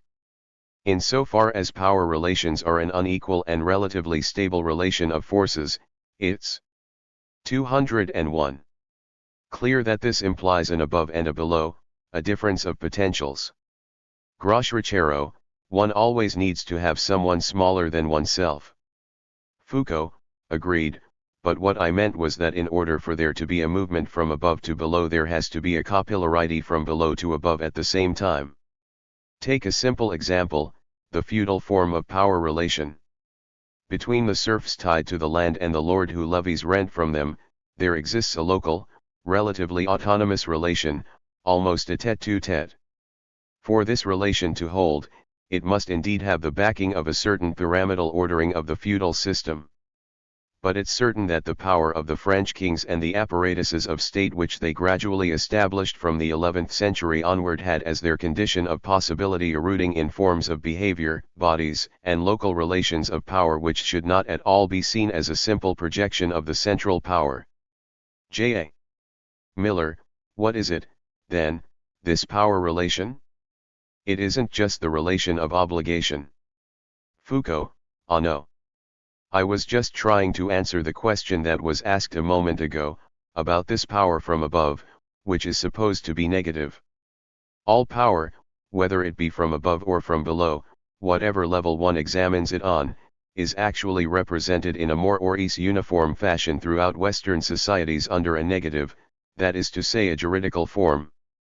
It's the characteristic of our Western societies that the language of power is law, not magic, religion, or anything else. Gros Richero, but the language of love, for example, as it's formulated in courtly literature and in the whole history of love in the West, isn't a juridical language, yet it does nothing but talk of power, never ceases establishing relations of domination and servitude. Take the term mistress, for instance. Foucault, yes indeed. But Dubé has an interesting explanation there. He connects the emergence of courtly literature with the existence in medieval society of the Jovenese. The Jovenese were the young people, the descendants who had no rights of inheritance and had to live on the margins of the linear genealogical successions which Carrick. 202. Terraced the feudal system. They waited for deaths among the male legitimate heirs, or for an heiress obliged to procure a husband capable of taking charge of the inheritance and the functions of head of a family. The Juvenes thus constituted the turbulent surplus necessarily engendered by the mode of transmission of power and property. And Dubé sees this as the origin of courtly literature. Courtly literature was a sort of fictive joust between the Juvenes and the head of a family, the lord, the king even, for the stake of the already appropriated wife. In the intervals between wars and the leisure of the long winter evenings there was woven around the wives the web of these courtly relations which at bottom were the very inverse of relations of power, since it was still only an affair of a landless knight turning up at a chateau to seduce the lord of the manor's wife. So what one had here, engendered by the institutions themselves, was a sort of loosening of constraints, an acceptable unbridling, which yielded this real fictive joust one finds in the themes of courtly love. It's a comedy around power relations which functions in the interstices of power but isn't itself a real power relation. Groschrachero, perhaps, but even so courtly literature derives, via the troubadours, from Arabic and Moslem civilization. Does Dubé's analysis work there as well? But let's return to the question of power and its relation to the notion of the apparatus. Millot, discussing what you call general apparatuses, dispositifs d'ensemble/e, you write in the Will to Know that here the logic is perfectly clear, the aims decipherable, yet it turns out that no one can have conceived and very few formulated them, such is the implicit character of the great, anonymous, almost mute strategies which coordinate the voluble tactics whose inventors or directors are often devoid of all hypocrisy. You define here something like a strategy without a subject. How is this conceivable? Foucault, let's take an example. From around 1825 to 1830 one finds the local and perfectly explicit appearance of definite strategies for fixing the workers in the first heavy industries at their workplaces. At Mulhouse and in northern France various tactics are elaborated, pressuring people to marry, providing housing, building sites ouvrières. 203. Practicing that sly system of credit slavery that Marx talks about, consisting in enforcing advance payment of rents while wages are paid only at the end of the month. Then there are the savings bank systems, the truck system with grocers and wine merchants who act for the bosses, and so on. Around all this there is formed little by little a discourse, the discourse of philanthropy and the moralization of the working class. Then the experiments become generalist by way of the institutions and societies consciously advocating programs for the moralization of the working class. Then on top of that there is superimposed the problem of women's work, the schooling of children and the relations between the two issues. Between the schooling of children, which is a centralist, parliamentary measure, and this or that purely local initiative dealing with workers' housing, for example, one finds all sorts of support mechanisms, unions of employers, chambers of commerce, etc., which invent, modify, and readjust, according to the circumstances of the moment and the place so that you get a coherent, rational strategy, but one for which it is no longer possible to identify a person who conceived it. Millot, but then what role does the social class play? Foucault, here we are at the center of the problem, and no doubt also of the obscurities of my own discourse. A dominant class isn't a mere abstraction, but neither is it a pre-given entity. For a class to become a dominant class, for it to ensure its domination and for that domination to reproduce itself is certainly the effect of a number of actual premeditated tactics operating within the grand strategies that ensure this domination. But between the strategy which fixes, reproduces, multiplies, and accentuates existing relations of forces, and the class which thereby finds itself in a ruling position, there is a reciprocal relation of production. Thus one can say that the strategy of moralizing the working class is that of the bourgeoisie. One can even say that it's the strategy which allows the bourgeois class to be the bourgeois class and to exercise its domination. But what I don't think one can say is that it's the bourgeois class on the level of its ideology or its economic project which, as a sort of at once real and fictive subject, invented and forcibly imposed this strategy on the working class. 1a.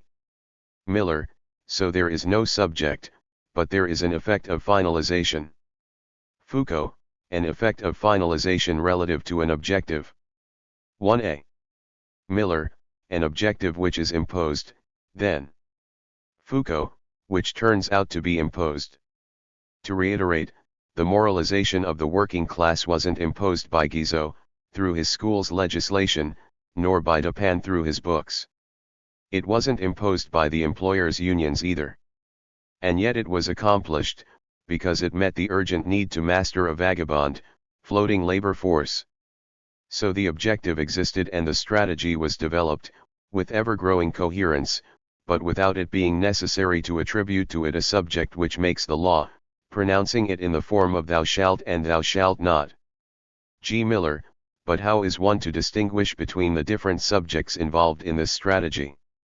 Mustn't one be able to distinguish, for instance, between those who produce it and those who only undergo it? Even if their respective initiatives often end by converging, are they all merged into one or do they singularize themselves? And if so, in what terms? Gros Richero, or to put it another way, is your model Mandeville's fable of the bees? Foucault, I wouldn't exactly say that, but I'll take another example, that of the constitution of a medico-legal apparatus, through which on the one hand psychiatry is utilized in the penal system while, conversely, penal types of controls and interventions are developed and multiplied to deal with the actions or behavior of abnormal subjects. This led to that vast theoretical and legislative edifice constructed around the question of degeneracy and degenerates. What took place here? All sorts of subjects intervened, administrative personnel for example, for reasons of public order, but above all it was the doctors and magistrates. Can one talk of interests here? In the case of the doctors, why should they have wanted to intervene so directly in the penal domain, just when they had barely, and then only with difficulty, succeeded in detaching psychiatry from the sort of magma constituted by the practices of internment which occupied precisely the heart of the 205 medico-legal domain, except for the fact that they were neither medical nor legal. Just when the alienists have barely isolated and marked out the theory and practice of mental alienation, here they are saying, there are crimes which are our business, these people belong to us. Where is their interest as doctors in this? To say that there was a sort of imperialist dynamic of psychiatry aiming to annex crime and submit it to its rationality doesn't get us anywhere. I would be tempted to say that there was, in fact, a necessity here, which one doesn't have to call an interest, linked to the very existence of a psychiatry which had made itself autonomous but needed thereafter to secure a basis for its intervention by gaining recognition as a component of public hygiene. And it could establish this basis only through the fact that there was a disease, mental alienation, for it to mop up. There had also to be a danger for it to combat, comparable with that of an epidemic, a lack of hygiene, or such like. Now, how can it be proved that madness constitutes a danger except by showing that there exist extreme cases where madness, even though not apparent to the public gaze, without manifesting itself beforehand through any symptom except a few minute fissures, minuscule murmurings perceptible only to the highly trained observer, can suddenly explode into a monstrous crime? This was how the diagnosis of homicidal mania was constructed. Madness is a redoubtable danger precisely in that it is not foreseeable by any of those persons of good sense who claim to be able to recognize it. Only a doctor can spot it, and thus madness becomes exclusively an object for the doctor, whose right of intervention is grounded by the same token. In the case of the magistrates, one can say that it is a different necessity which leads them, despite their reluctance, to accept the intervention of the doctors. Along with the edifice of the penal code, the punitive machine of the prison which had been placed in their hands could function effectively only if it operated at the level of the individuality of the individual, the criminal, and not the crime, so as to transform and reform him. But, Once given that there were crimes whose reasons and motives could not be established, punishment became impossible. To punish a person whom one doesn't fully know is impossible for a penal system which no longer works through the supplice but through internment. This is so much the case that the other day someone, an admirable person moreover, uttered this astounding sentence which ought to have left us all gaping: "You cannot execute Patrick Henry, you don't understand him." What does that mean? If they had understood him, would it have been all right to kill him?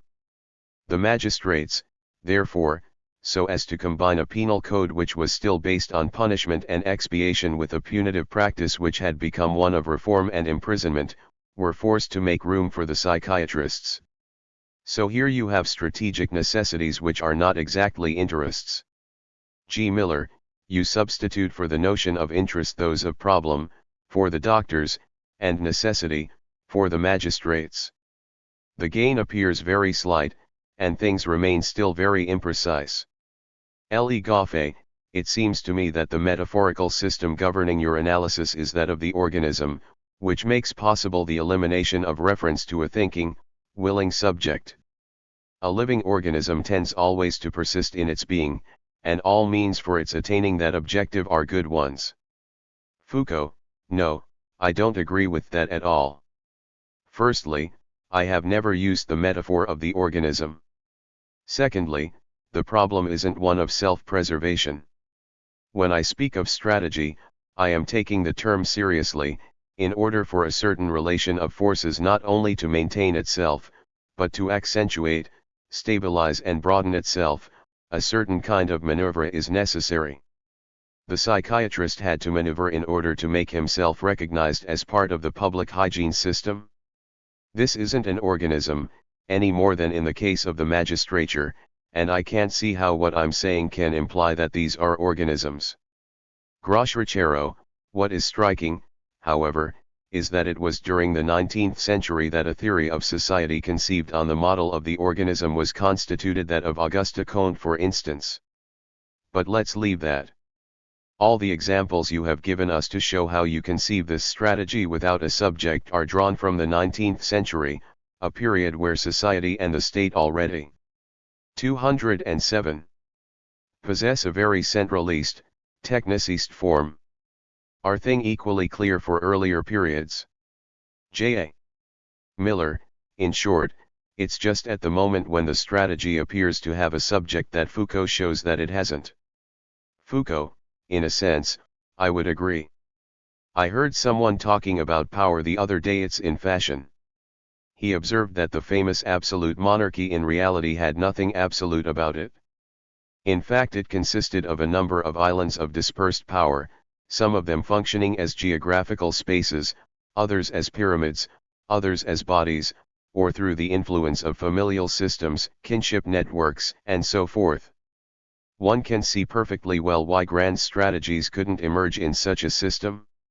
The French monarchy was equipped with a very strong, but very rigid, administrative apparatus, one which let a tremendous amount slip through its grip. Certainly there was a king, the manifest representative of power, but in reality power wasn't centralist and didn't express itself through grand strategies, at once fine, supple, and coherent.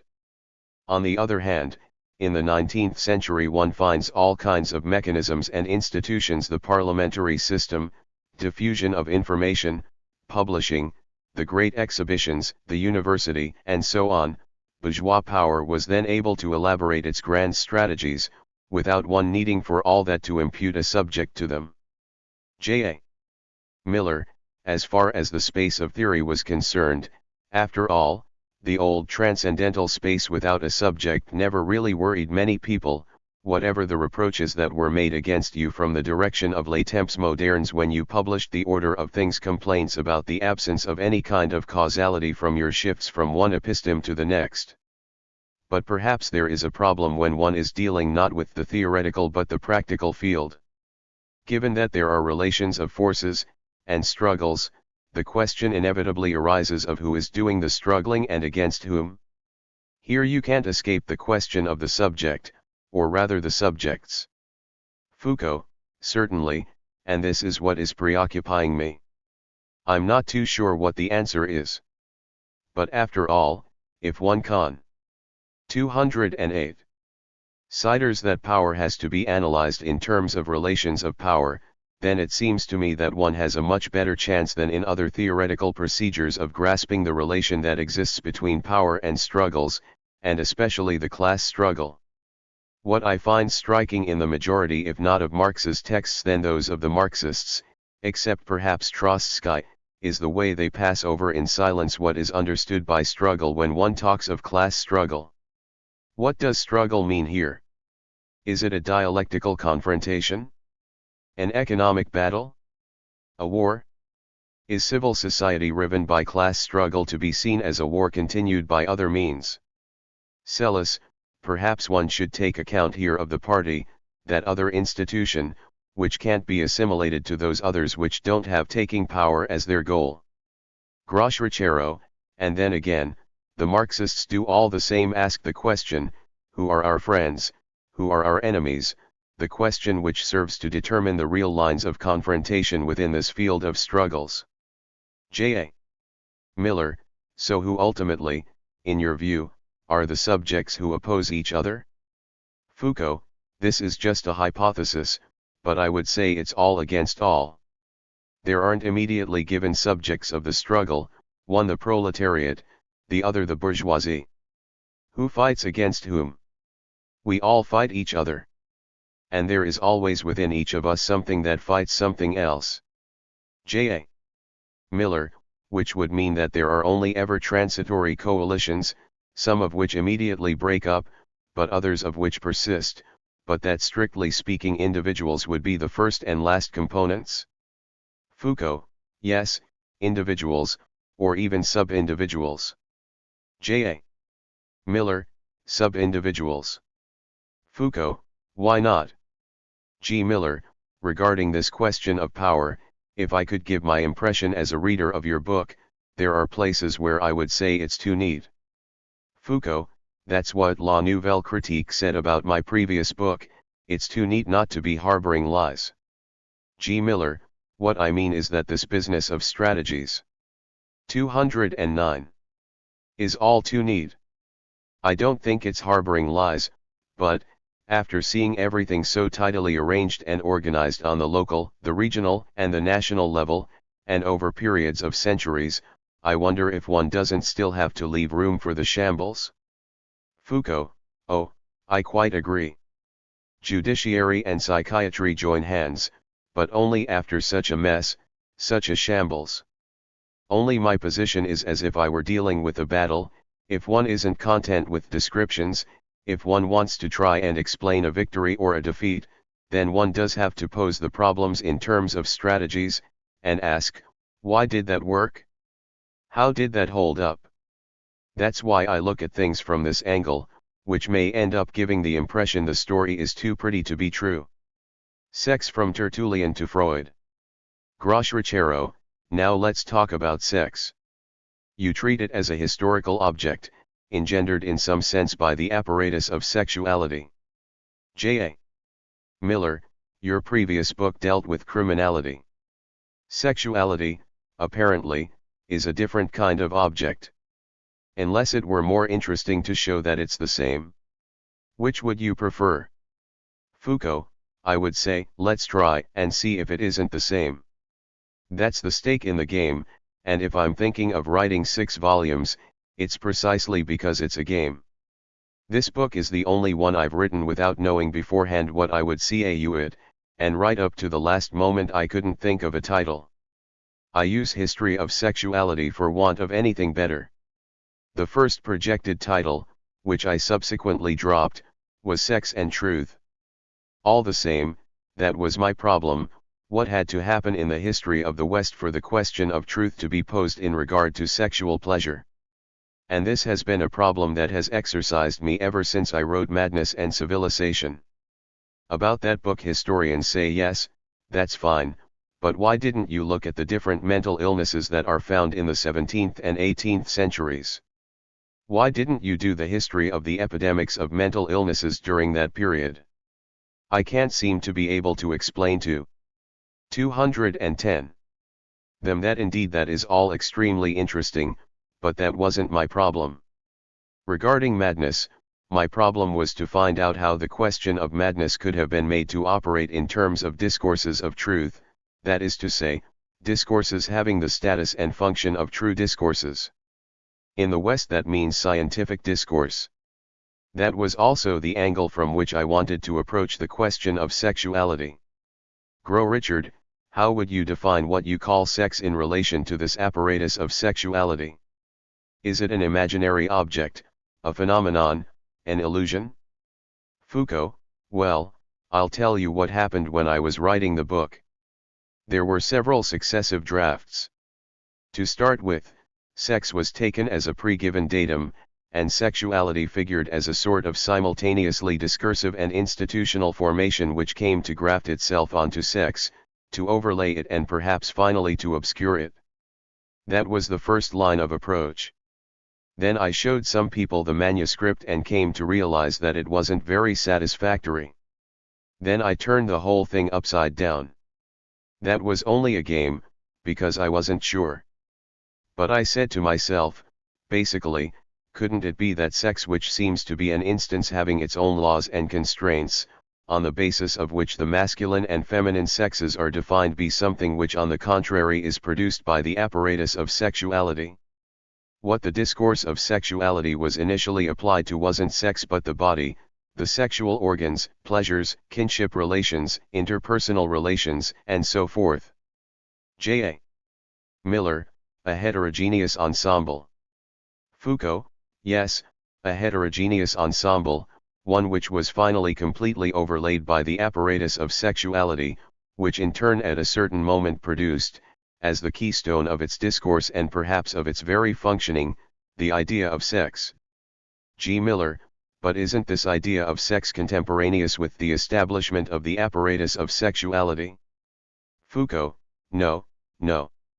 It seems to me that one sees sex emerging during the course of the 19th century. G. Miller, we have only had sex since the 19th century. 211. Foucault, we have had sexuality since the 18th century, and sex since the 19th. What we had before that was no doubt the flesh. The basic originator of it all was Tertullian. 1a. Miller, you'll have to explain that for us. Foucault, well, Tertullian combined within a coherent theoretical discourse two fundamental elements, the essentials of the imperatives of Christianity, the didask, and the principles by way of which it was possible to escape from the dualism of the Gnostics. 1a. Miller, I can see you are looking for the devices that will enable you to erase the break that is located with Freud. You recall how at the time when Althusser was proclaiming the Marxian break, you were already there with your eraser. And now Freud is going to go the same way. At any rate I think that's your objective, no doubt within a complex strategy, as you would say. Do you really think you can erase the break between Tertullian and Freud? Foucault, I'll say this, that for me the whole business of breaks and non-breaks is always at once a point of departure and a very relative thing. In the order of things, I took as my starting point some very manifest differences, the transformations of the empirical sciences around the end of the 18th century. It calls for a degree of ignorance, which I know isn't yours, to fail to see that a treatise of medicine written in 1780 and a treatise of pathological anatomy written in 1820 belong to two different worlds. My problem was to ascertain the sets of transformations in the regime of discourses necessary and sufficient for people to use these words rather than those, a particular type of discourse rather than some other type, for people to be able to look at things from such and such an angle and not some other one. In the present case, for reasons which are conjunctural, since everyone is putting the stress on breaks, I'm saying, let's try to shift the scenery and take as our starting point something else which is just as manifest as the break, provided one changes the reference points. One then finds this formidable mechanism emerging, the machinery of the confession, within which in fact psychoanalysis and Freud figure as episodes. 212. J.A. Miller, you're constructing a machine which swallows an enormous amount at a time. Foucault, an enormous amount at a time, and then I'll try and establish what the transformations are. J.A. Miller, making sure, of course, that the principal transformation doesn't come with Freud. You'll show, for example, that the focusing of sexuality on the family began prior to Freud, or that Foucault. It seems to me that the mere fact that I've adopted this course undoubtedly excludes for me the possibility of Freud figuring as the radical break, on the basis of which everything else has to be rethought.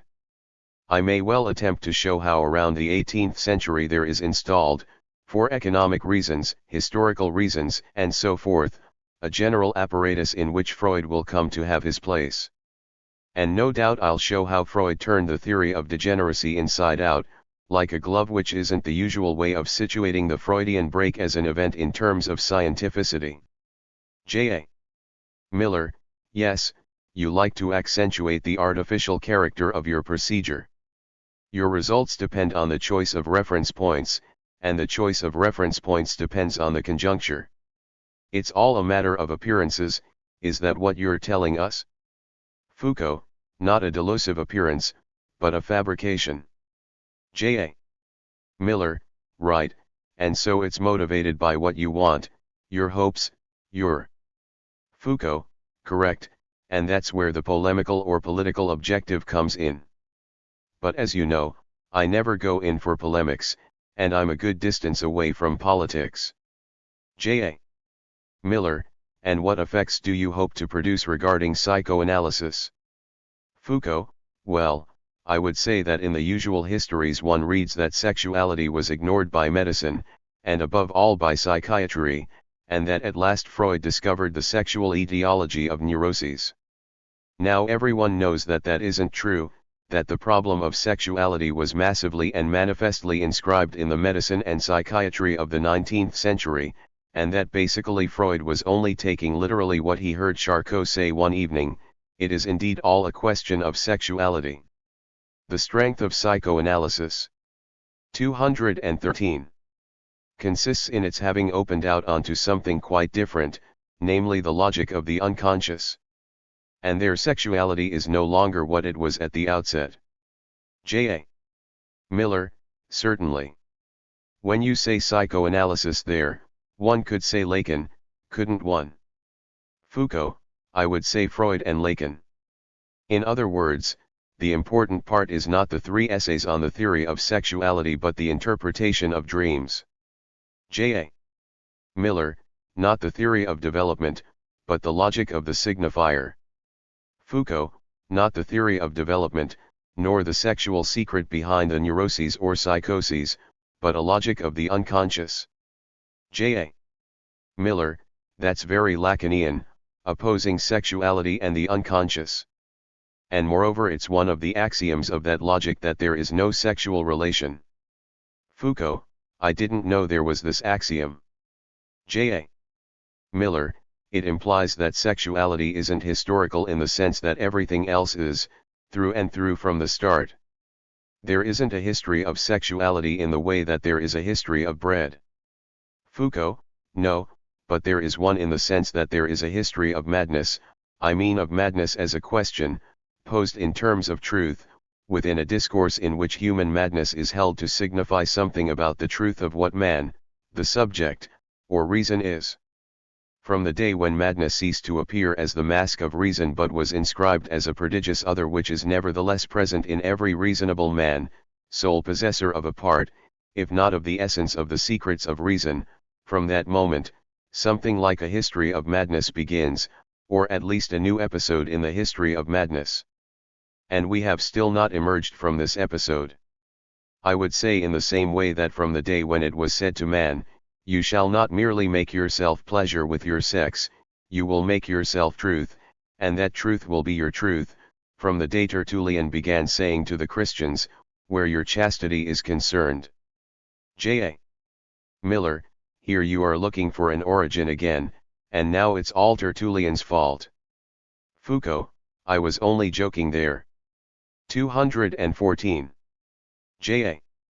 Miller, obviously, you're going to say things are much more complicated, there are heterogeneous levels, movements from above to below and below to above. But seriously, this search for the point where it all may have begun, all this malady of speech, do you? Foucault, I say that in a fictive manner, as a joke, to make a fable. J.A. Miller, but if one wasn't joking, what would one say? Foucault, what would one say? One would arguably find in Euripides, and linking this with certain elements of Jewish mysticism, and others from Alexandrian philosophy, and the notion of sexuality among the Stoics, and including also the notion of enkrateia, that assumption of equality not to be found in the Stoics, chastity. But what I'm concerned with, what I'm talking about, is how it comes about that people are told that the secret of their truth lies in the region of their sex. Grow Richard, you talk about techniques of confession. There are also, it seems to me, techniques of listening. One finds, for example, in most of the manuals for confessors or dictionaries of cases of conscience, an article on morose delectation which treats of the nature and gravity of the sin that consists in taking a lingering pleasure, that's the morositas, in the representation, through thought or speech, of a past sexual pleasure. And here is what is directly of concern for the confessor: how is one to lend one's ear to the recital of abominable scenes without sinning oneself, that is, taking pleasure oneself? There is a whole technique and casuistry of listening here, which evidently depends on the one hand on the relation of the thing itself to the thought of the thing, and on the other hand on the relation of the thought of the thing to the words which say it. Now, this double relationship has varied through time, as you clearly showed in the order of things where you delimited the initial and terminal bounds of the episteme of representation. This long history of the confessional, this will to hear the other speak the truth of his sex, which today still hasn't ceased to exercise itself, is thus accompanied by a history of techniques of listening which have passed through profound changes. Is the line you trace from the 215 Middle Ages down to Freud a continuous one? When Freud or any psychoanalyst listens, is the way he listens, what he listens to, or the place occupied in this by the signifier still comparable with how things were for the confessors? Foucault, this first volume of my book is concerned with getting an overview on something whose permanent existence in the West is difficult to deny: regulated procedures for the confession of sex, sexuality and sexual pleasures. But it's true that these procedures were often profoundly altered at certain moments, under conditions which are often difficult to explain. In the 18th century one finds a very sharp falling away, not in pressure and injunctions to confess, but in the refinement of techniques of confession. During this period, where the direction of conscience and the confessional have lost the essential force of their role, one finds brutal medical techniques emerging, which consist in simply demanding that the subject tell his or her story, or narrate it in writing. J.A. Miller, but do you believe that throughout this long period there perdures one and the same concept, not of sex, but of truth? Is truth localized and collected in the same way? Is it attributed causal powers? Foucault, what was constantly assumed and accepted, subject no doubt to all sorts of possible variations, was the notion that the production of truth is charged with effects on the subject. J.A. Miller, don't you ever have the feeling that you're putting together an argument, which, amusing as it is destined to let slip the essentials? That your net is so coarse-meshed that it will let all the fish through? Why, instead of using your microscope, are you now taking a telescope, and looking through the wrong end at that? The only way we will be able to understand why you're doing it is if you'll tell us what you hope to gain by it. Foucault, is it permissible to talk of hope here? The term of confession, aveu, that I'm using is perhaps a little too broad. But I think I gave it a fairly precise meaning in my book. What I mean by confession, even though I can well see that the term may be a little annoying, is all those procedures by which the subject is incited to produce a discourse of truth about his sexuality which is capable of having effects on the subject himself. J.A. Miller, I'm not very happy with the huge concepts you're employing here. They seem to me to dissolve as soon as one looks at things more closely. Foucault, but they're meant to be dissolved. These are only very general definitions. J.A. Miller, in confessional procedures it is assumed that the subject knows the truth. Isn't there a radical change at the point where it's assumed that the subject doesn't know this truth? Foucault, I see what you're getting at, but one of the fundamental points of the Christian method of direction of conscience is precisely that the subject doesn't know the truth. J.A. Miller, and you want to show that his non-knowledge has the status of an unconscious? But reinscribing the subject's discourse within a grid of reading, recoding it in accordance with a questionnaire to establish whether such and such an act is a sin or not, this has nothing to do with imputing a knowledge to the subject whose truth he does not himself know. Foucault, in the direction of conscience, what the subject doesn't know is something quite different from whether an act is or isn't a sin, or whether it's a mortal or a venial sin. He doesn't know what takes place within him. And when the Christian comes in search of his director, and says to him, listen. J.A.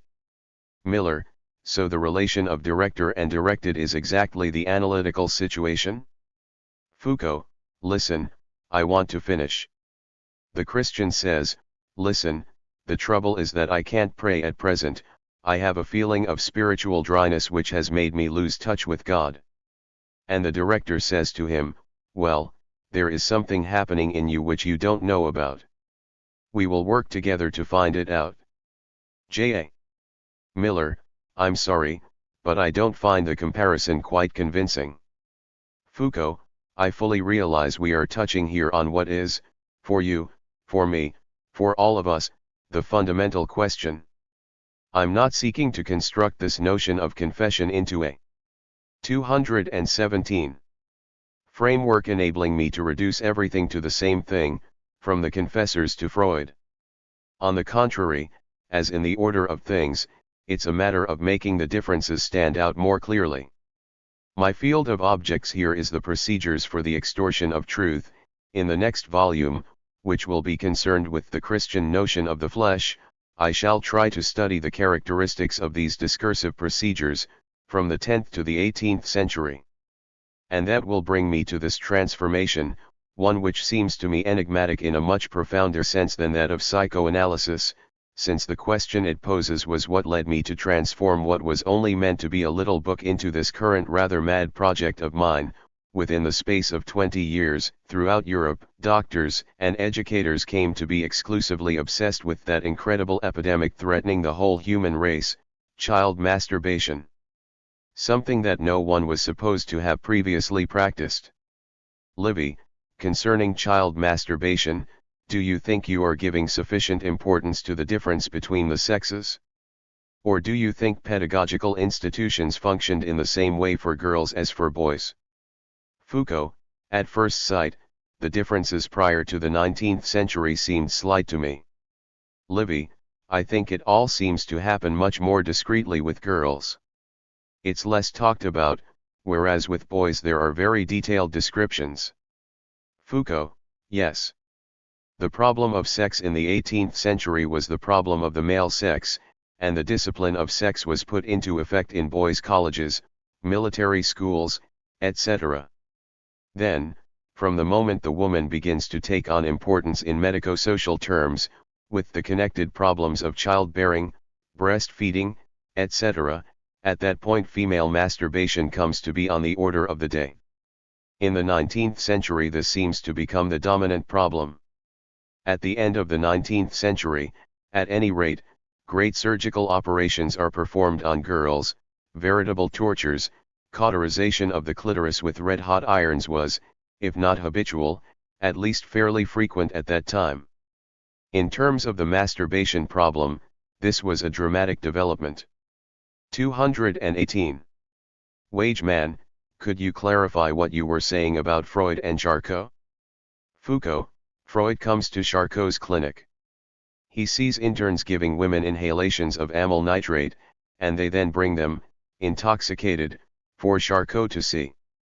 The women adopt certain postures, say things. They are listened to and watched, and then at a certain moment Charcot declares that this is getting ugly. What we have here, then, is a superb gadget by means of which sexuality is actually extracted, induced, incited, and titillated in all manner of ways, and then suddenly Charcot says that that's enough of that. As for Freud, he will ask why that is enough.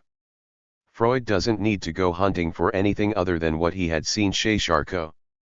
Sexuality was there before his eyes in manifest form, orchestrated by Charcot and his worthy aides. Wage man, that isn't quite what you say in your book. All the same, there did take place what you call the intervention of the most famous of heirs. No doubt sexuality did pass from a mouth to an ear, Charcot's mouth to Freud's ear, and it's true that Freud saw the manifestation at La Salpêtrière of something of the order of sexuality. But did Charcot recognize the sexuality? Charcot had hysterical fits induced, like the circular arc posture. Freud recognized in that something akin to coitus. But can one say that Charcot saw what Freud was to see? Foucault, no, but I was speaking as an apologist for Freud. I meant that Freud's great originality wasn't discovering the sexuality hidden beneath neurosis. The sexuality was already there, Charcot was already talking about it. Freud's originality was taking all that literally, and then erecting on its basis the interpretation of dreams, which is something other than a sexual etiology of neuroses. If I were to be very pretentious, I would say that I'm doing something a bit similar to that. I'm starting off from an apparatus of sexuality, a fundamental historical given which must be an indispensable point of departure for us. I'm taking it literally, at face value, I'm not placing myself outside it, because that isn't possible, but this allows me to get at something else. J.A. Miller, and in the science of dreams, aren't you? 219. Aware of seeing a truly unprecedented form of relation between sex and discourse being instituted? Foucault, possibly. I don't exclude that at all. But the relation instituted with the direction of consciences after the Council of Trent is also unprecedented. It was a gigantic cultural phenomenon, this is undeniable. J.A. Miller, and psychoanalysis isn't? Foucault, yes, of course, I'm not saying that psychoanalysis is already there with the directors of conscience. That would be an absurdity. J.A. Miller, yes, you aren't saying that, but all the same, you are. Would you say in the last analysis that the history of sexuality, in the sense of your understanding of that term, culminates in psychoanalysis? Foucault, certainly. A culminating point is arrived at here in the history of procedures that set sex and truth in relation. In our time there isn't a single one of the discourses on sexuality which isn't, in one way or another, oriented in relation to that of psychoanalysis. J.A. Miller, well, what I find amusing is that a declaration like that is only conceivable in the French context and the conjuncture of today. Don't you agree? Foucault, it's true that there are countries where, owing to the way the cultural domain is institutionalized and functions, discourses on sex don't perhaps have that position of subordination, derivation, and fascination vis-à-vis psychoanalysis which they have here in France, where the intelligentsia, because of its place in the pyramidal hierarchy of recognized values, accords psychoanalysis a privileged value that no one can escape, not even Mini Gregoire. L1a. Miller, perhaps you could say a little about the women's and the homosexuals' liberation movements? Foucault, well, regarding everything that is currently being said about the liberation of sexuality, what I want to make apparent is precisely that the object sexuality is in reality an instrument formed a long while ago, and one which has constituted a centuries-long apparatus of subjection. The real strength of the women's liberation movements is not that of having laid claim to the specificity of their sexuality and the rights pertaining to it, but that they 220 have actually departed from the discourse conducted within the apparatuses of sexuality. These movements do indeed emerge in the 19th century as demands for sexual specificity. What has their outcome been?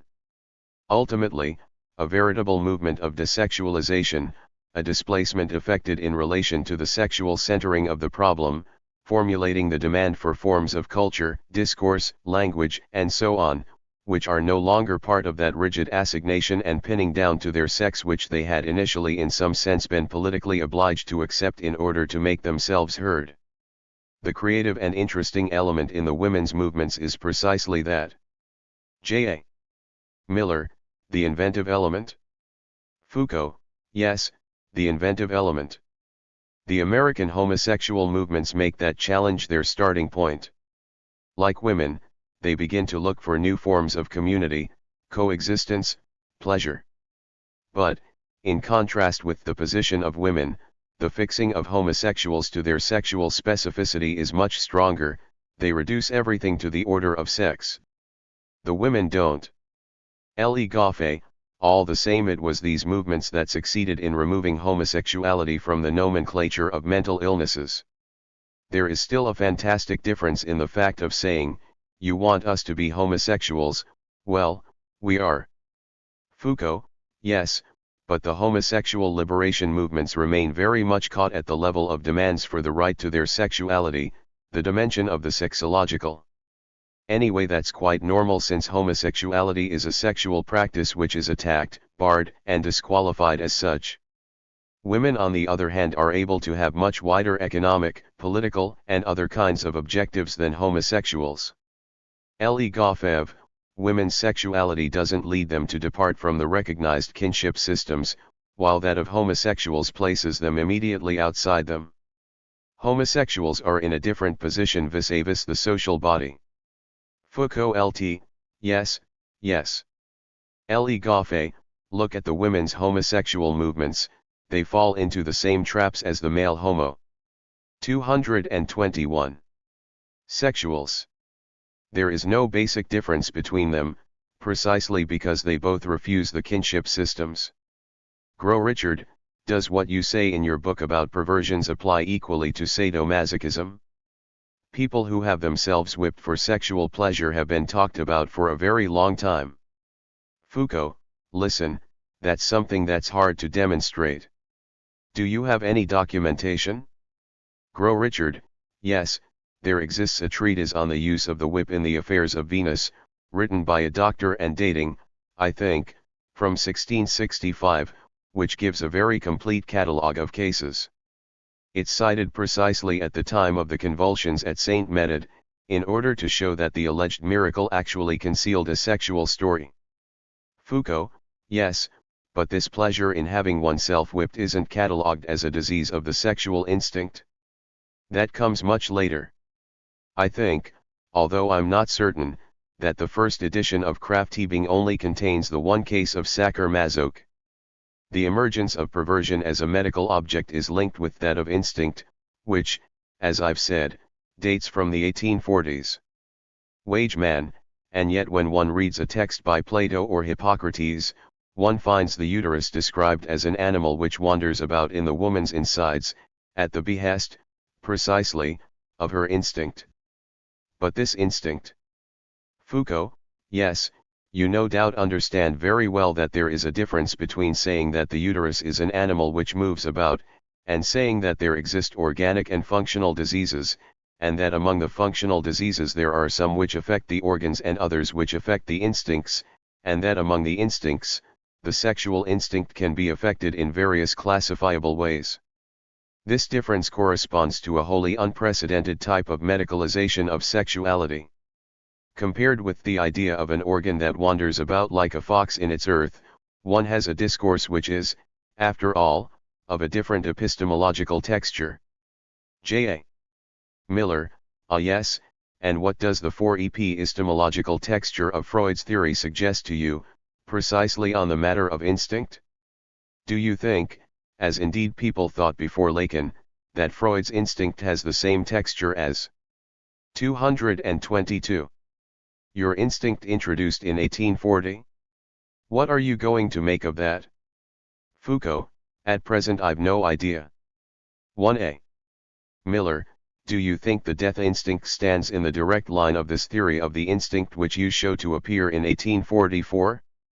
Foucault, I'd have to reread the whole of Freud before I could answer that. 1a. Miller, but you have read The Interpretation of Dreams. Foucault, yes, but not the whole of Freud. Racism. Grossrlcharo, to come now to the last part of your book. Foucault, yes, no one wants to talk about that last part. Even though the book is a short one, but I suspect people never got as far as this last chapter. All the same, it's the fundamental part of the book. Grossrlcharo, you articulate the theme of racism there onto both the apparatus of sexuality and the question of degeneracy. But the theme seems to have been articulated much earlier than that in the West, in particular by the old French nobility hostile to Louis XIV's absolutism which favored the commonalty. In Boulainvilliers, who represents this nobility, one finds already a whole history of the superiority of Germanic blood, from which the nobility was descended, over Gaulish blood. Foucault, this idea that the nobility came from Germany in fact goes back to the Renaissance, and it was a theme utilized first of all by the French Protestants, who said that France was formerly a Germanic state, and in German law there were limits to the power of the sovereign. It was this idea which was subsequently taken over by a fraction of the French nobility. Grossrlcharo, regarding the nobility, you talk in your book of a myth of blood, blood as a mythical object.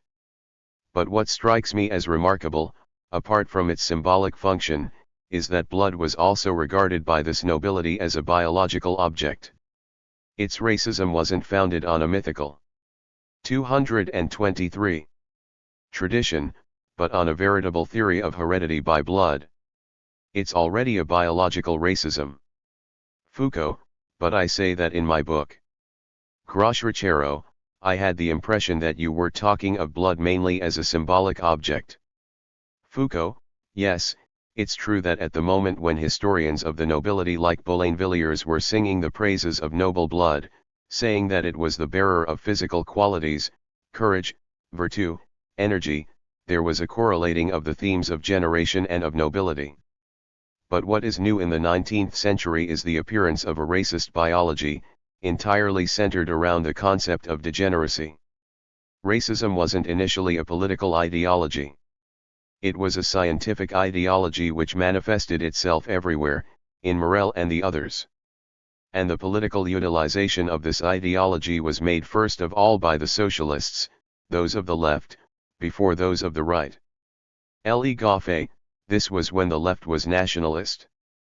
Foucault, yes, but above all with the idea that the rotten, decadent class was that of the people at the top, and that a socialist society would have to be clean and healthy. L'Homme Rousseau was a man of the left. He wasn't a socialist in the strict sense, but he had a lot of contacts with the socialists, and they took up his ideas. The breach only took place at the end of the 19th century. Le Goffet, couldn't one see a confirmation of what you are saying in the 19th century vogue for vampire novels, in which the aristocracy is always presented as the beast to be destroyed? The vampire is always an aristocrat, and the savior of bourgeois.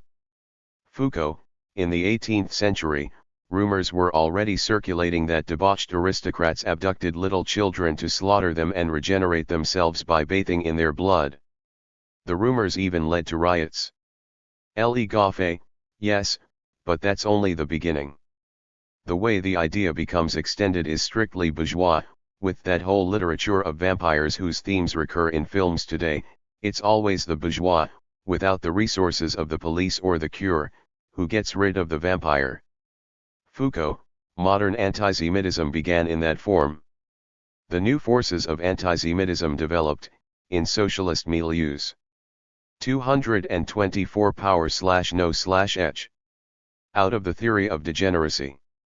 It was said that the Jews are necessarily degenerates, firstly because they are rich, secondly because they intermarry. They have totally aberrant sexual and religious practices, so it is they who are the carriers of degeneracy in our societies. One encounters this in socialist literature down to the Dreyfus affair. Pre-Hitlerism, the nationalist antisemitism of the right, adopted exactly the same themes in 1910. Grossrlcharo, the right will say that it's in the homeland of socialism that one encounters the same theme today. J.A. Miller, Did you know that a first Congress on psychoanalysis is going to be held in the USSR? Foucault, so I've been told. Will there be Soviet psychoanalysts there? J.A. Miller, no, they're trying to get psychoanalysts from elsewhere to come. Foucault, so it will be a psychoanalysis congress in the Soviet Union where the speakers will be foreigners. Incredible. Although there was a Congress of Penal Sciences at St. Petersburg in 1894, where a French criminologist, someone whose name is too little known, he was called Monsieur Larrivee, said to the Russians, everyone is now in agreement that criminals are impossible people, born criminals. What is to be done with them? In our countries, which are too tin-lal, we don't know how to dispose of them. But you Russians have Siberia, couldn't you put them there in sorts of great labor camps, and thus at the same time exploit that extraordinarily rich territory? Groschrachero, weren't there any labor camps then in Siberia? Foucault, no. I was very surprised about that. Celis, Siberia was just a zone of exile.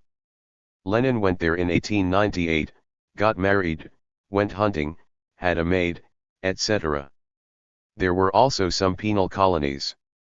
Chekhov visited one on the Sakhalin Islands. The massive concentration camps where people were set to work were a socialist invention. They arose notably from initiatives like those of Trotsky, who organized the wreckage of the Red Army into a sort of labor army, which then constituted disciplinary camps which rapidly became places of internment. It came about through a combination of deliberate planning, pursuit of 225. Efficiency through militarization, re-education, coercion. Foucault, in fact that idea came from the French relegation laws. The idea of utilizing prisoners during the period of their sentences as labor or for some useful purpose is as old as the prisons. But the idea that there is a basic group of criminals who are absolutely irredeemable and must somehow or other be eliminated from society, yet at the same time put to some use, that was the idea of relegation. In France, after a certain number of repeated convictions, the fellow was deported to Guyana or New Caledonia, and then became a settler there. This was what Monsieur Larrivee suggested to the Russians, so as to develop Siberia. It's incredible all the same that the Russians hadn't thought of that before. But if they had, there would have been a Russian there at the Congress to say, but Monsieur Larrivee, we have already thought of this wonderful idea. And there wasn't. In France we don't have a gulag, but we have ideas.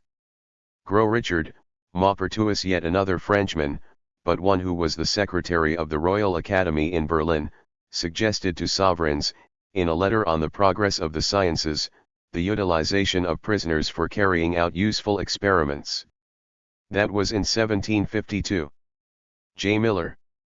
And apparently La Condamine, using an ear trumpet because he had gone deaf after his expedition to Peru, went to listen to the words of those sentenced to the sub/ice, right to the moment of their death.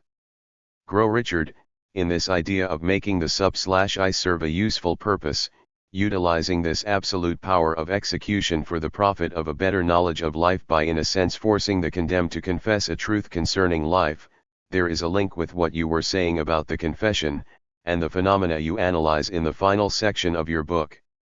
You write that there is a shift at a certain moment from a power exercised in the form of a right to put to death, to a power over life.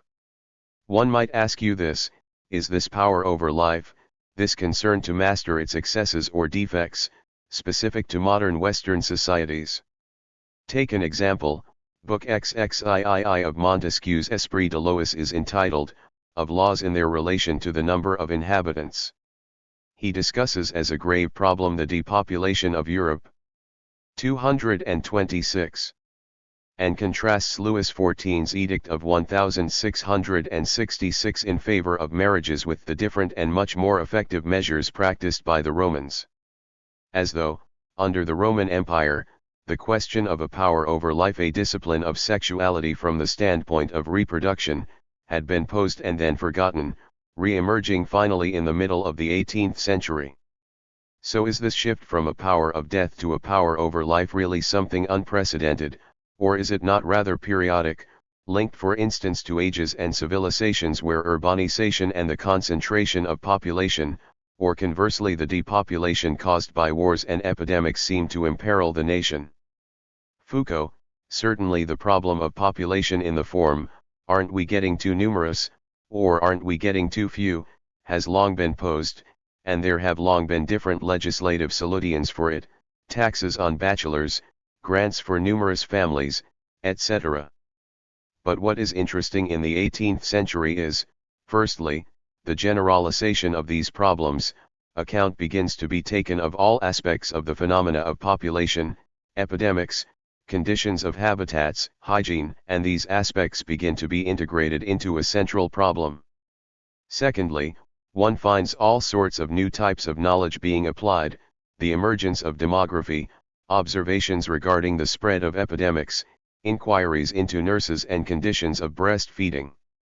Thirdly, the establishment of apparatuses of power making possible not only observation but also direct intervention and manipulation in all these areas. I would say that at that moment, where hitherto there had only been vague improvisatory measures of promotion designed to alter a situation which was scarcely known, something begins to develop which can be called a power over life. In the 18th century, for instance, despite significant efforts made in statistics, people were convinced that the population was falling, whereas historians now know that on the contrary there was a massive growth in population.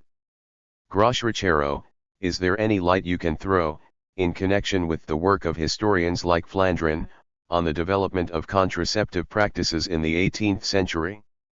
Foucault, there I have to rely on these historians.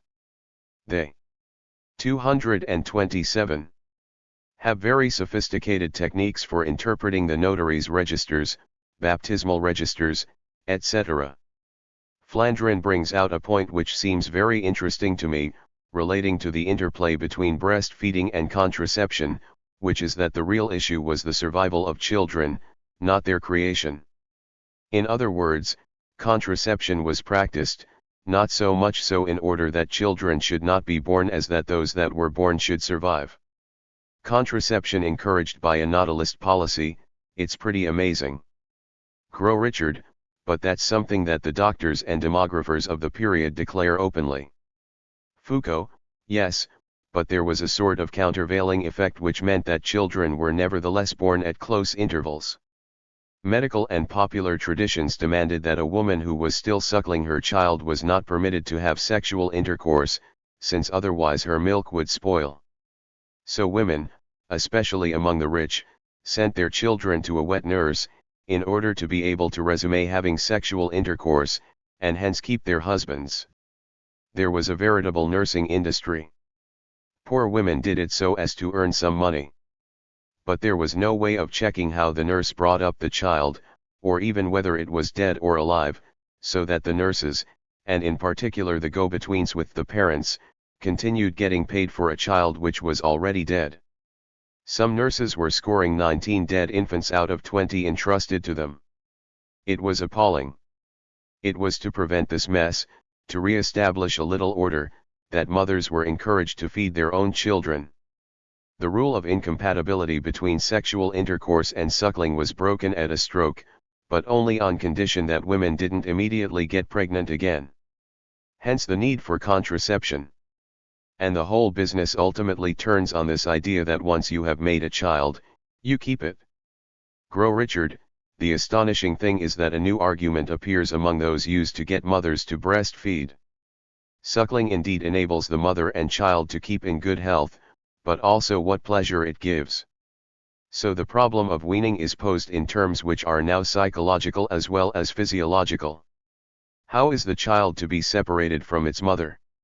A well-known doctor invented a 228 sort of spike disc which the mother or nurse was to put on her teat.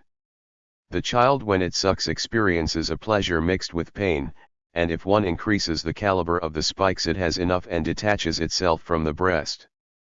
Foucault, is that a fact? Livy, Madame Roland recounts that when she was a little girl her nurse put mustard on her breast to wean her. She made fun of the child when the mustard got up her nose. Gros Richero, this was also the time when the modern feeding bottle was introduced. Foucault, I don't know the date of that. Gros Richero, 1786, with the French translation of The Way of Hand-Feeding Children in the Absence of Nurses, by an Italian, Baldini. It had a great success. Foucault, I renounce all my public and private functions. Shame overwhelms me. I cover myself with ashes. I didn't know the date the feeding bottle was introduced. Transcript edited by Alain Gros Richard. Afterward. The history of the sciences brings in play a theme which introduced itself into philosophy almost surreptitiously at the end of the 18th century.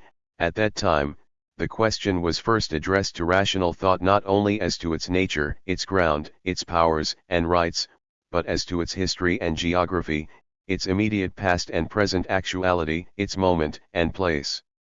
This is the question which Mendelssohn, followed by Kant, sought to answer in the Berlinisch Minutschrift in 1784, was ist Aufklärung?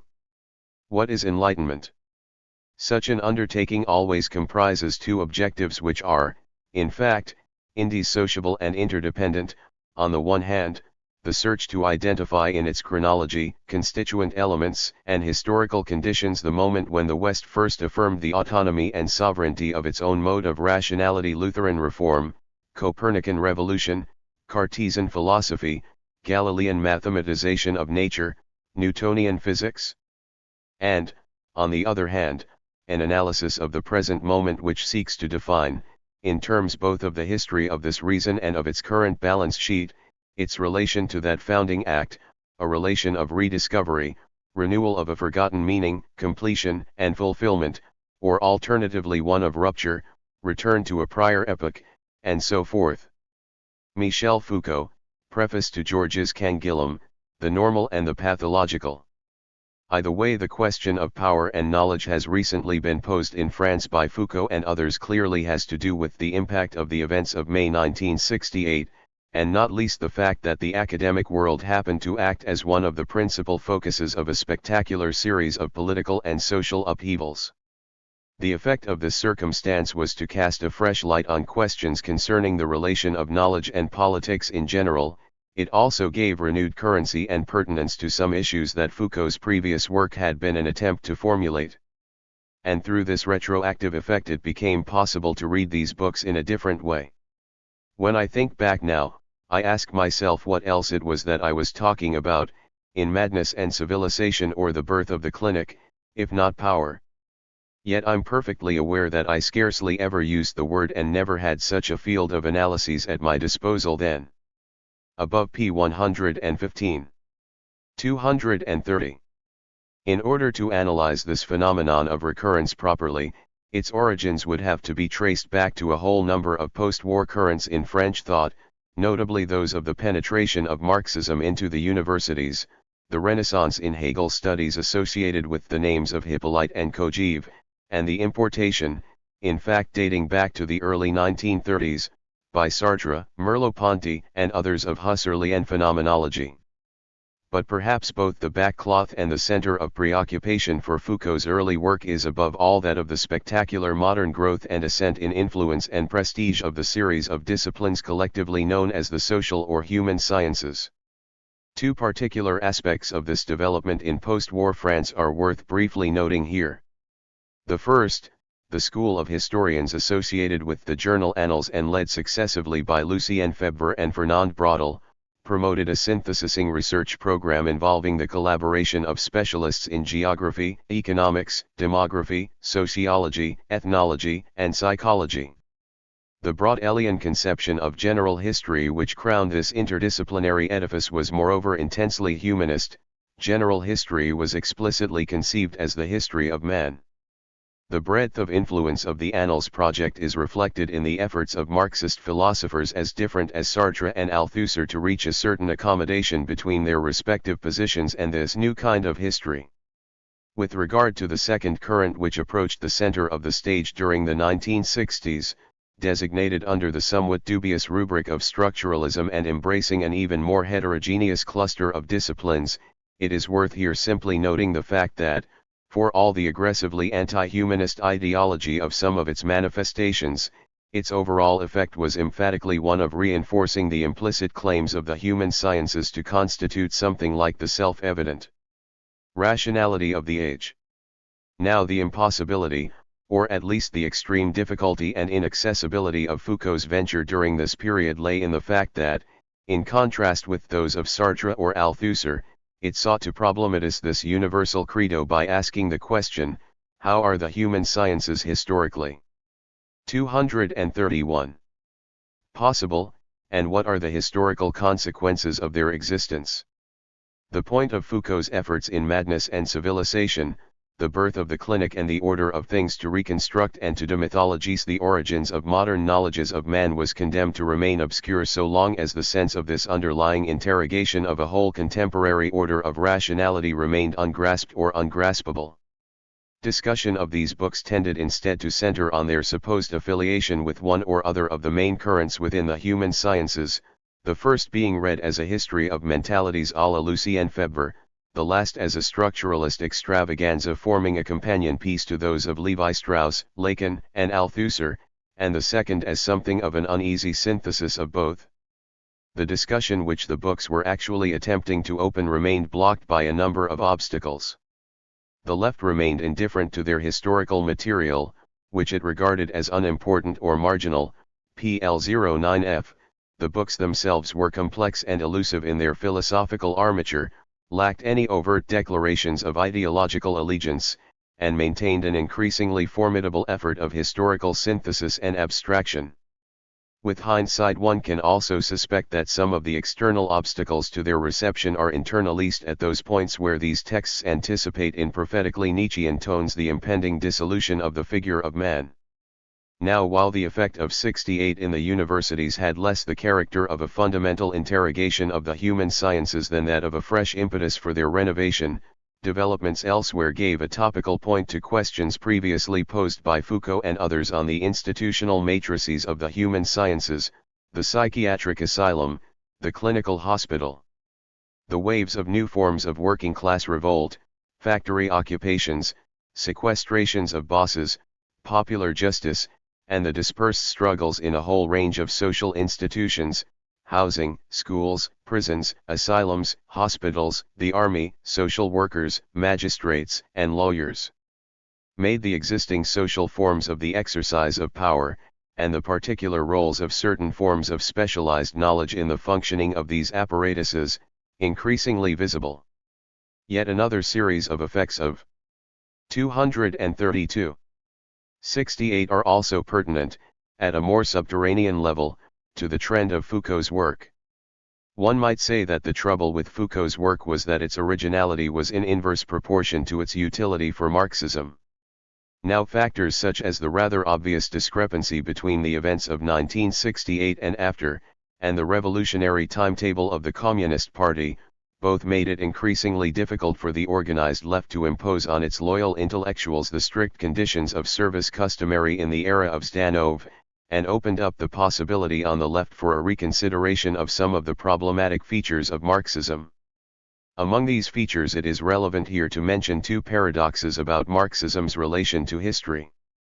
It can be argued that Marxism's intellectual victory over other 19th-century forms of socialism had less to do with either the wonders of the dialectic of nature or the theorems on the rate of profit than with its comprehensive absorption of the theoretical advances of British, German and French historians over the preceding century.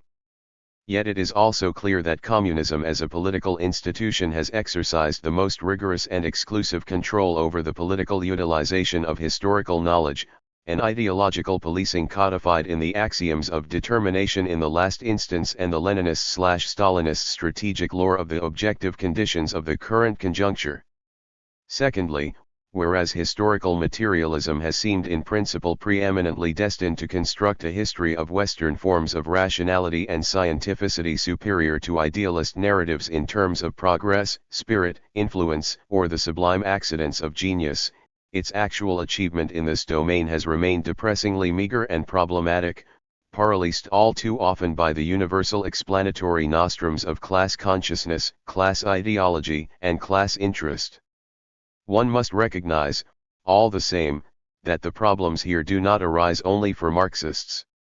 If, no doubt in direct or indirect response to the challenge of Marxism, a certain broad consensus endorses the project of some kind of materialistic history of ideas, what is less often remarked on is the extreme sparseness of the fragments of such a project which have been convincingly realized, to say nothing of the very uncertainty regarding what is to count as success on this. 233. Terrain: what kind of intelligibility is to be aimed for, what kinds of material conditions are to be accepted as explanatory, and what contemporary significance, if any, might attach to the results of such investigations. It is against these problems that the value of Foucault's work needs to be measured. What one in fact finds in the researches he has pursued since 1968-9, often in parallel with a direct personal participation in a number of the struggles evoked above, is a progressive reworking and reformulation of these paradoxes and difficulties in terms of a characteristic set of basic questions. 1. A genealogical question: what kind of political relevance can inquiries into our past have in making intelligible the objective conditions of our social present, not only its visible crises and fissures but also the solidity of its unquestioned rationales? 2. An archaeological question: how can the production in our societies of sanctioned forms of rational discourse be analyzed according to their material, historical conditions of possibility and their governing systems of order, appropriation, and exclusion? 3. An ethical question: what kind of relations can the role and activity of the intellectual establish between theoretical research, specialized knowledge, and political struggles? 4. Lastly, a further question fundamental to the possibility of analyzing the preceding ones, the question of the proper use to be made of the concept of power, and of the mutual enwrapping, interaction, and interdependence of power and knowledge. This last question, which Foucault designates as that of pouvoir-savoir, power/knowledge, constitutes the strategic fulcrum of his recent work. Yet the very generality of these two terms, power and knowledge, is liable to obscure the particularity and originality of the manner in which Foucault conceives their interaction. We can begin here by pointing out a few differences between this approach and the earlier, and in some respects analogous, contribution made by the critical theory of the Frankfurt School with its analysis of the dialectics of Vernunft and Hierarschafft, reason and domination. It is of interest that the one prior study of the general practice of punishment discussed by Foucault in 234, Discipline and Punish, Kirchheimer and Rush's Punishment and Social Structure, was published in America in 1939 under the auspices of the exiled Frankfurt Institute for Social Research. Adorno and Horkheimer's Dialectic of Enlightenment, probably the Institute's central historical text, takes as its point of departure the 17th century thought of Bacon and Descartes, the revolutions in the mathematical and physical sciences, and the technological project of the mastery of nature. Bacon's knowledge is power, the objectification of the world articulated in the philosophical divorce between the subject and the object of knowledge.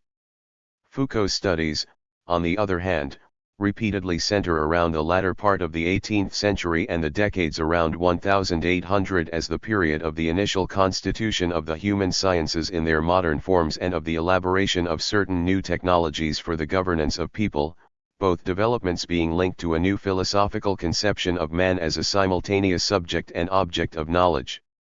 The purpose of this comparison is not to set up a controversy about the exact nature and chronology of the scientific revolution, but to illustrate through the differences we have noted here the methodological shifts encapsulated in Foucault's view of power and power/knowledge. Within the horizon of contemporary political theory, it is difficult indeed to entertain the possibility of any basic change in our conceptualization of power. Outstanding issues in this area are treated as matters of nuance, of the synthesis and harmonization of alternative approaches, the equitable administration of complementary insights. If nevertheless it is to be argued that Foucault's work marks a new departure here, one must begin by noting the novelty of a reflection on power in terms beyond good and evil, located, that is to say, outside the fields of force of two antithetical conceptions of power whose conjunction and disjunction determine the ground rules of most modern political thought.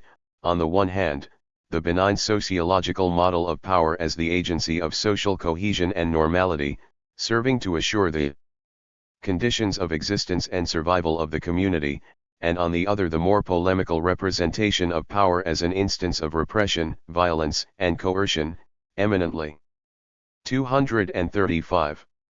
Represented in the state with its bodies of armed men. Each of these conceptions of power carries with it a framework of moral and political objectives, either the optimal instrumentalization and distribution of power, or its overthrow, dismantling and withering away. The appeal of the Leninist conception of revolutionary politics is perhaps that of the fusion of these dual projects within a single scenario. In any case, the very possibility of such a synthesis derives from the common presuppositions of these opposed politico-philosophical theorems. Foucault's initiative marks a break with this shared premise that power, whether localized or invested in a monarch, a community of citizens or a class dictatorship, consists in some substantive instance or agency of sovereignty. He introduces the double methodological principle of neutrality or scepticism of an analysis of power, or rather, an analysis in terms of power, which bases itself neither on a moral philosophy nor on a social ontology. It is through this dual precaution of method that the positive sense of Foucault's notion of power/knowledge becomes apparent.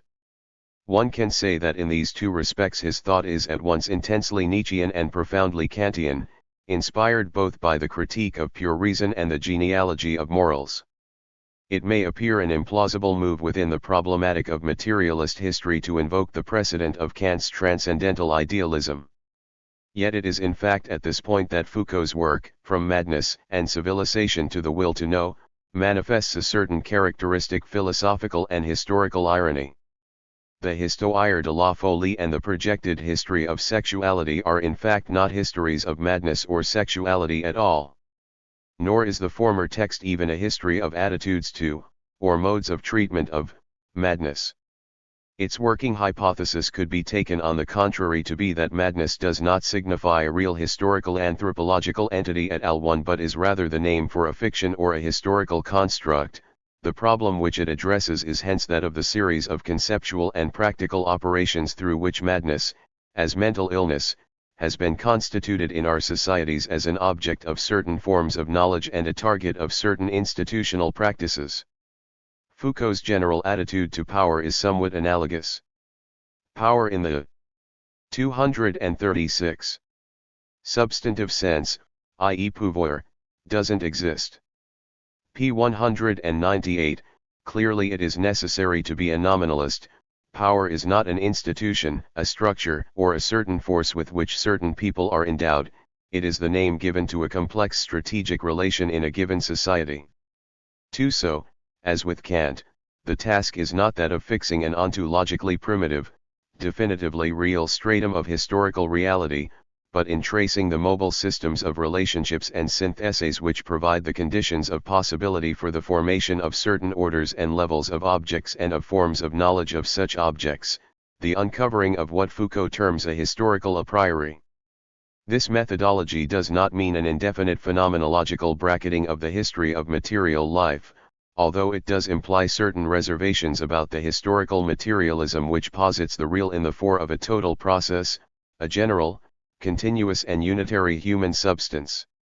On the contrary, Foucault would no doubt say that sexuality, for example, is all the more a historical object because it is a fictive or constituted entity, and that working hypotheses of this form serve not to supplant or invalidate such parallel investigations as those of historical sociology and ethnology but to make available to historical analysis a whole additional range of objects and relations. The other aspect of Foucault's methodological scepticism emerges if it is recalled that the historicization of the Kantian problem is a preeminently Nietzschean theme. The function of the notion of power/knowledge belongs within a version of the Nietzschean project of genealogy, dependent on the principle of ethical as well as ontological scepticism. At first sight, Foucault's concern with the intrinsic links between knowledge and power might be taken for a variant of certain radical currents in sociology and critique of ideology influenced by the Frankfurt School and the German ideology, that point of view which, to caricature it a little, condemns all dominant and socially ratified forms of knowledge as masks and instruments of oppression. But the purpose of the concept of power/knowledge is not thus to cut through the Gordian knots of epistemology and history, nor to act as an offensive weapon of ideological struggle by confronting various bourgeois academic discourse 237 plines with the complicities inscribed in their origin. It is not a scalpel serving to extract from the body of good, true science those ideologies which act as comprador allies of repressive power. What is at issue is indeed a certain series of historical connections which become visible and intelligible in terms of power, but these relations are not for Foucault the symptom of a violent transgression of the bounds of legitimate knowledge. On the contrary, if certain knowledges of man are able to serve a technological function in the domination of people, this is not so much thanks to their capacity to establish a reign of ideological mystification as to their ability to define a certain field of empirical truth. And the history of their utilization in this field is perfectly compatible with their authentic espousal of the humanist values of self-emancipation, self-improvement and self-realization. Nor are such values automatically taken as being objectively a ruse or a fraud. Foucault is perhaps less of an anti-humanist than Nietzsche on this point. It is these features of Foucault's genealogy which make it into the opposite of a critique of ideology that give point to his insistence on the positive, productive characteristics of modern apparatuses of power and his contention that their effectivity rests on the installation of what he calls a politics or a regime of truth, as opposed to a reign of falsity, p. 131 ff. His object is not to arrive at a priori moral or intellectual judgments on the features of our society produced by such forms of power, but to render possible an analysis of the process of production itself.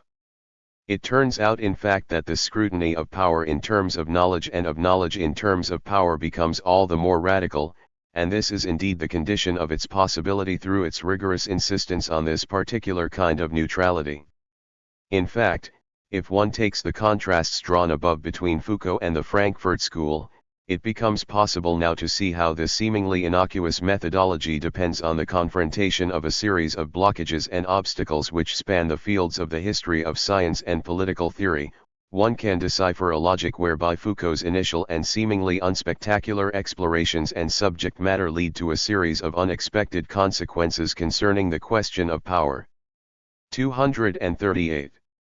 One notion of Foucault's which has a particular tendency to jar on the sensibilities is that of technologies of power, a term which has the sound of a strange and tendentious metaphor when applied to the mastery of people rather than that of nature. It is worth asking why this is the case. First, there is the fact that, as Foucault remarks, p. 110, philosopher-historians of science have concentrated largely on the great transformations of the physical and mathematical, rather than the social and biological sciences. Perhaps as a consequence of this, there is a tendency to consider the social and political effects of scientific technology as historically derivative from the growth of these same sciences. Power as exercised over people has, in its modern forms, largely been interpreted as a particular form or effect of the mastery of nature and of the resources of violence or coercion assured by that mastery. What corresponds here, and particularly in the thought of the Frankfurt School, to a technology of power is the oppressive process of the objectification of human beings, which falsifies their real essence as it does that of the natural world as well. Moreover, where technology as such is a theme of 19th and 20th century philosophy, notably within the hermeneutical tradition of Dilthey and Heidegger, it is used as a criterion for distinguishing the activity of the physical sciences from that of the human sciences or Geisteswissenschaften. Again, in the crisis of the European sciences, Husserl attributes the disasters of 20th century history to the mathematization of the world inaugurated by Galileo. The extent to which the very idea of technologies of power has a lurid and disagreeable ring in some ears is a testimony to the enduring strength of the humanist conviction that technology is intrinsically alien to the human sphere. The employment of this notion depends on the violation of a multiple system of taboos. It is first of all not the empirical contestation of certain quasi-orthodoxies regarding natural science, human science, and technology which is crucial, but the conceptual displacements necessary in order for the issue to be posed at all. Foucault's position involves neither the dismissal of the vexed question of the epistemological differences between natural and human science, nor does it assert the radical autonomy of human. 239. From physical technologies. For its minimum thesis is that the historical matrix of conditions of possibility for the modern human sciences must be understood in relation to the elaboration of a whole range of techniques and practices for the discipline, surveillance, administration, and formation of populations of human individuals. These forms of knowledge and these apparatuses of power are linked in a constitutive interdependence. 5. In order for a genealogy of this relationship to be possible, two complementary shifts of philosophical perspective are necessary.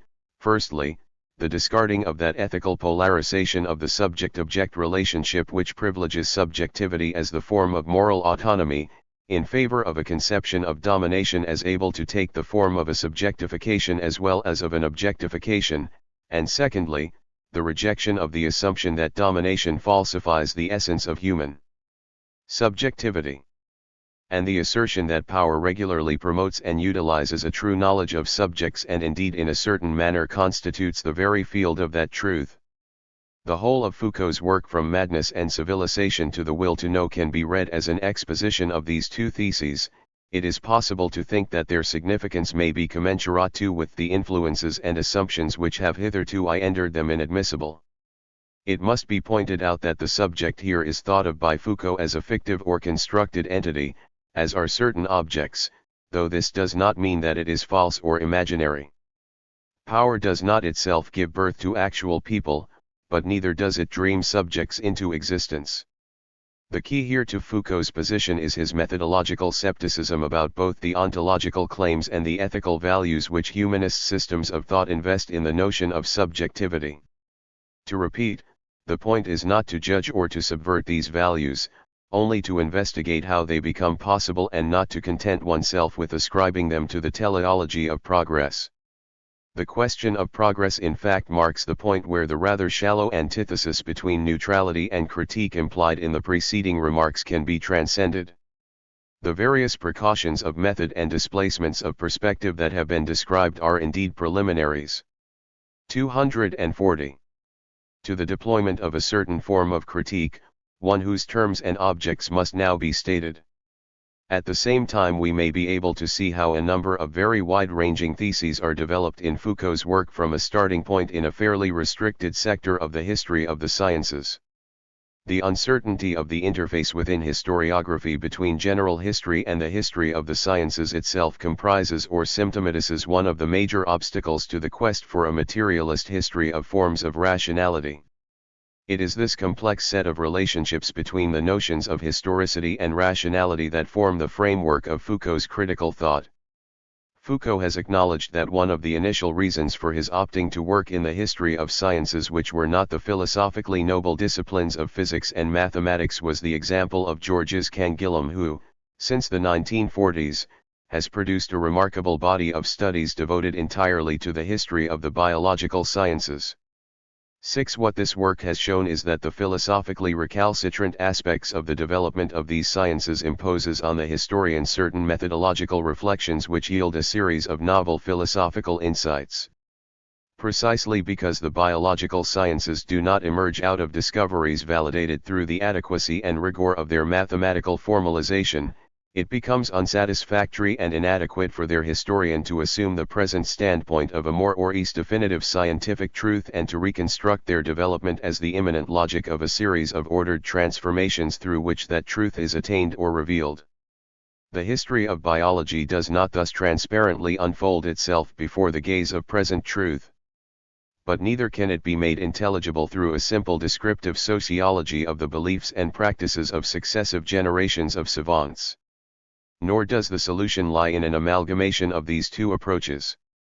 Rather, the standard of truth/falsity is a necessary internal component of a history of science, but this history must be given the form, not of a history of the truth itself, but of a history of what Canguilhem, following Bachelard, terms veridical discourses, practices governed by the norm of a specified project for the formulation of true propositions. Such discourses are scientific not. 241. directly through the actual truth content of their propositions but through the veridical normativity of their organization as a practice, not their truth but their relation towards a truth. Canguilhem also shows how the manner in which this norm is defined in the biological and biologistic sciences has a further important property which we will return to below, namely that this norm is internally related both to conceptions of the intrinsic normativity of its natural objects, the phenomena of life, and also to various other normative forms of social practice. But a further thesis of Canguilhem's that interests us here is that the relation between truth and historicity is an intrinsic element in the rationality of these sciences.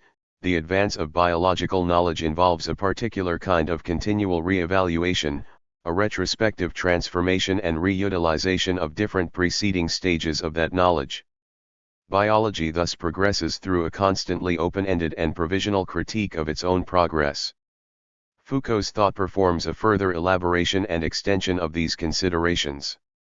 The scientific model of progressivity, at least in its formal attributes as a sequence of cumulative and non-reversible transformations, corresponds to a more global and general accumulative process characteristic of our societies, a process whose reality, however enigmatic, is obvious and indisputable.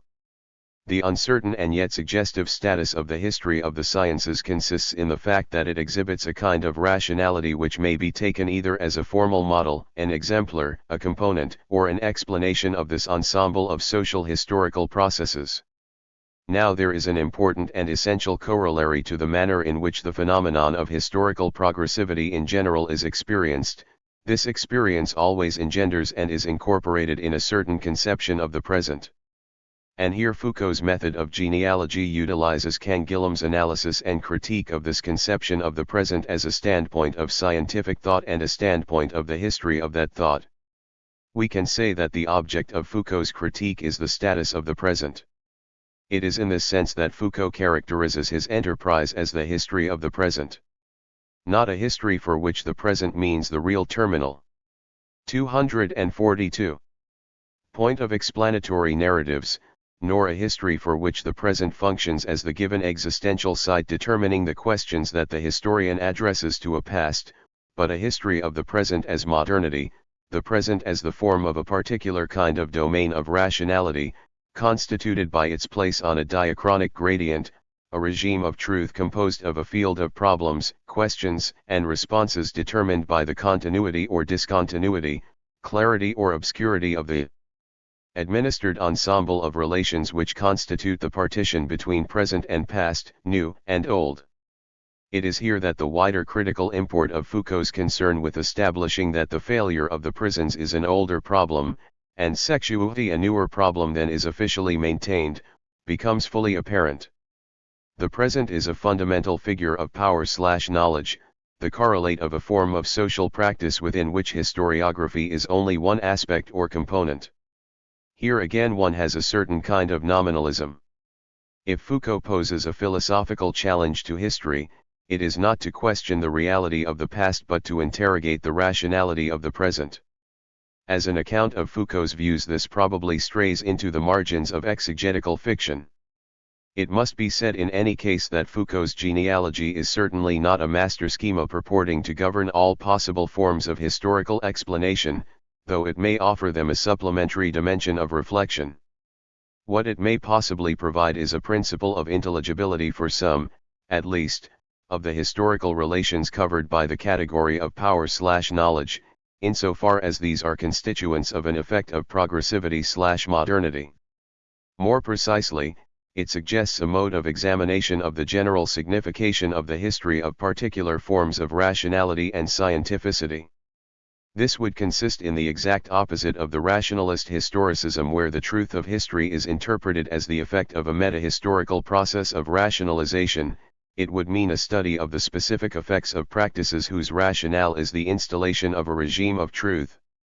Alternatively, one might say, the study of rational practices whose effects are intelligible in that they secrete a certain kind of historicity. 243. In the remainder of this background sketch we will attempt to look more closely at some of the details of Foucault's method, beginning with two of Foucault's earlier texts and turning our attention from the genealogical question to the archaeological question.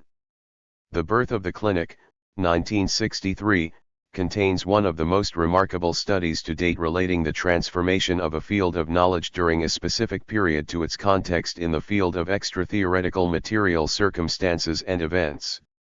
It demonstrates how the conceptual and epistemological mutations effected in medical knowledge during the first decades of the 19th century were bound up with the redefinition of the social and medical function of the hospital, the incidence of revolution and war on the organization of, and relations between medical teaching, research, and practice, the ethical, epistemological and political transformation of the relation between medicine and its patients and of the professional status of medical personnel, and the complementary projects of a science of the individual case and a hygienic policing of an entire population, see Chapter 9.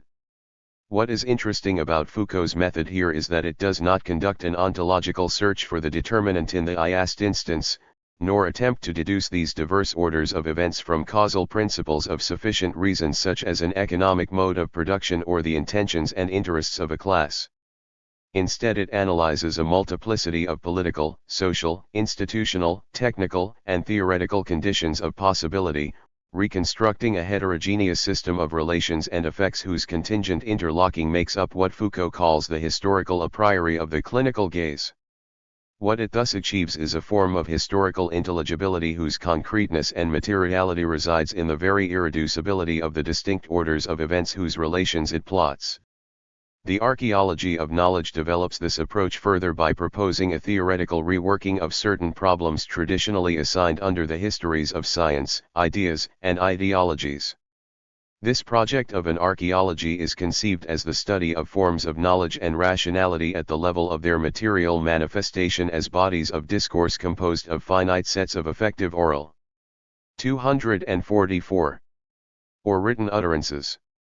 The aim is to render these discourses accessible to description and analysis as constituting a specific order of historical reality whose organization is irreducible to either the history of the careers, thought and intentions of individual agents, the authors of utterances, or to a supra-individual teleology of discovery and intellectual evolution, the truth of utterances. His conception of an order of discourse presents Foucault with a specific area in which to examine one aspect of the general problem of the intelligibility of the historically contingent. His procedure is that of the reconstruction of rules of formation for particular discourses such that not only is the formulation of certain individual utterances possible in these discourses, in the sense of conforming to a model of acceptability comparable to that of a grammar, but it is these utterances, and not others, that are effectively produced. The material for this double descriptive/analytical investigation is thus a set of phenomena or object events whose conditions of possibility are at the same time their conditions of existence. At the same time, the particular rules of formation of discourses specify these intrinsic forms of regularity in terms of relations with other orders of historical phenomena, the roles and qualifications for the utterers of specific discourses, the mode of specification of their objects of knowledge, the conceptual frameworks for the derivation, formalization, and systematization of utterances, and the strategic relations of conditioning and effect operating between discourses and other forms of social practice. While at first sight reductionist in its focusing on one narrowly defined level of historical objects, this approach in fact yields through the very delicacy and rigor of its discriminations an enriched conception of the historical interaction of logical, epistemological, and social relations. It is sometimes supposed that Foucault's subsequent thematization of power tacitly jettisons as obsolete the ambitious methodological edifice of the archaeology. In fact, the features of the latter which we have just evoked form the essential ground for the further concepts Foucault was to introduce. The extension and enrichment of these earlier analyses was undertaken through two successive and complementary moves. First, in his 1970 lecture The Order of 245 Discourse, Foucault shows how the rules of formation of discourses are linked to the operation of a particular kind of social power. Discourses not only exhibit immanent principles of regularity, they are also bound by regulations enforced through social practices of appropriation, control, and policing. Discourse is a political commodity. It is true that here Foucault adopts a somewhat negative view of the articulation of discourse and power as a phenomenon of exclusion, limitation, and prohibition, somewhat as in Madness and Civilization, cp 183 above. But his more recent books bring to attention a different and converse form of articulation whose effects are much more positive and productive in character. This phenomenon consists in the singular emergence in Western thought during the past 4 centuries of discourses which construct programs for the formation of a social reality. The existence of these discourses, whose object domains are defined simultaneously as a target area for intervention and a functioning totality to be brought into existence, has a significance for historical analysis which prior to Foucault seems never to have been fully exploited. Our world does not follow a program, but we live in a world of programs, that is to say in a world traversed by the effects of discourses whose object, in both senses of the word, is the rendering rationalizable, transparent, and programmable of the real. Before proceeding further, we need to recall Foucault's insistence on the use of the concept of power in a relational rather than a substantializing mode. Power for Foucault is not an omnipotent causal principle or shaping spirit but a perspective concept. Thus it is not a question here of simply reinterpreting the kinds of relations of conditions and effects studied in the birth of the clinic as relations programmed by a power.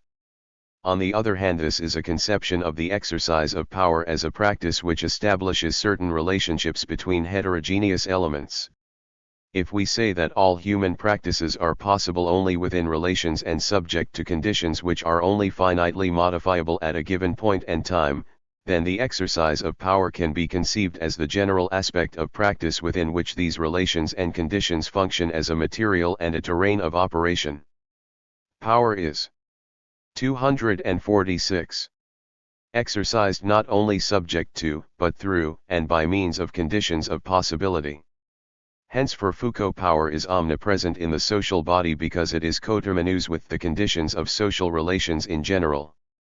Foucault employs 3 concepts of general forms of rationality pertinent to the study of power/knowledge, the concepts of strategies, technologies, and programs of power. The 2 latter terms have already been introduced here. All 3 concepts serve as means of conceiving relations of power in terms of the differential and differentiated interaction between distinct orders of historical events. In order to understand these concepts, it is necessary to keep in mind a basic distinction between 3 such general orders of events, that of certain forms of explicit, rational, reflected discourse, that of certain non-discursive social and institutional practices, and that of certain effects produced within the social field.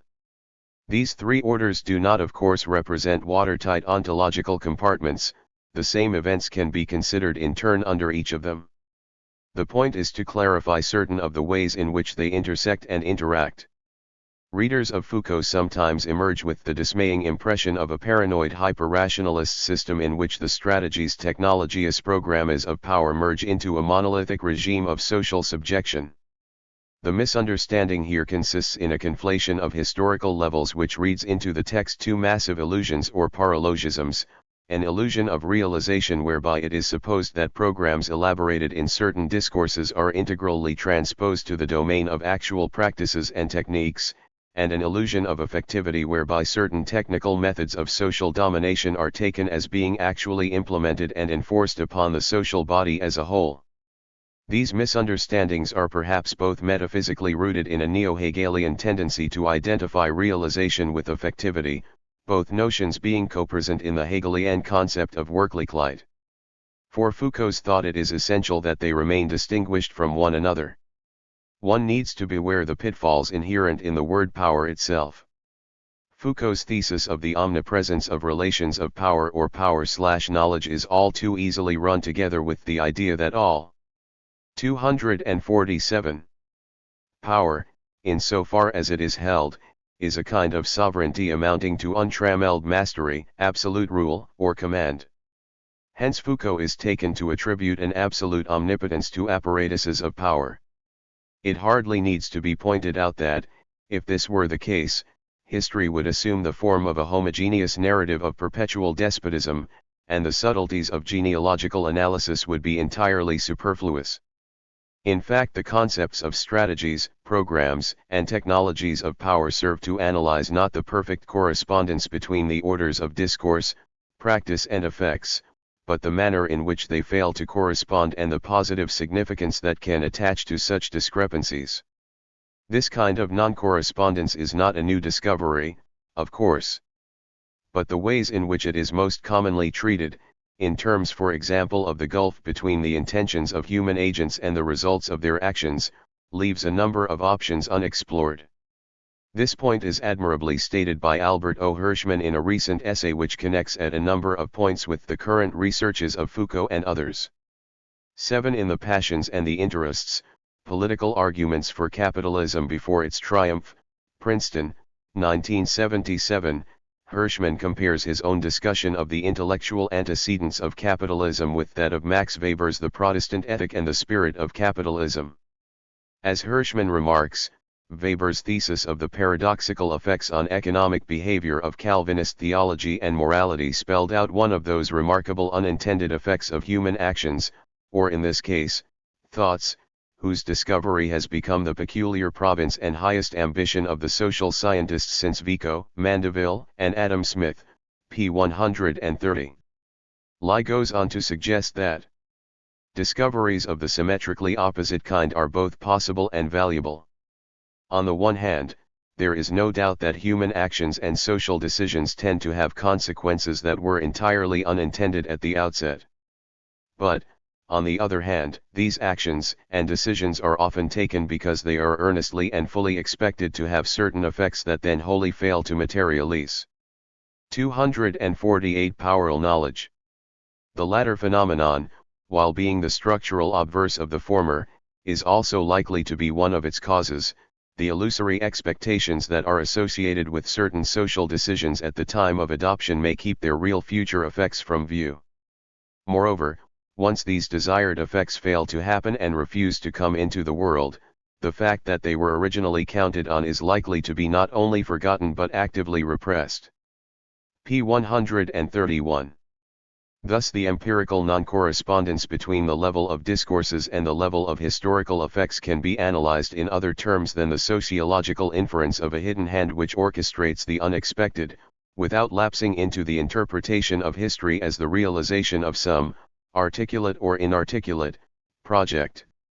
And just because non-realist programs tend to be dropped from the official record, it becomes all the more important and fascinating to investigate what may have been their mode of their real but unprogrammed effects. Foucault's work suggests a further means of exploring the positive significance of the phenomena Hirschman describes. If the effects of a program transcend the criterion of whether its intentions are fulfilled, this is largely because a program is always something more than a formulation of wishes or intentions.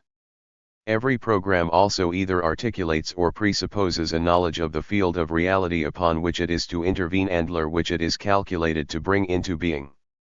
The common axiom of programs is that an effective power is and must be a power which knows the objects upon which it is exercised.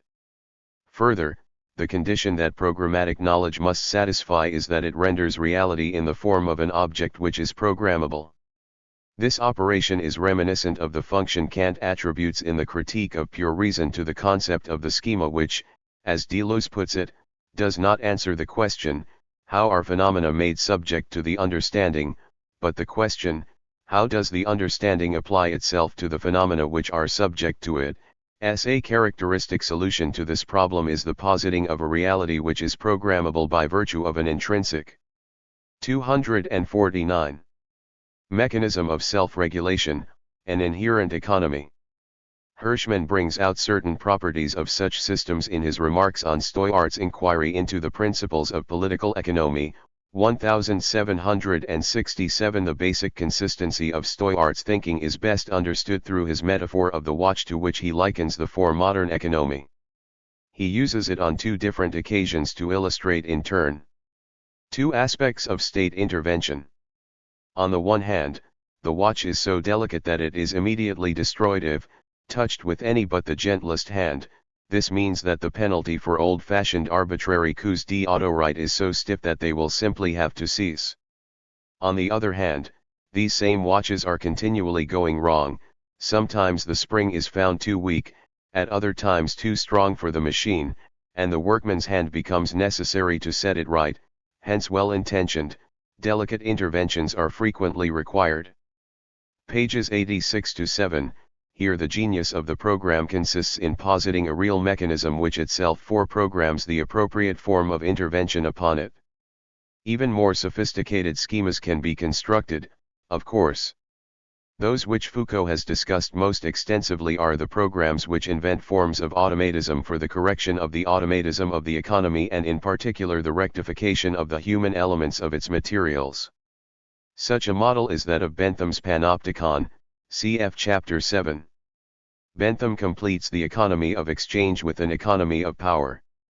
In such models, where one begins to approach the thematic field of the human sciences, the notion of a mechanism is supplemented with a perhaps even more powerful conception, that of the norm of behavior and functioning of human individuals and collectivities.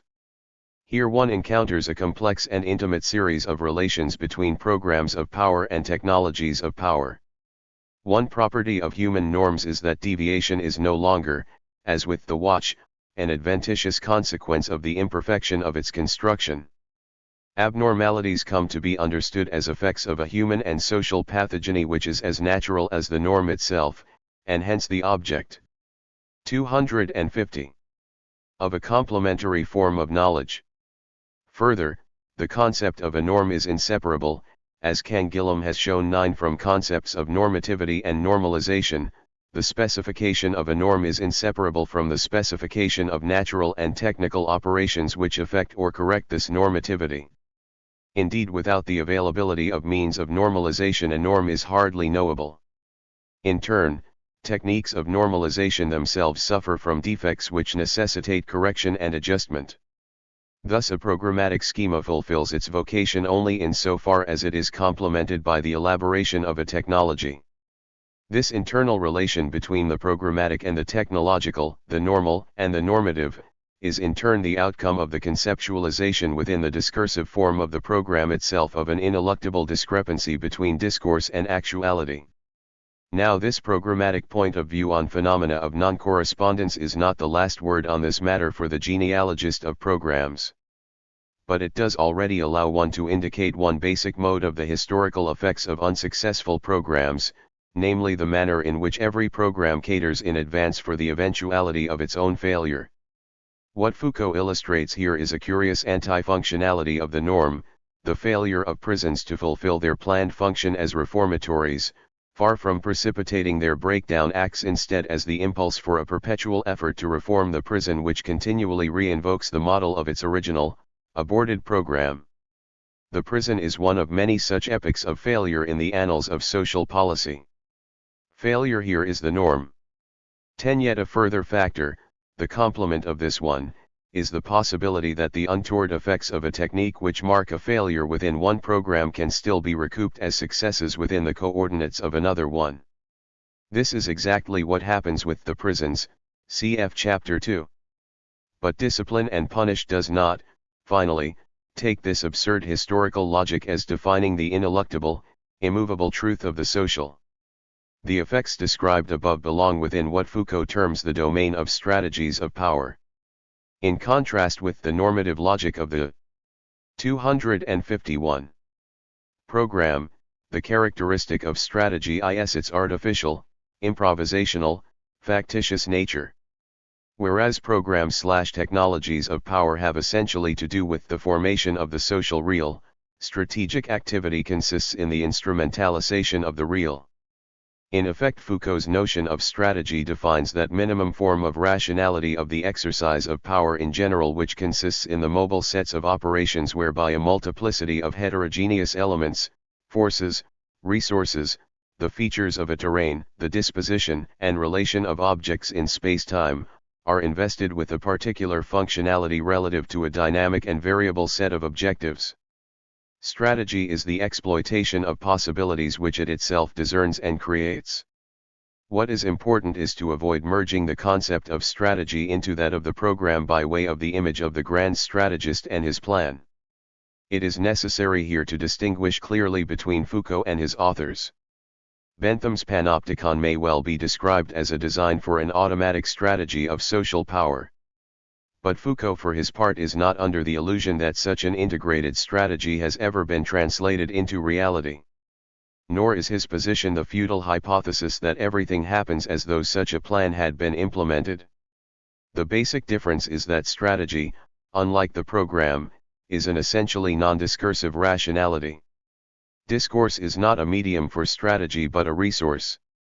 And the point where the perspective of strategy becomes indispensable for genealogy is where the non-correspondence of discourse, practices, and effects creates possibilities for operations whose sense is, in various ways, either unstated or unstatable within any one discourse. Strategy is the arena of the cynical, the promiscuous, the tacit, in virtue of its general logical capacity for the synthesis of the heterogeneous. This is what Foucault calls the anonymity of certain effects within the field of power relations. It is not that these effects lack an agent but that they lack a programmer. What is at first less clear is why Foucault asserts that these effects manifest, at certain points and in certain circumstances, a recognizable overall coherence in terms of strategy. A field of strategy is one which is traversed by a multiplicity of more or less coordinated or uncoordinated. 252. Intelligent or stupid agencies. And it must be remembered that the human elements of the field are themselves not an inert and passive material. Thus the logic of strategy cannot in itself entail any necessary coherence whatever. In other words, a history cannot be based on the concept of strategy. The concept only becomes pertinent as an instrument for historical decipherment at the point where the instrumentalization of the social terrain interacts with its formation by programs and technologies of power. The latter, conceptual and practical, operations, by establishing certain new forms of objects and relations, engender strategic possibilities and, in particular, provide a matrix of crystallization for organized effects of strategy. What is meant by a strategy of power is the interplay between one or more programs/technologies and an operational evaluation in terms of strategy, a logically hybrid, and sometimes elusive, function which integrates the production of effects with the utilization of those effects. In what follows we will briefly sketch some of the general forms of this interplay. But it must be stressed that these concepts do not compose any self-sufficient theory of history. Their concrete utility can only be seen and tested at the level of their empirical, narrative deployment in studies such as discipline and punish. 1. Clearly the effectivity of the discursive form of the program does not reduce itself to some magical efficacy attributed to the thought of the programmer as mastermind. Rather it possesses an inherent strategic utility as a public space for the articulation of problems and the contention, negotiation, and collaboration of different forces and interests. The paradigm of strategy as a zero-sum war game is inappropriate here. Where the terrain of strategy is the social, there is always a likelihood that the outcome of two competing or conflicting strategy programs will be the composition of a third one.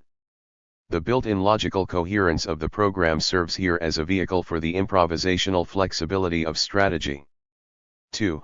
Over and above the internal relation that links the elaboration of human technologies of power to the rationality of the program, technology possesses an intrinsic rationality of its own, independent of the phenomena. 253. Whereby particular techniques either fail to produce the results prescribed by a program or produce other, unforeseen results. In fact, this is true of any technology. The concept of technology signifies precisely the specific level of intelligence, progressivity, and rationality characteristic of the technical. The history of this rationality cannot be reduced to that of its individual or institutional users, to the times and places, or to the ulterior purpose of its applications. Foucault's account in Discipline and Punish of the development of technologies of discipline and surveillance comprises, in terms of all these extra-technological dimensions, a random collage of scattered and heterogeneous elements. But this does not vitiate the analysis. The coherence of the phenomena described is to be found in the order of the technological itself, rather than in some other order. It should be added that conscious forms of technological experimentation regularly occur in the forms of institutional models, the model 18th century prisons in the USA, for example. This relative autonomy of the technical permits it to act as an independent principle for the multiplication, adaptation, and reorganization of effects. Whatever its logical interdependence with the framework of the program in general, a technology of normalization always admits of a certain free play with respect to any specific programmatic norm. This opens up a whole range of strategic possibilities. The autonomous diffusion and adaptation of techniques makes it possible for programs based on quite different normative analyses, political economy, social economy, eugenicist psychology, psychoanalysis, to enter into a complex play of permutation, exchange, or complementarity of technical roles. It is also possible for a technological apparatus like the prison to continue operating while adapting itself to a strategic role diametrically opposite to that of its initial program, not the elimination of criminality, but its exploitation. 3. To grasp the full range of these possibilities we must consider more closely the notion of the norm. The term has been partly used here as a shorthand notation for a whole cluster of what Kant might have termed regulative ideas, ideas conceptually affiliated with the entire gamut of forms of knowledge of man, system, structure, rule, order, and 254. Exchange, for example. 2. But beneath this multiplicity of alternative and complementary concepts it is possible to identify a basic structural bipolarity which characterizes modern projects of human governance. This characteristic is clearly formulated above by Fontana and Pasquino, p. 123f. If the general object material for the relations and networks of power studied by Foucault is that of the concrete forms of conduct and behavior of human beings, then one can say that operations designed to form or reform this material articulate themselves according to two broad modalities, microscopic and macroscopic, techniques which effect an orthopedic training of the body and soul of an individual, and techniques which secure and enhance the forms of life and well-being of a population or social body. Now it is possible to effect a partial classification of programs, strategies, and technologies according to how their field of operation focuses within one or other of these modalities, and how a double epistemological practical activity of shaping their material into a normative normalizable form is weighted towards the focus of the individual or that of the population. But at the same time every such practice is conceived as having necessarily to be evaluated simultaneously on both levels. Modern forms of governance are thus conceptualized in terms of a double surface of effects, or by means of a double-entry system of calculation. And the ratio of this bipolarity is the basic premise of modern forms of governmental practices, which requires that a good and legitimate government or governance of men must be one which is omnium et singularum, of all and of each. What underpins the evergreen moral and ontological arguments in social and political theory about the individual and society, including their current forms as theories of the subject and of socialization, is the strategic rule by which organized relations of power are called upon to integrate these dual imperatives of good government. Two supplementary clarifications must be added here. Firstly, the macroscopic focus of the population is not to be equated with Foucault's conception of the field of strategic effects in the real. The logic of the processes he describes is not that of an inexorable globalization of effects of power. 255. Towards the ideal horizon of a perfectly subjected totality. Thus Foucault distinguishes his characterization of our societies as disciplinary from the fantasy of a disciplined society populated by docile, obedient, normalist subjects. Secondly, although Foucault locates the basis of power in minute, capillary relations of domination, relations which act as the lasting substratum for the transitory politico-historical edifices of state and revolution, this is not to assert that the governance of collectivities is simply a resultant or a projection of a discipline of individuals pioneered in closed institutions such as the prison. The different forms of exercise of power focused around the regulative ideas of individual and society are genealogically interdependent and coeval. A social government is as much constituted out of minute capillary relations as is individual pedagogics. The capillary is not equivalent to the individual, it may be sub-individual or trans-individual. and the state is neither the definitive form assumed by government nor its subject, but rather one of its effects or instruments. 12. Foucault's thought on strategy has certain political and ethical applications and corollaries. Perhaps it is now clear that if Foucault's reflection on power is rather more extended than those which historians usually permit themselves, it is not the kind of obsessive serenade which sublimates the desire to personally lay hands on the levers of control. It does not produce a mock-up of a political control room. Nor do its illustrations of the multiplicity, fecundity, and productivity of power relations imply their collective imperviousness to resistance. The study of the history of forms of rationality imposes a certain bias which necessitates greater attention being paid to forms of domination than to forms of insubordination. But the facts of resistance are nevertheless assigned an irreducible role within the analysis. The field of strategies is a field of conflicts. The human material operated on by programs and technologies is inherently a resistant material. If this were not the case, history itself would become unthinkable. The strategically coordinated apparatuses of power which 256. Foucault identifies do not have the status of a trans-historical law. Those which he describes, organized during the 19th century around the objects of criminality and sexuality, are implicitly situated as local episodes within a more general history of the political. They constitute an inherently fragile structure, and their instruments and techniques are always liable to forms of reappropriation, reversibility, and reutilization, not only in tactical realignments from above but in counter-offensives from below. This is why no one good or bad ideology of oppression or subversion is possible. Thematic implements of power, individual conscience, norms of sexuality, the security of a population have been and are constantly being turned round, in both directions. Even so, it may be objected that Foucault never locates his theoretical enterprise on the side of resistance by undertaking to formulate a strategy of resistance, and hence inferred that the cunning of strategy is taken as being the exclusive property of forms of domination. Foucault does indeed refuse the kind of articulation with the political whereby theory undertakes to provide proof that its ideological identity papers are in proper order. He also consistently refuses to assume the standpoint of one speaking for and in the name of the oppressed.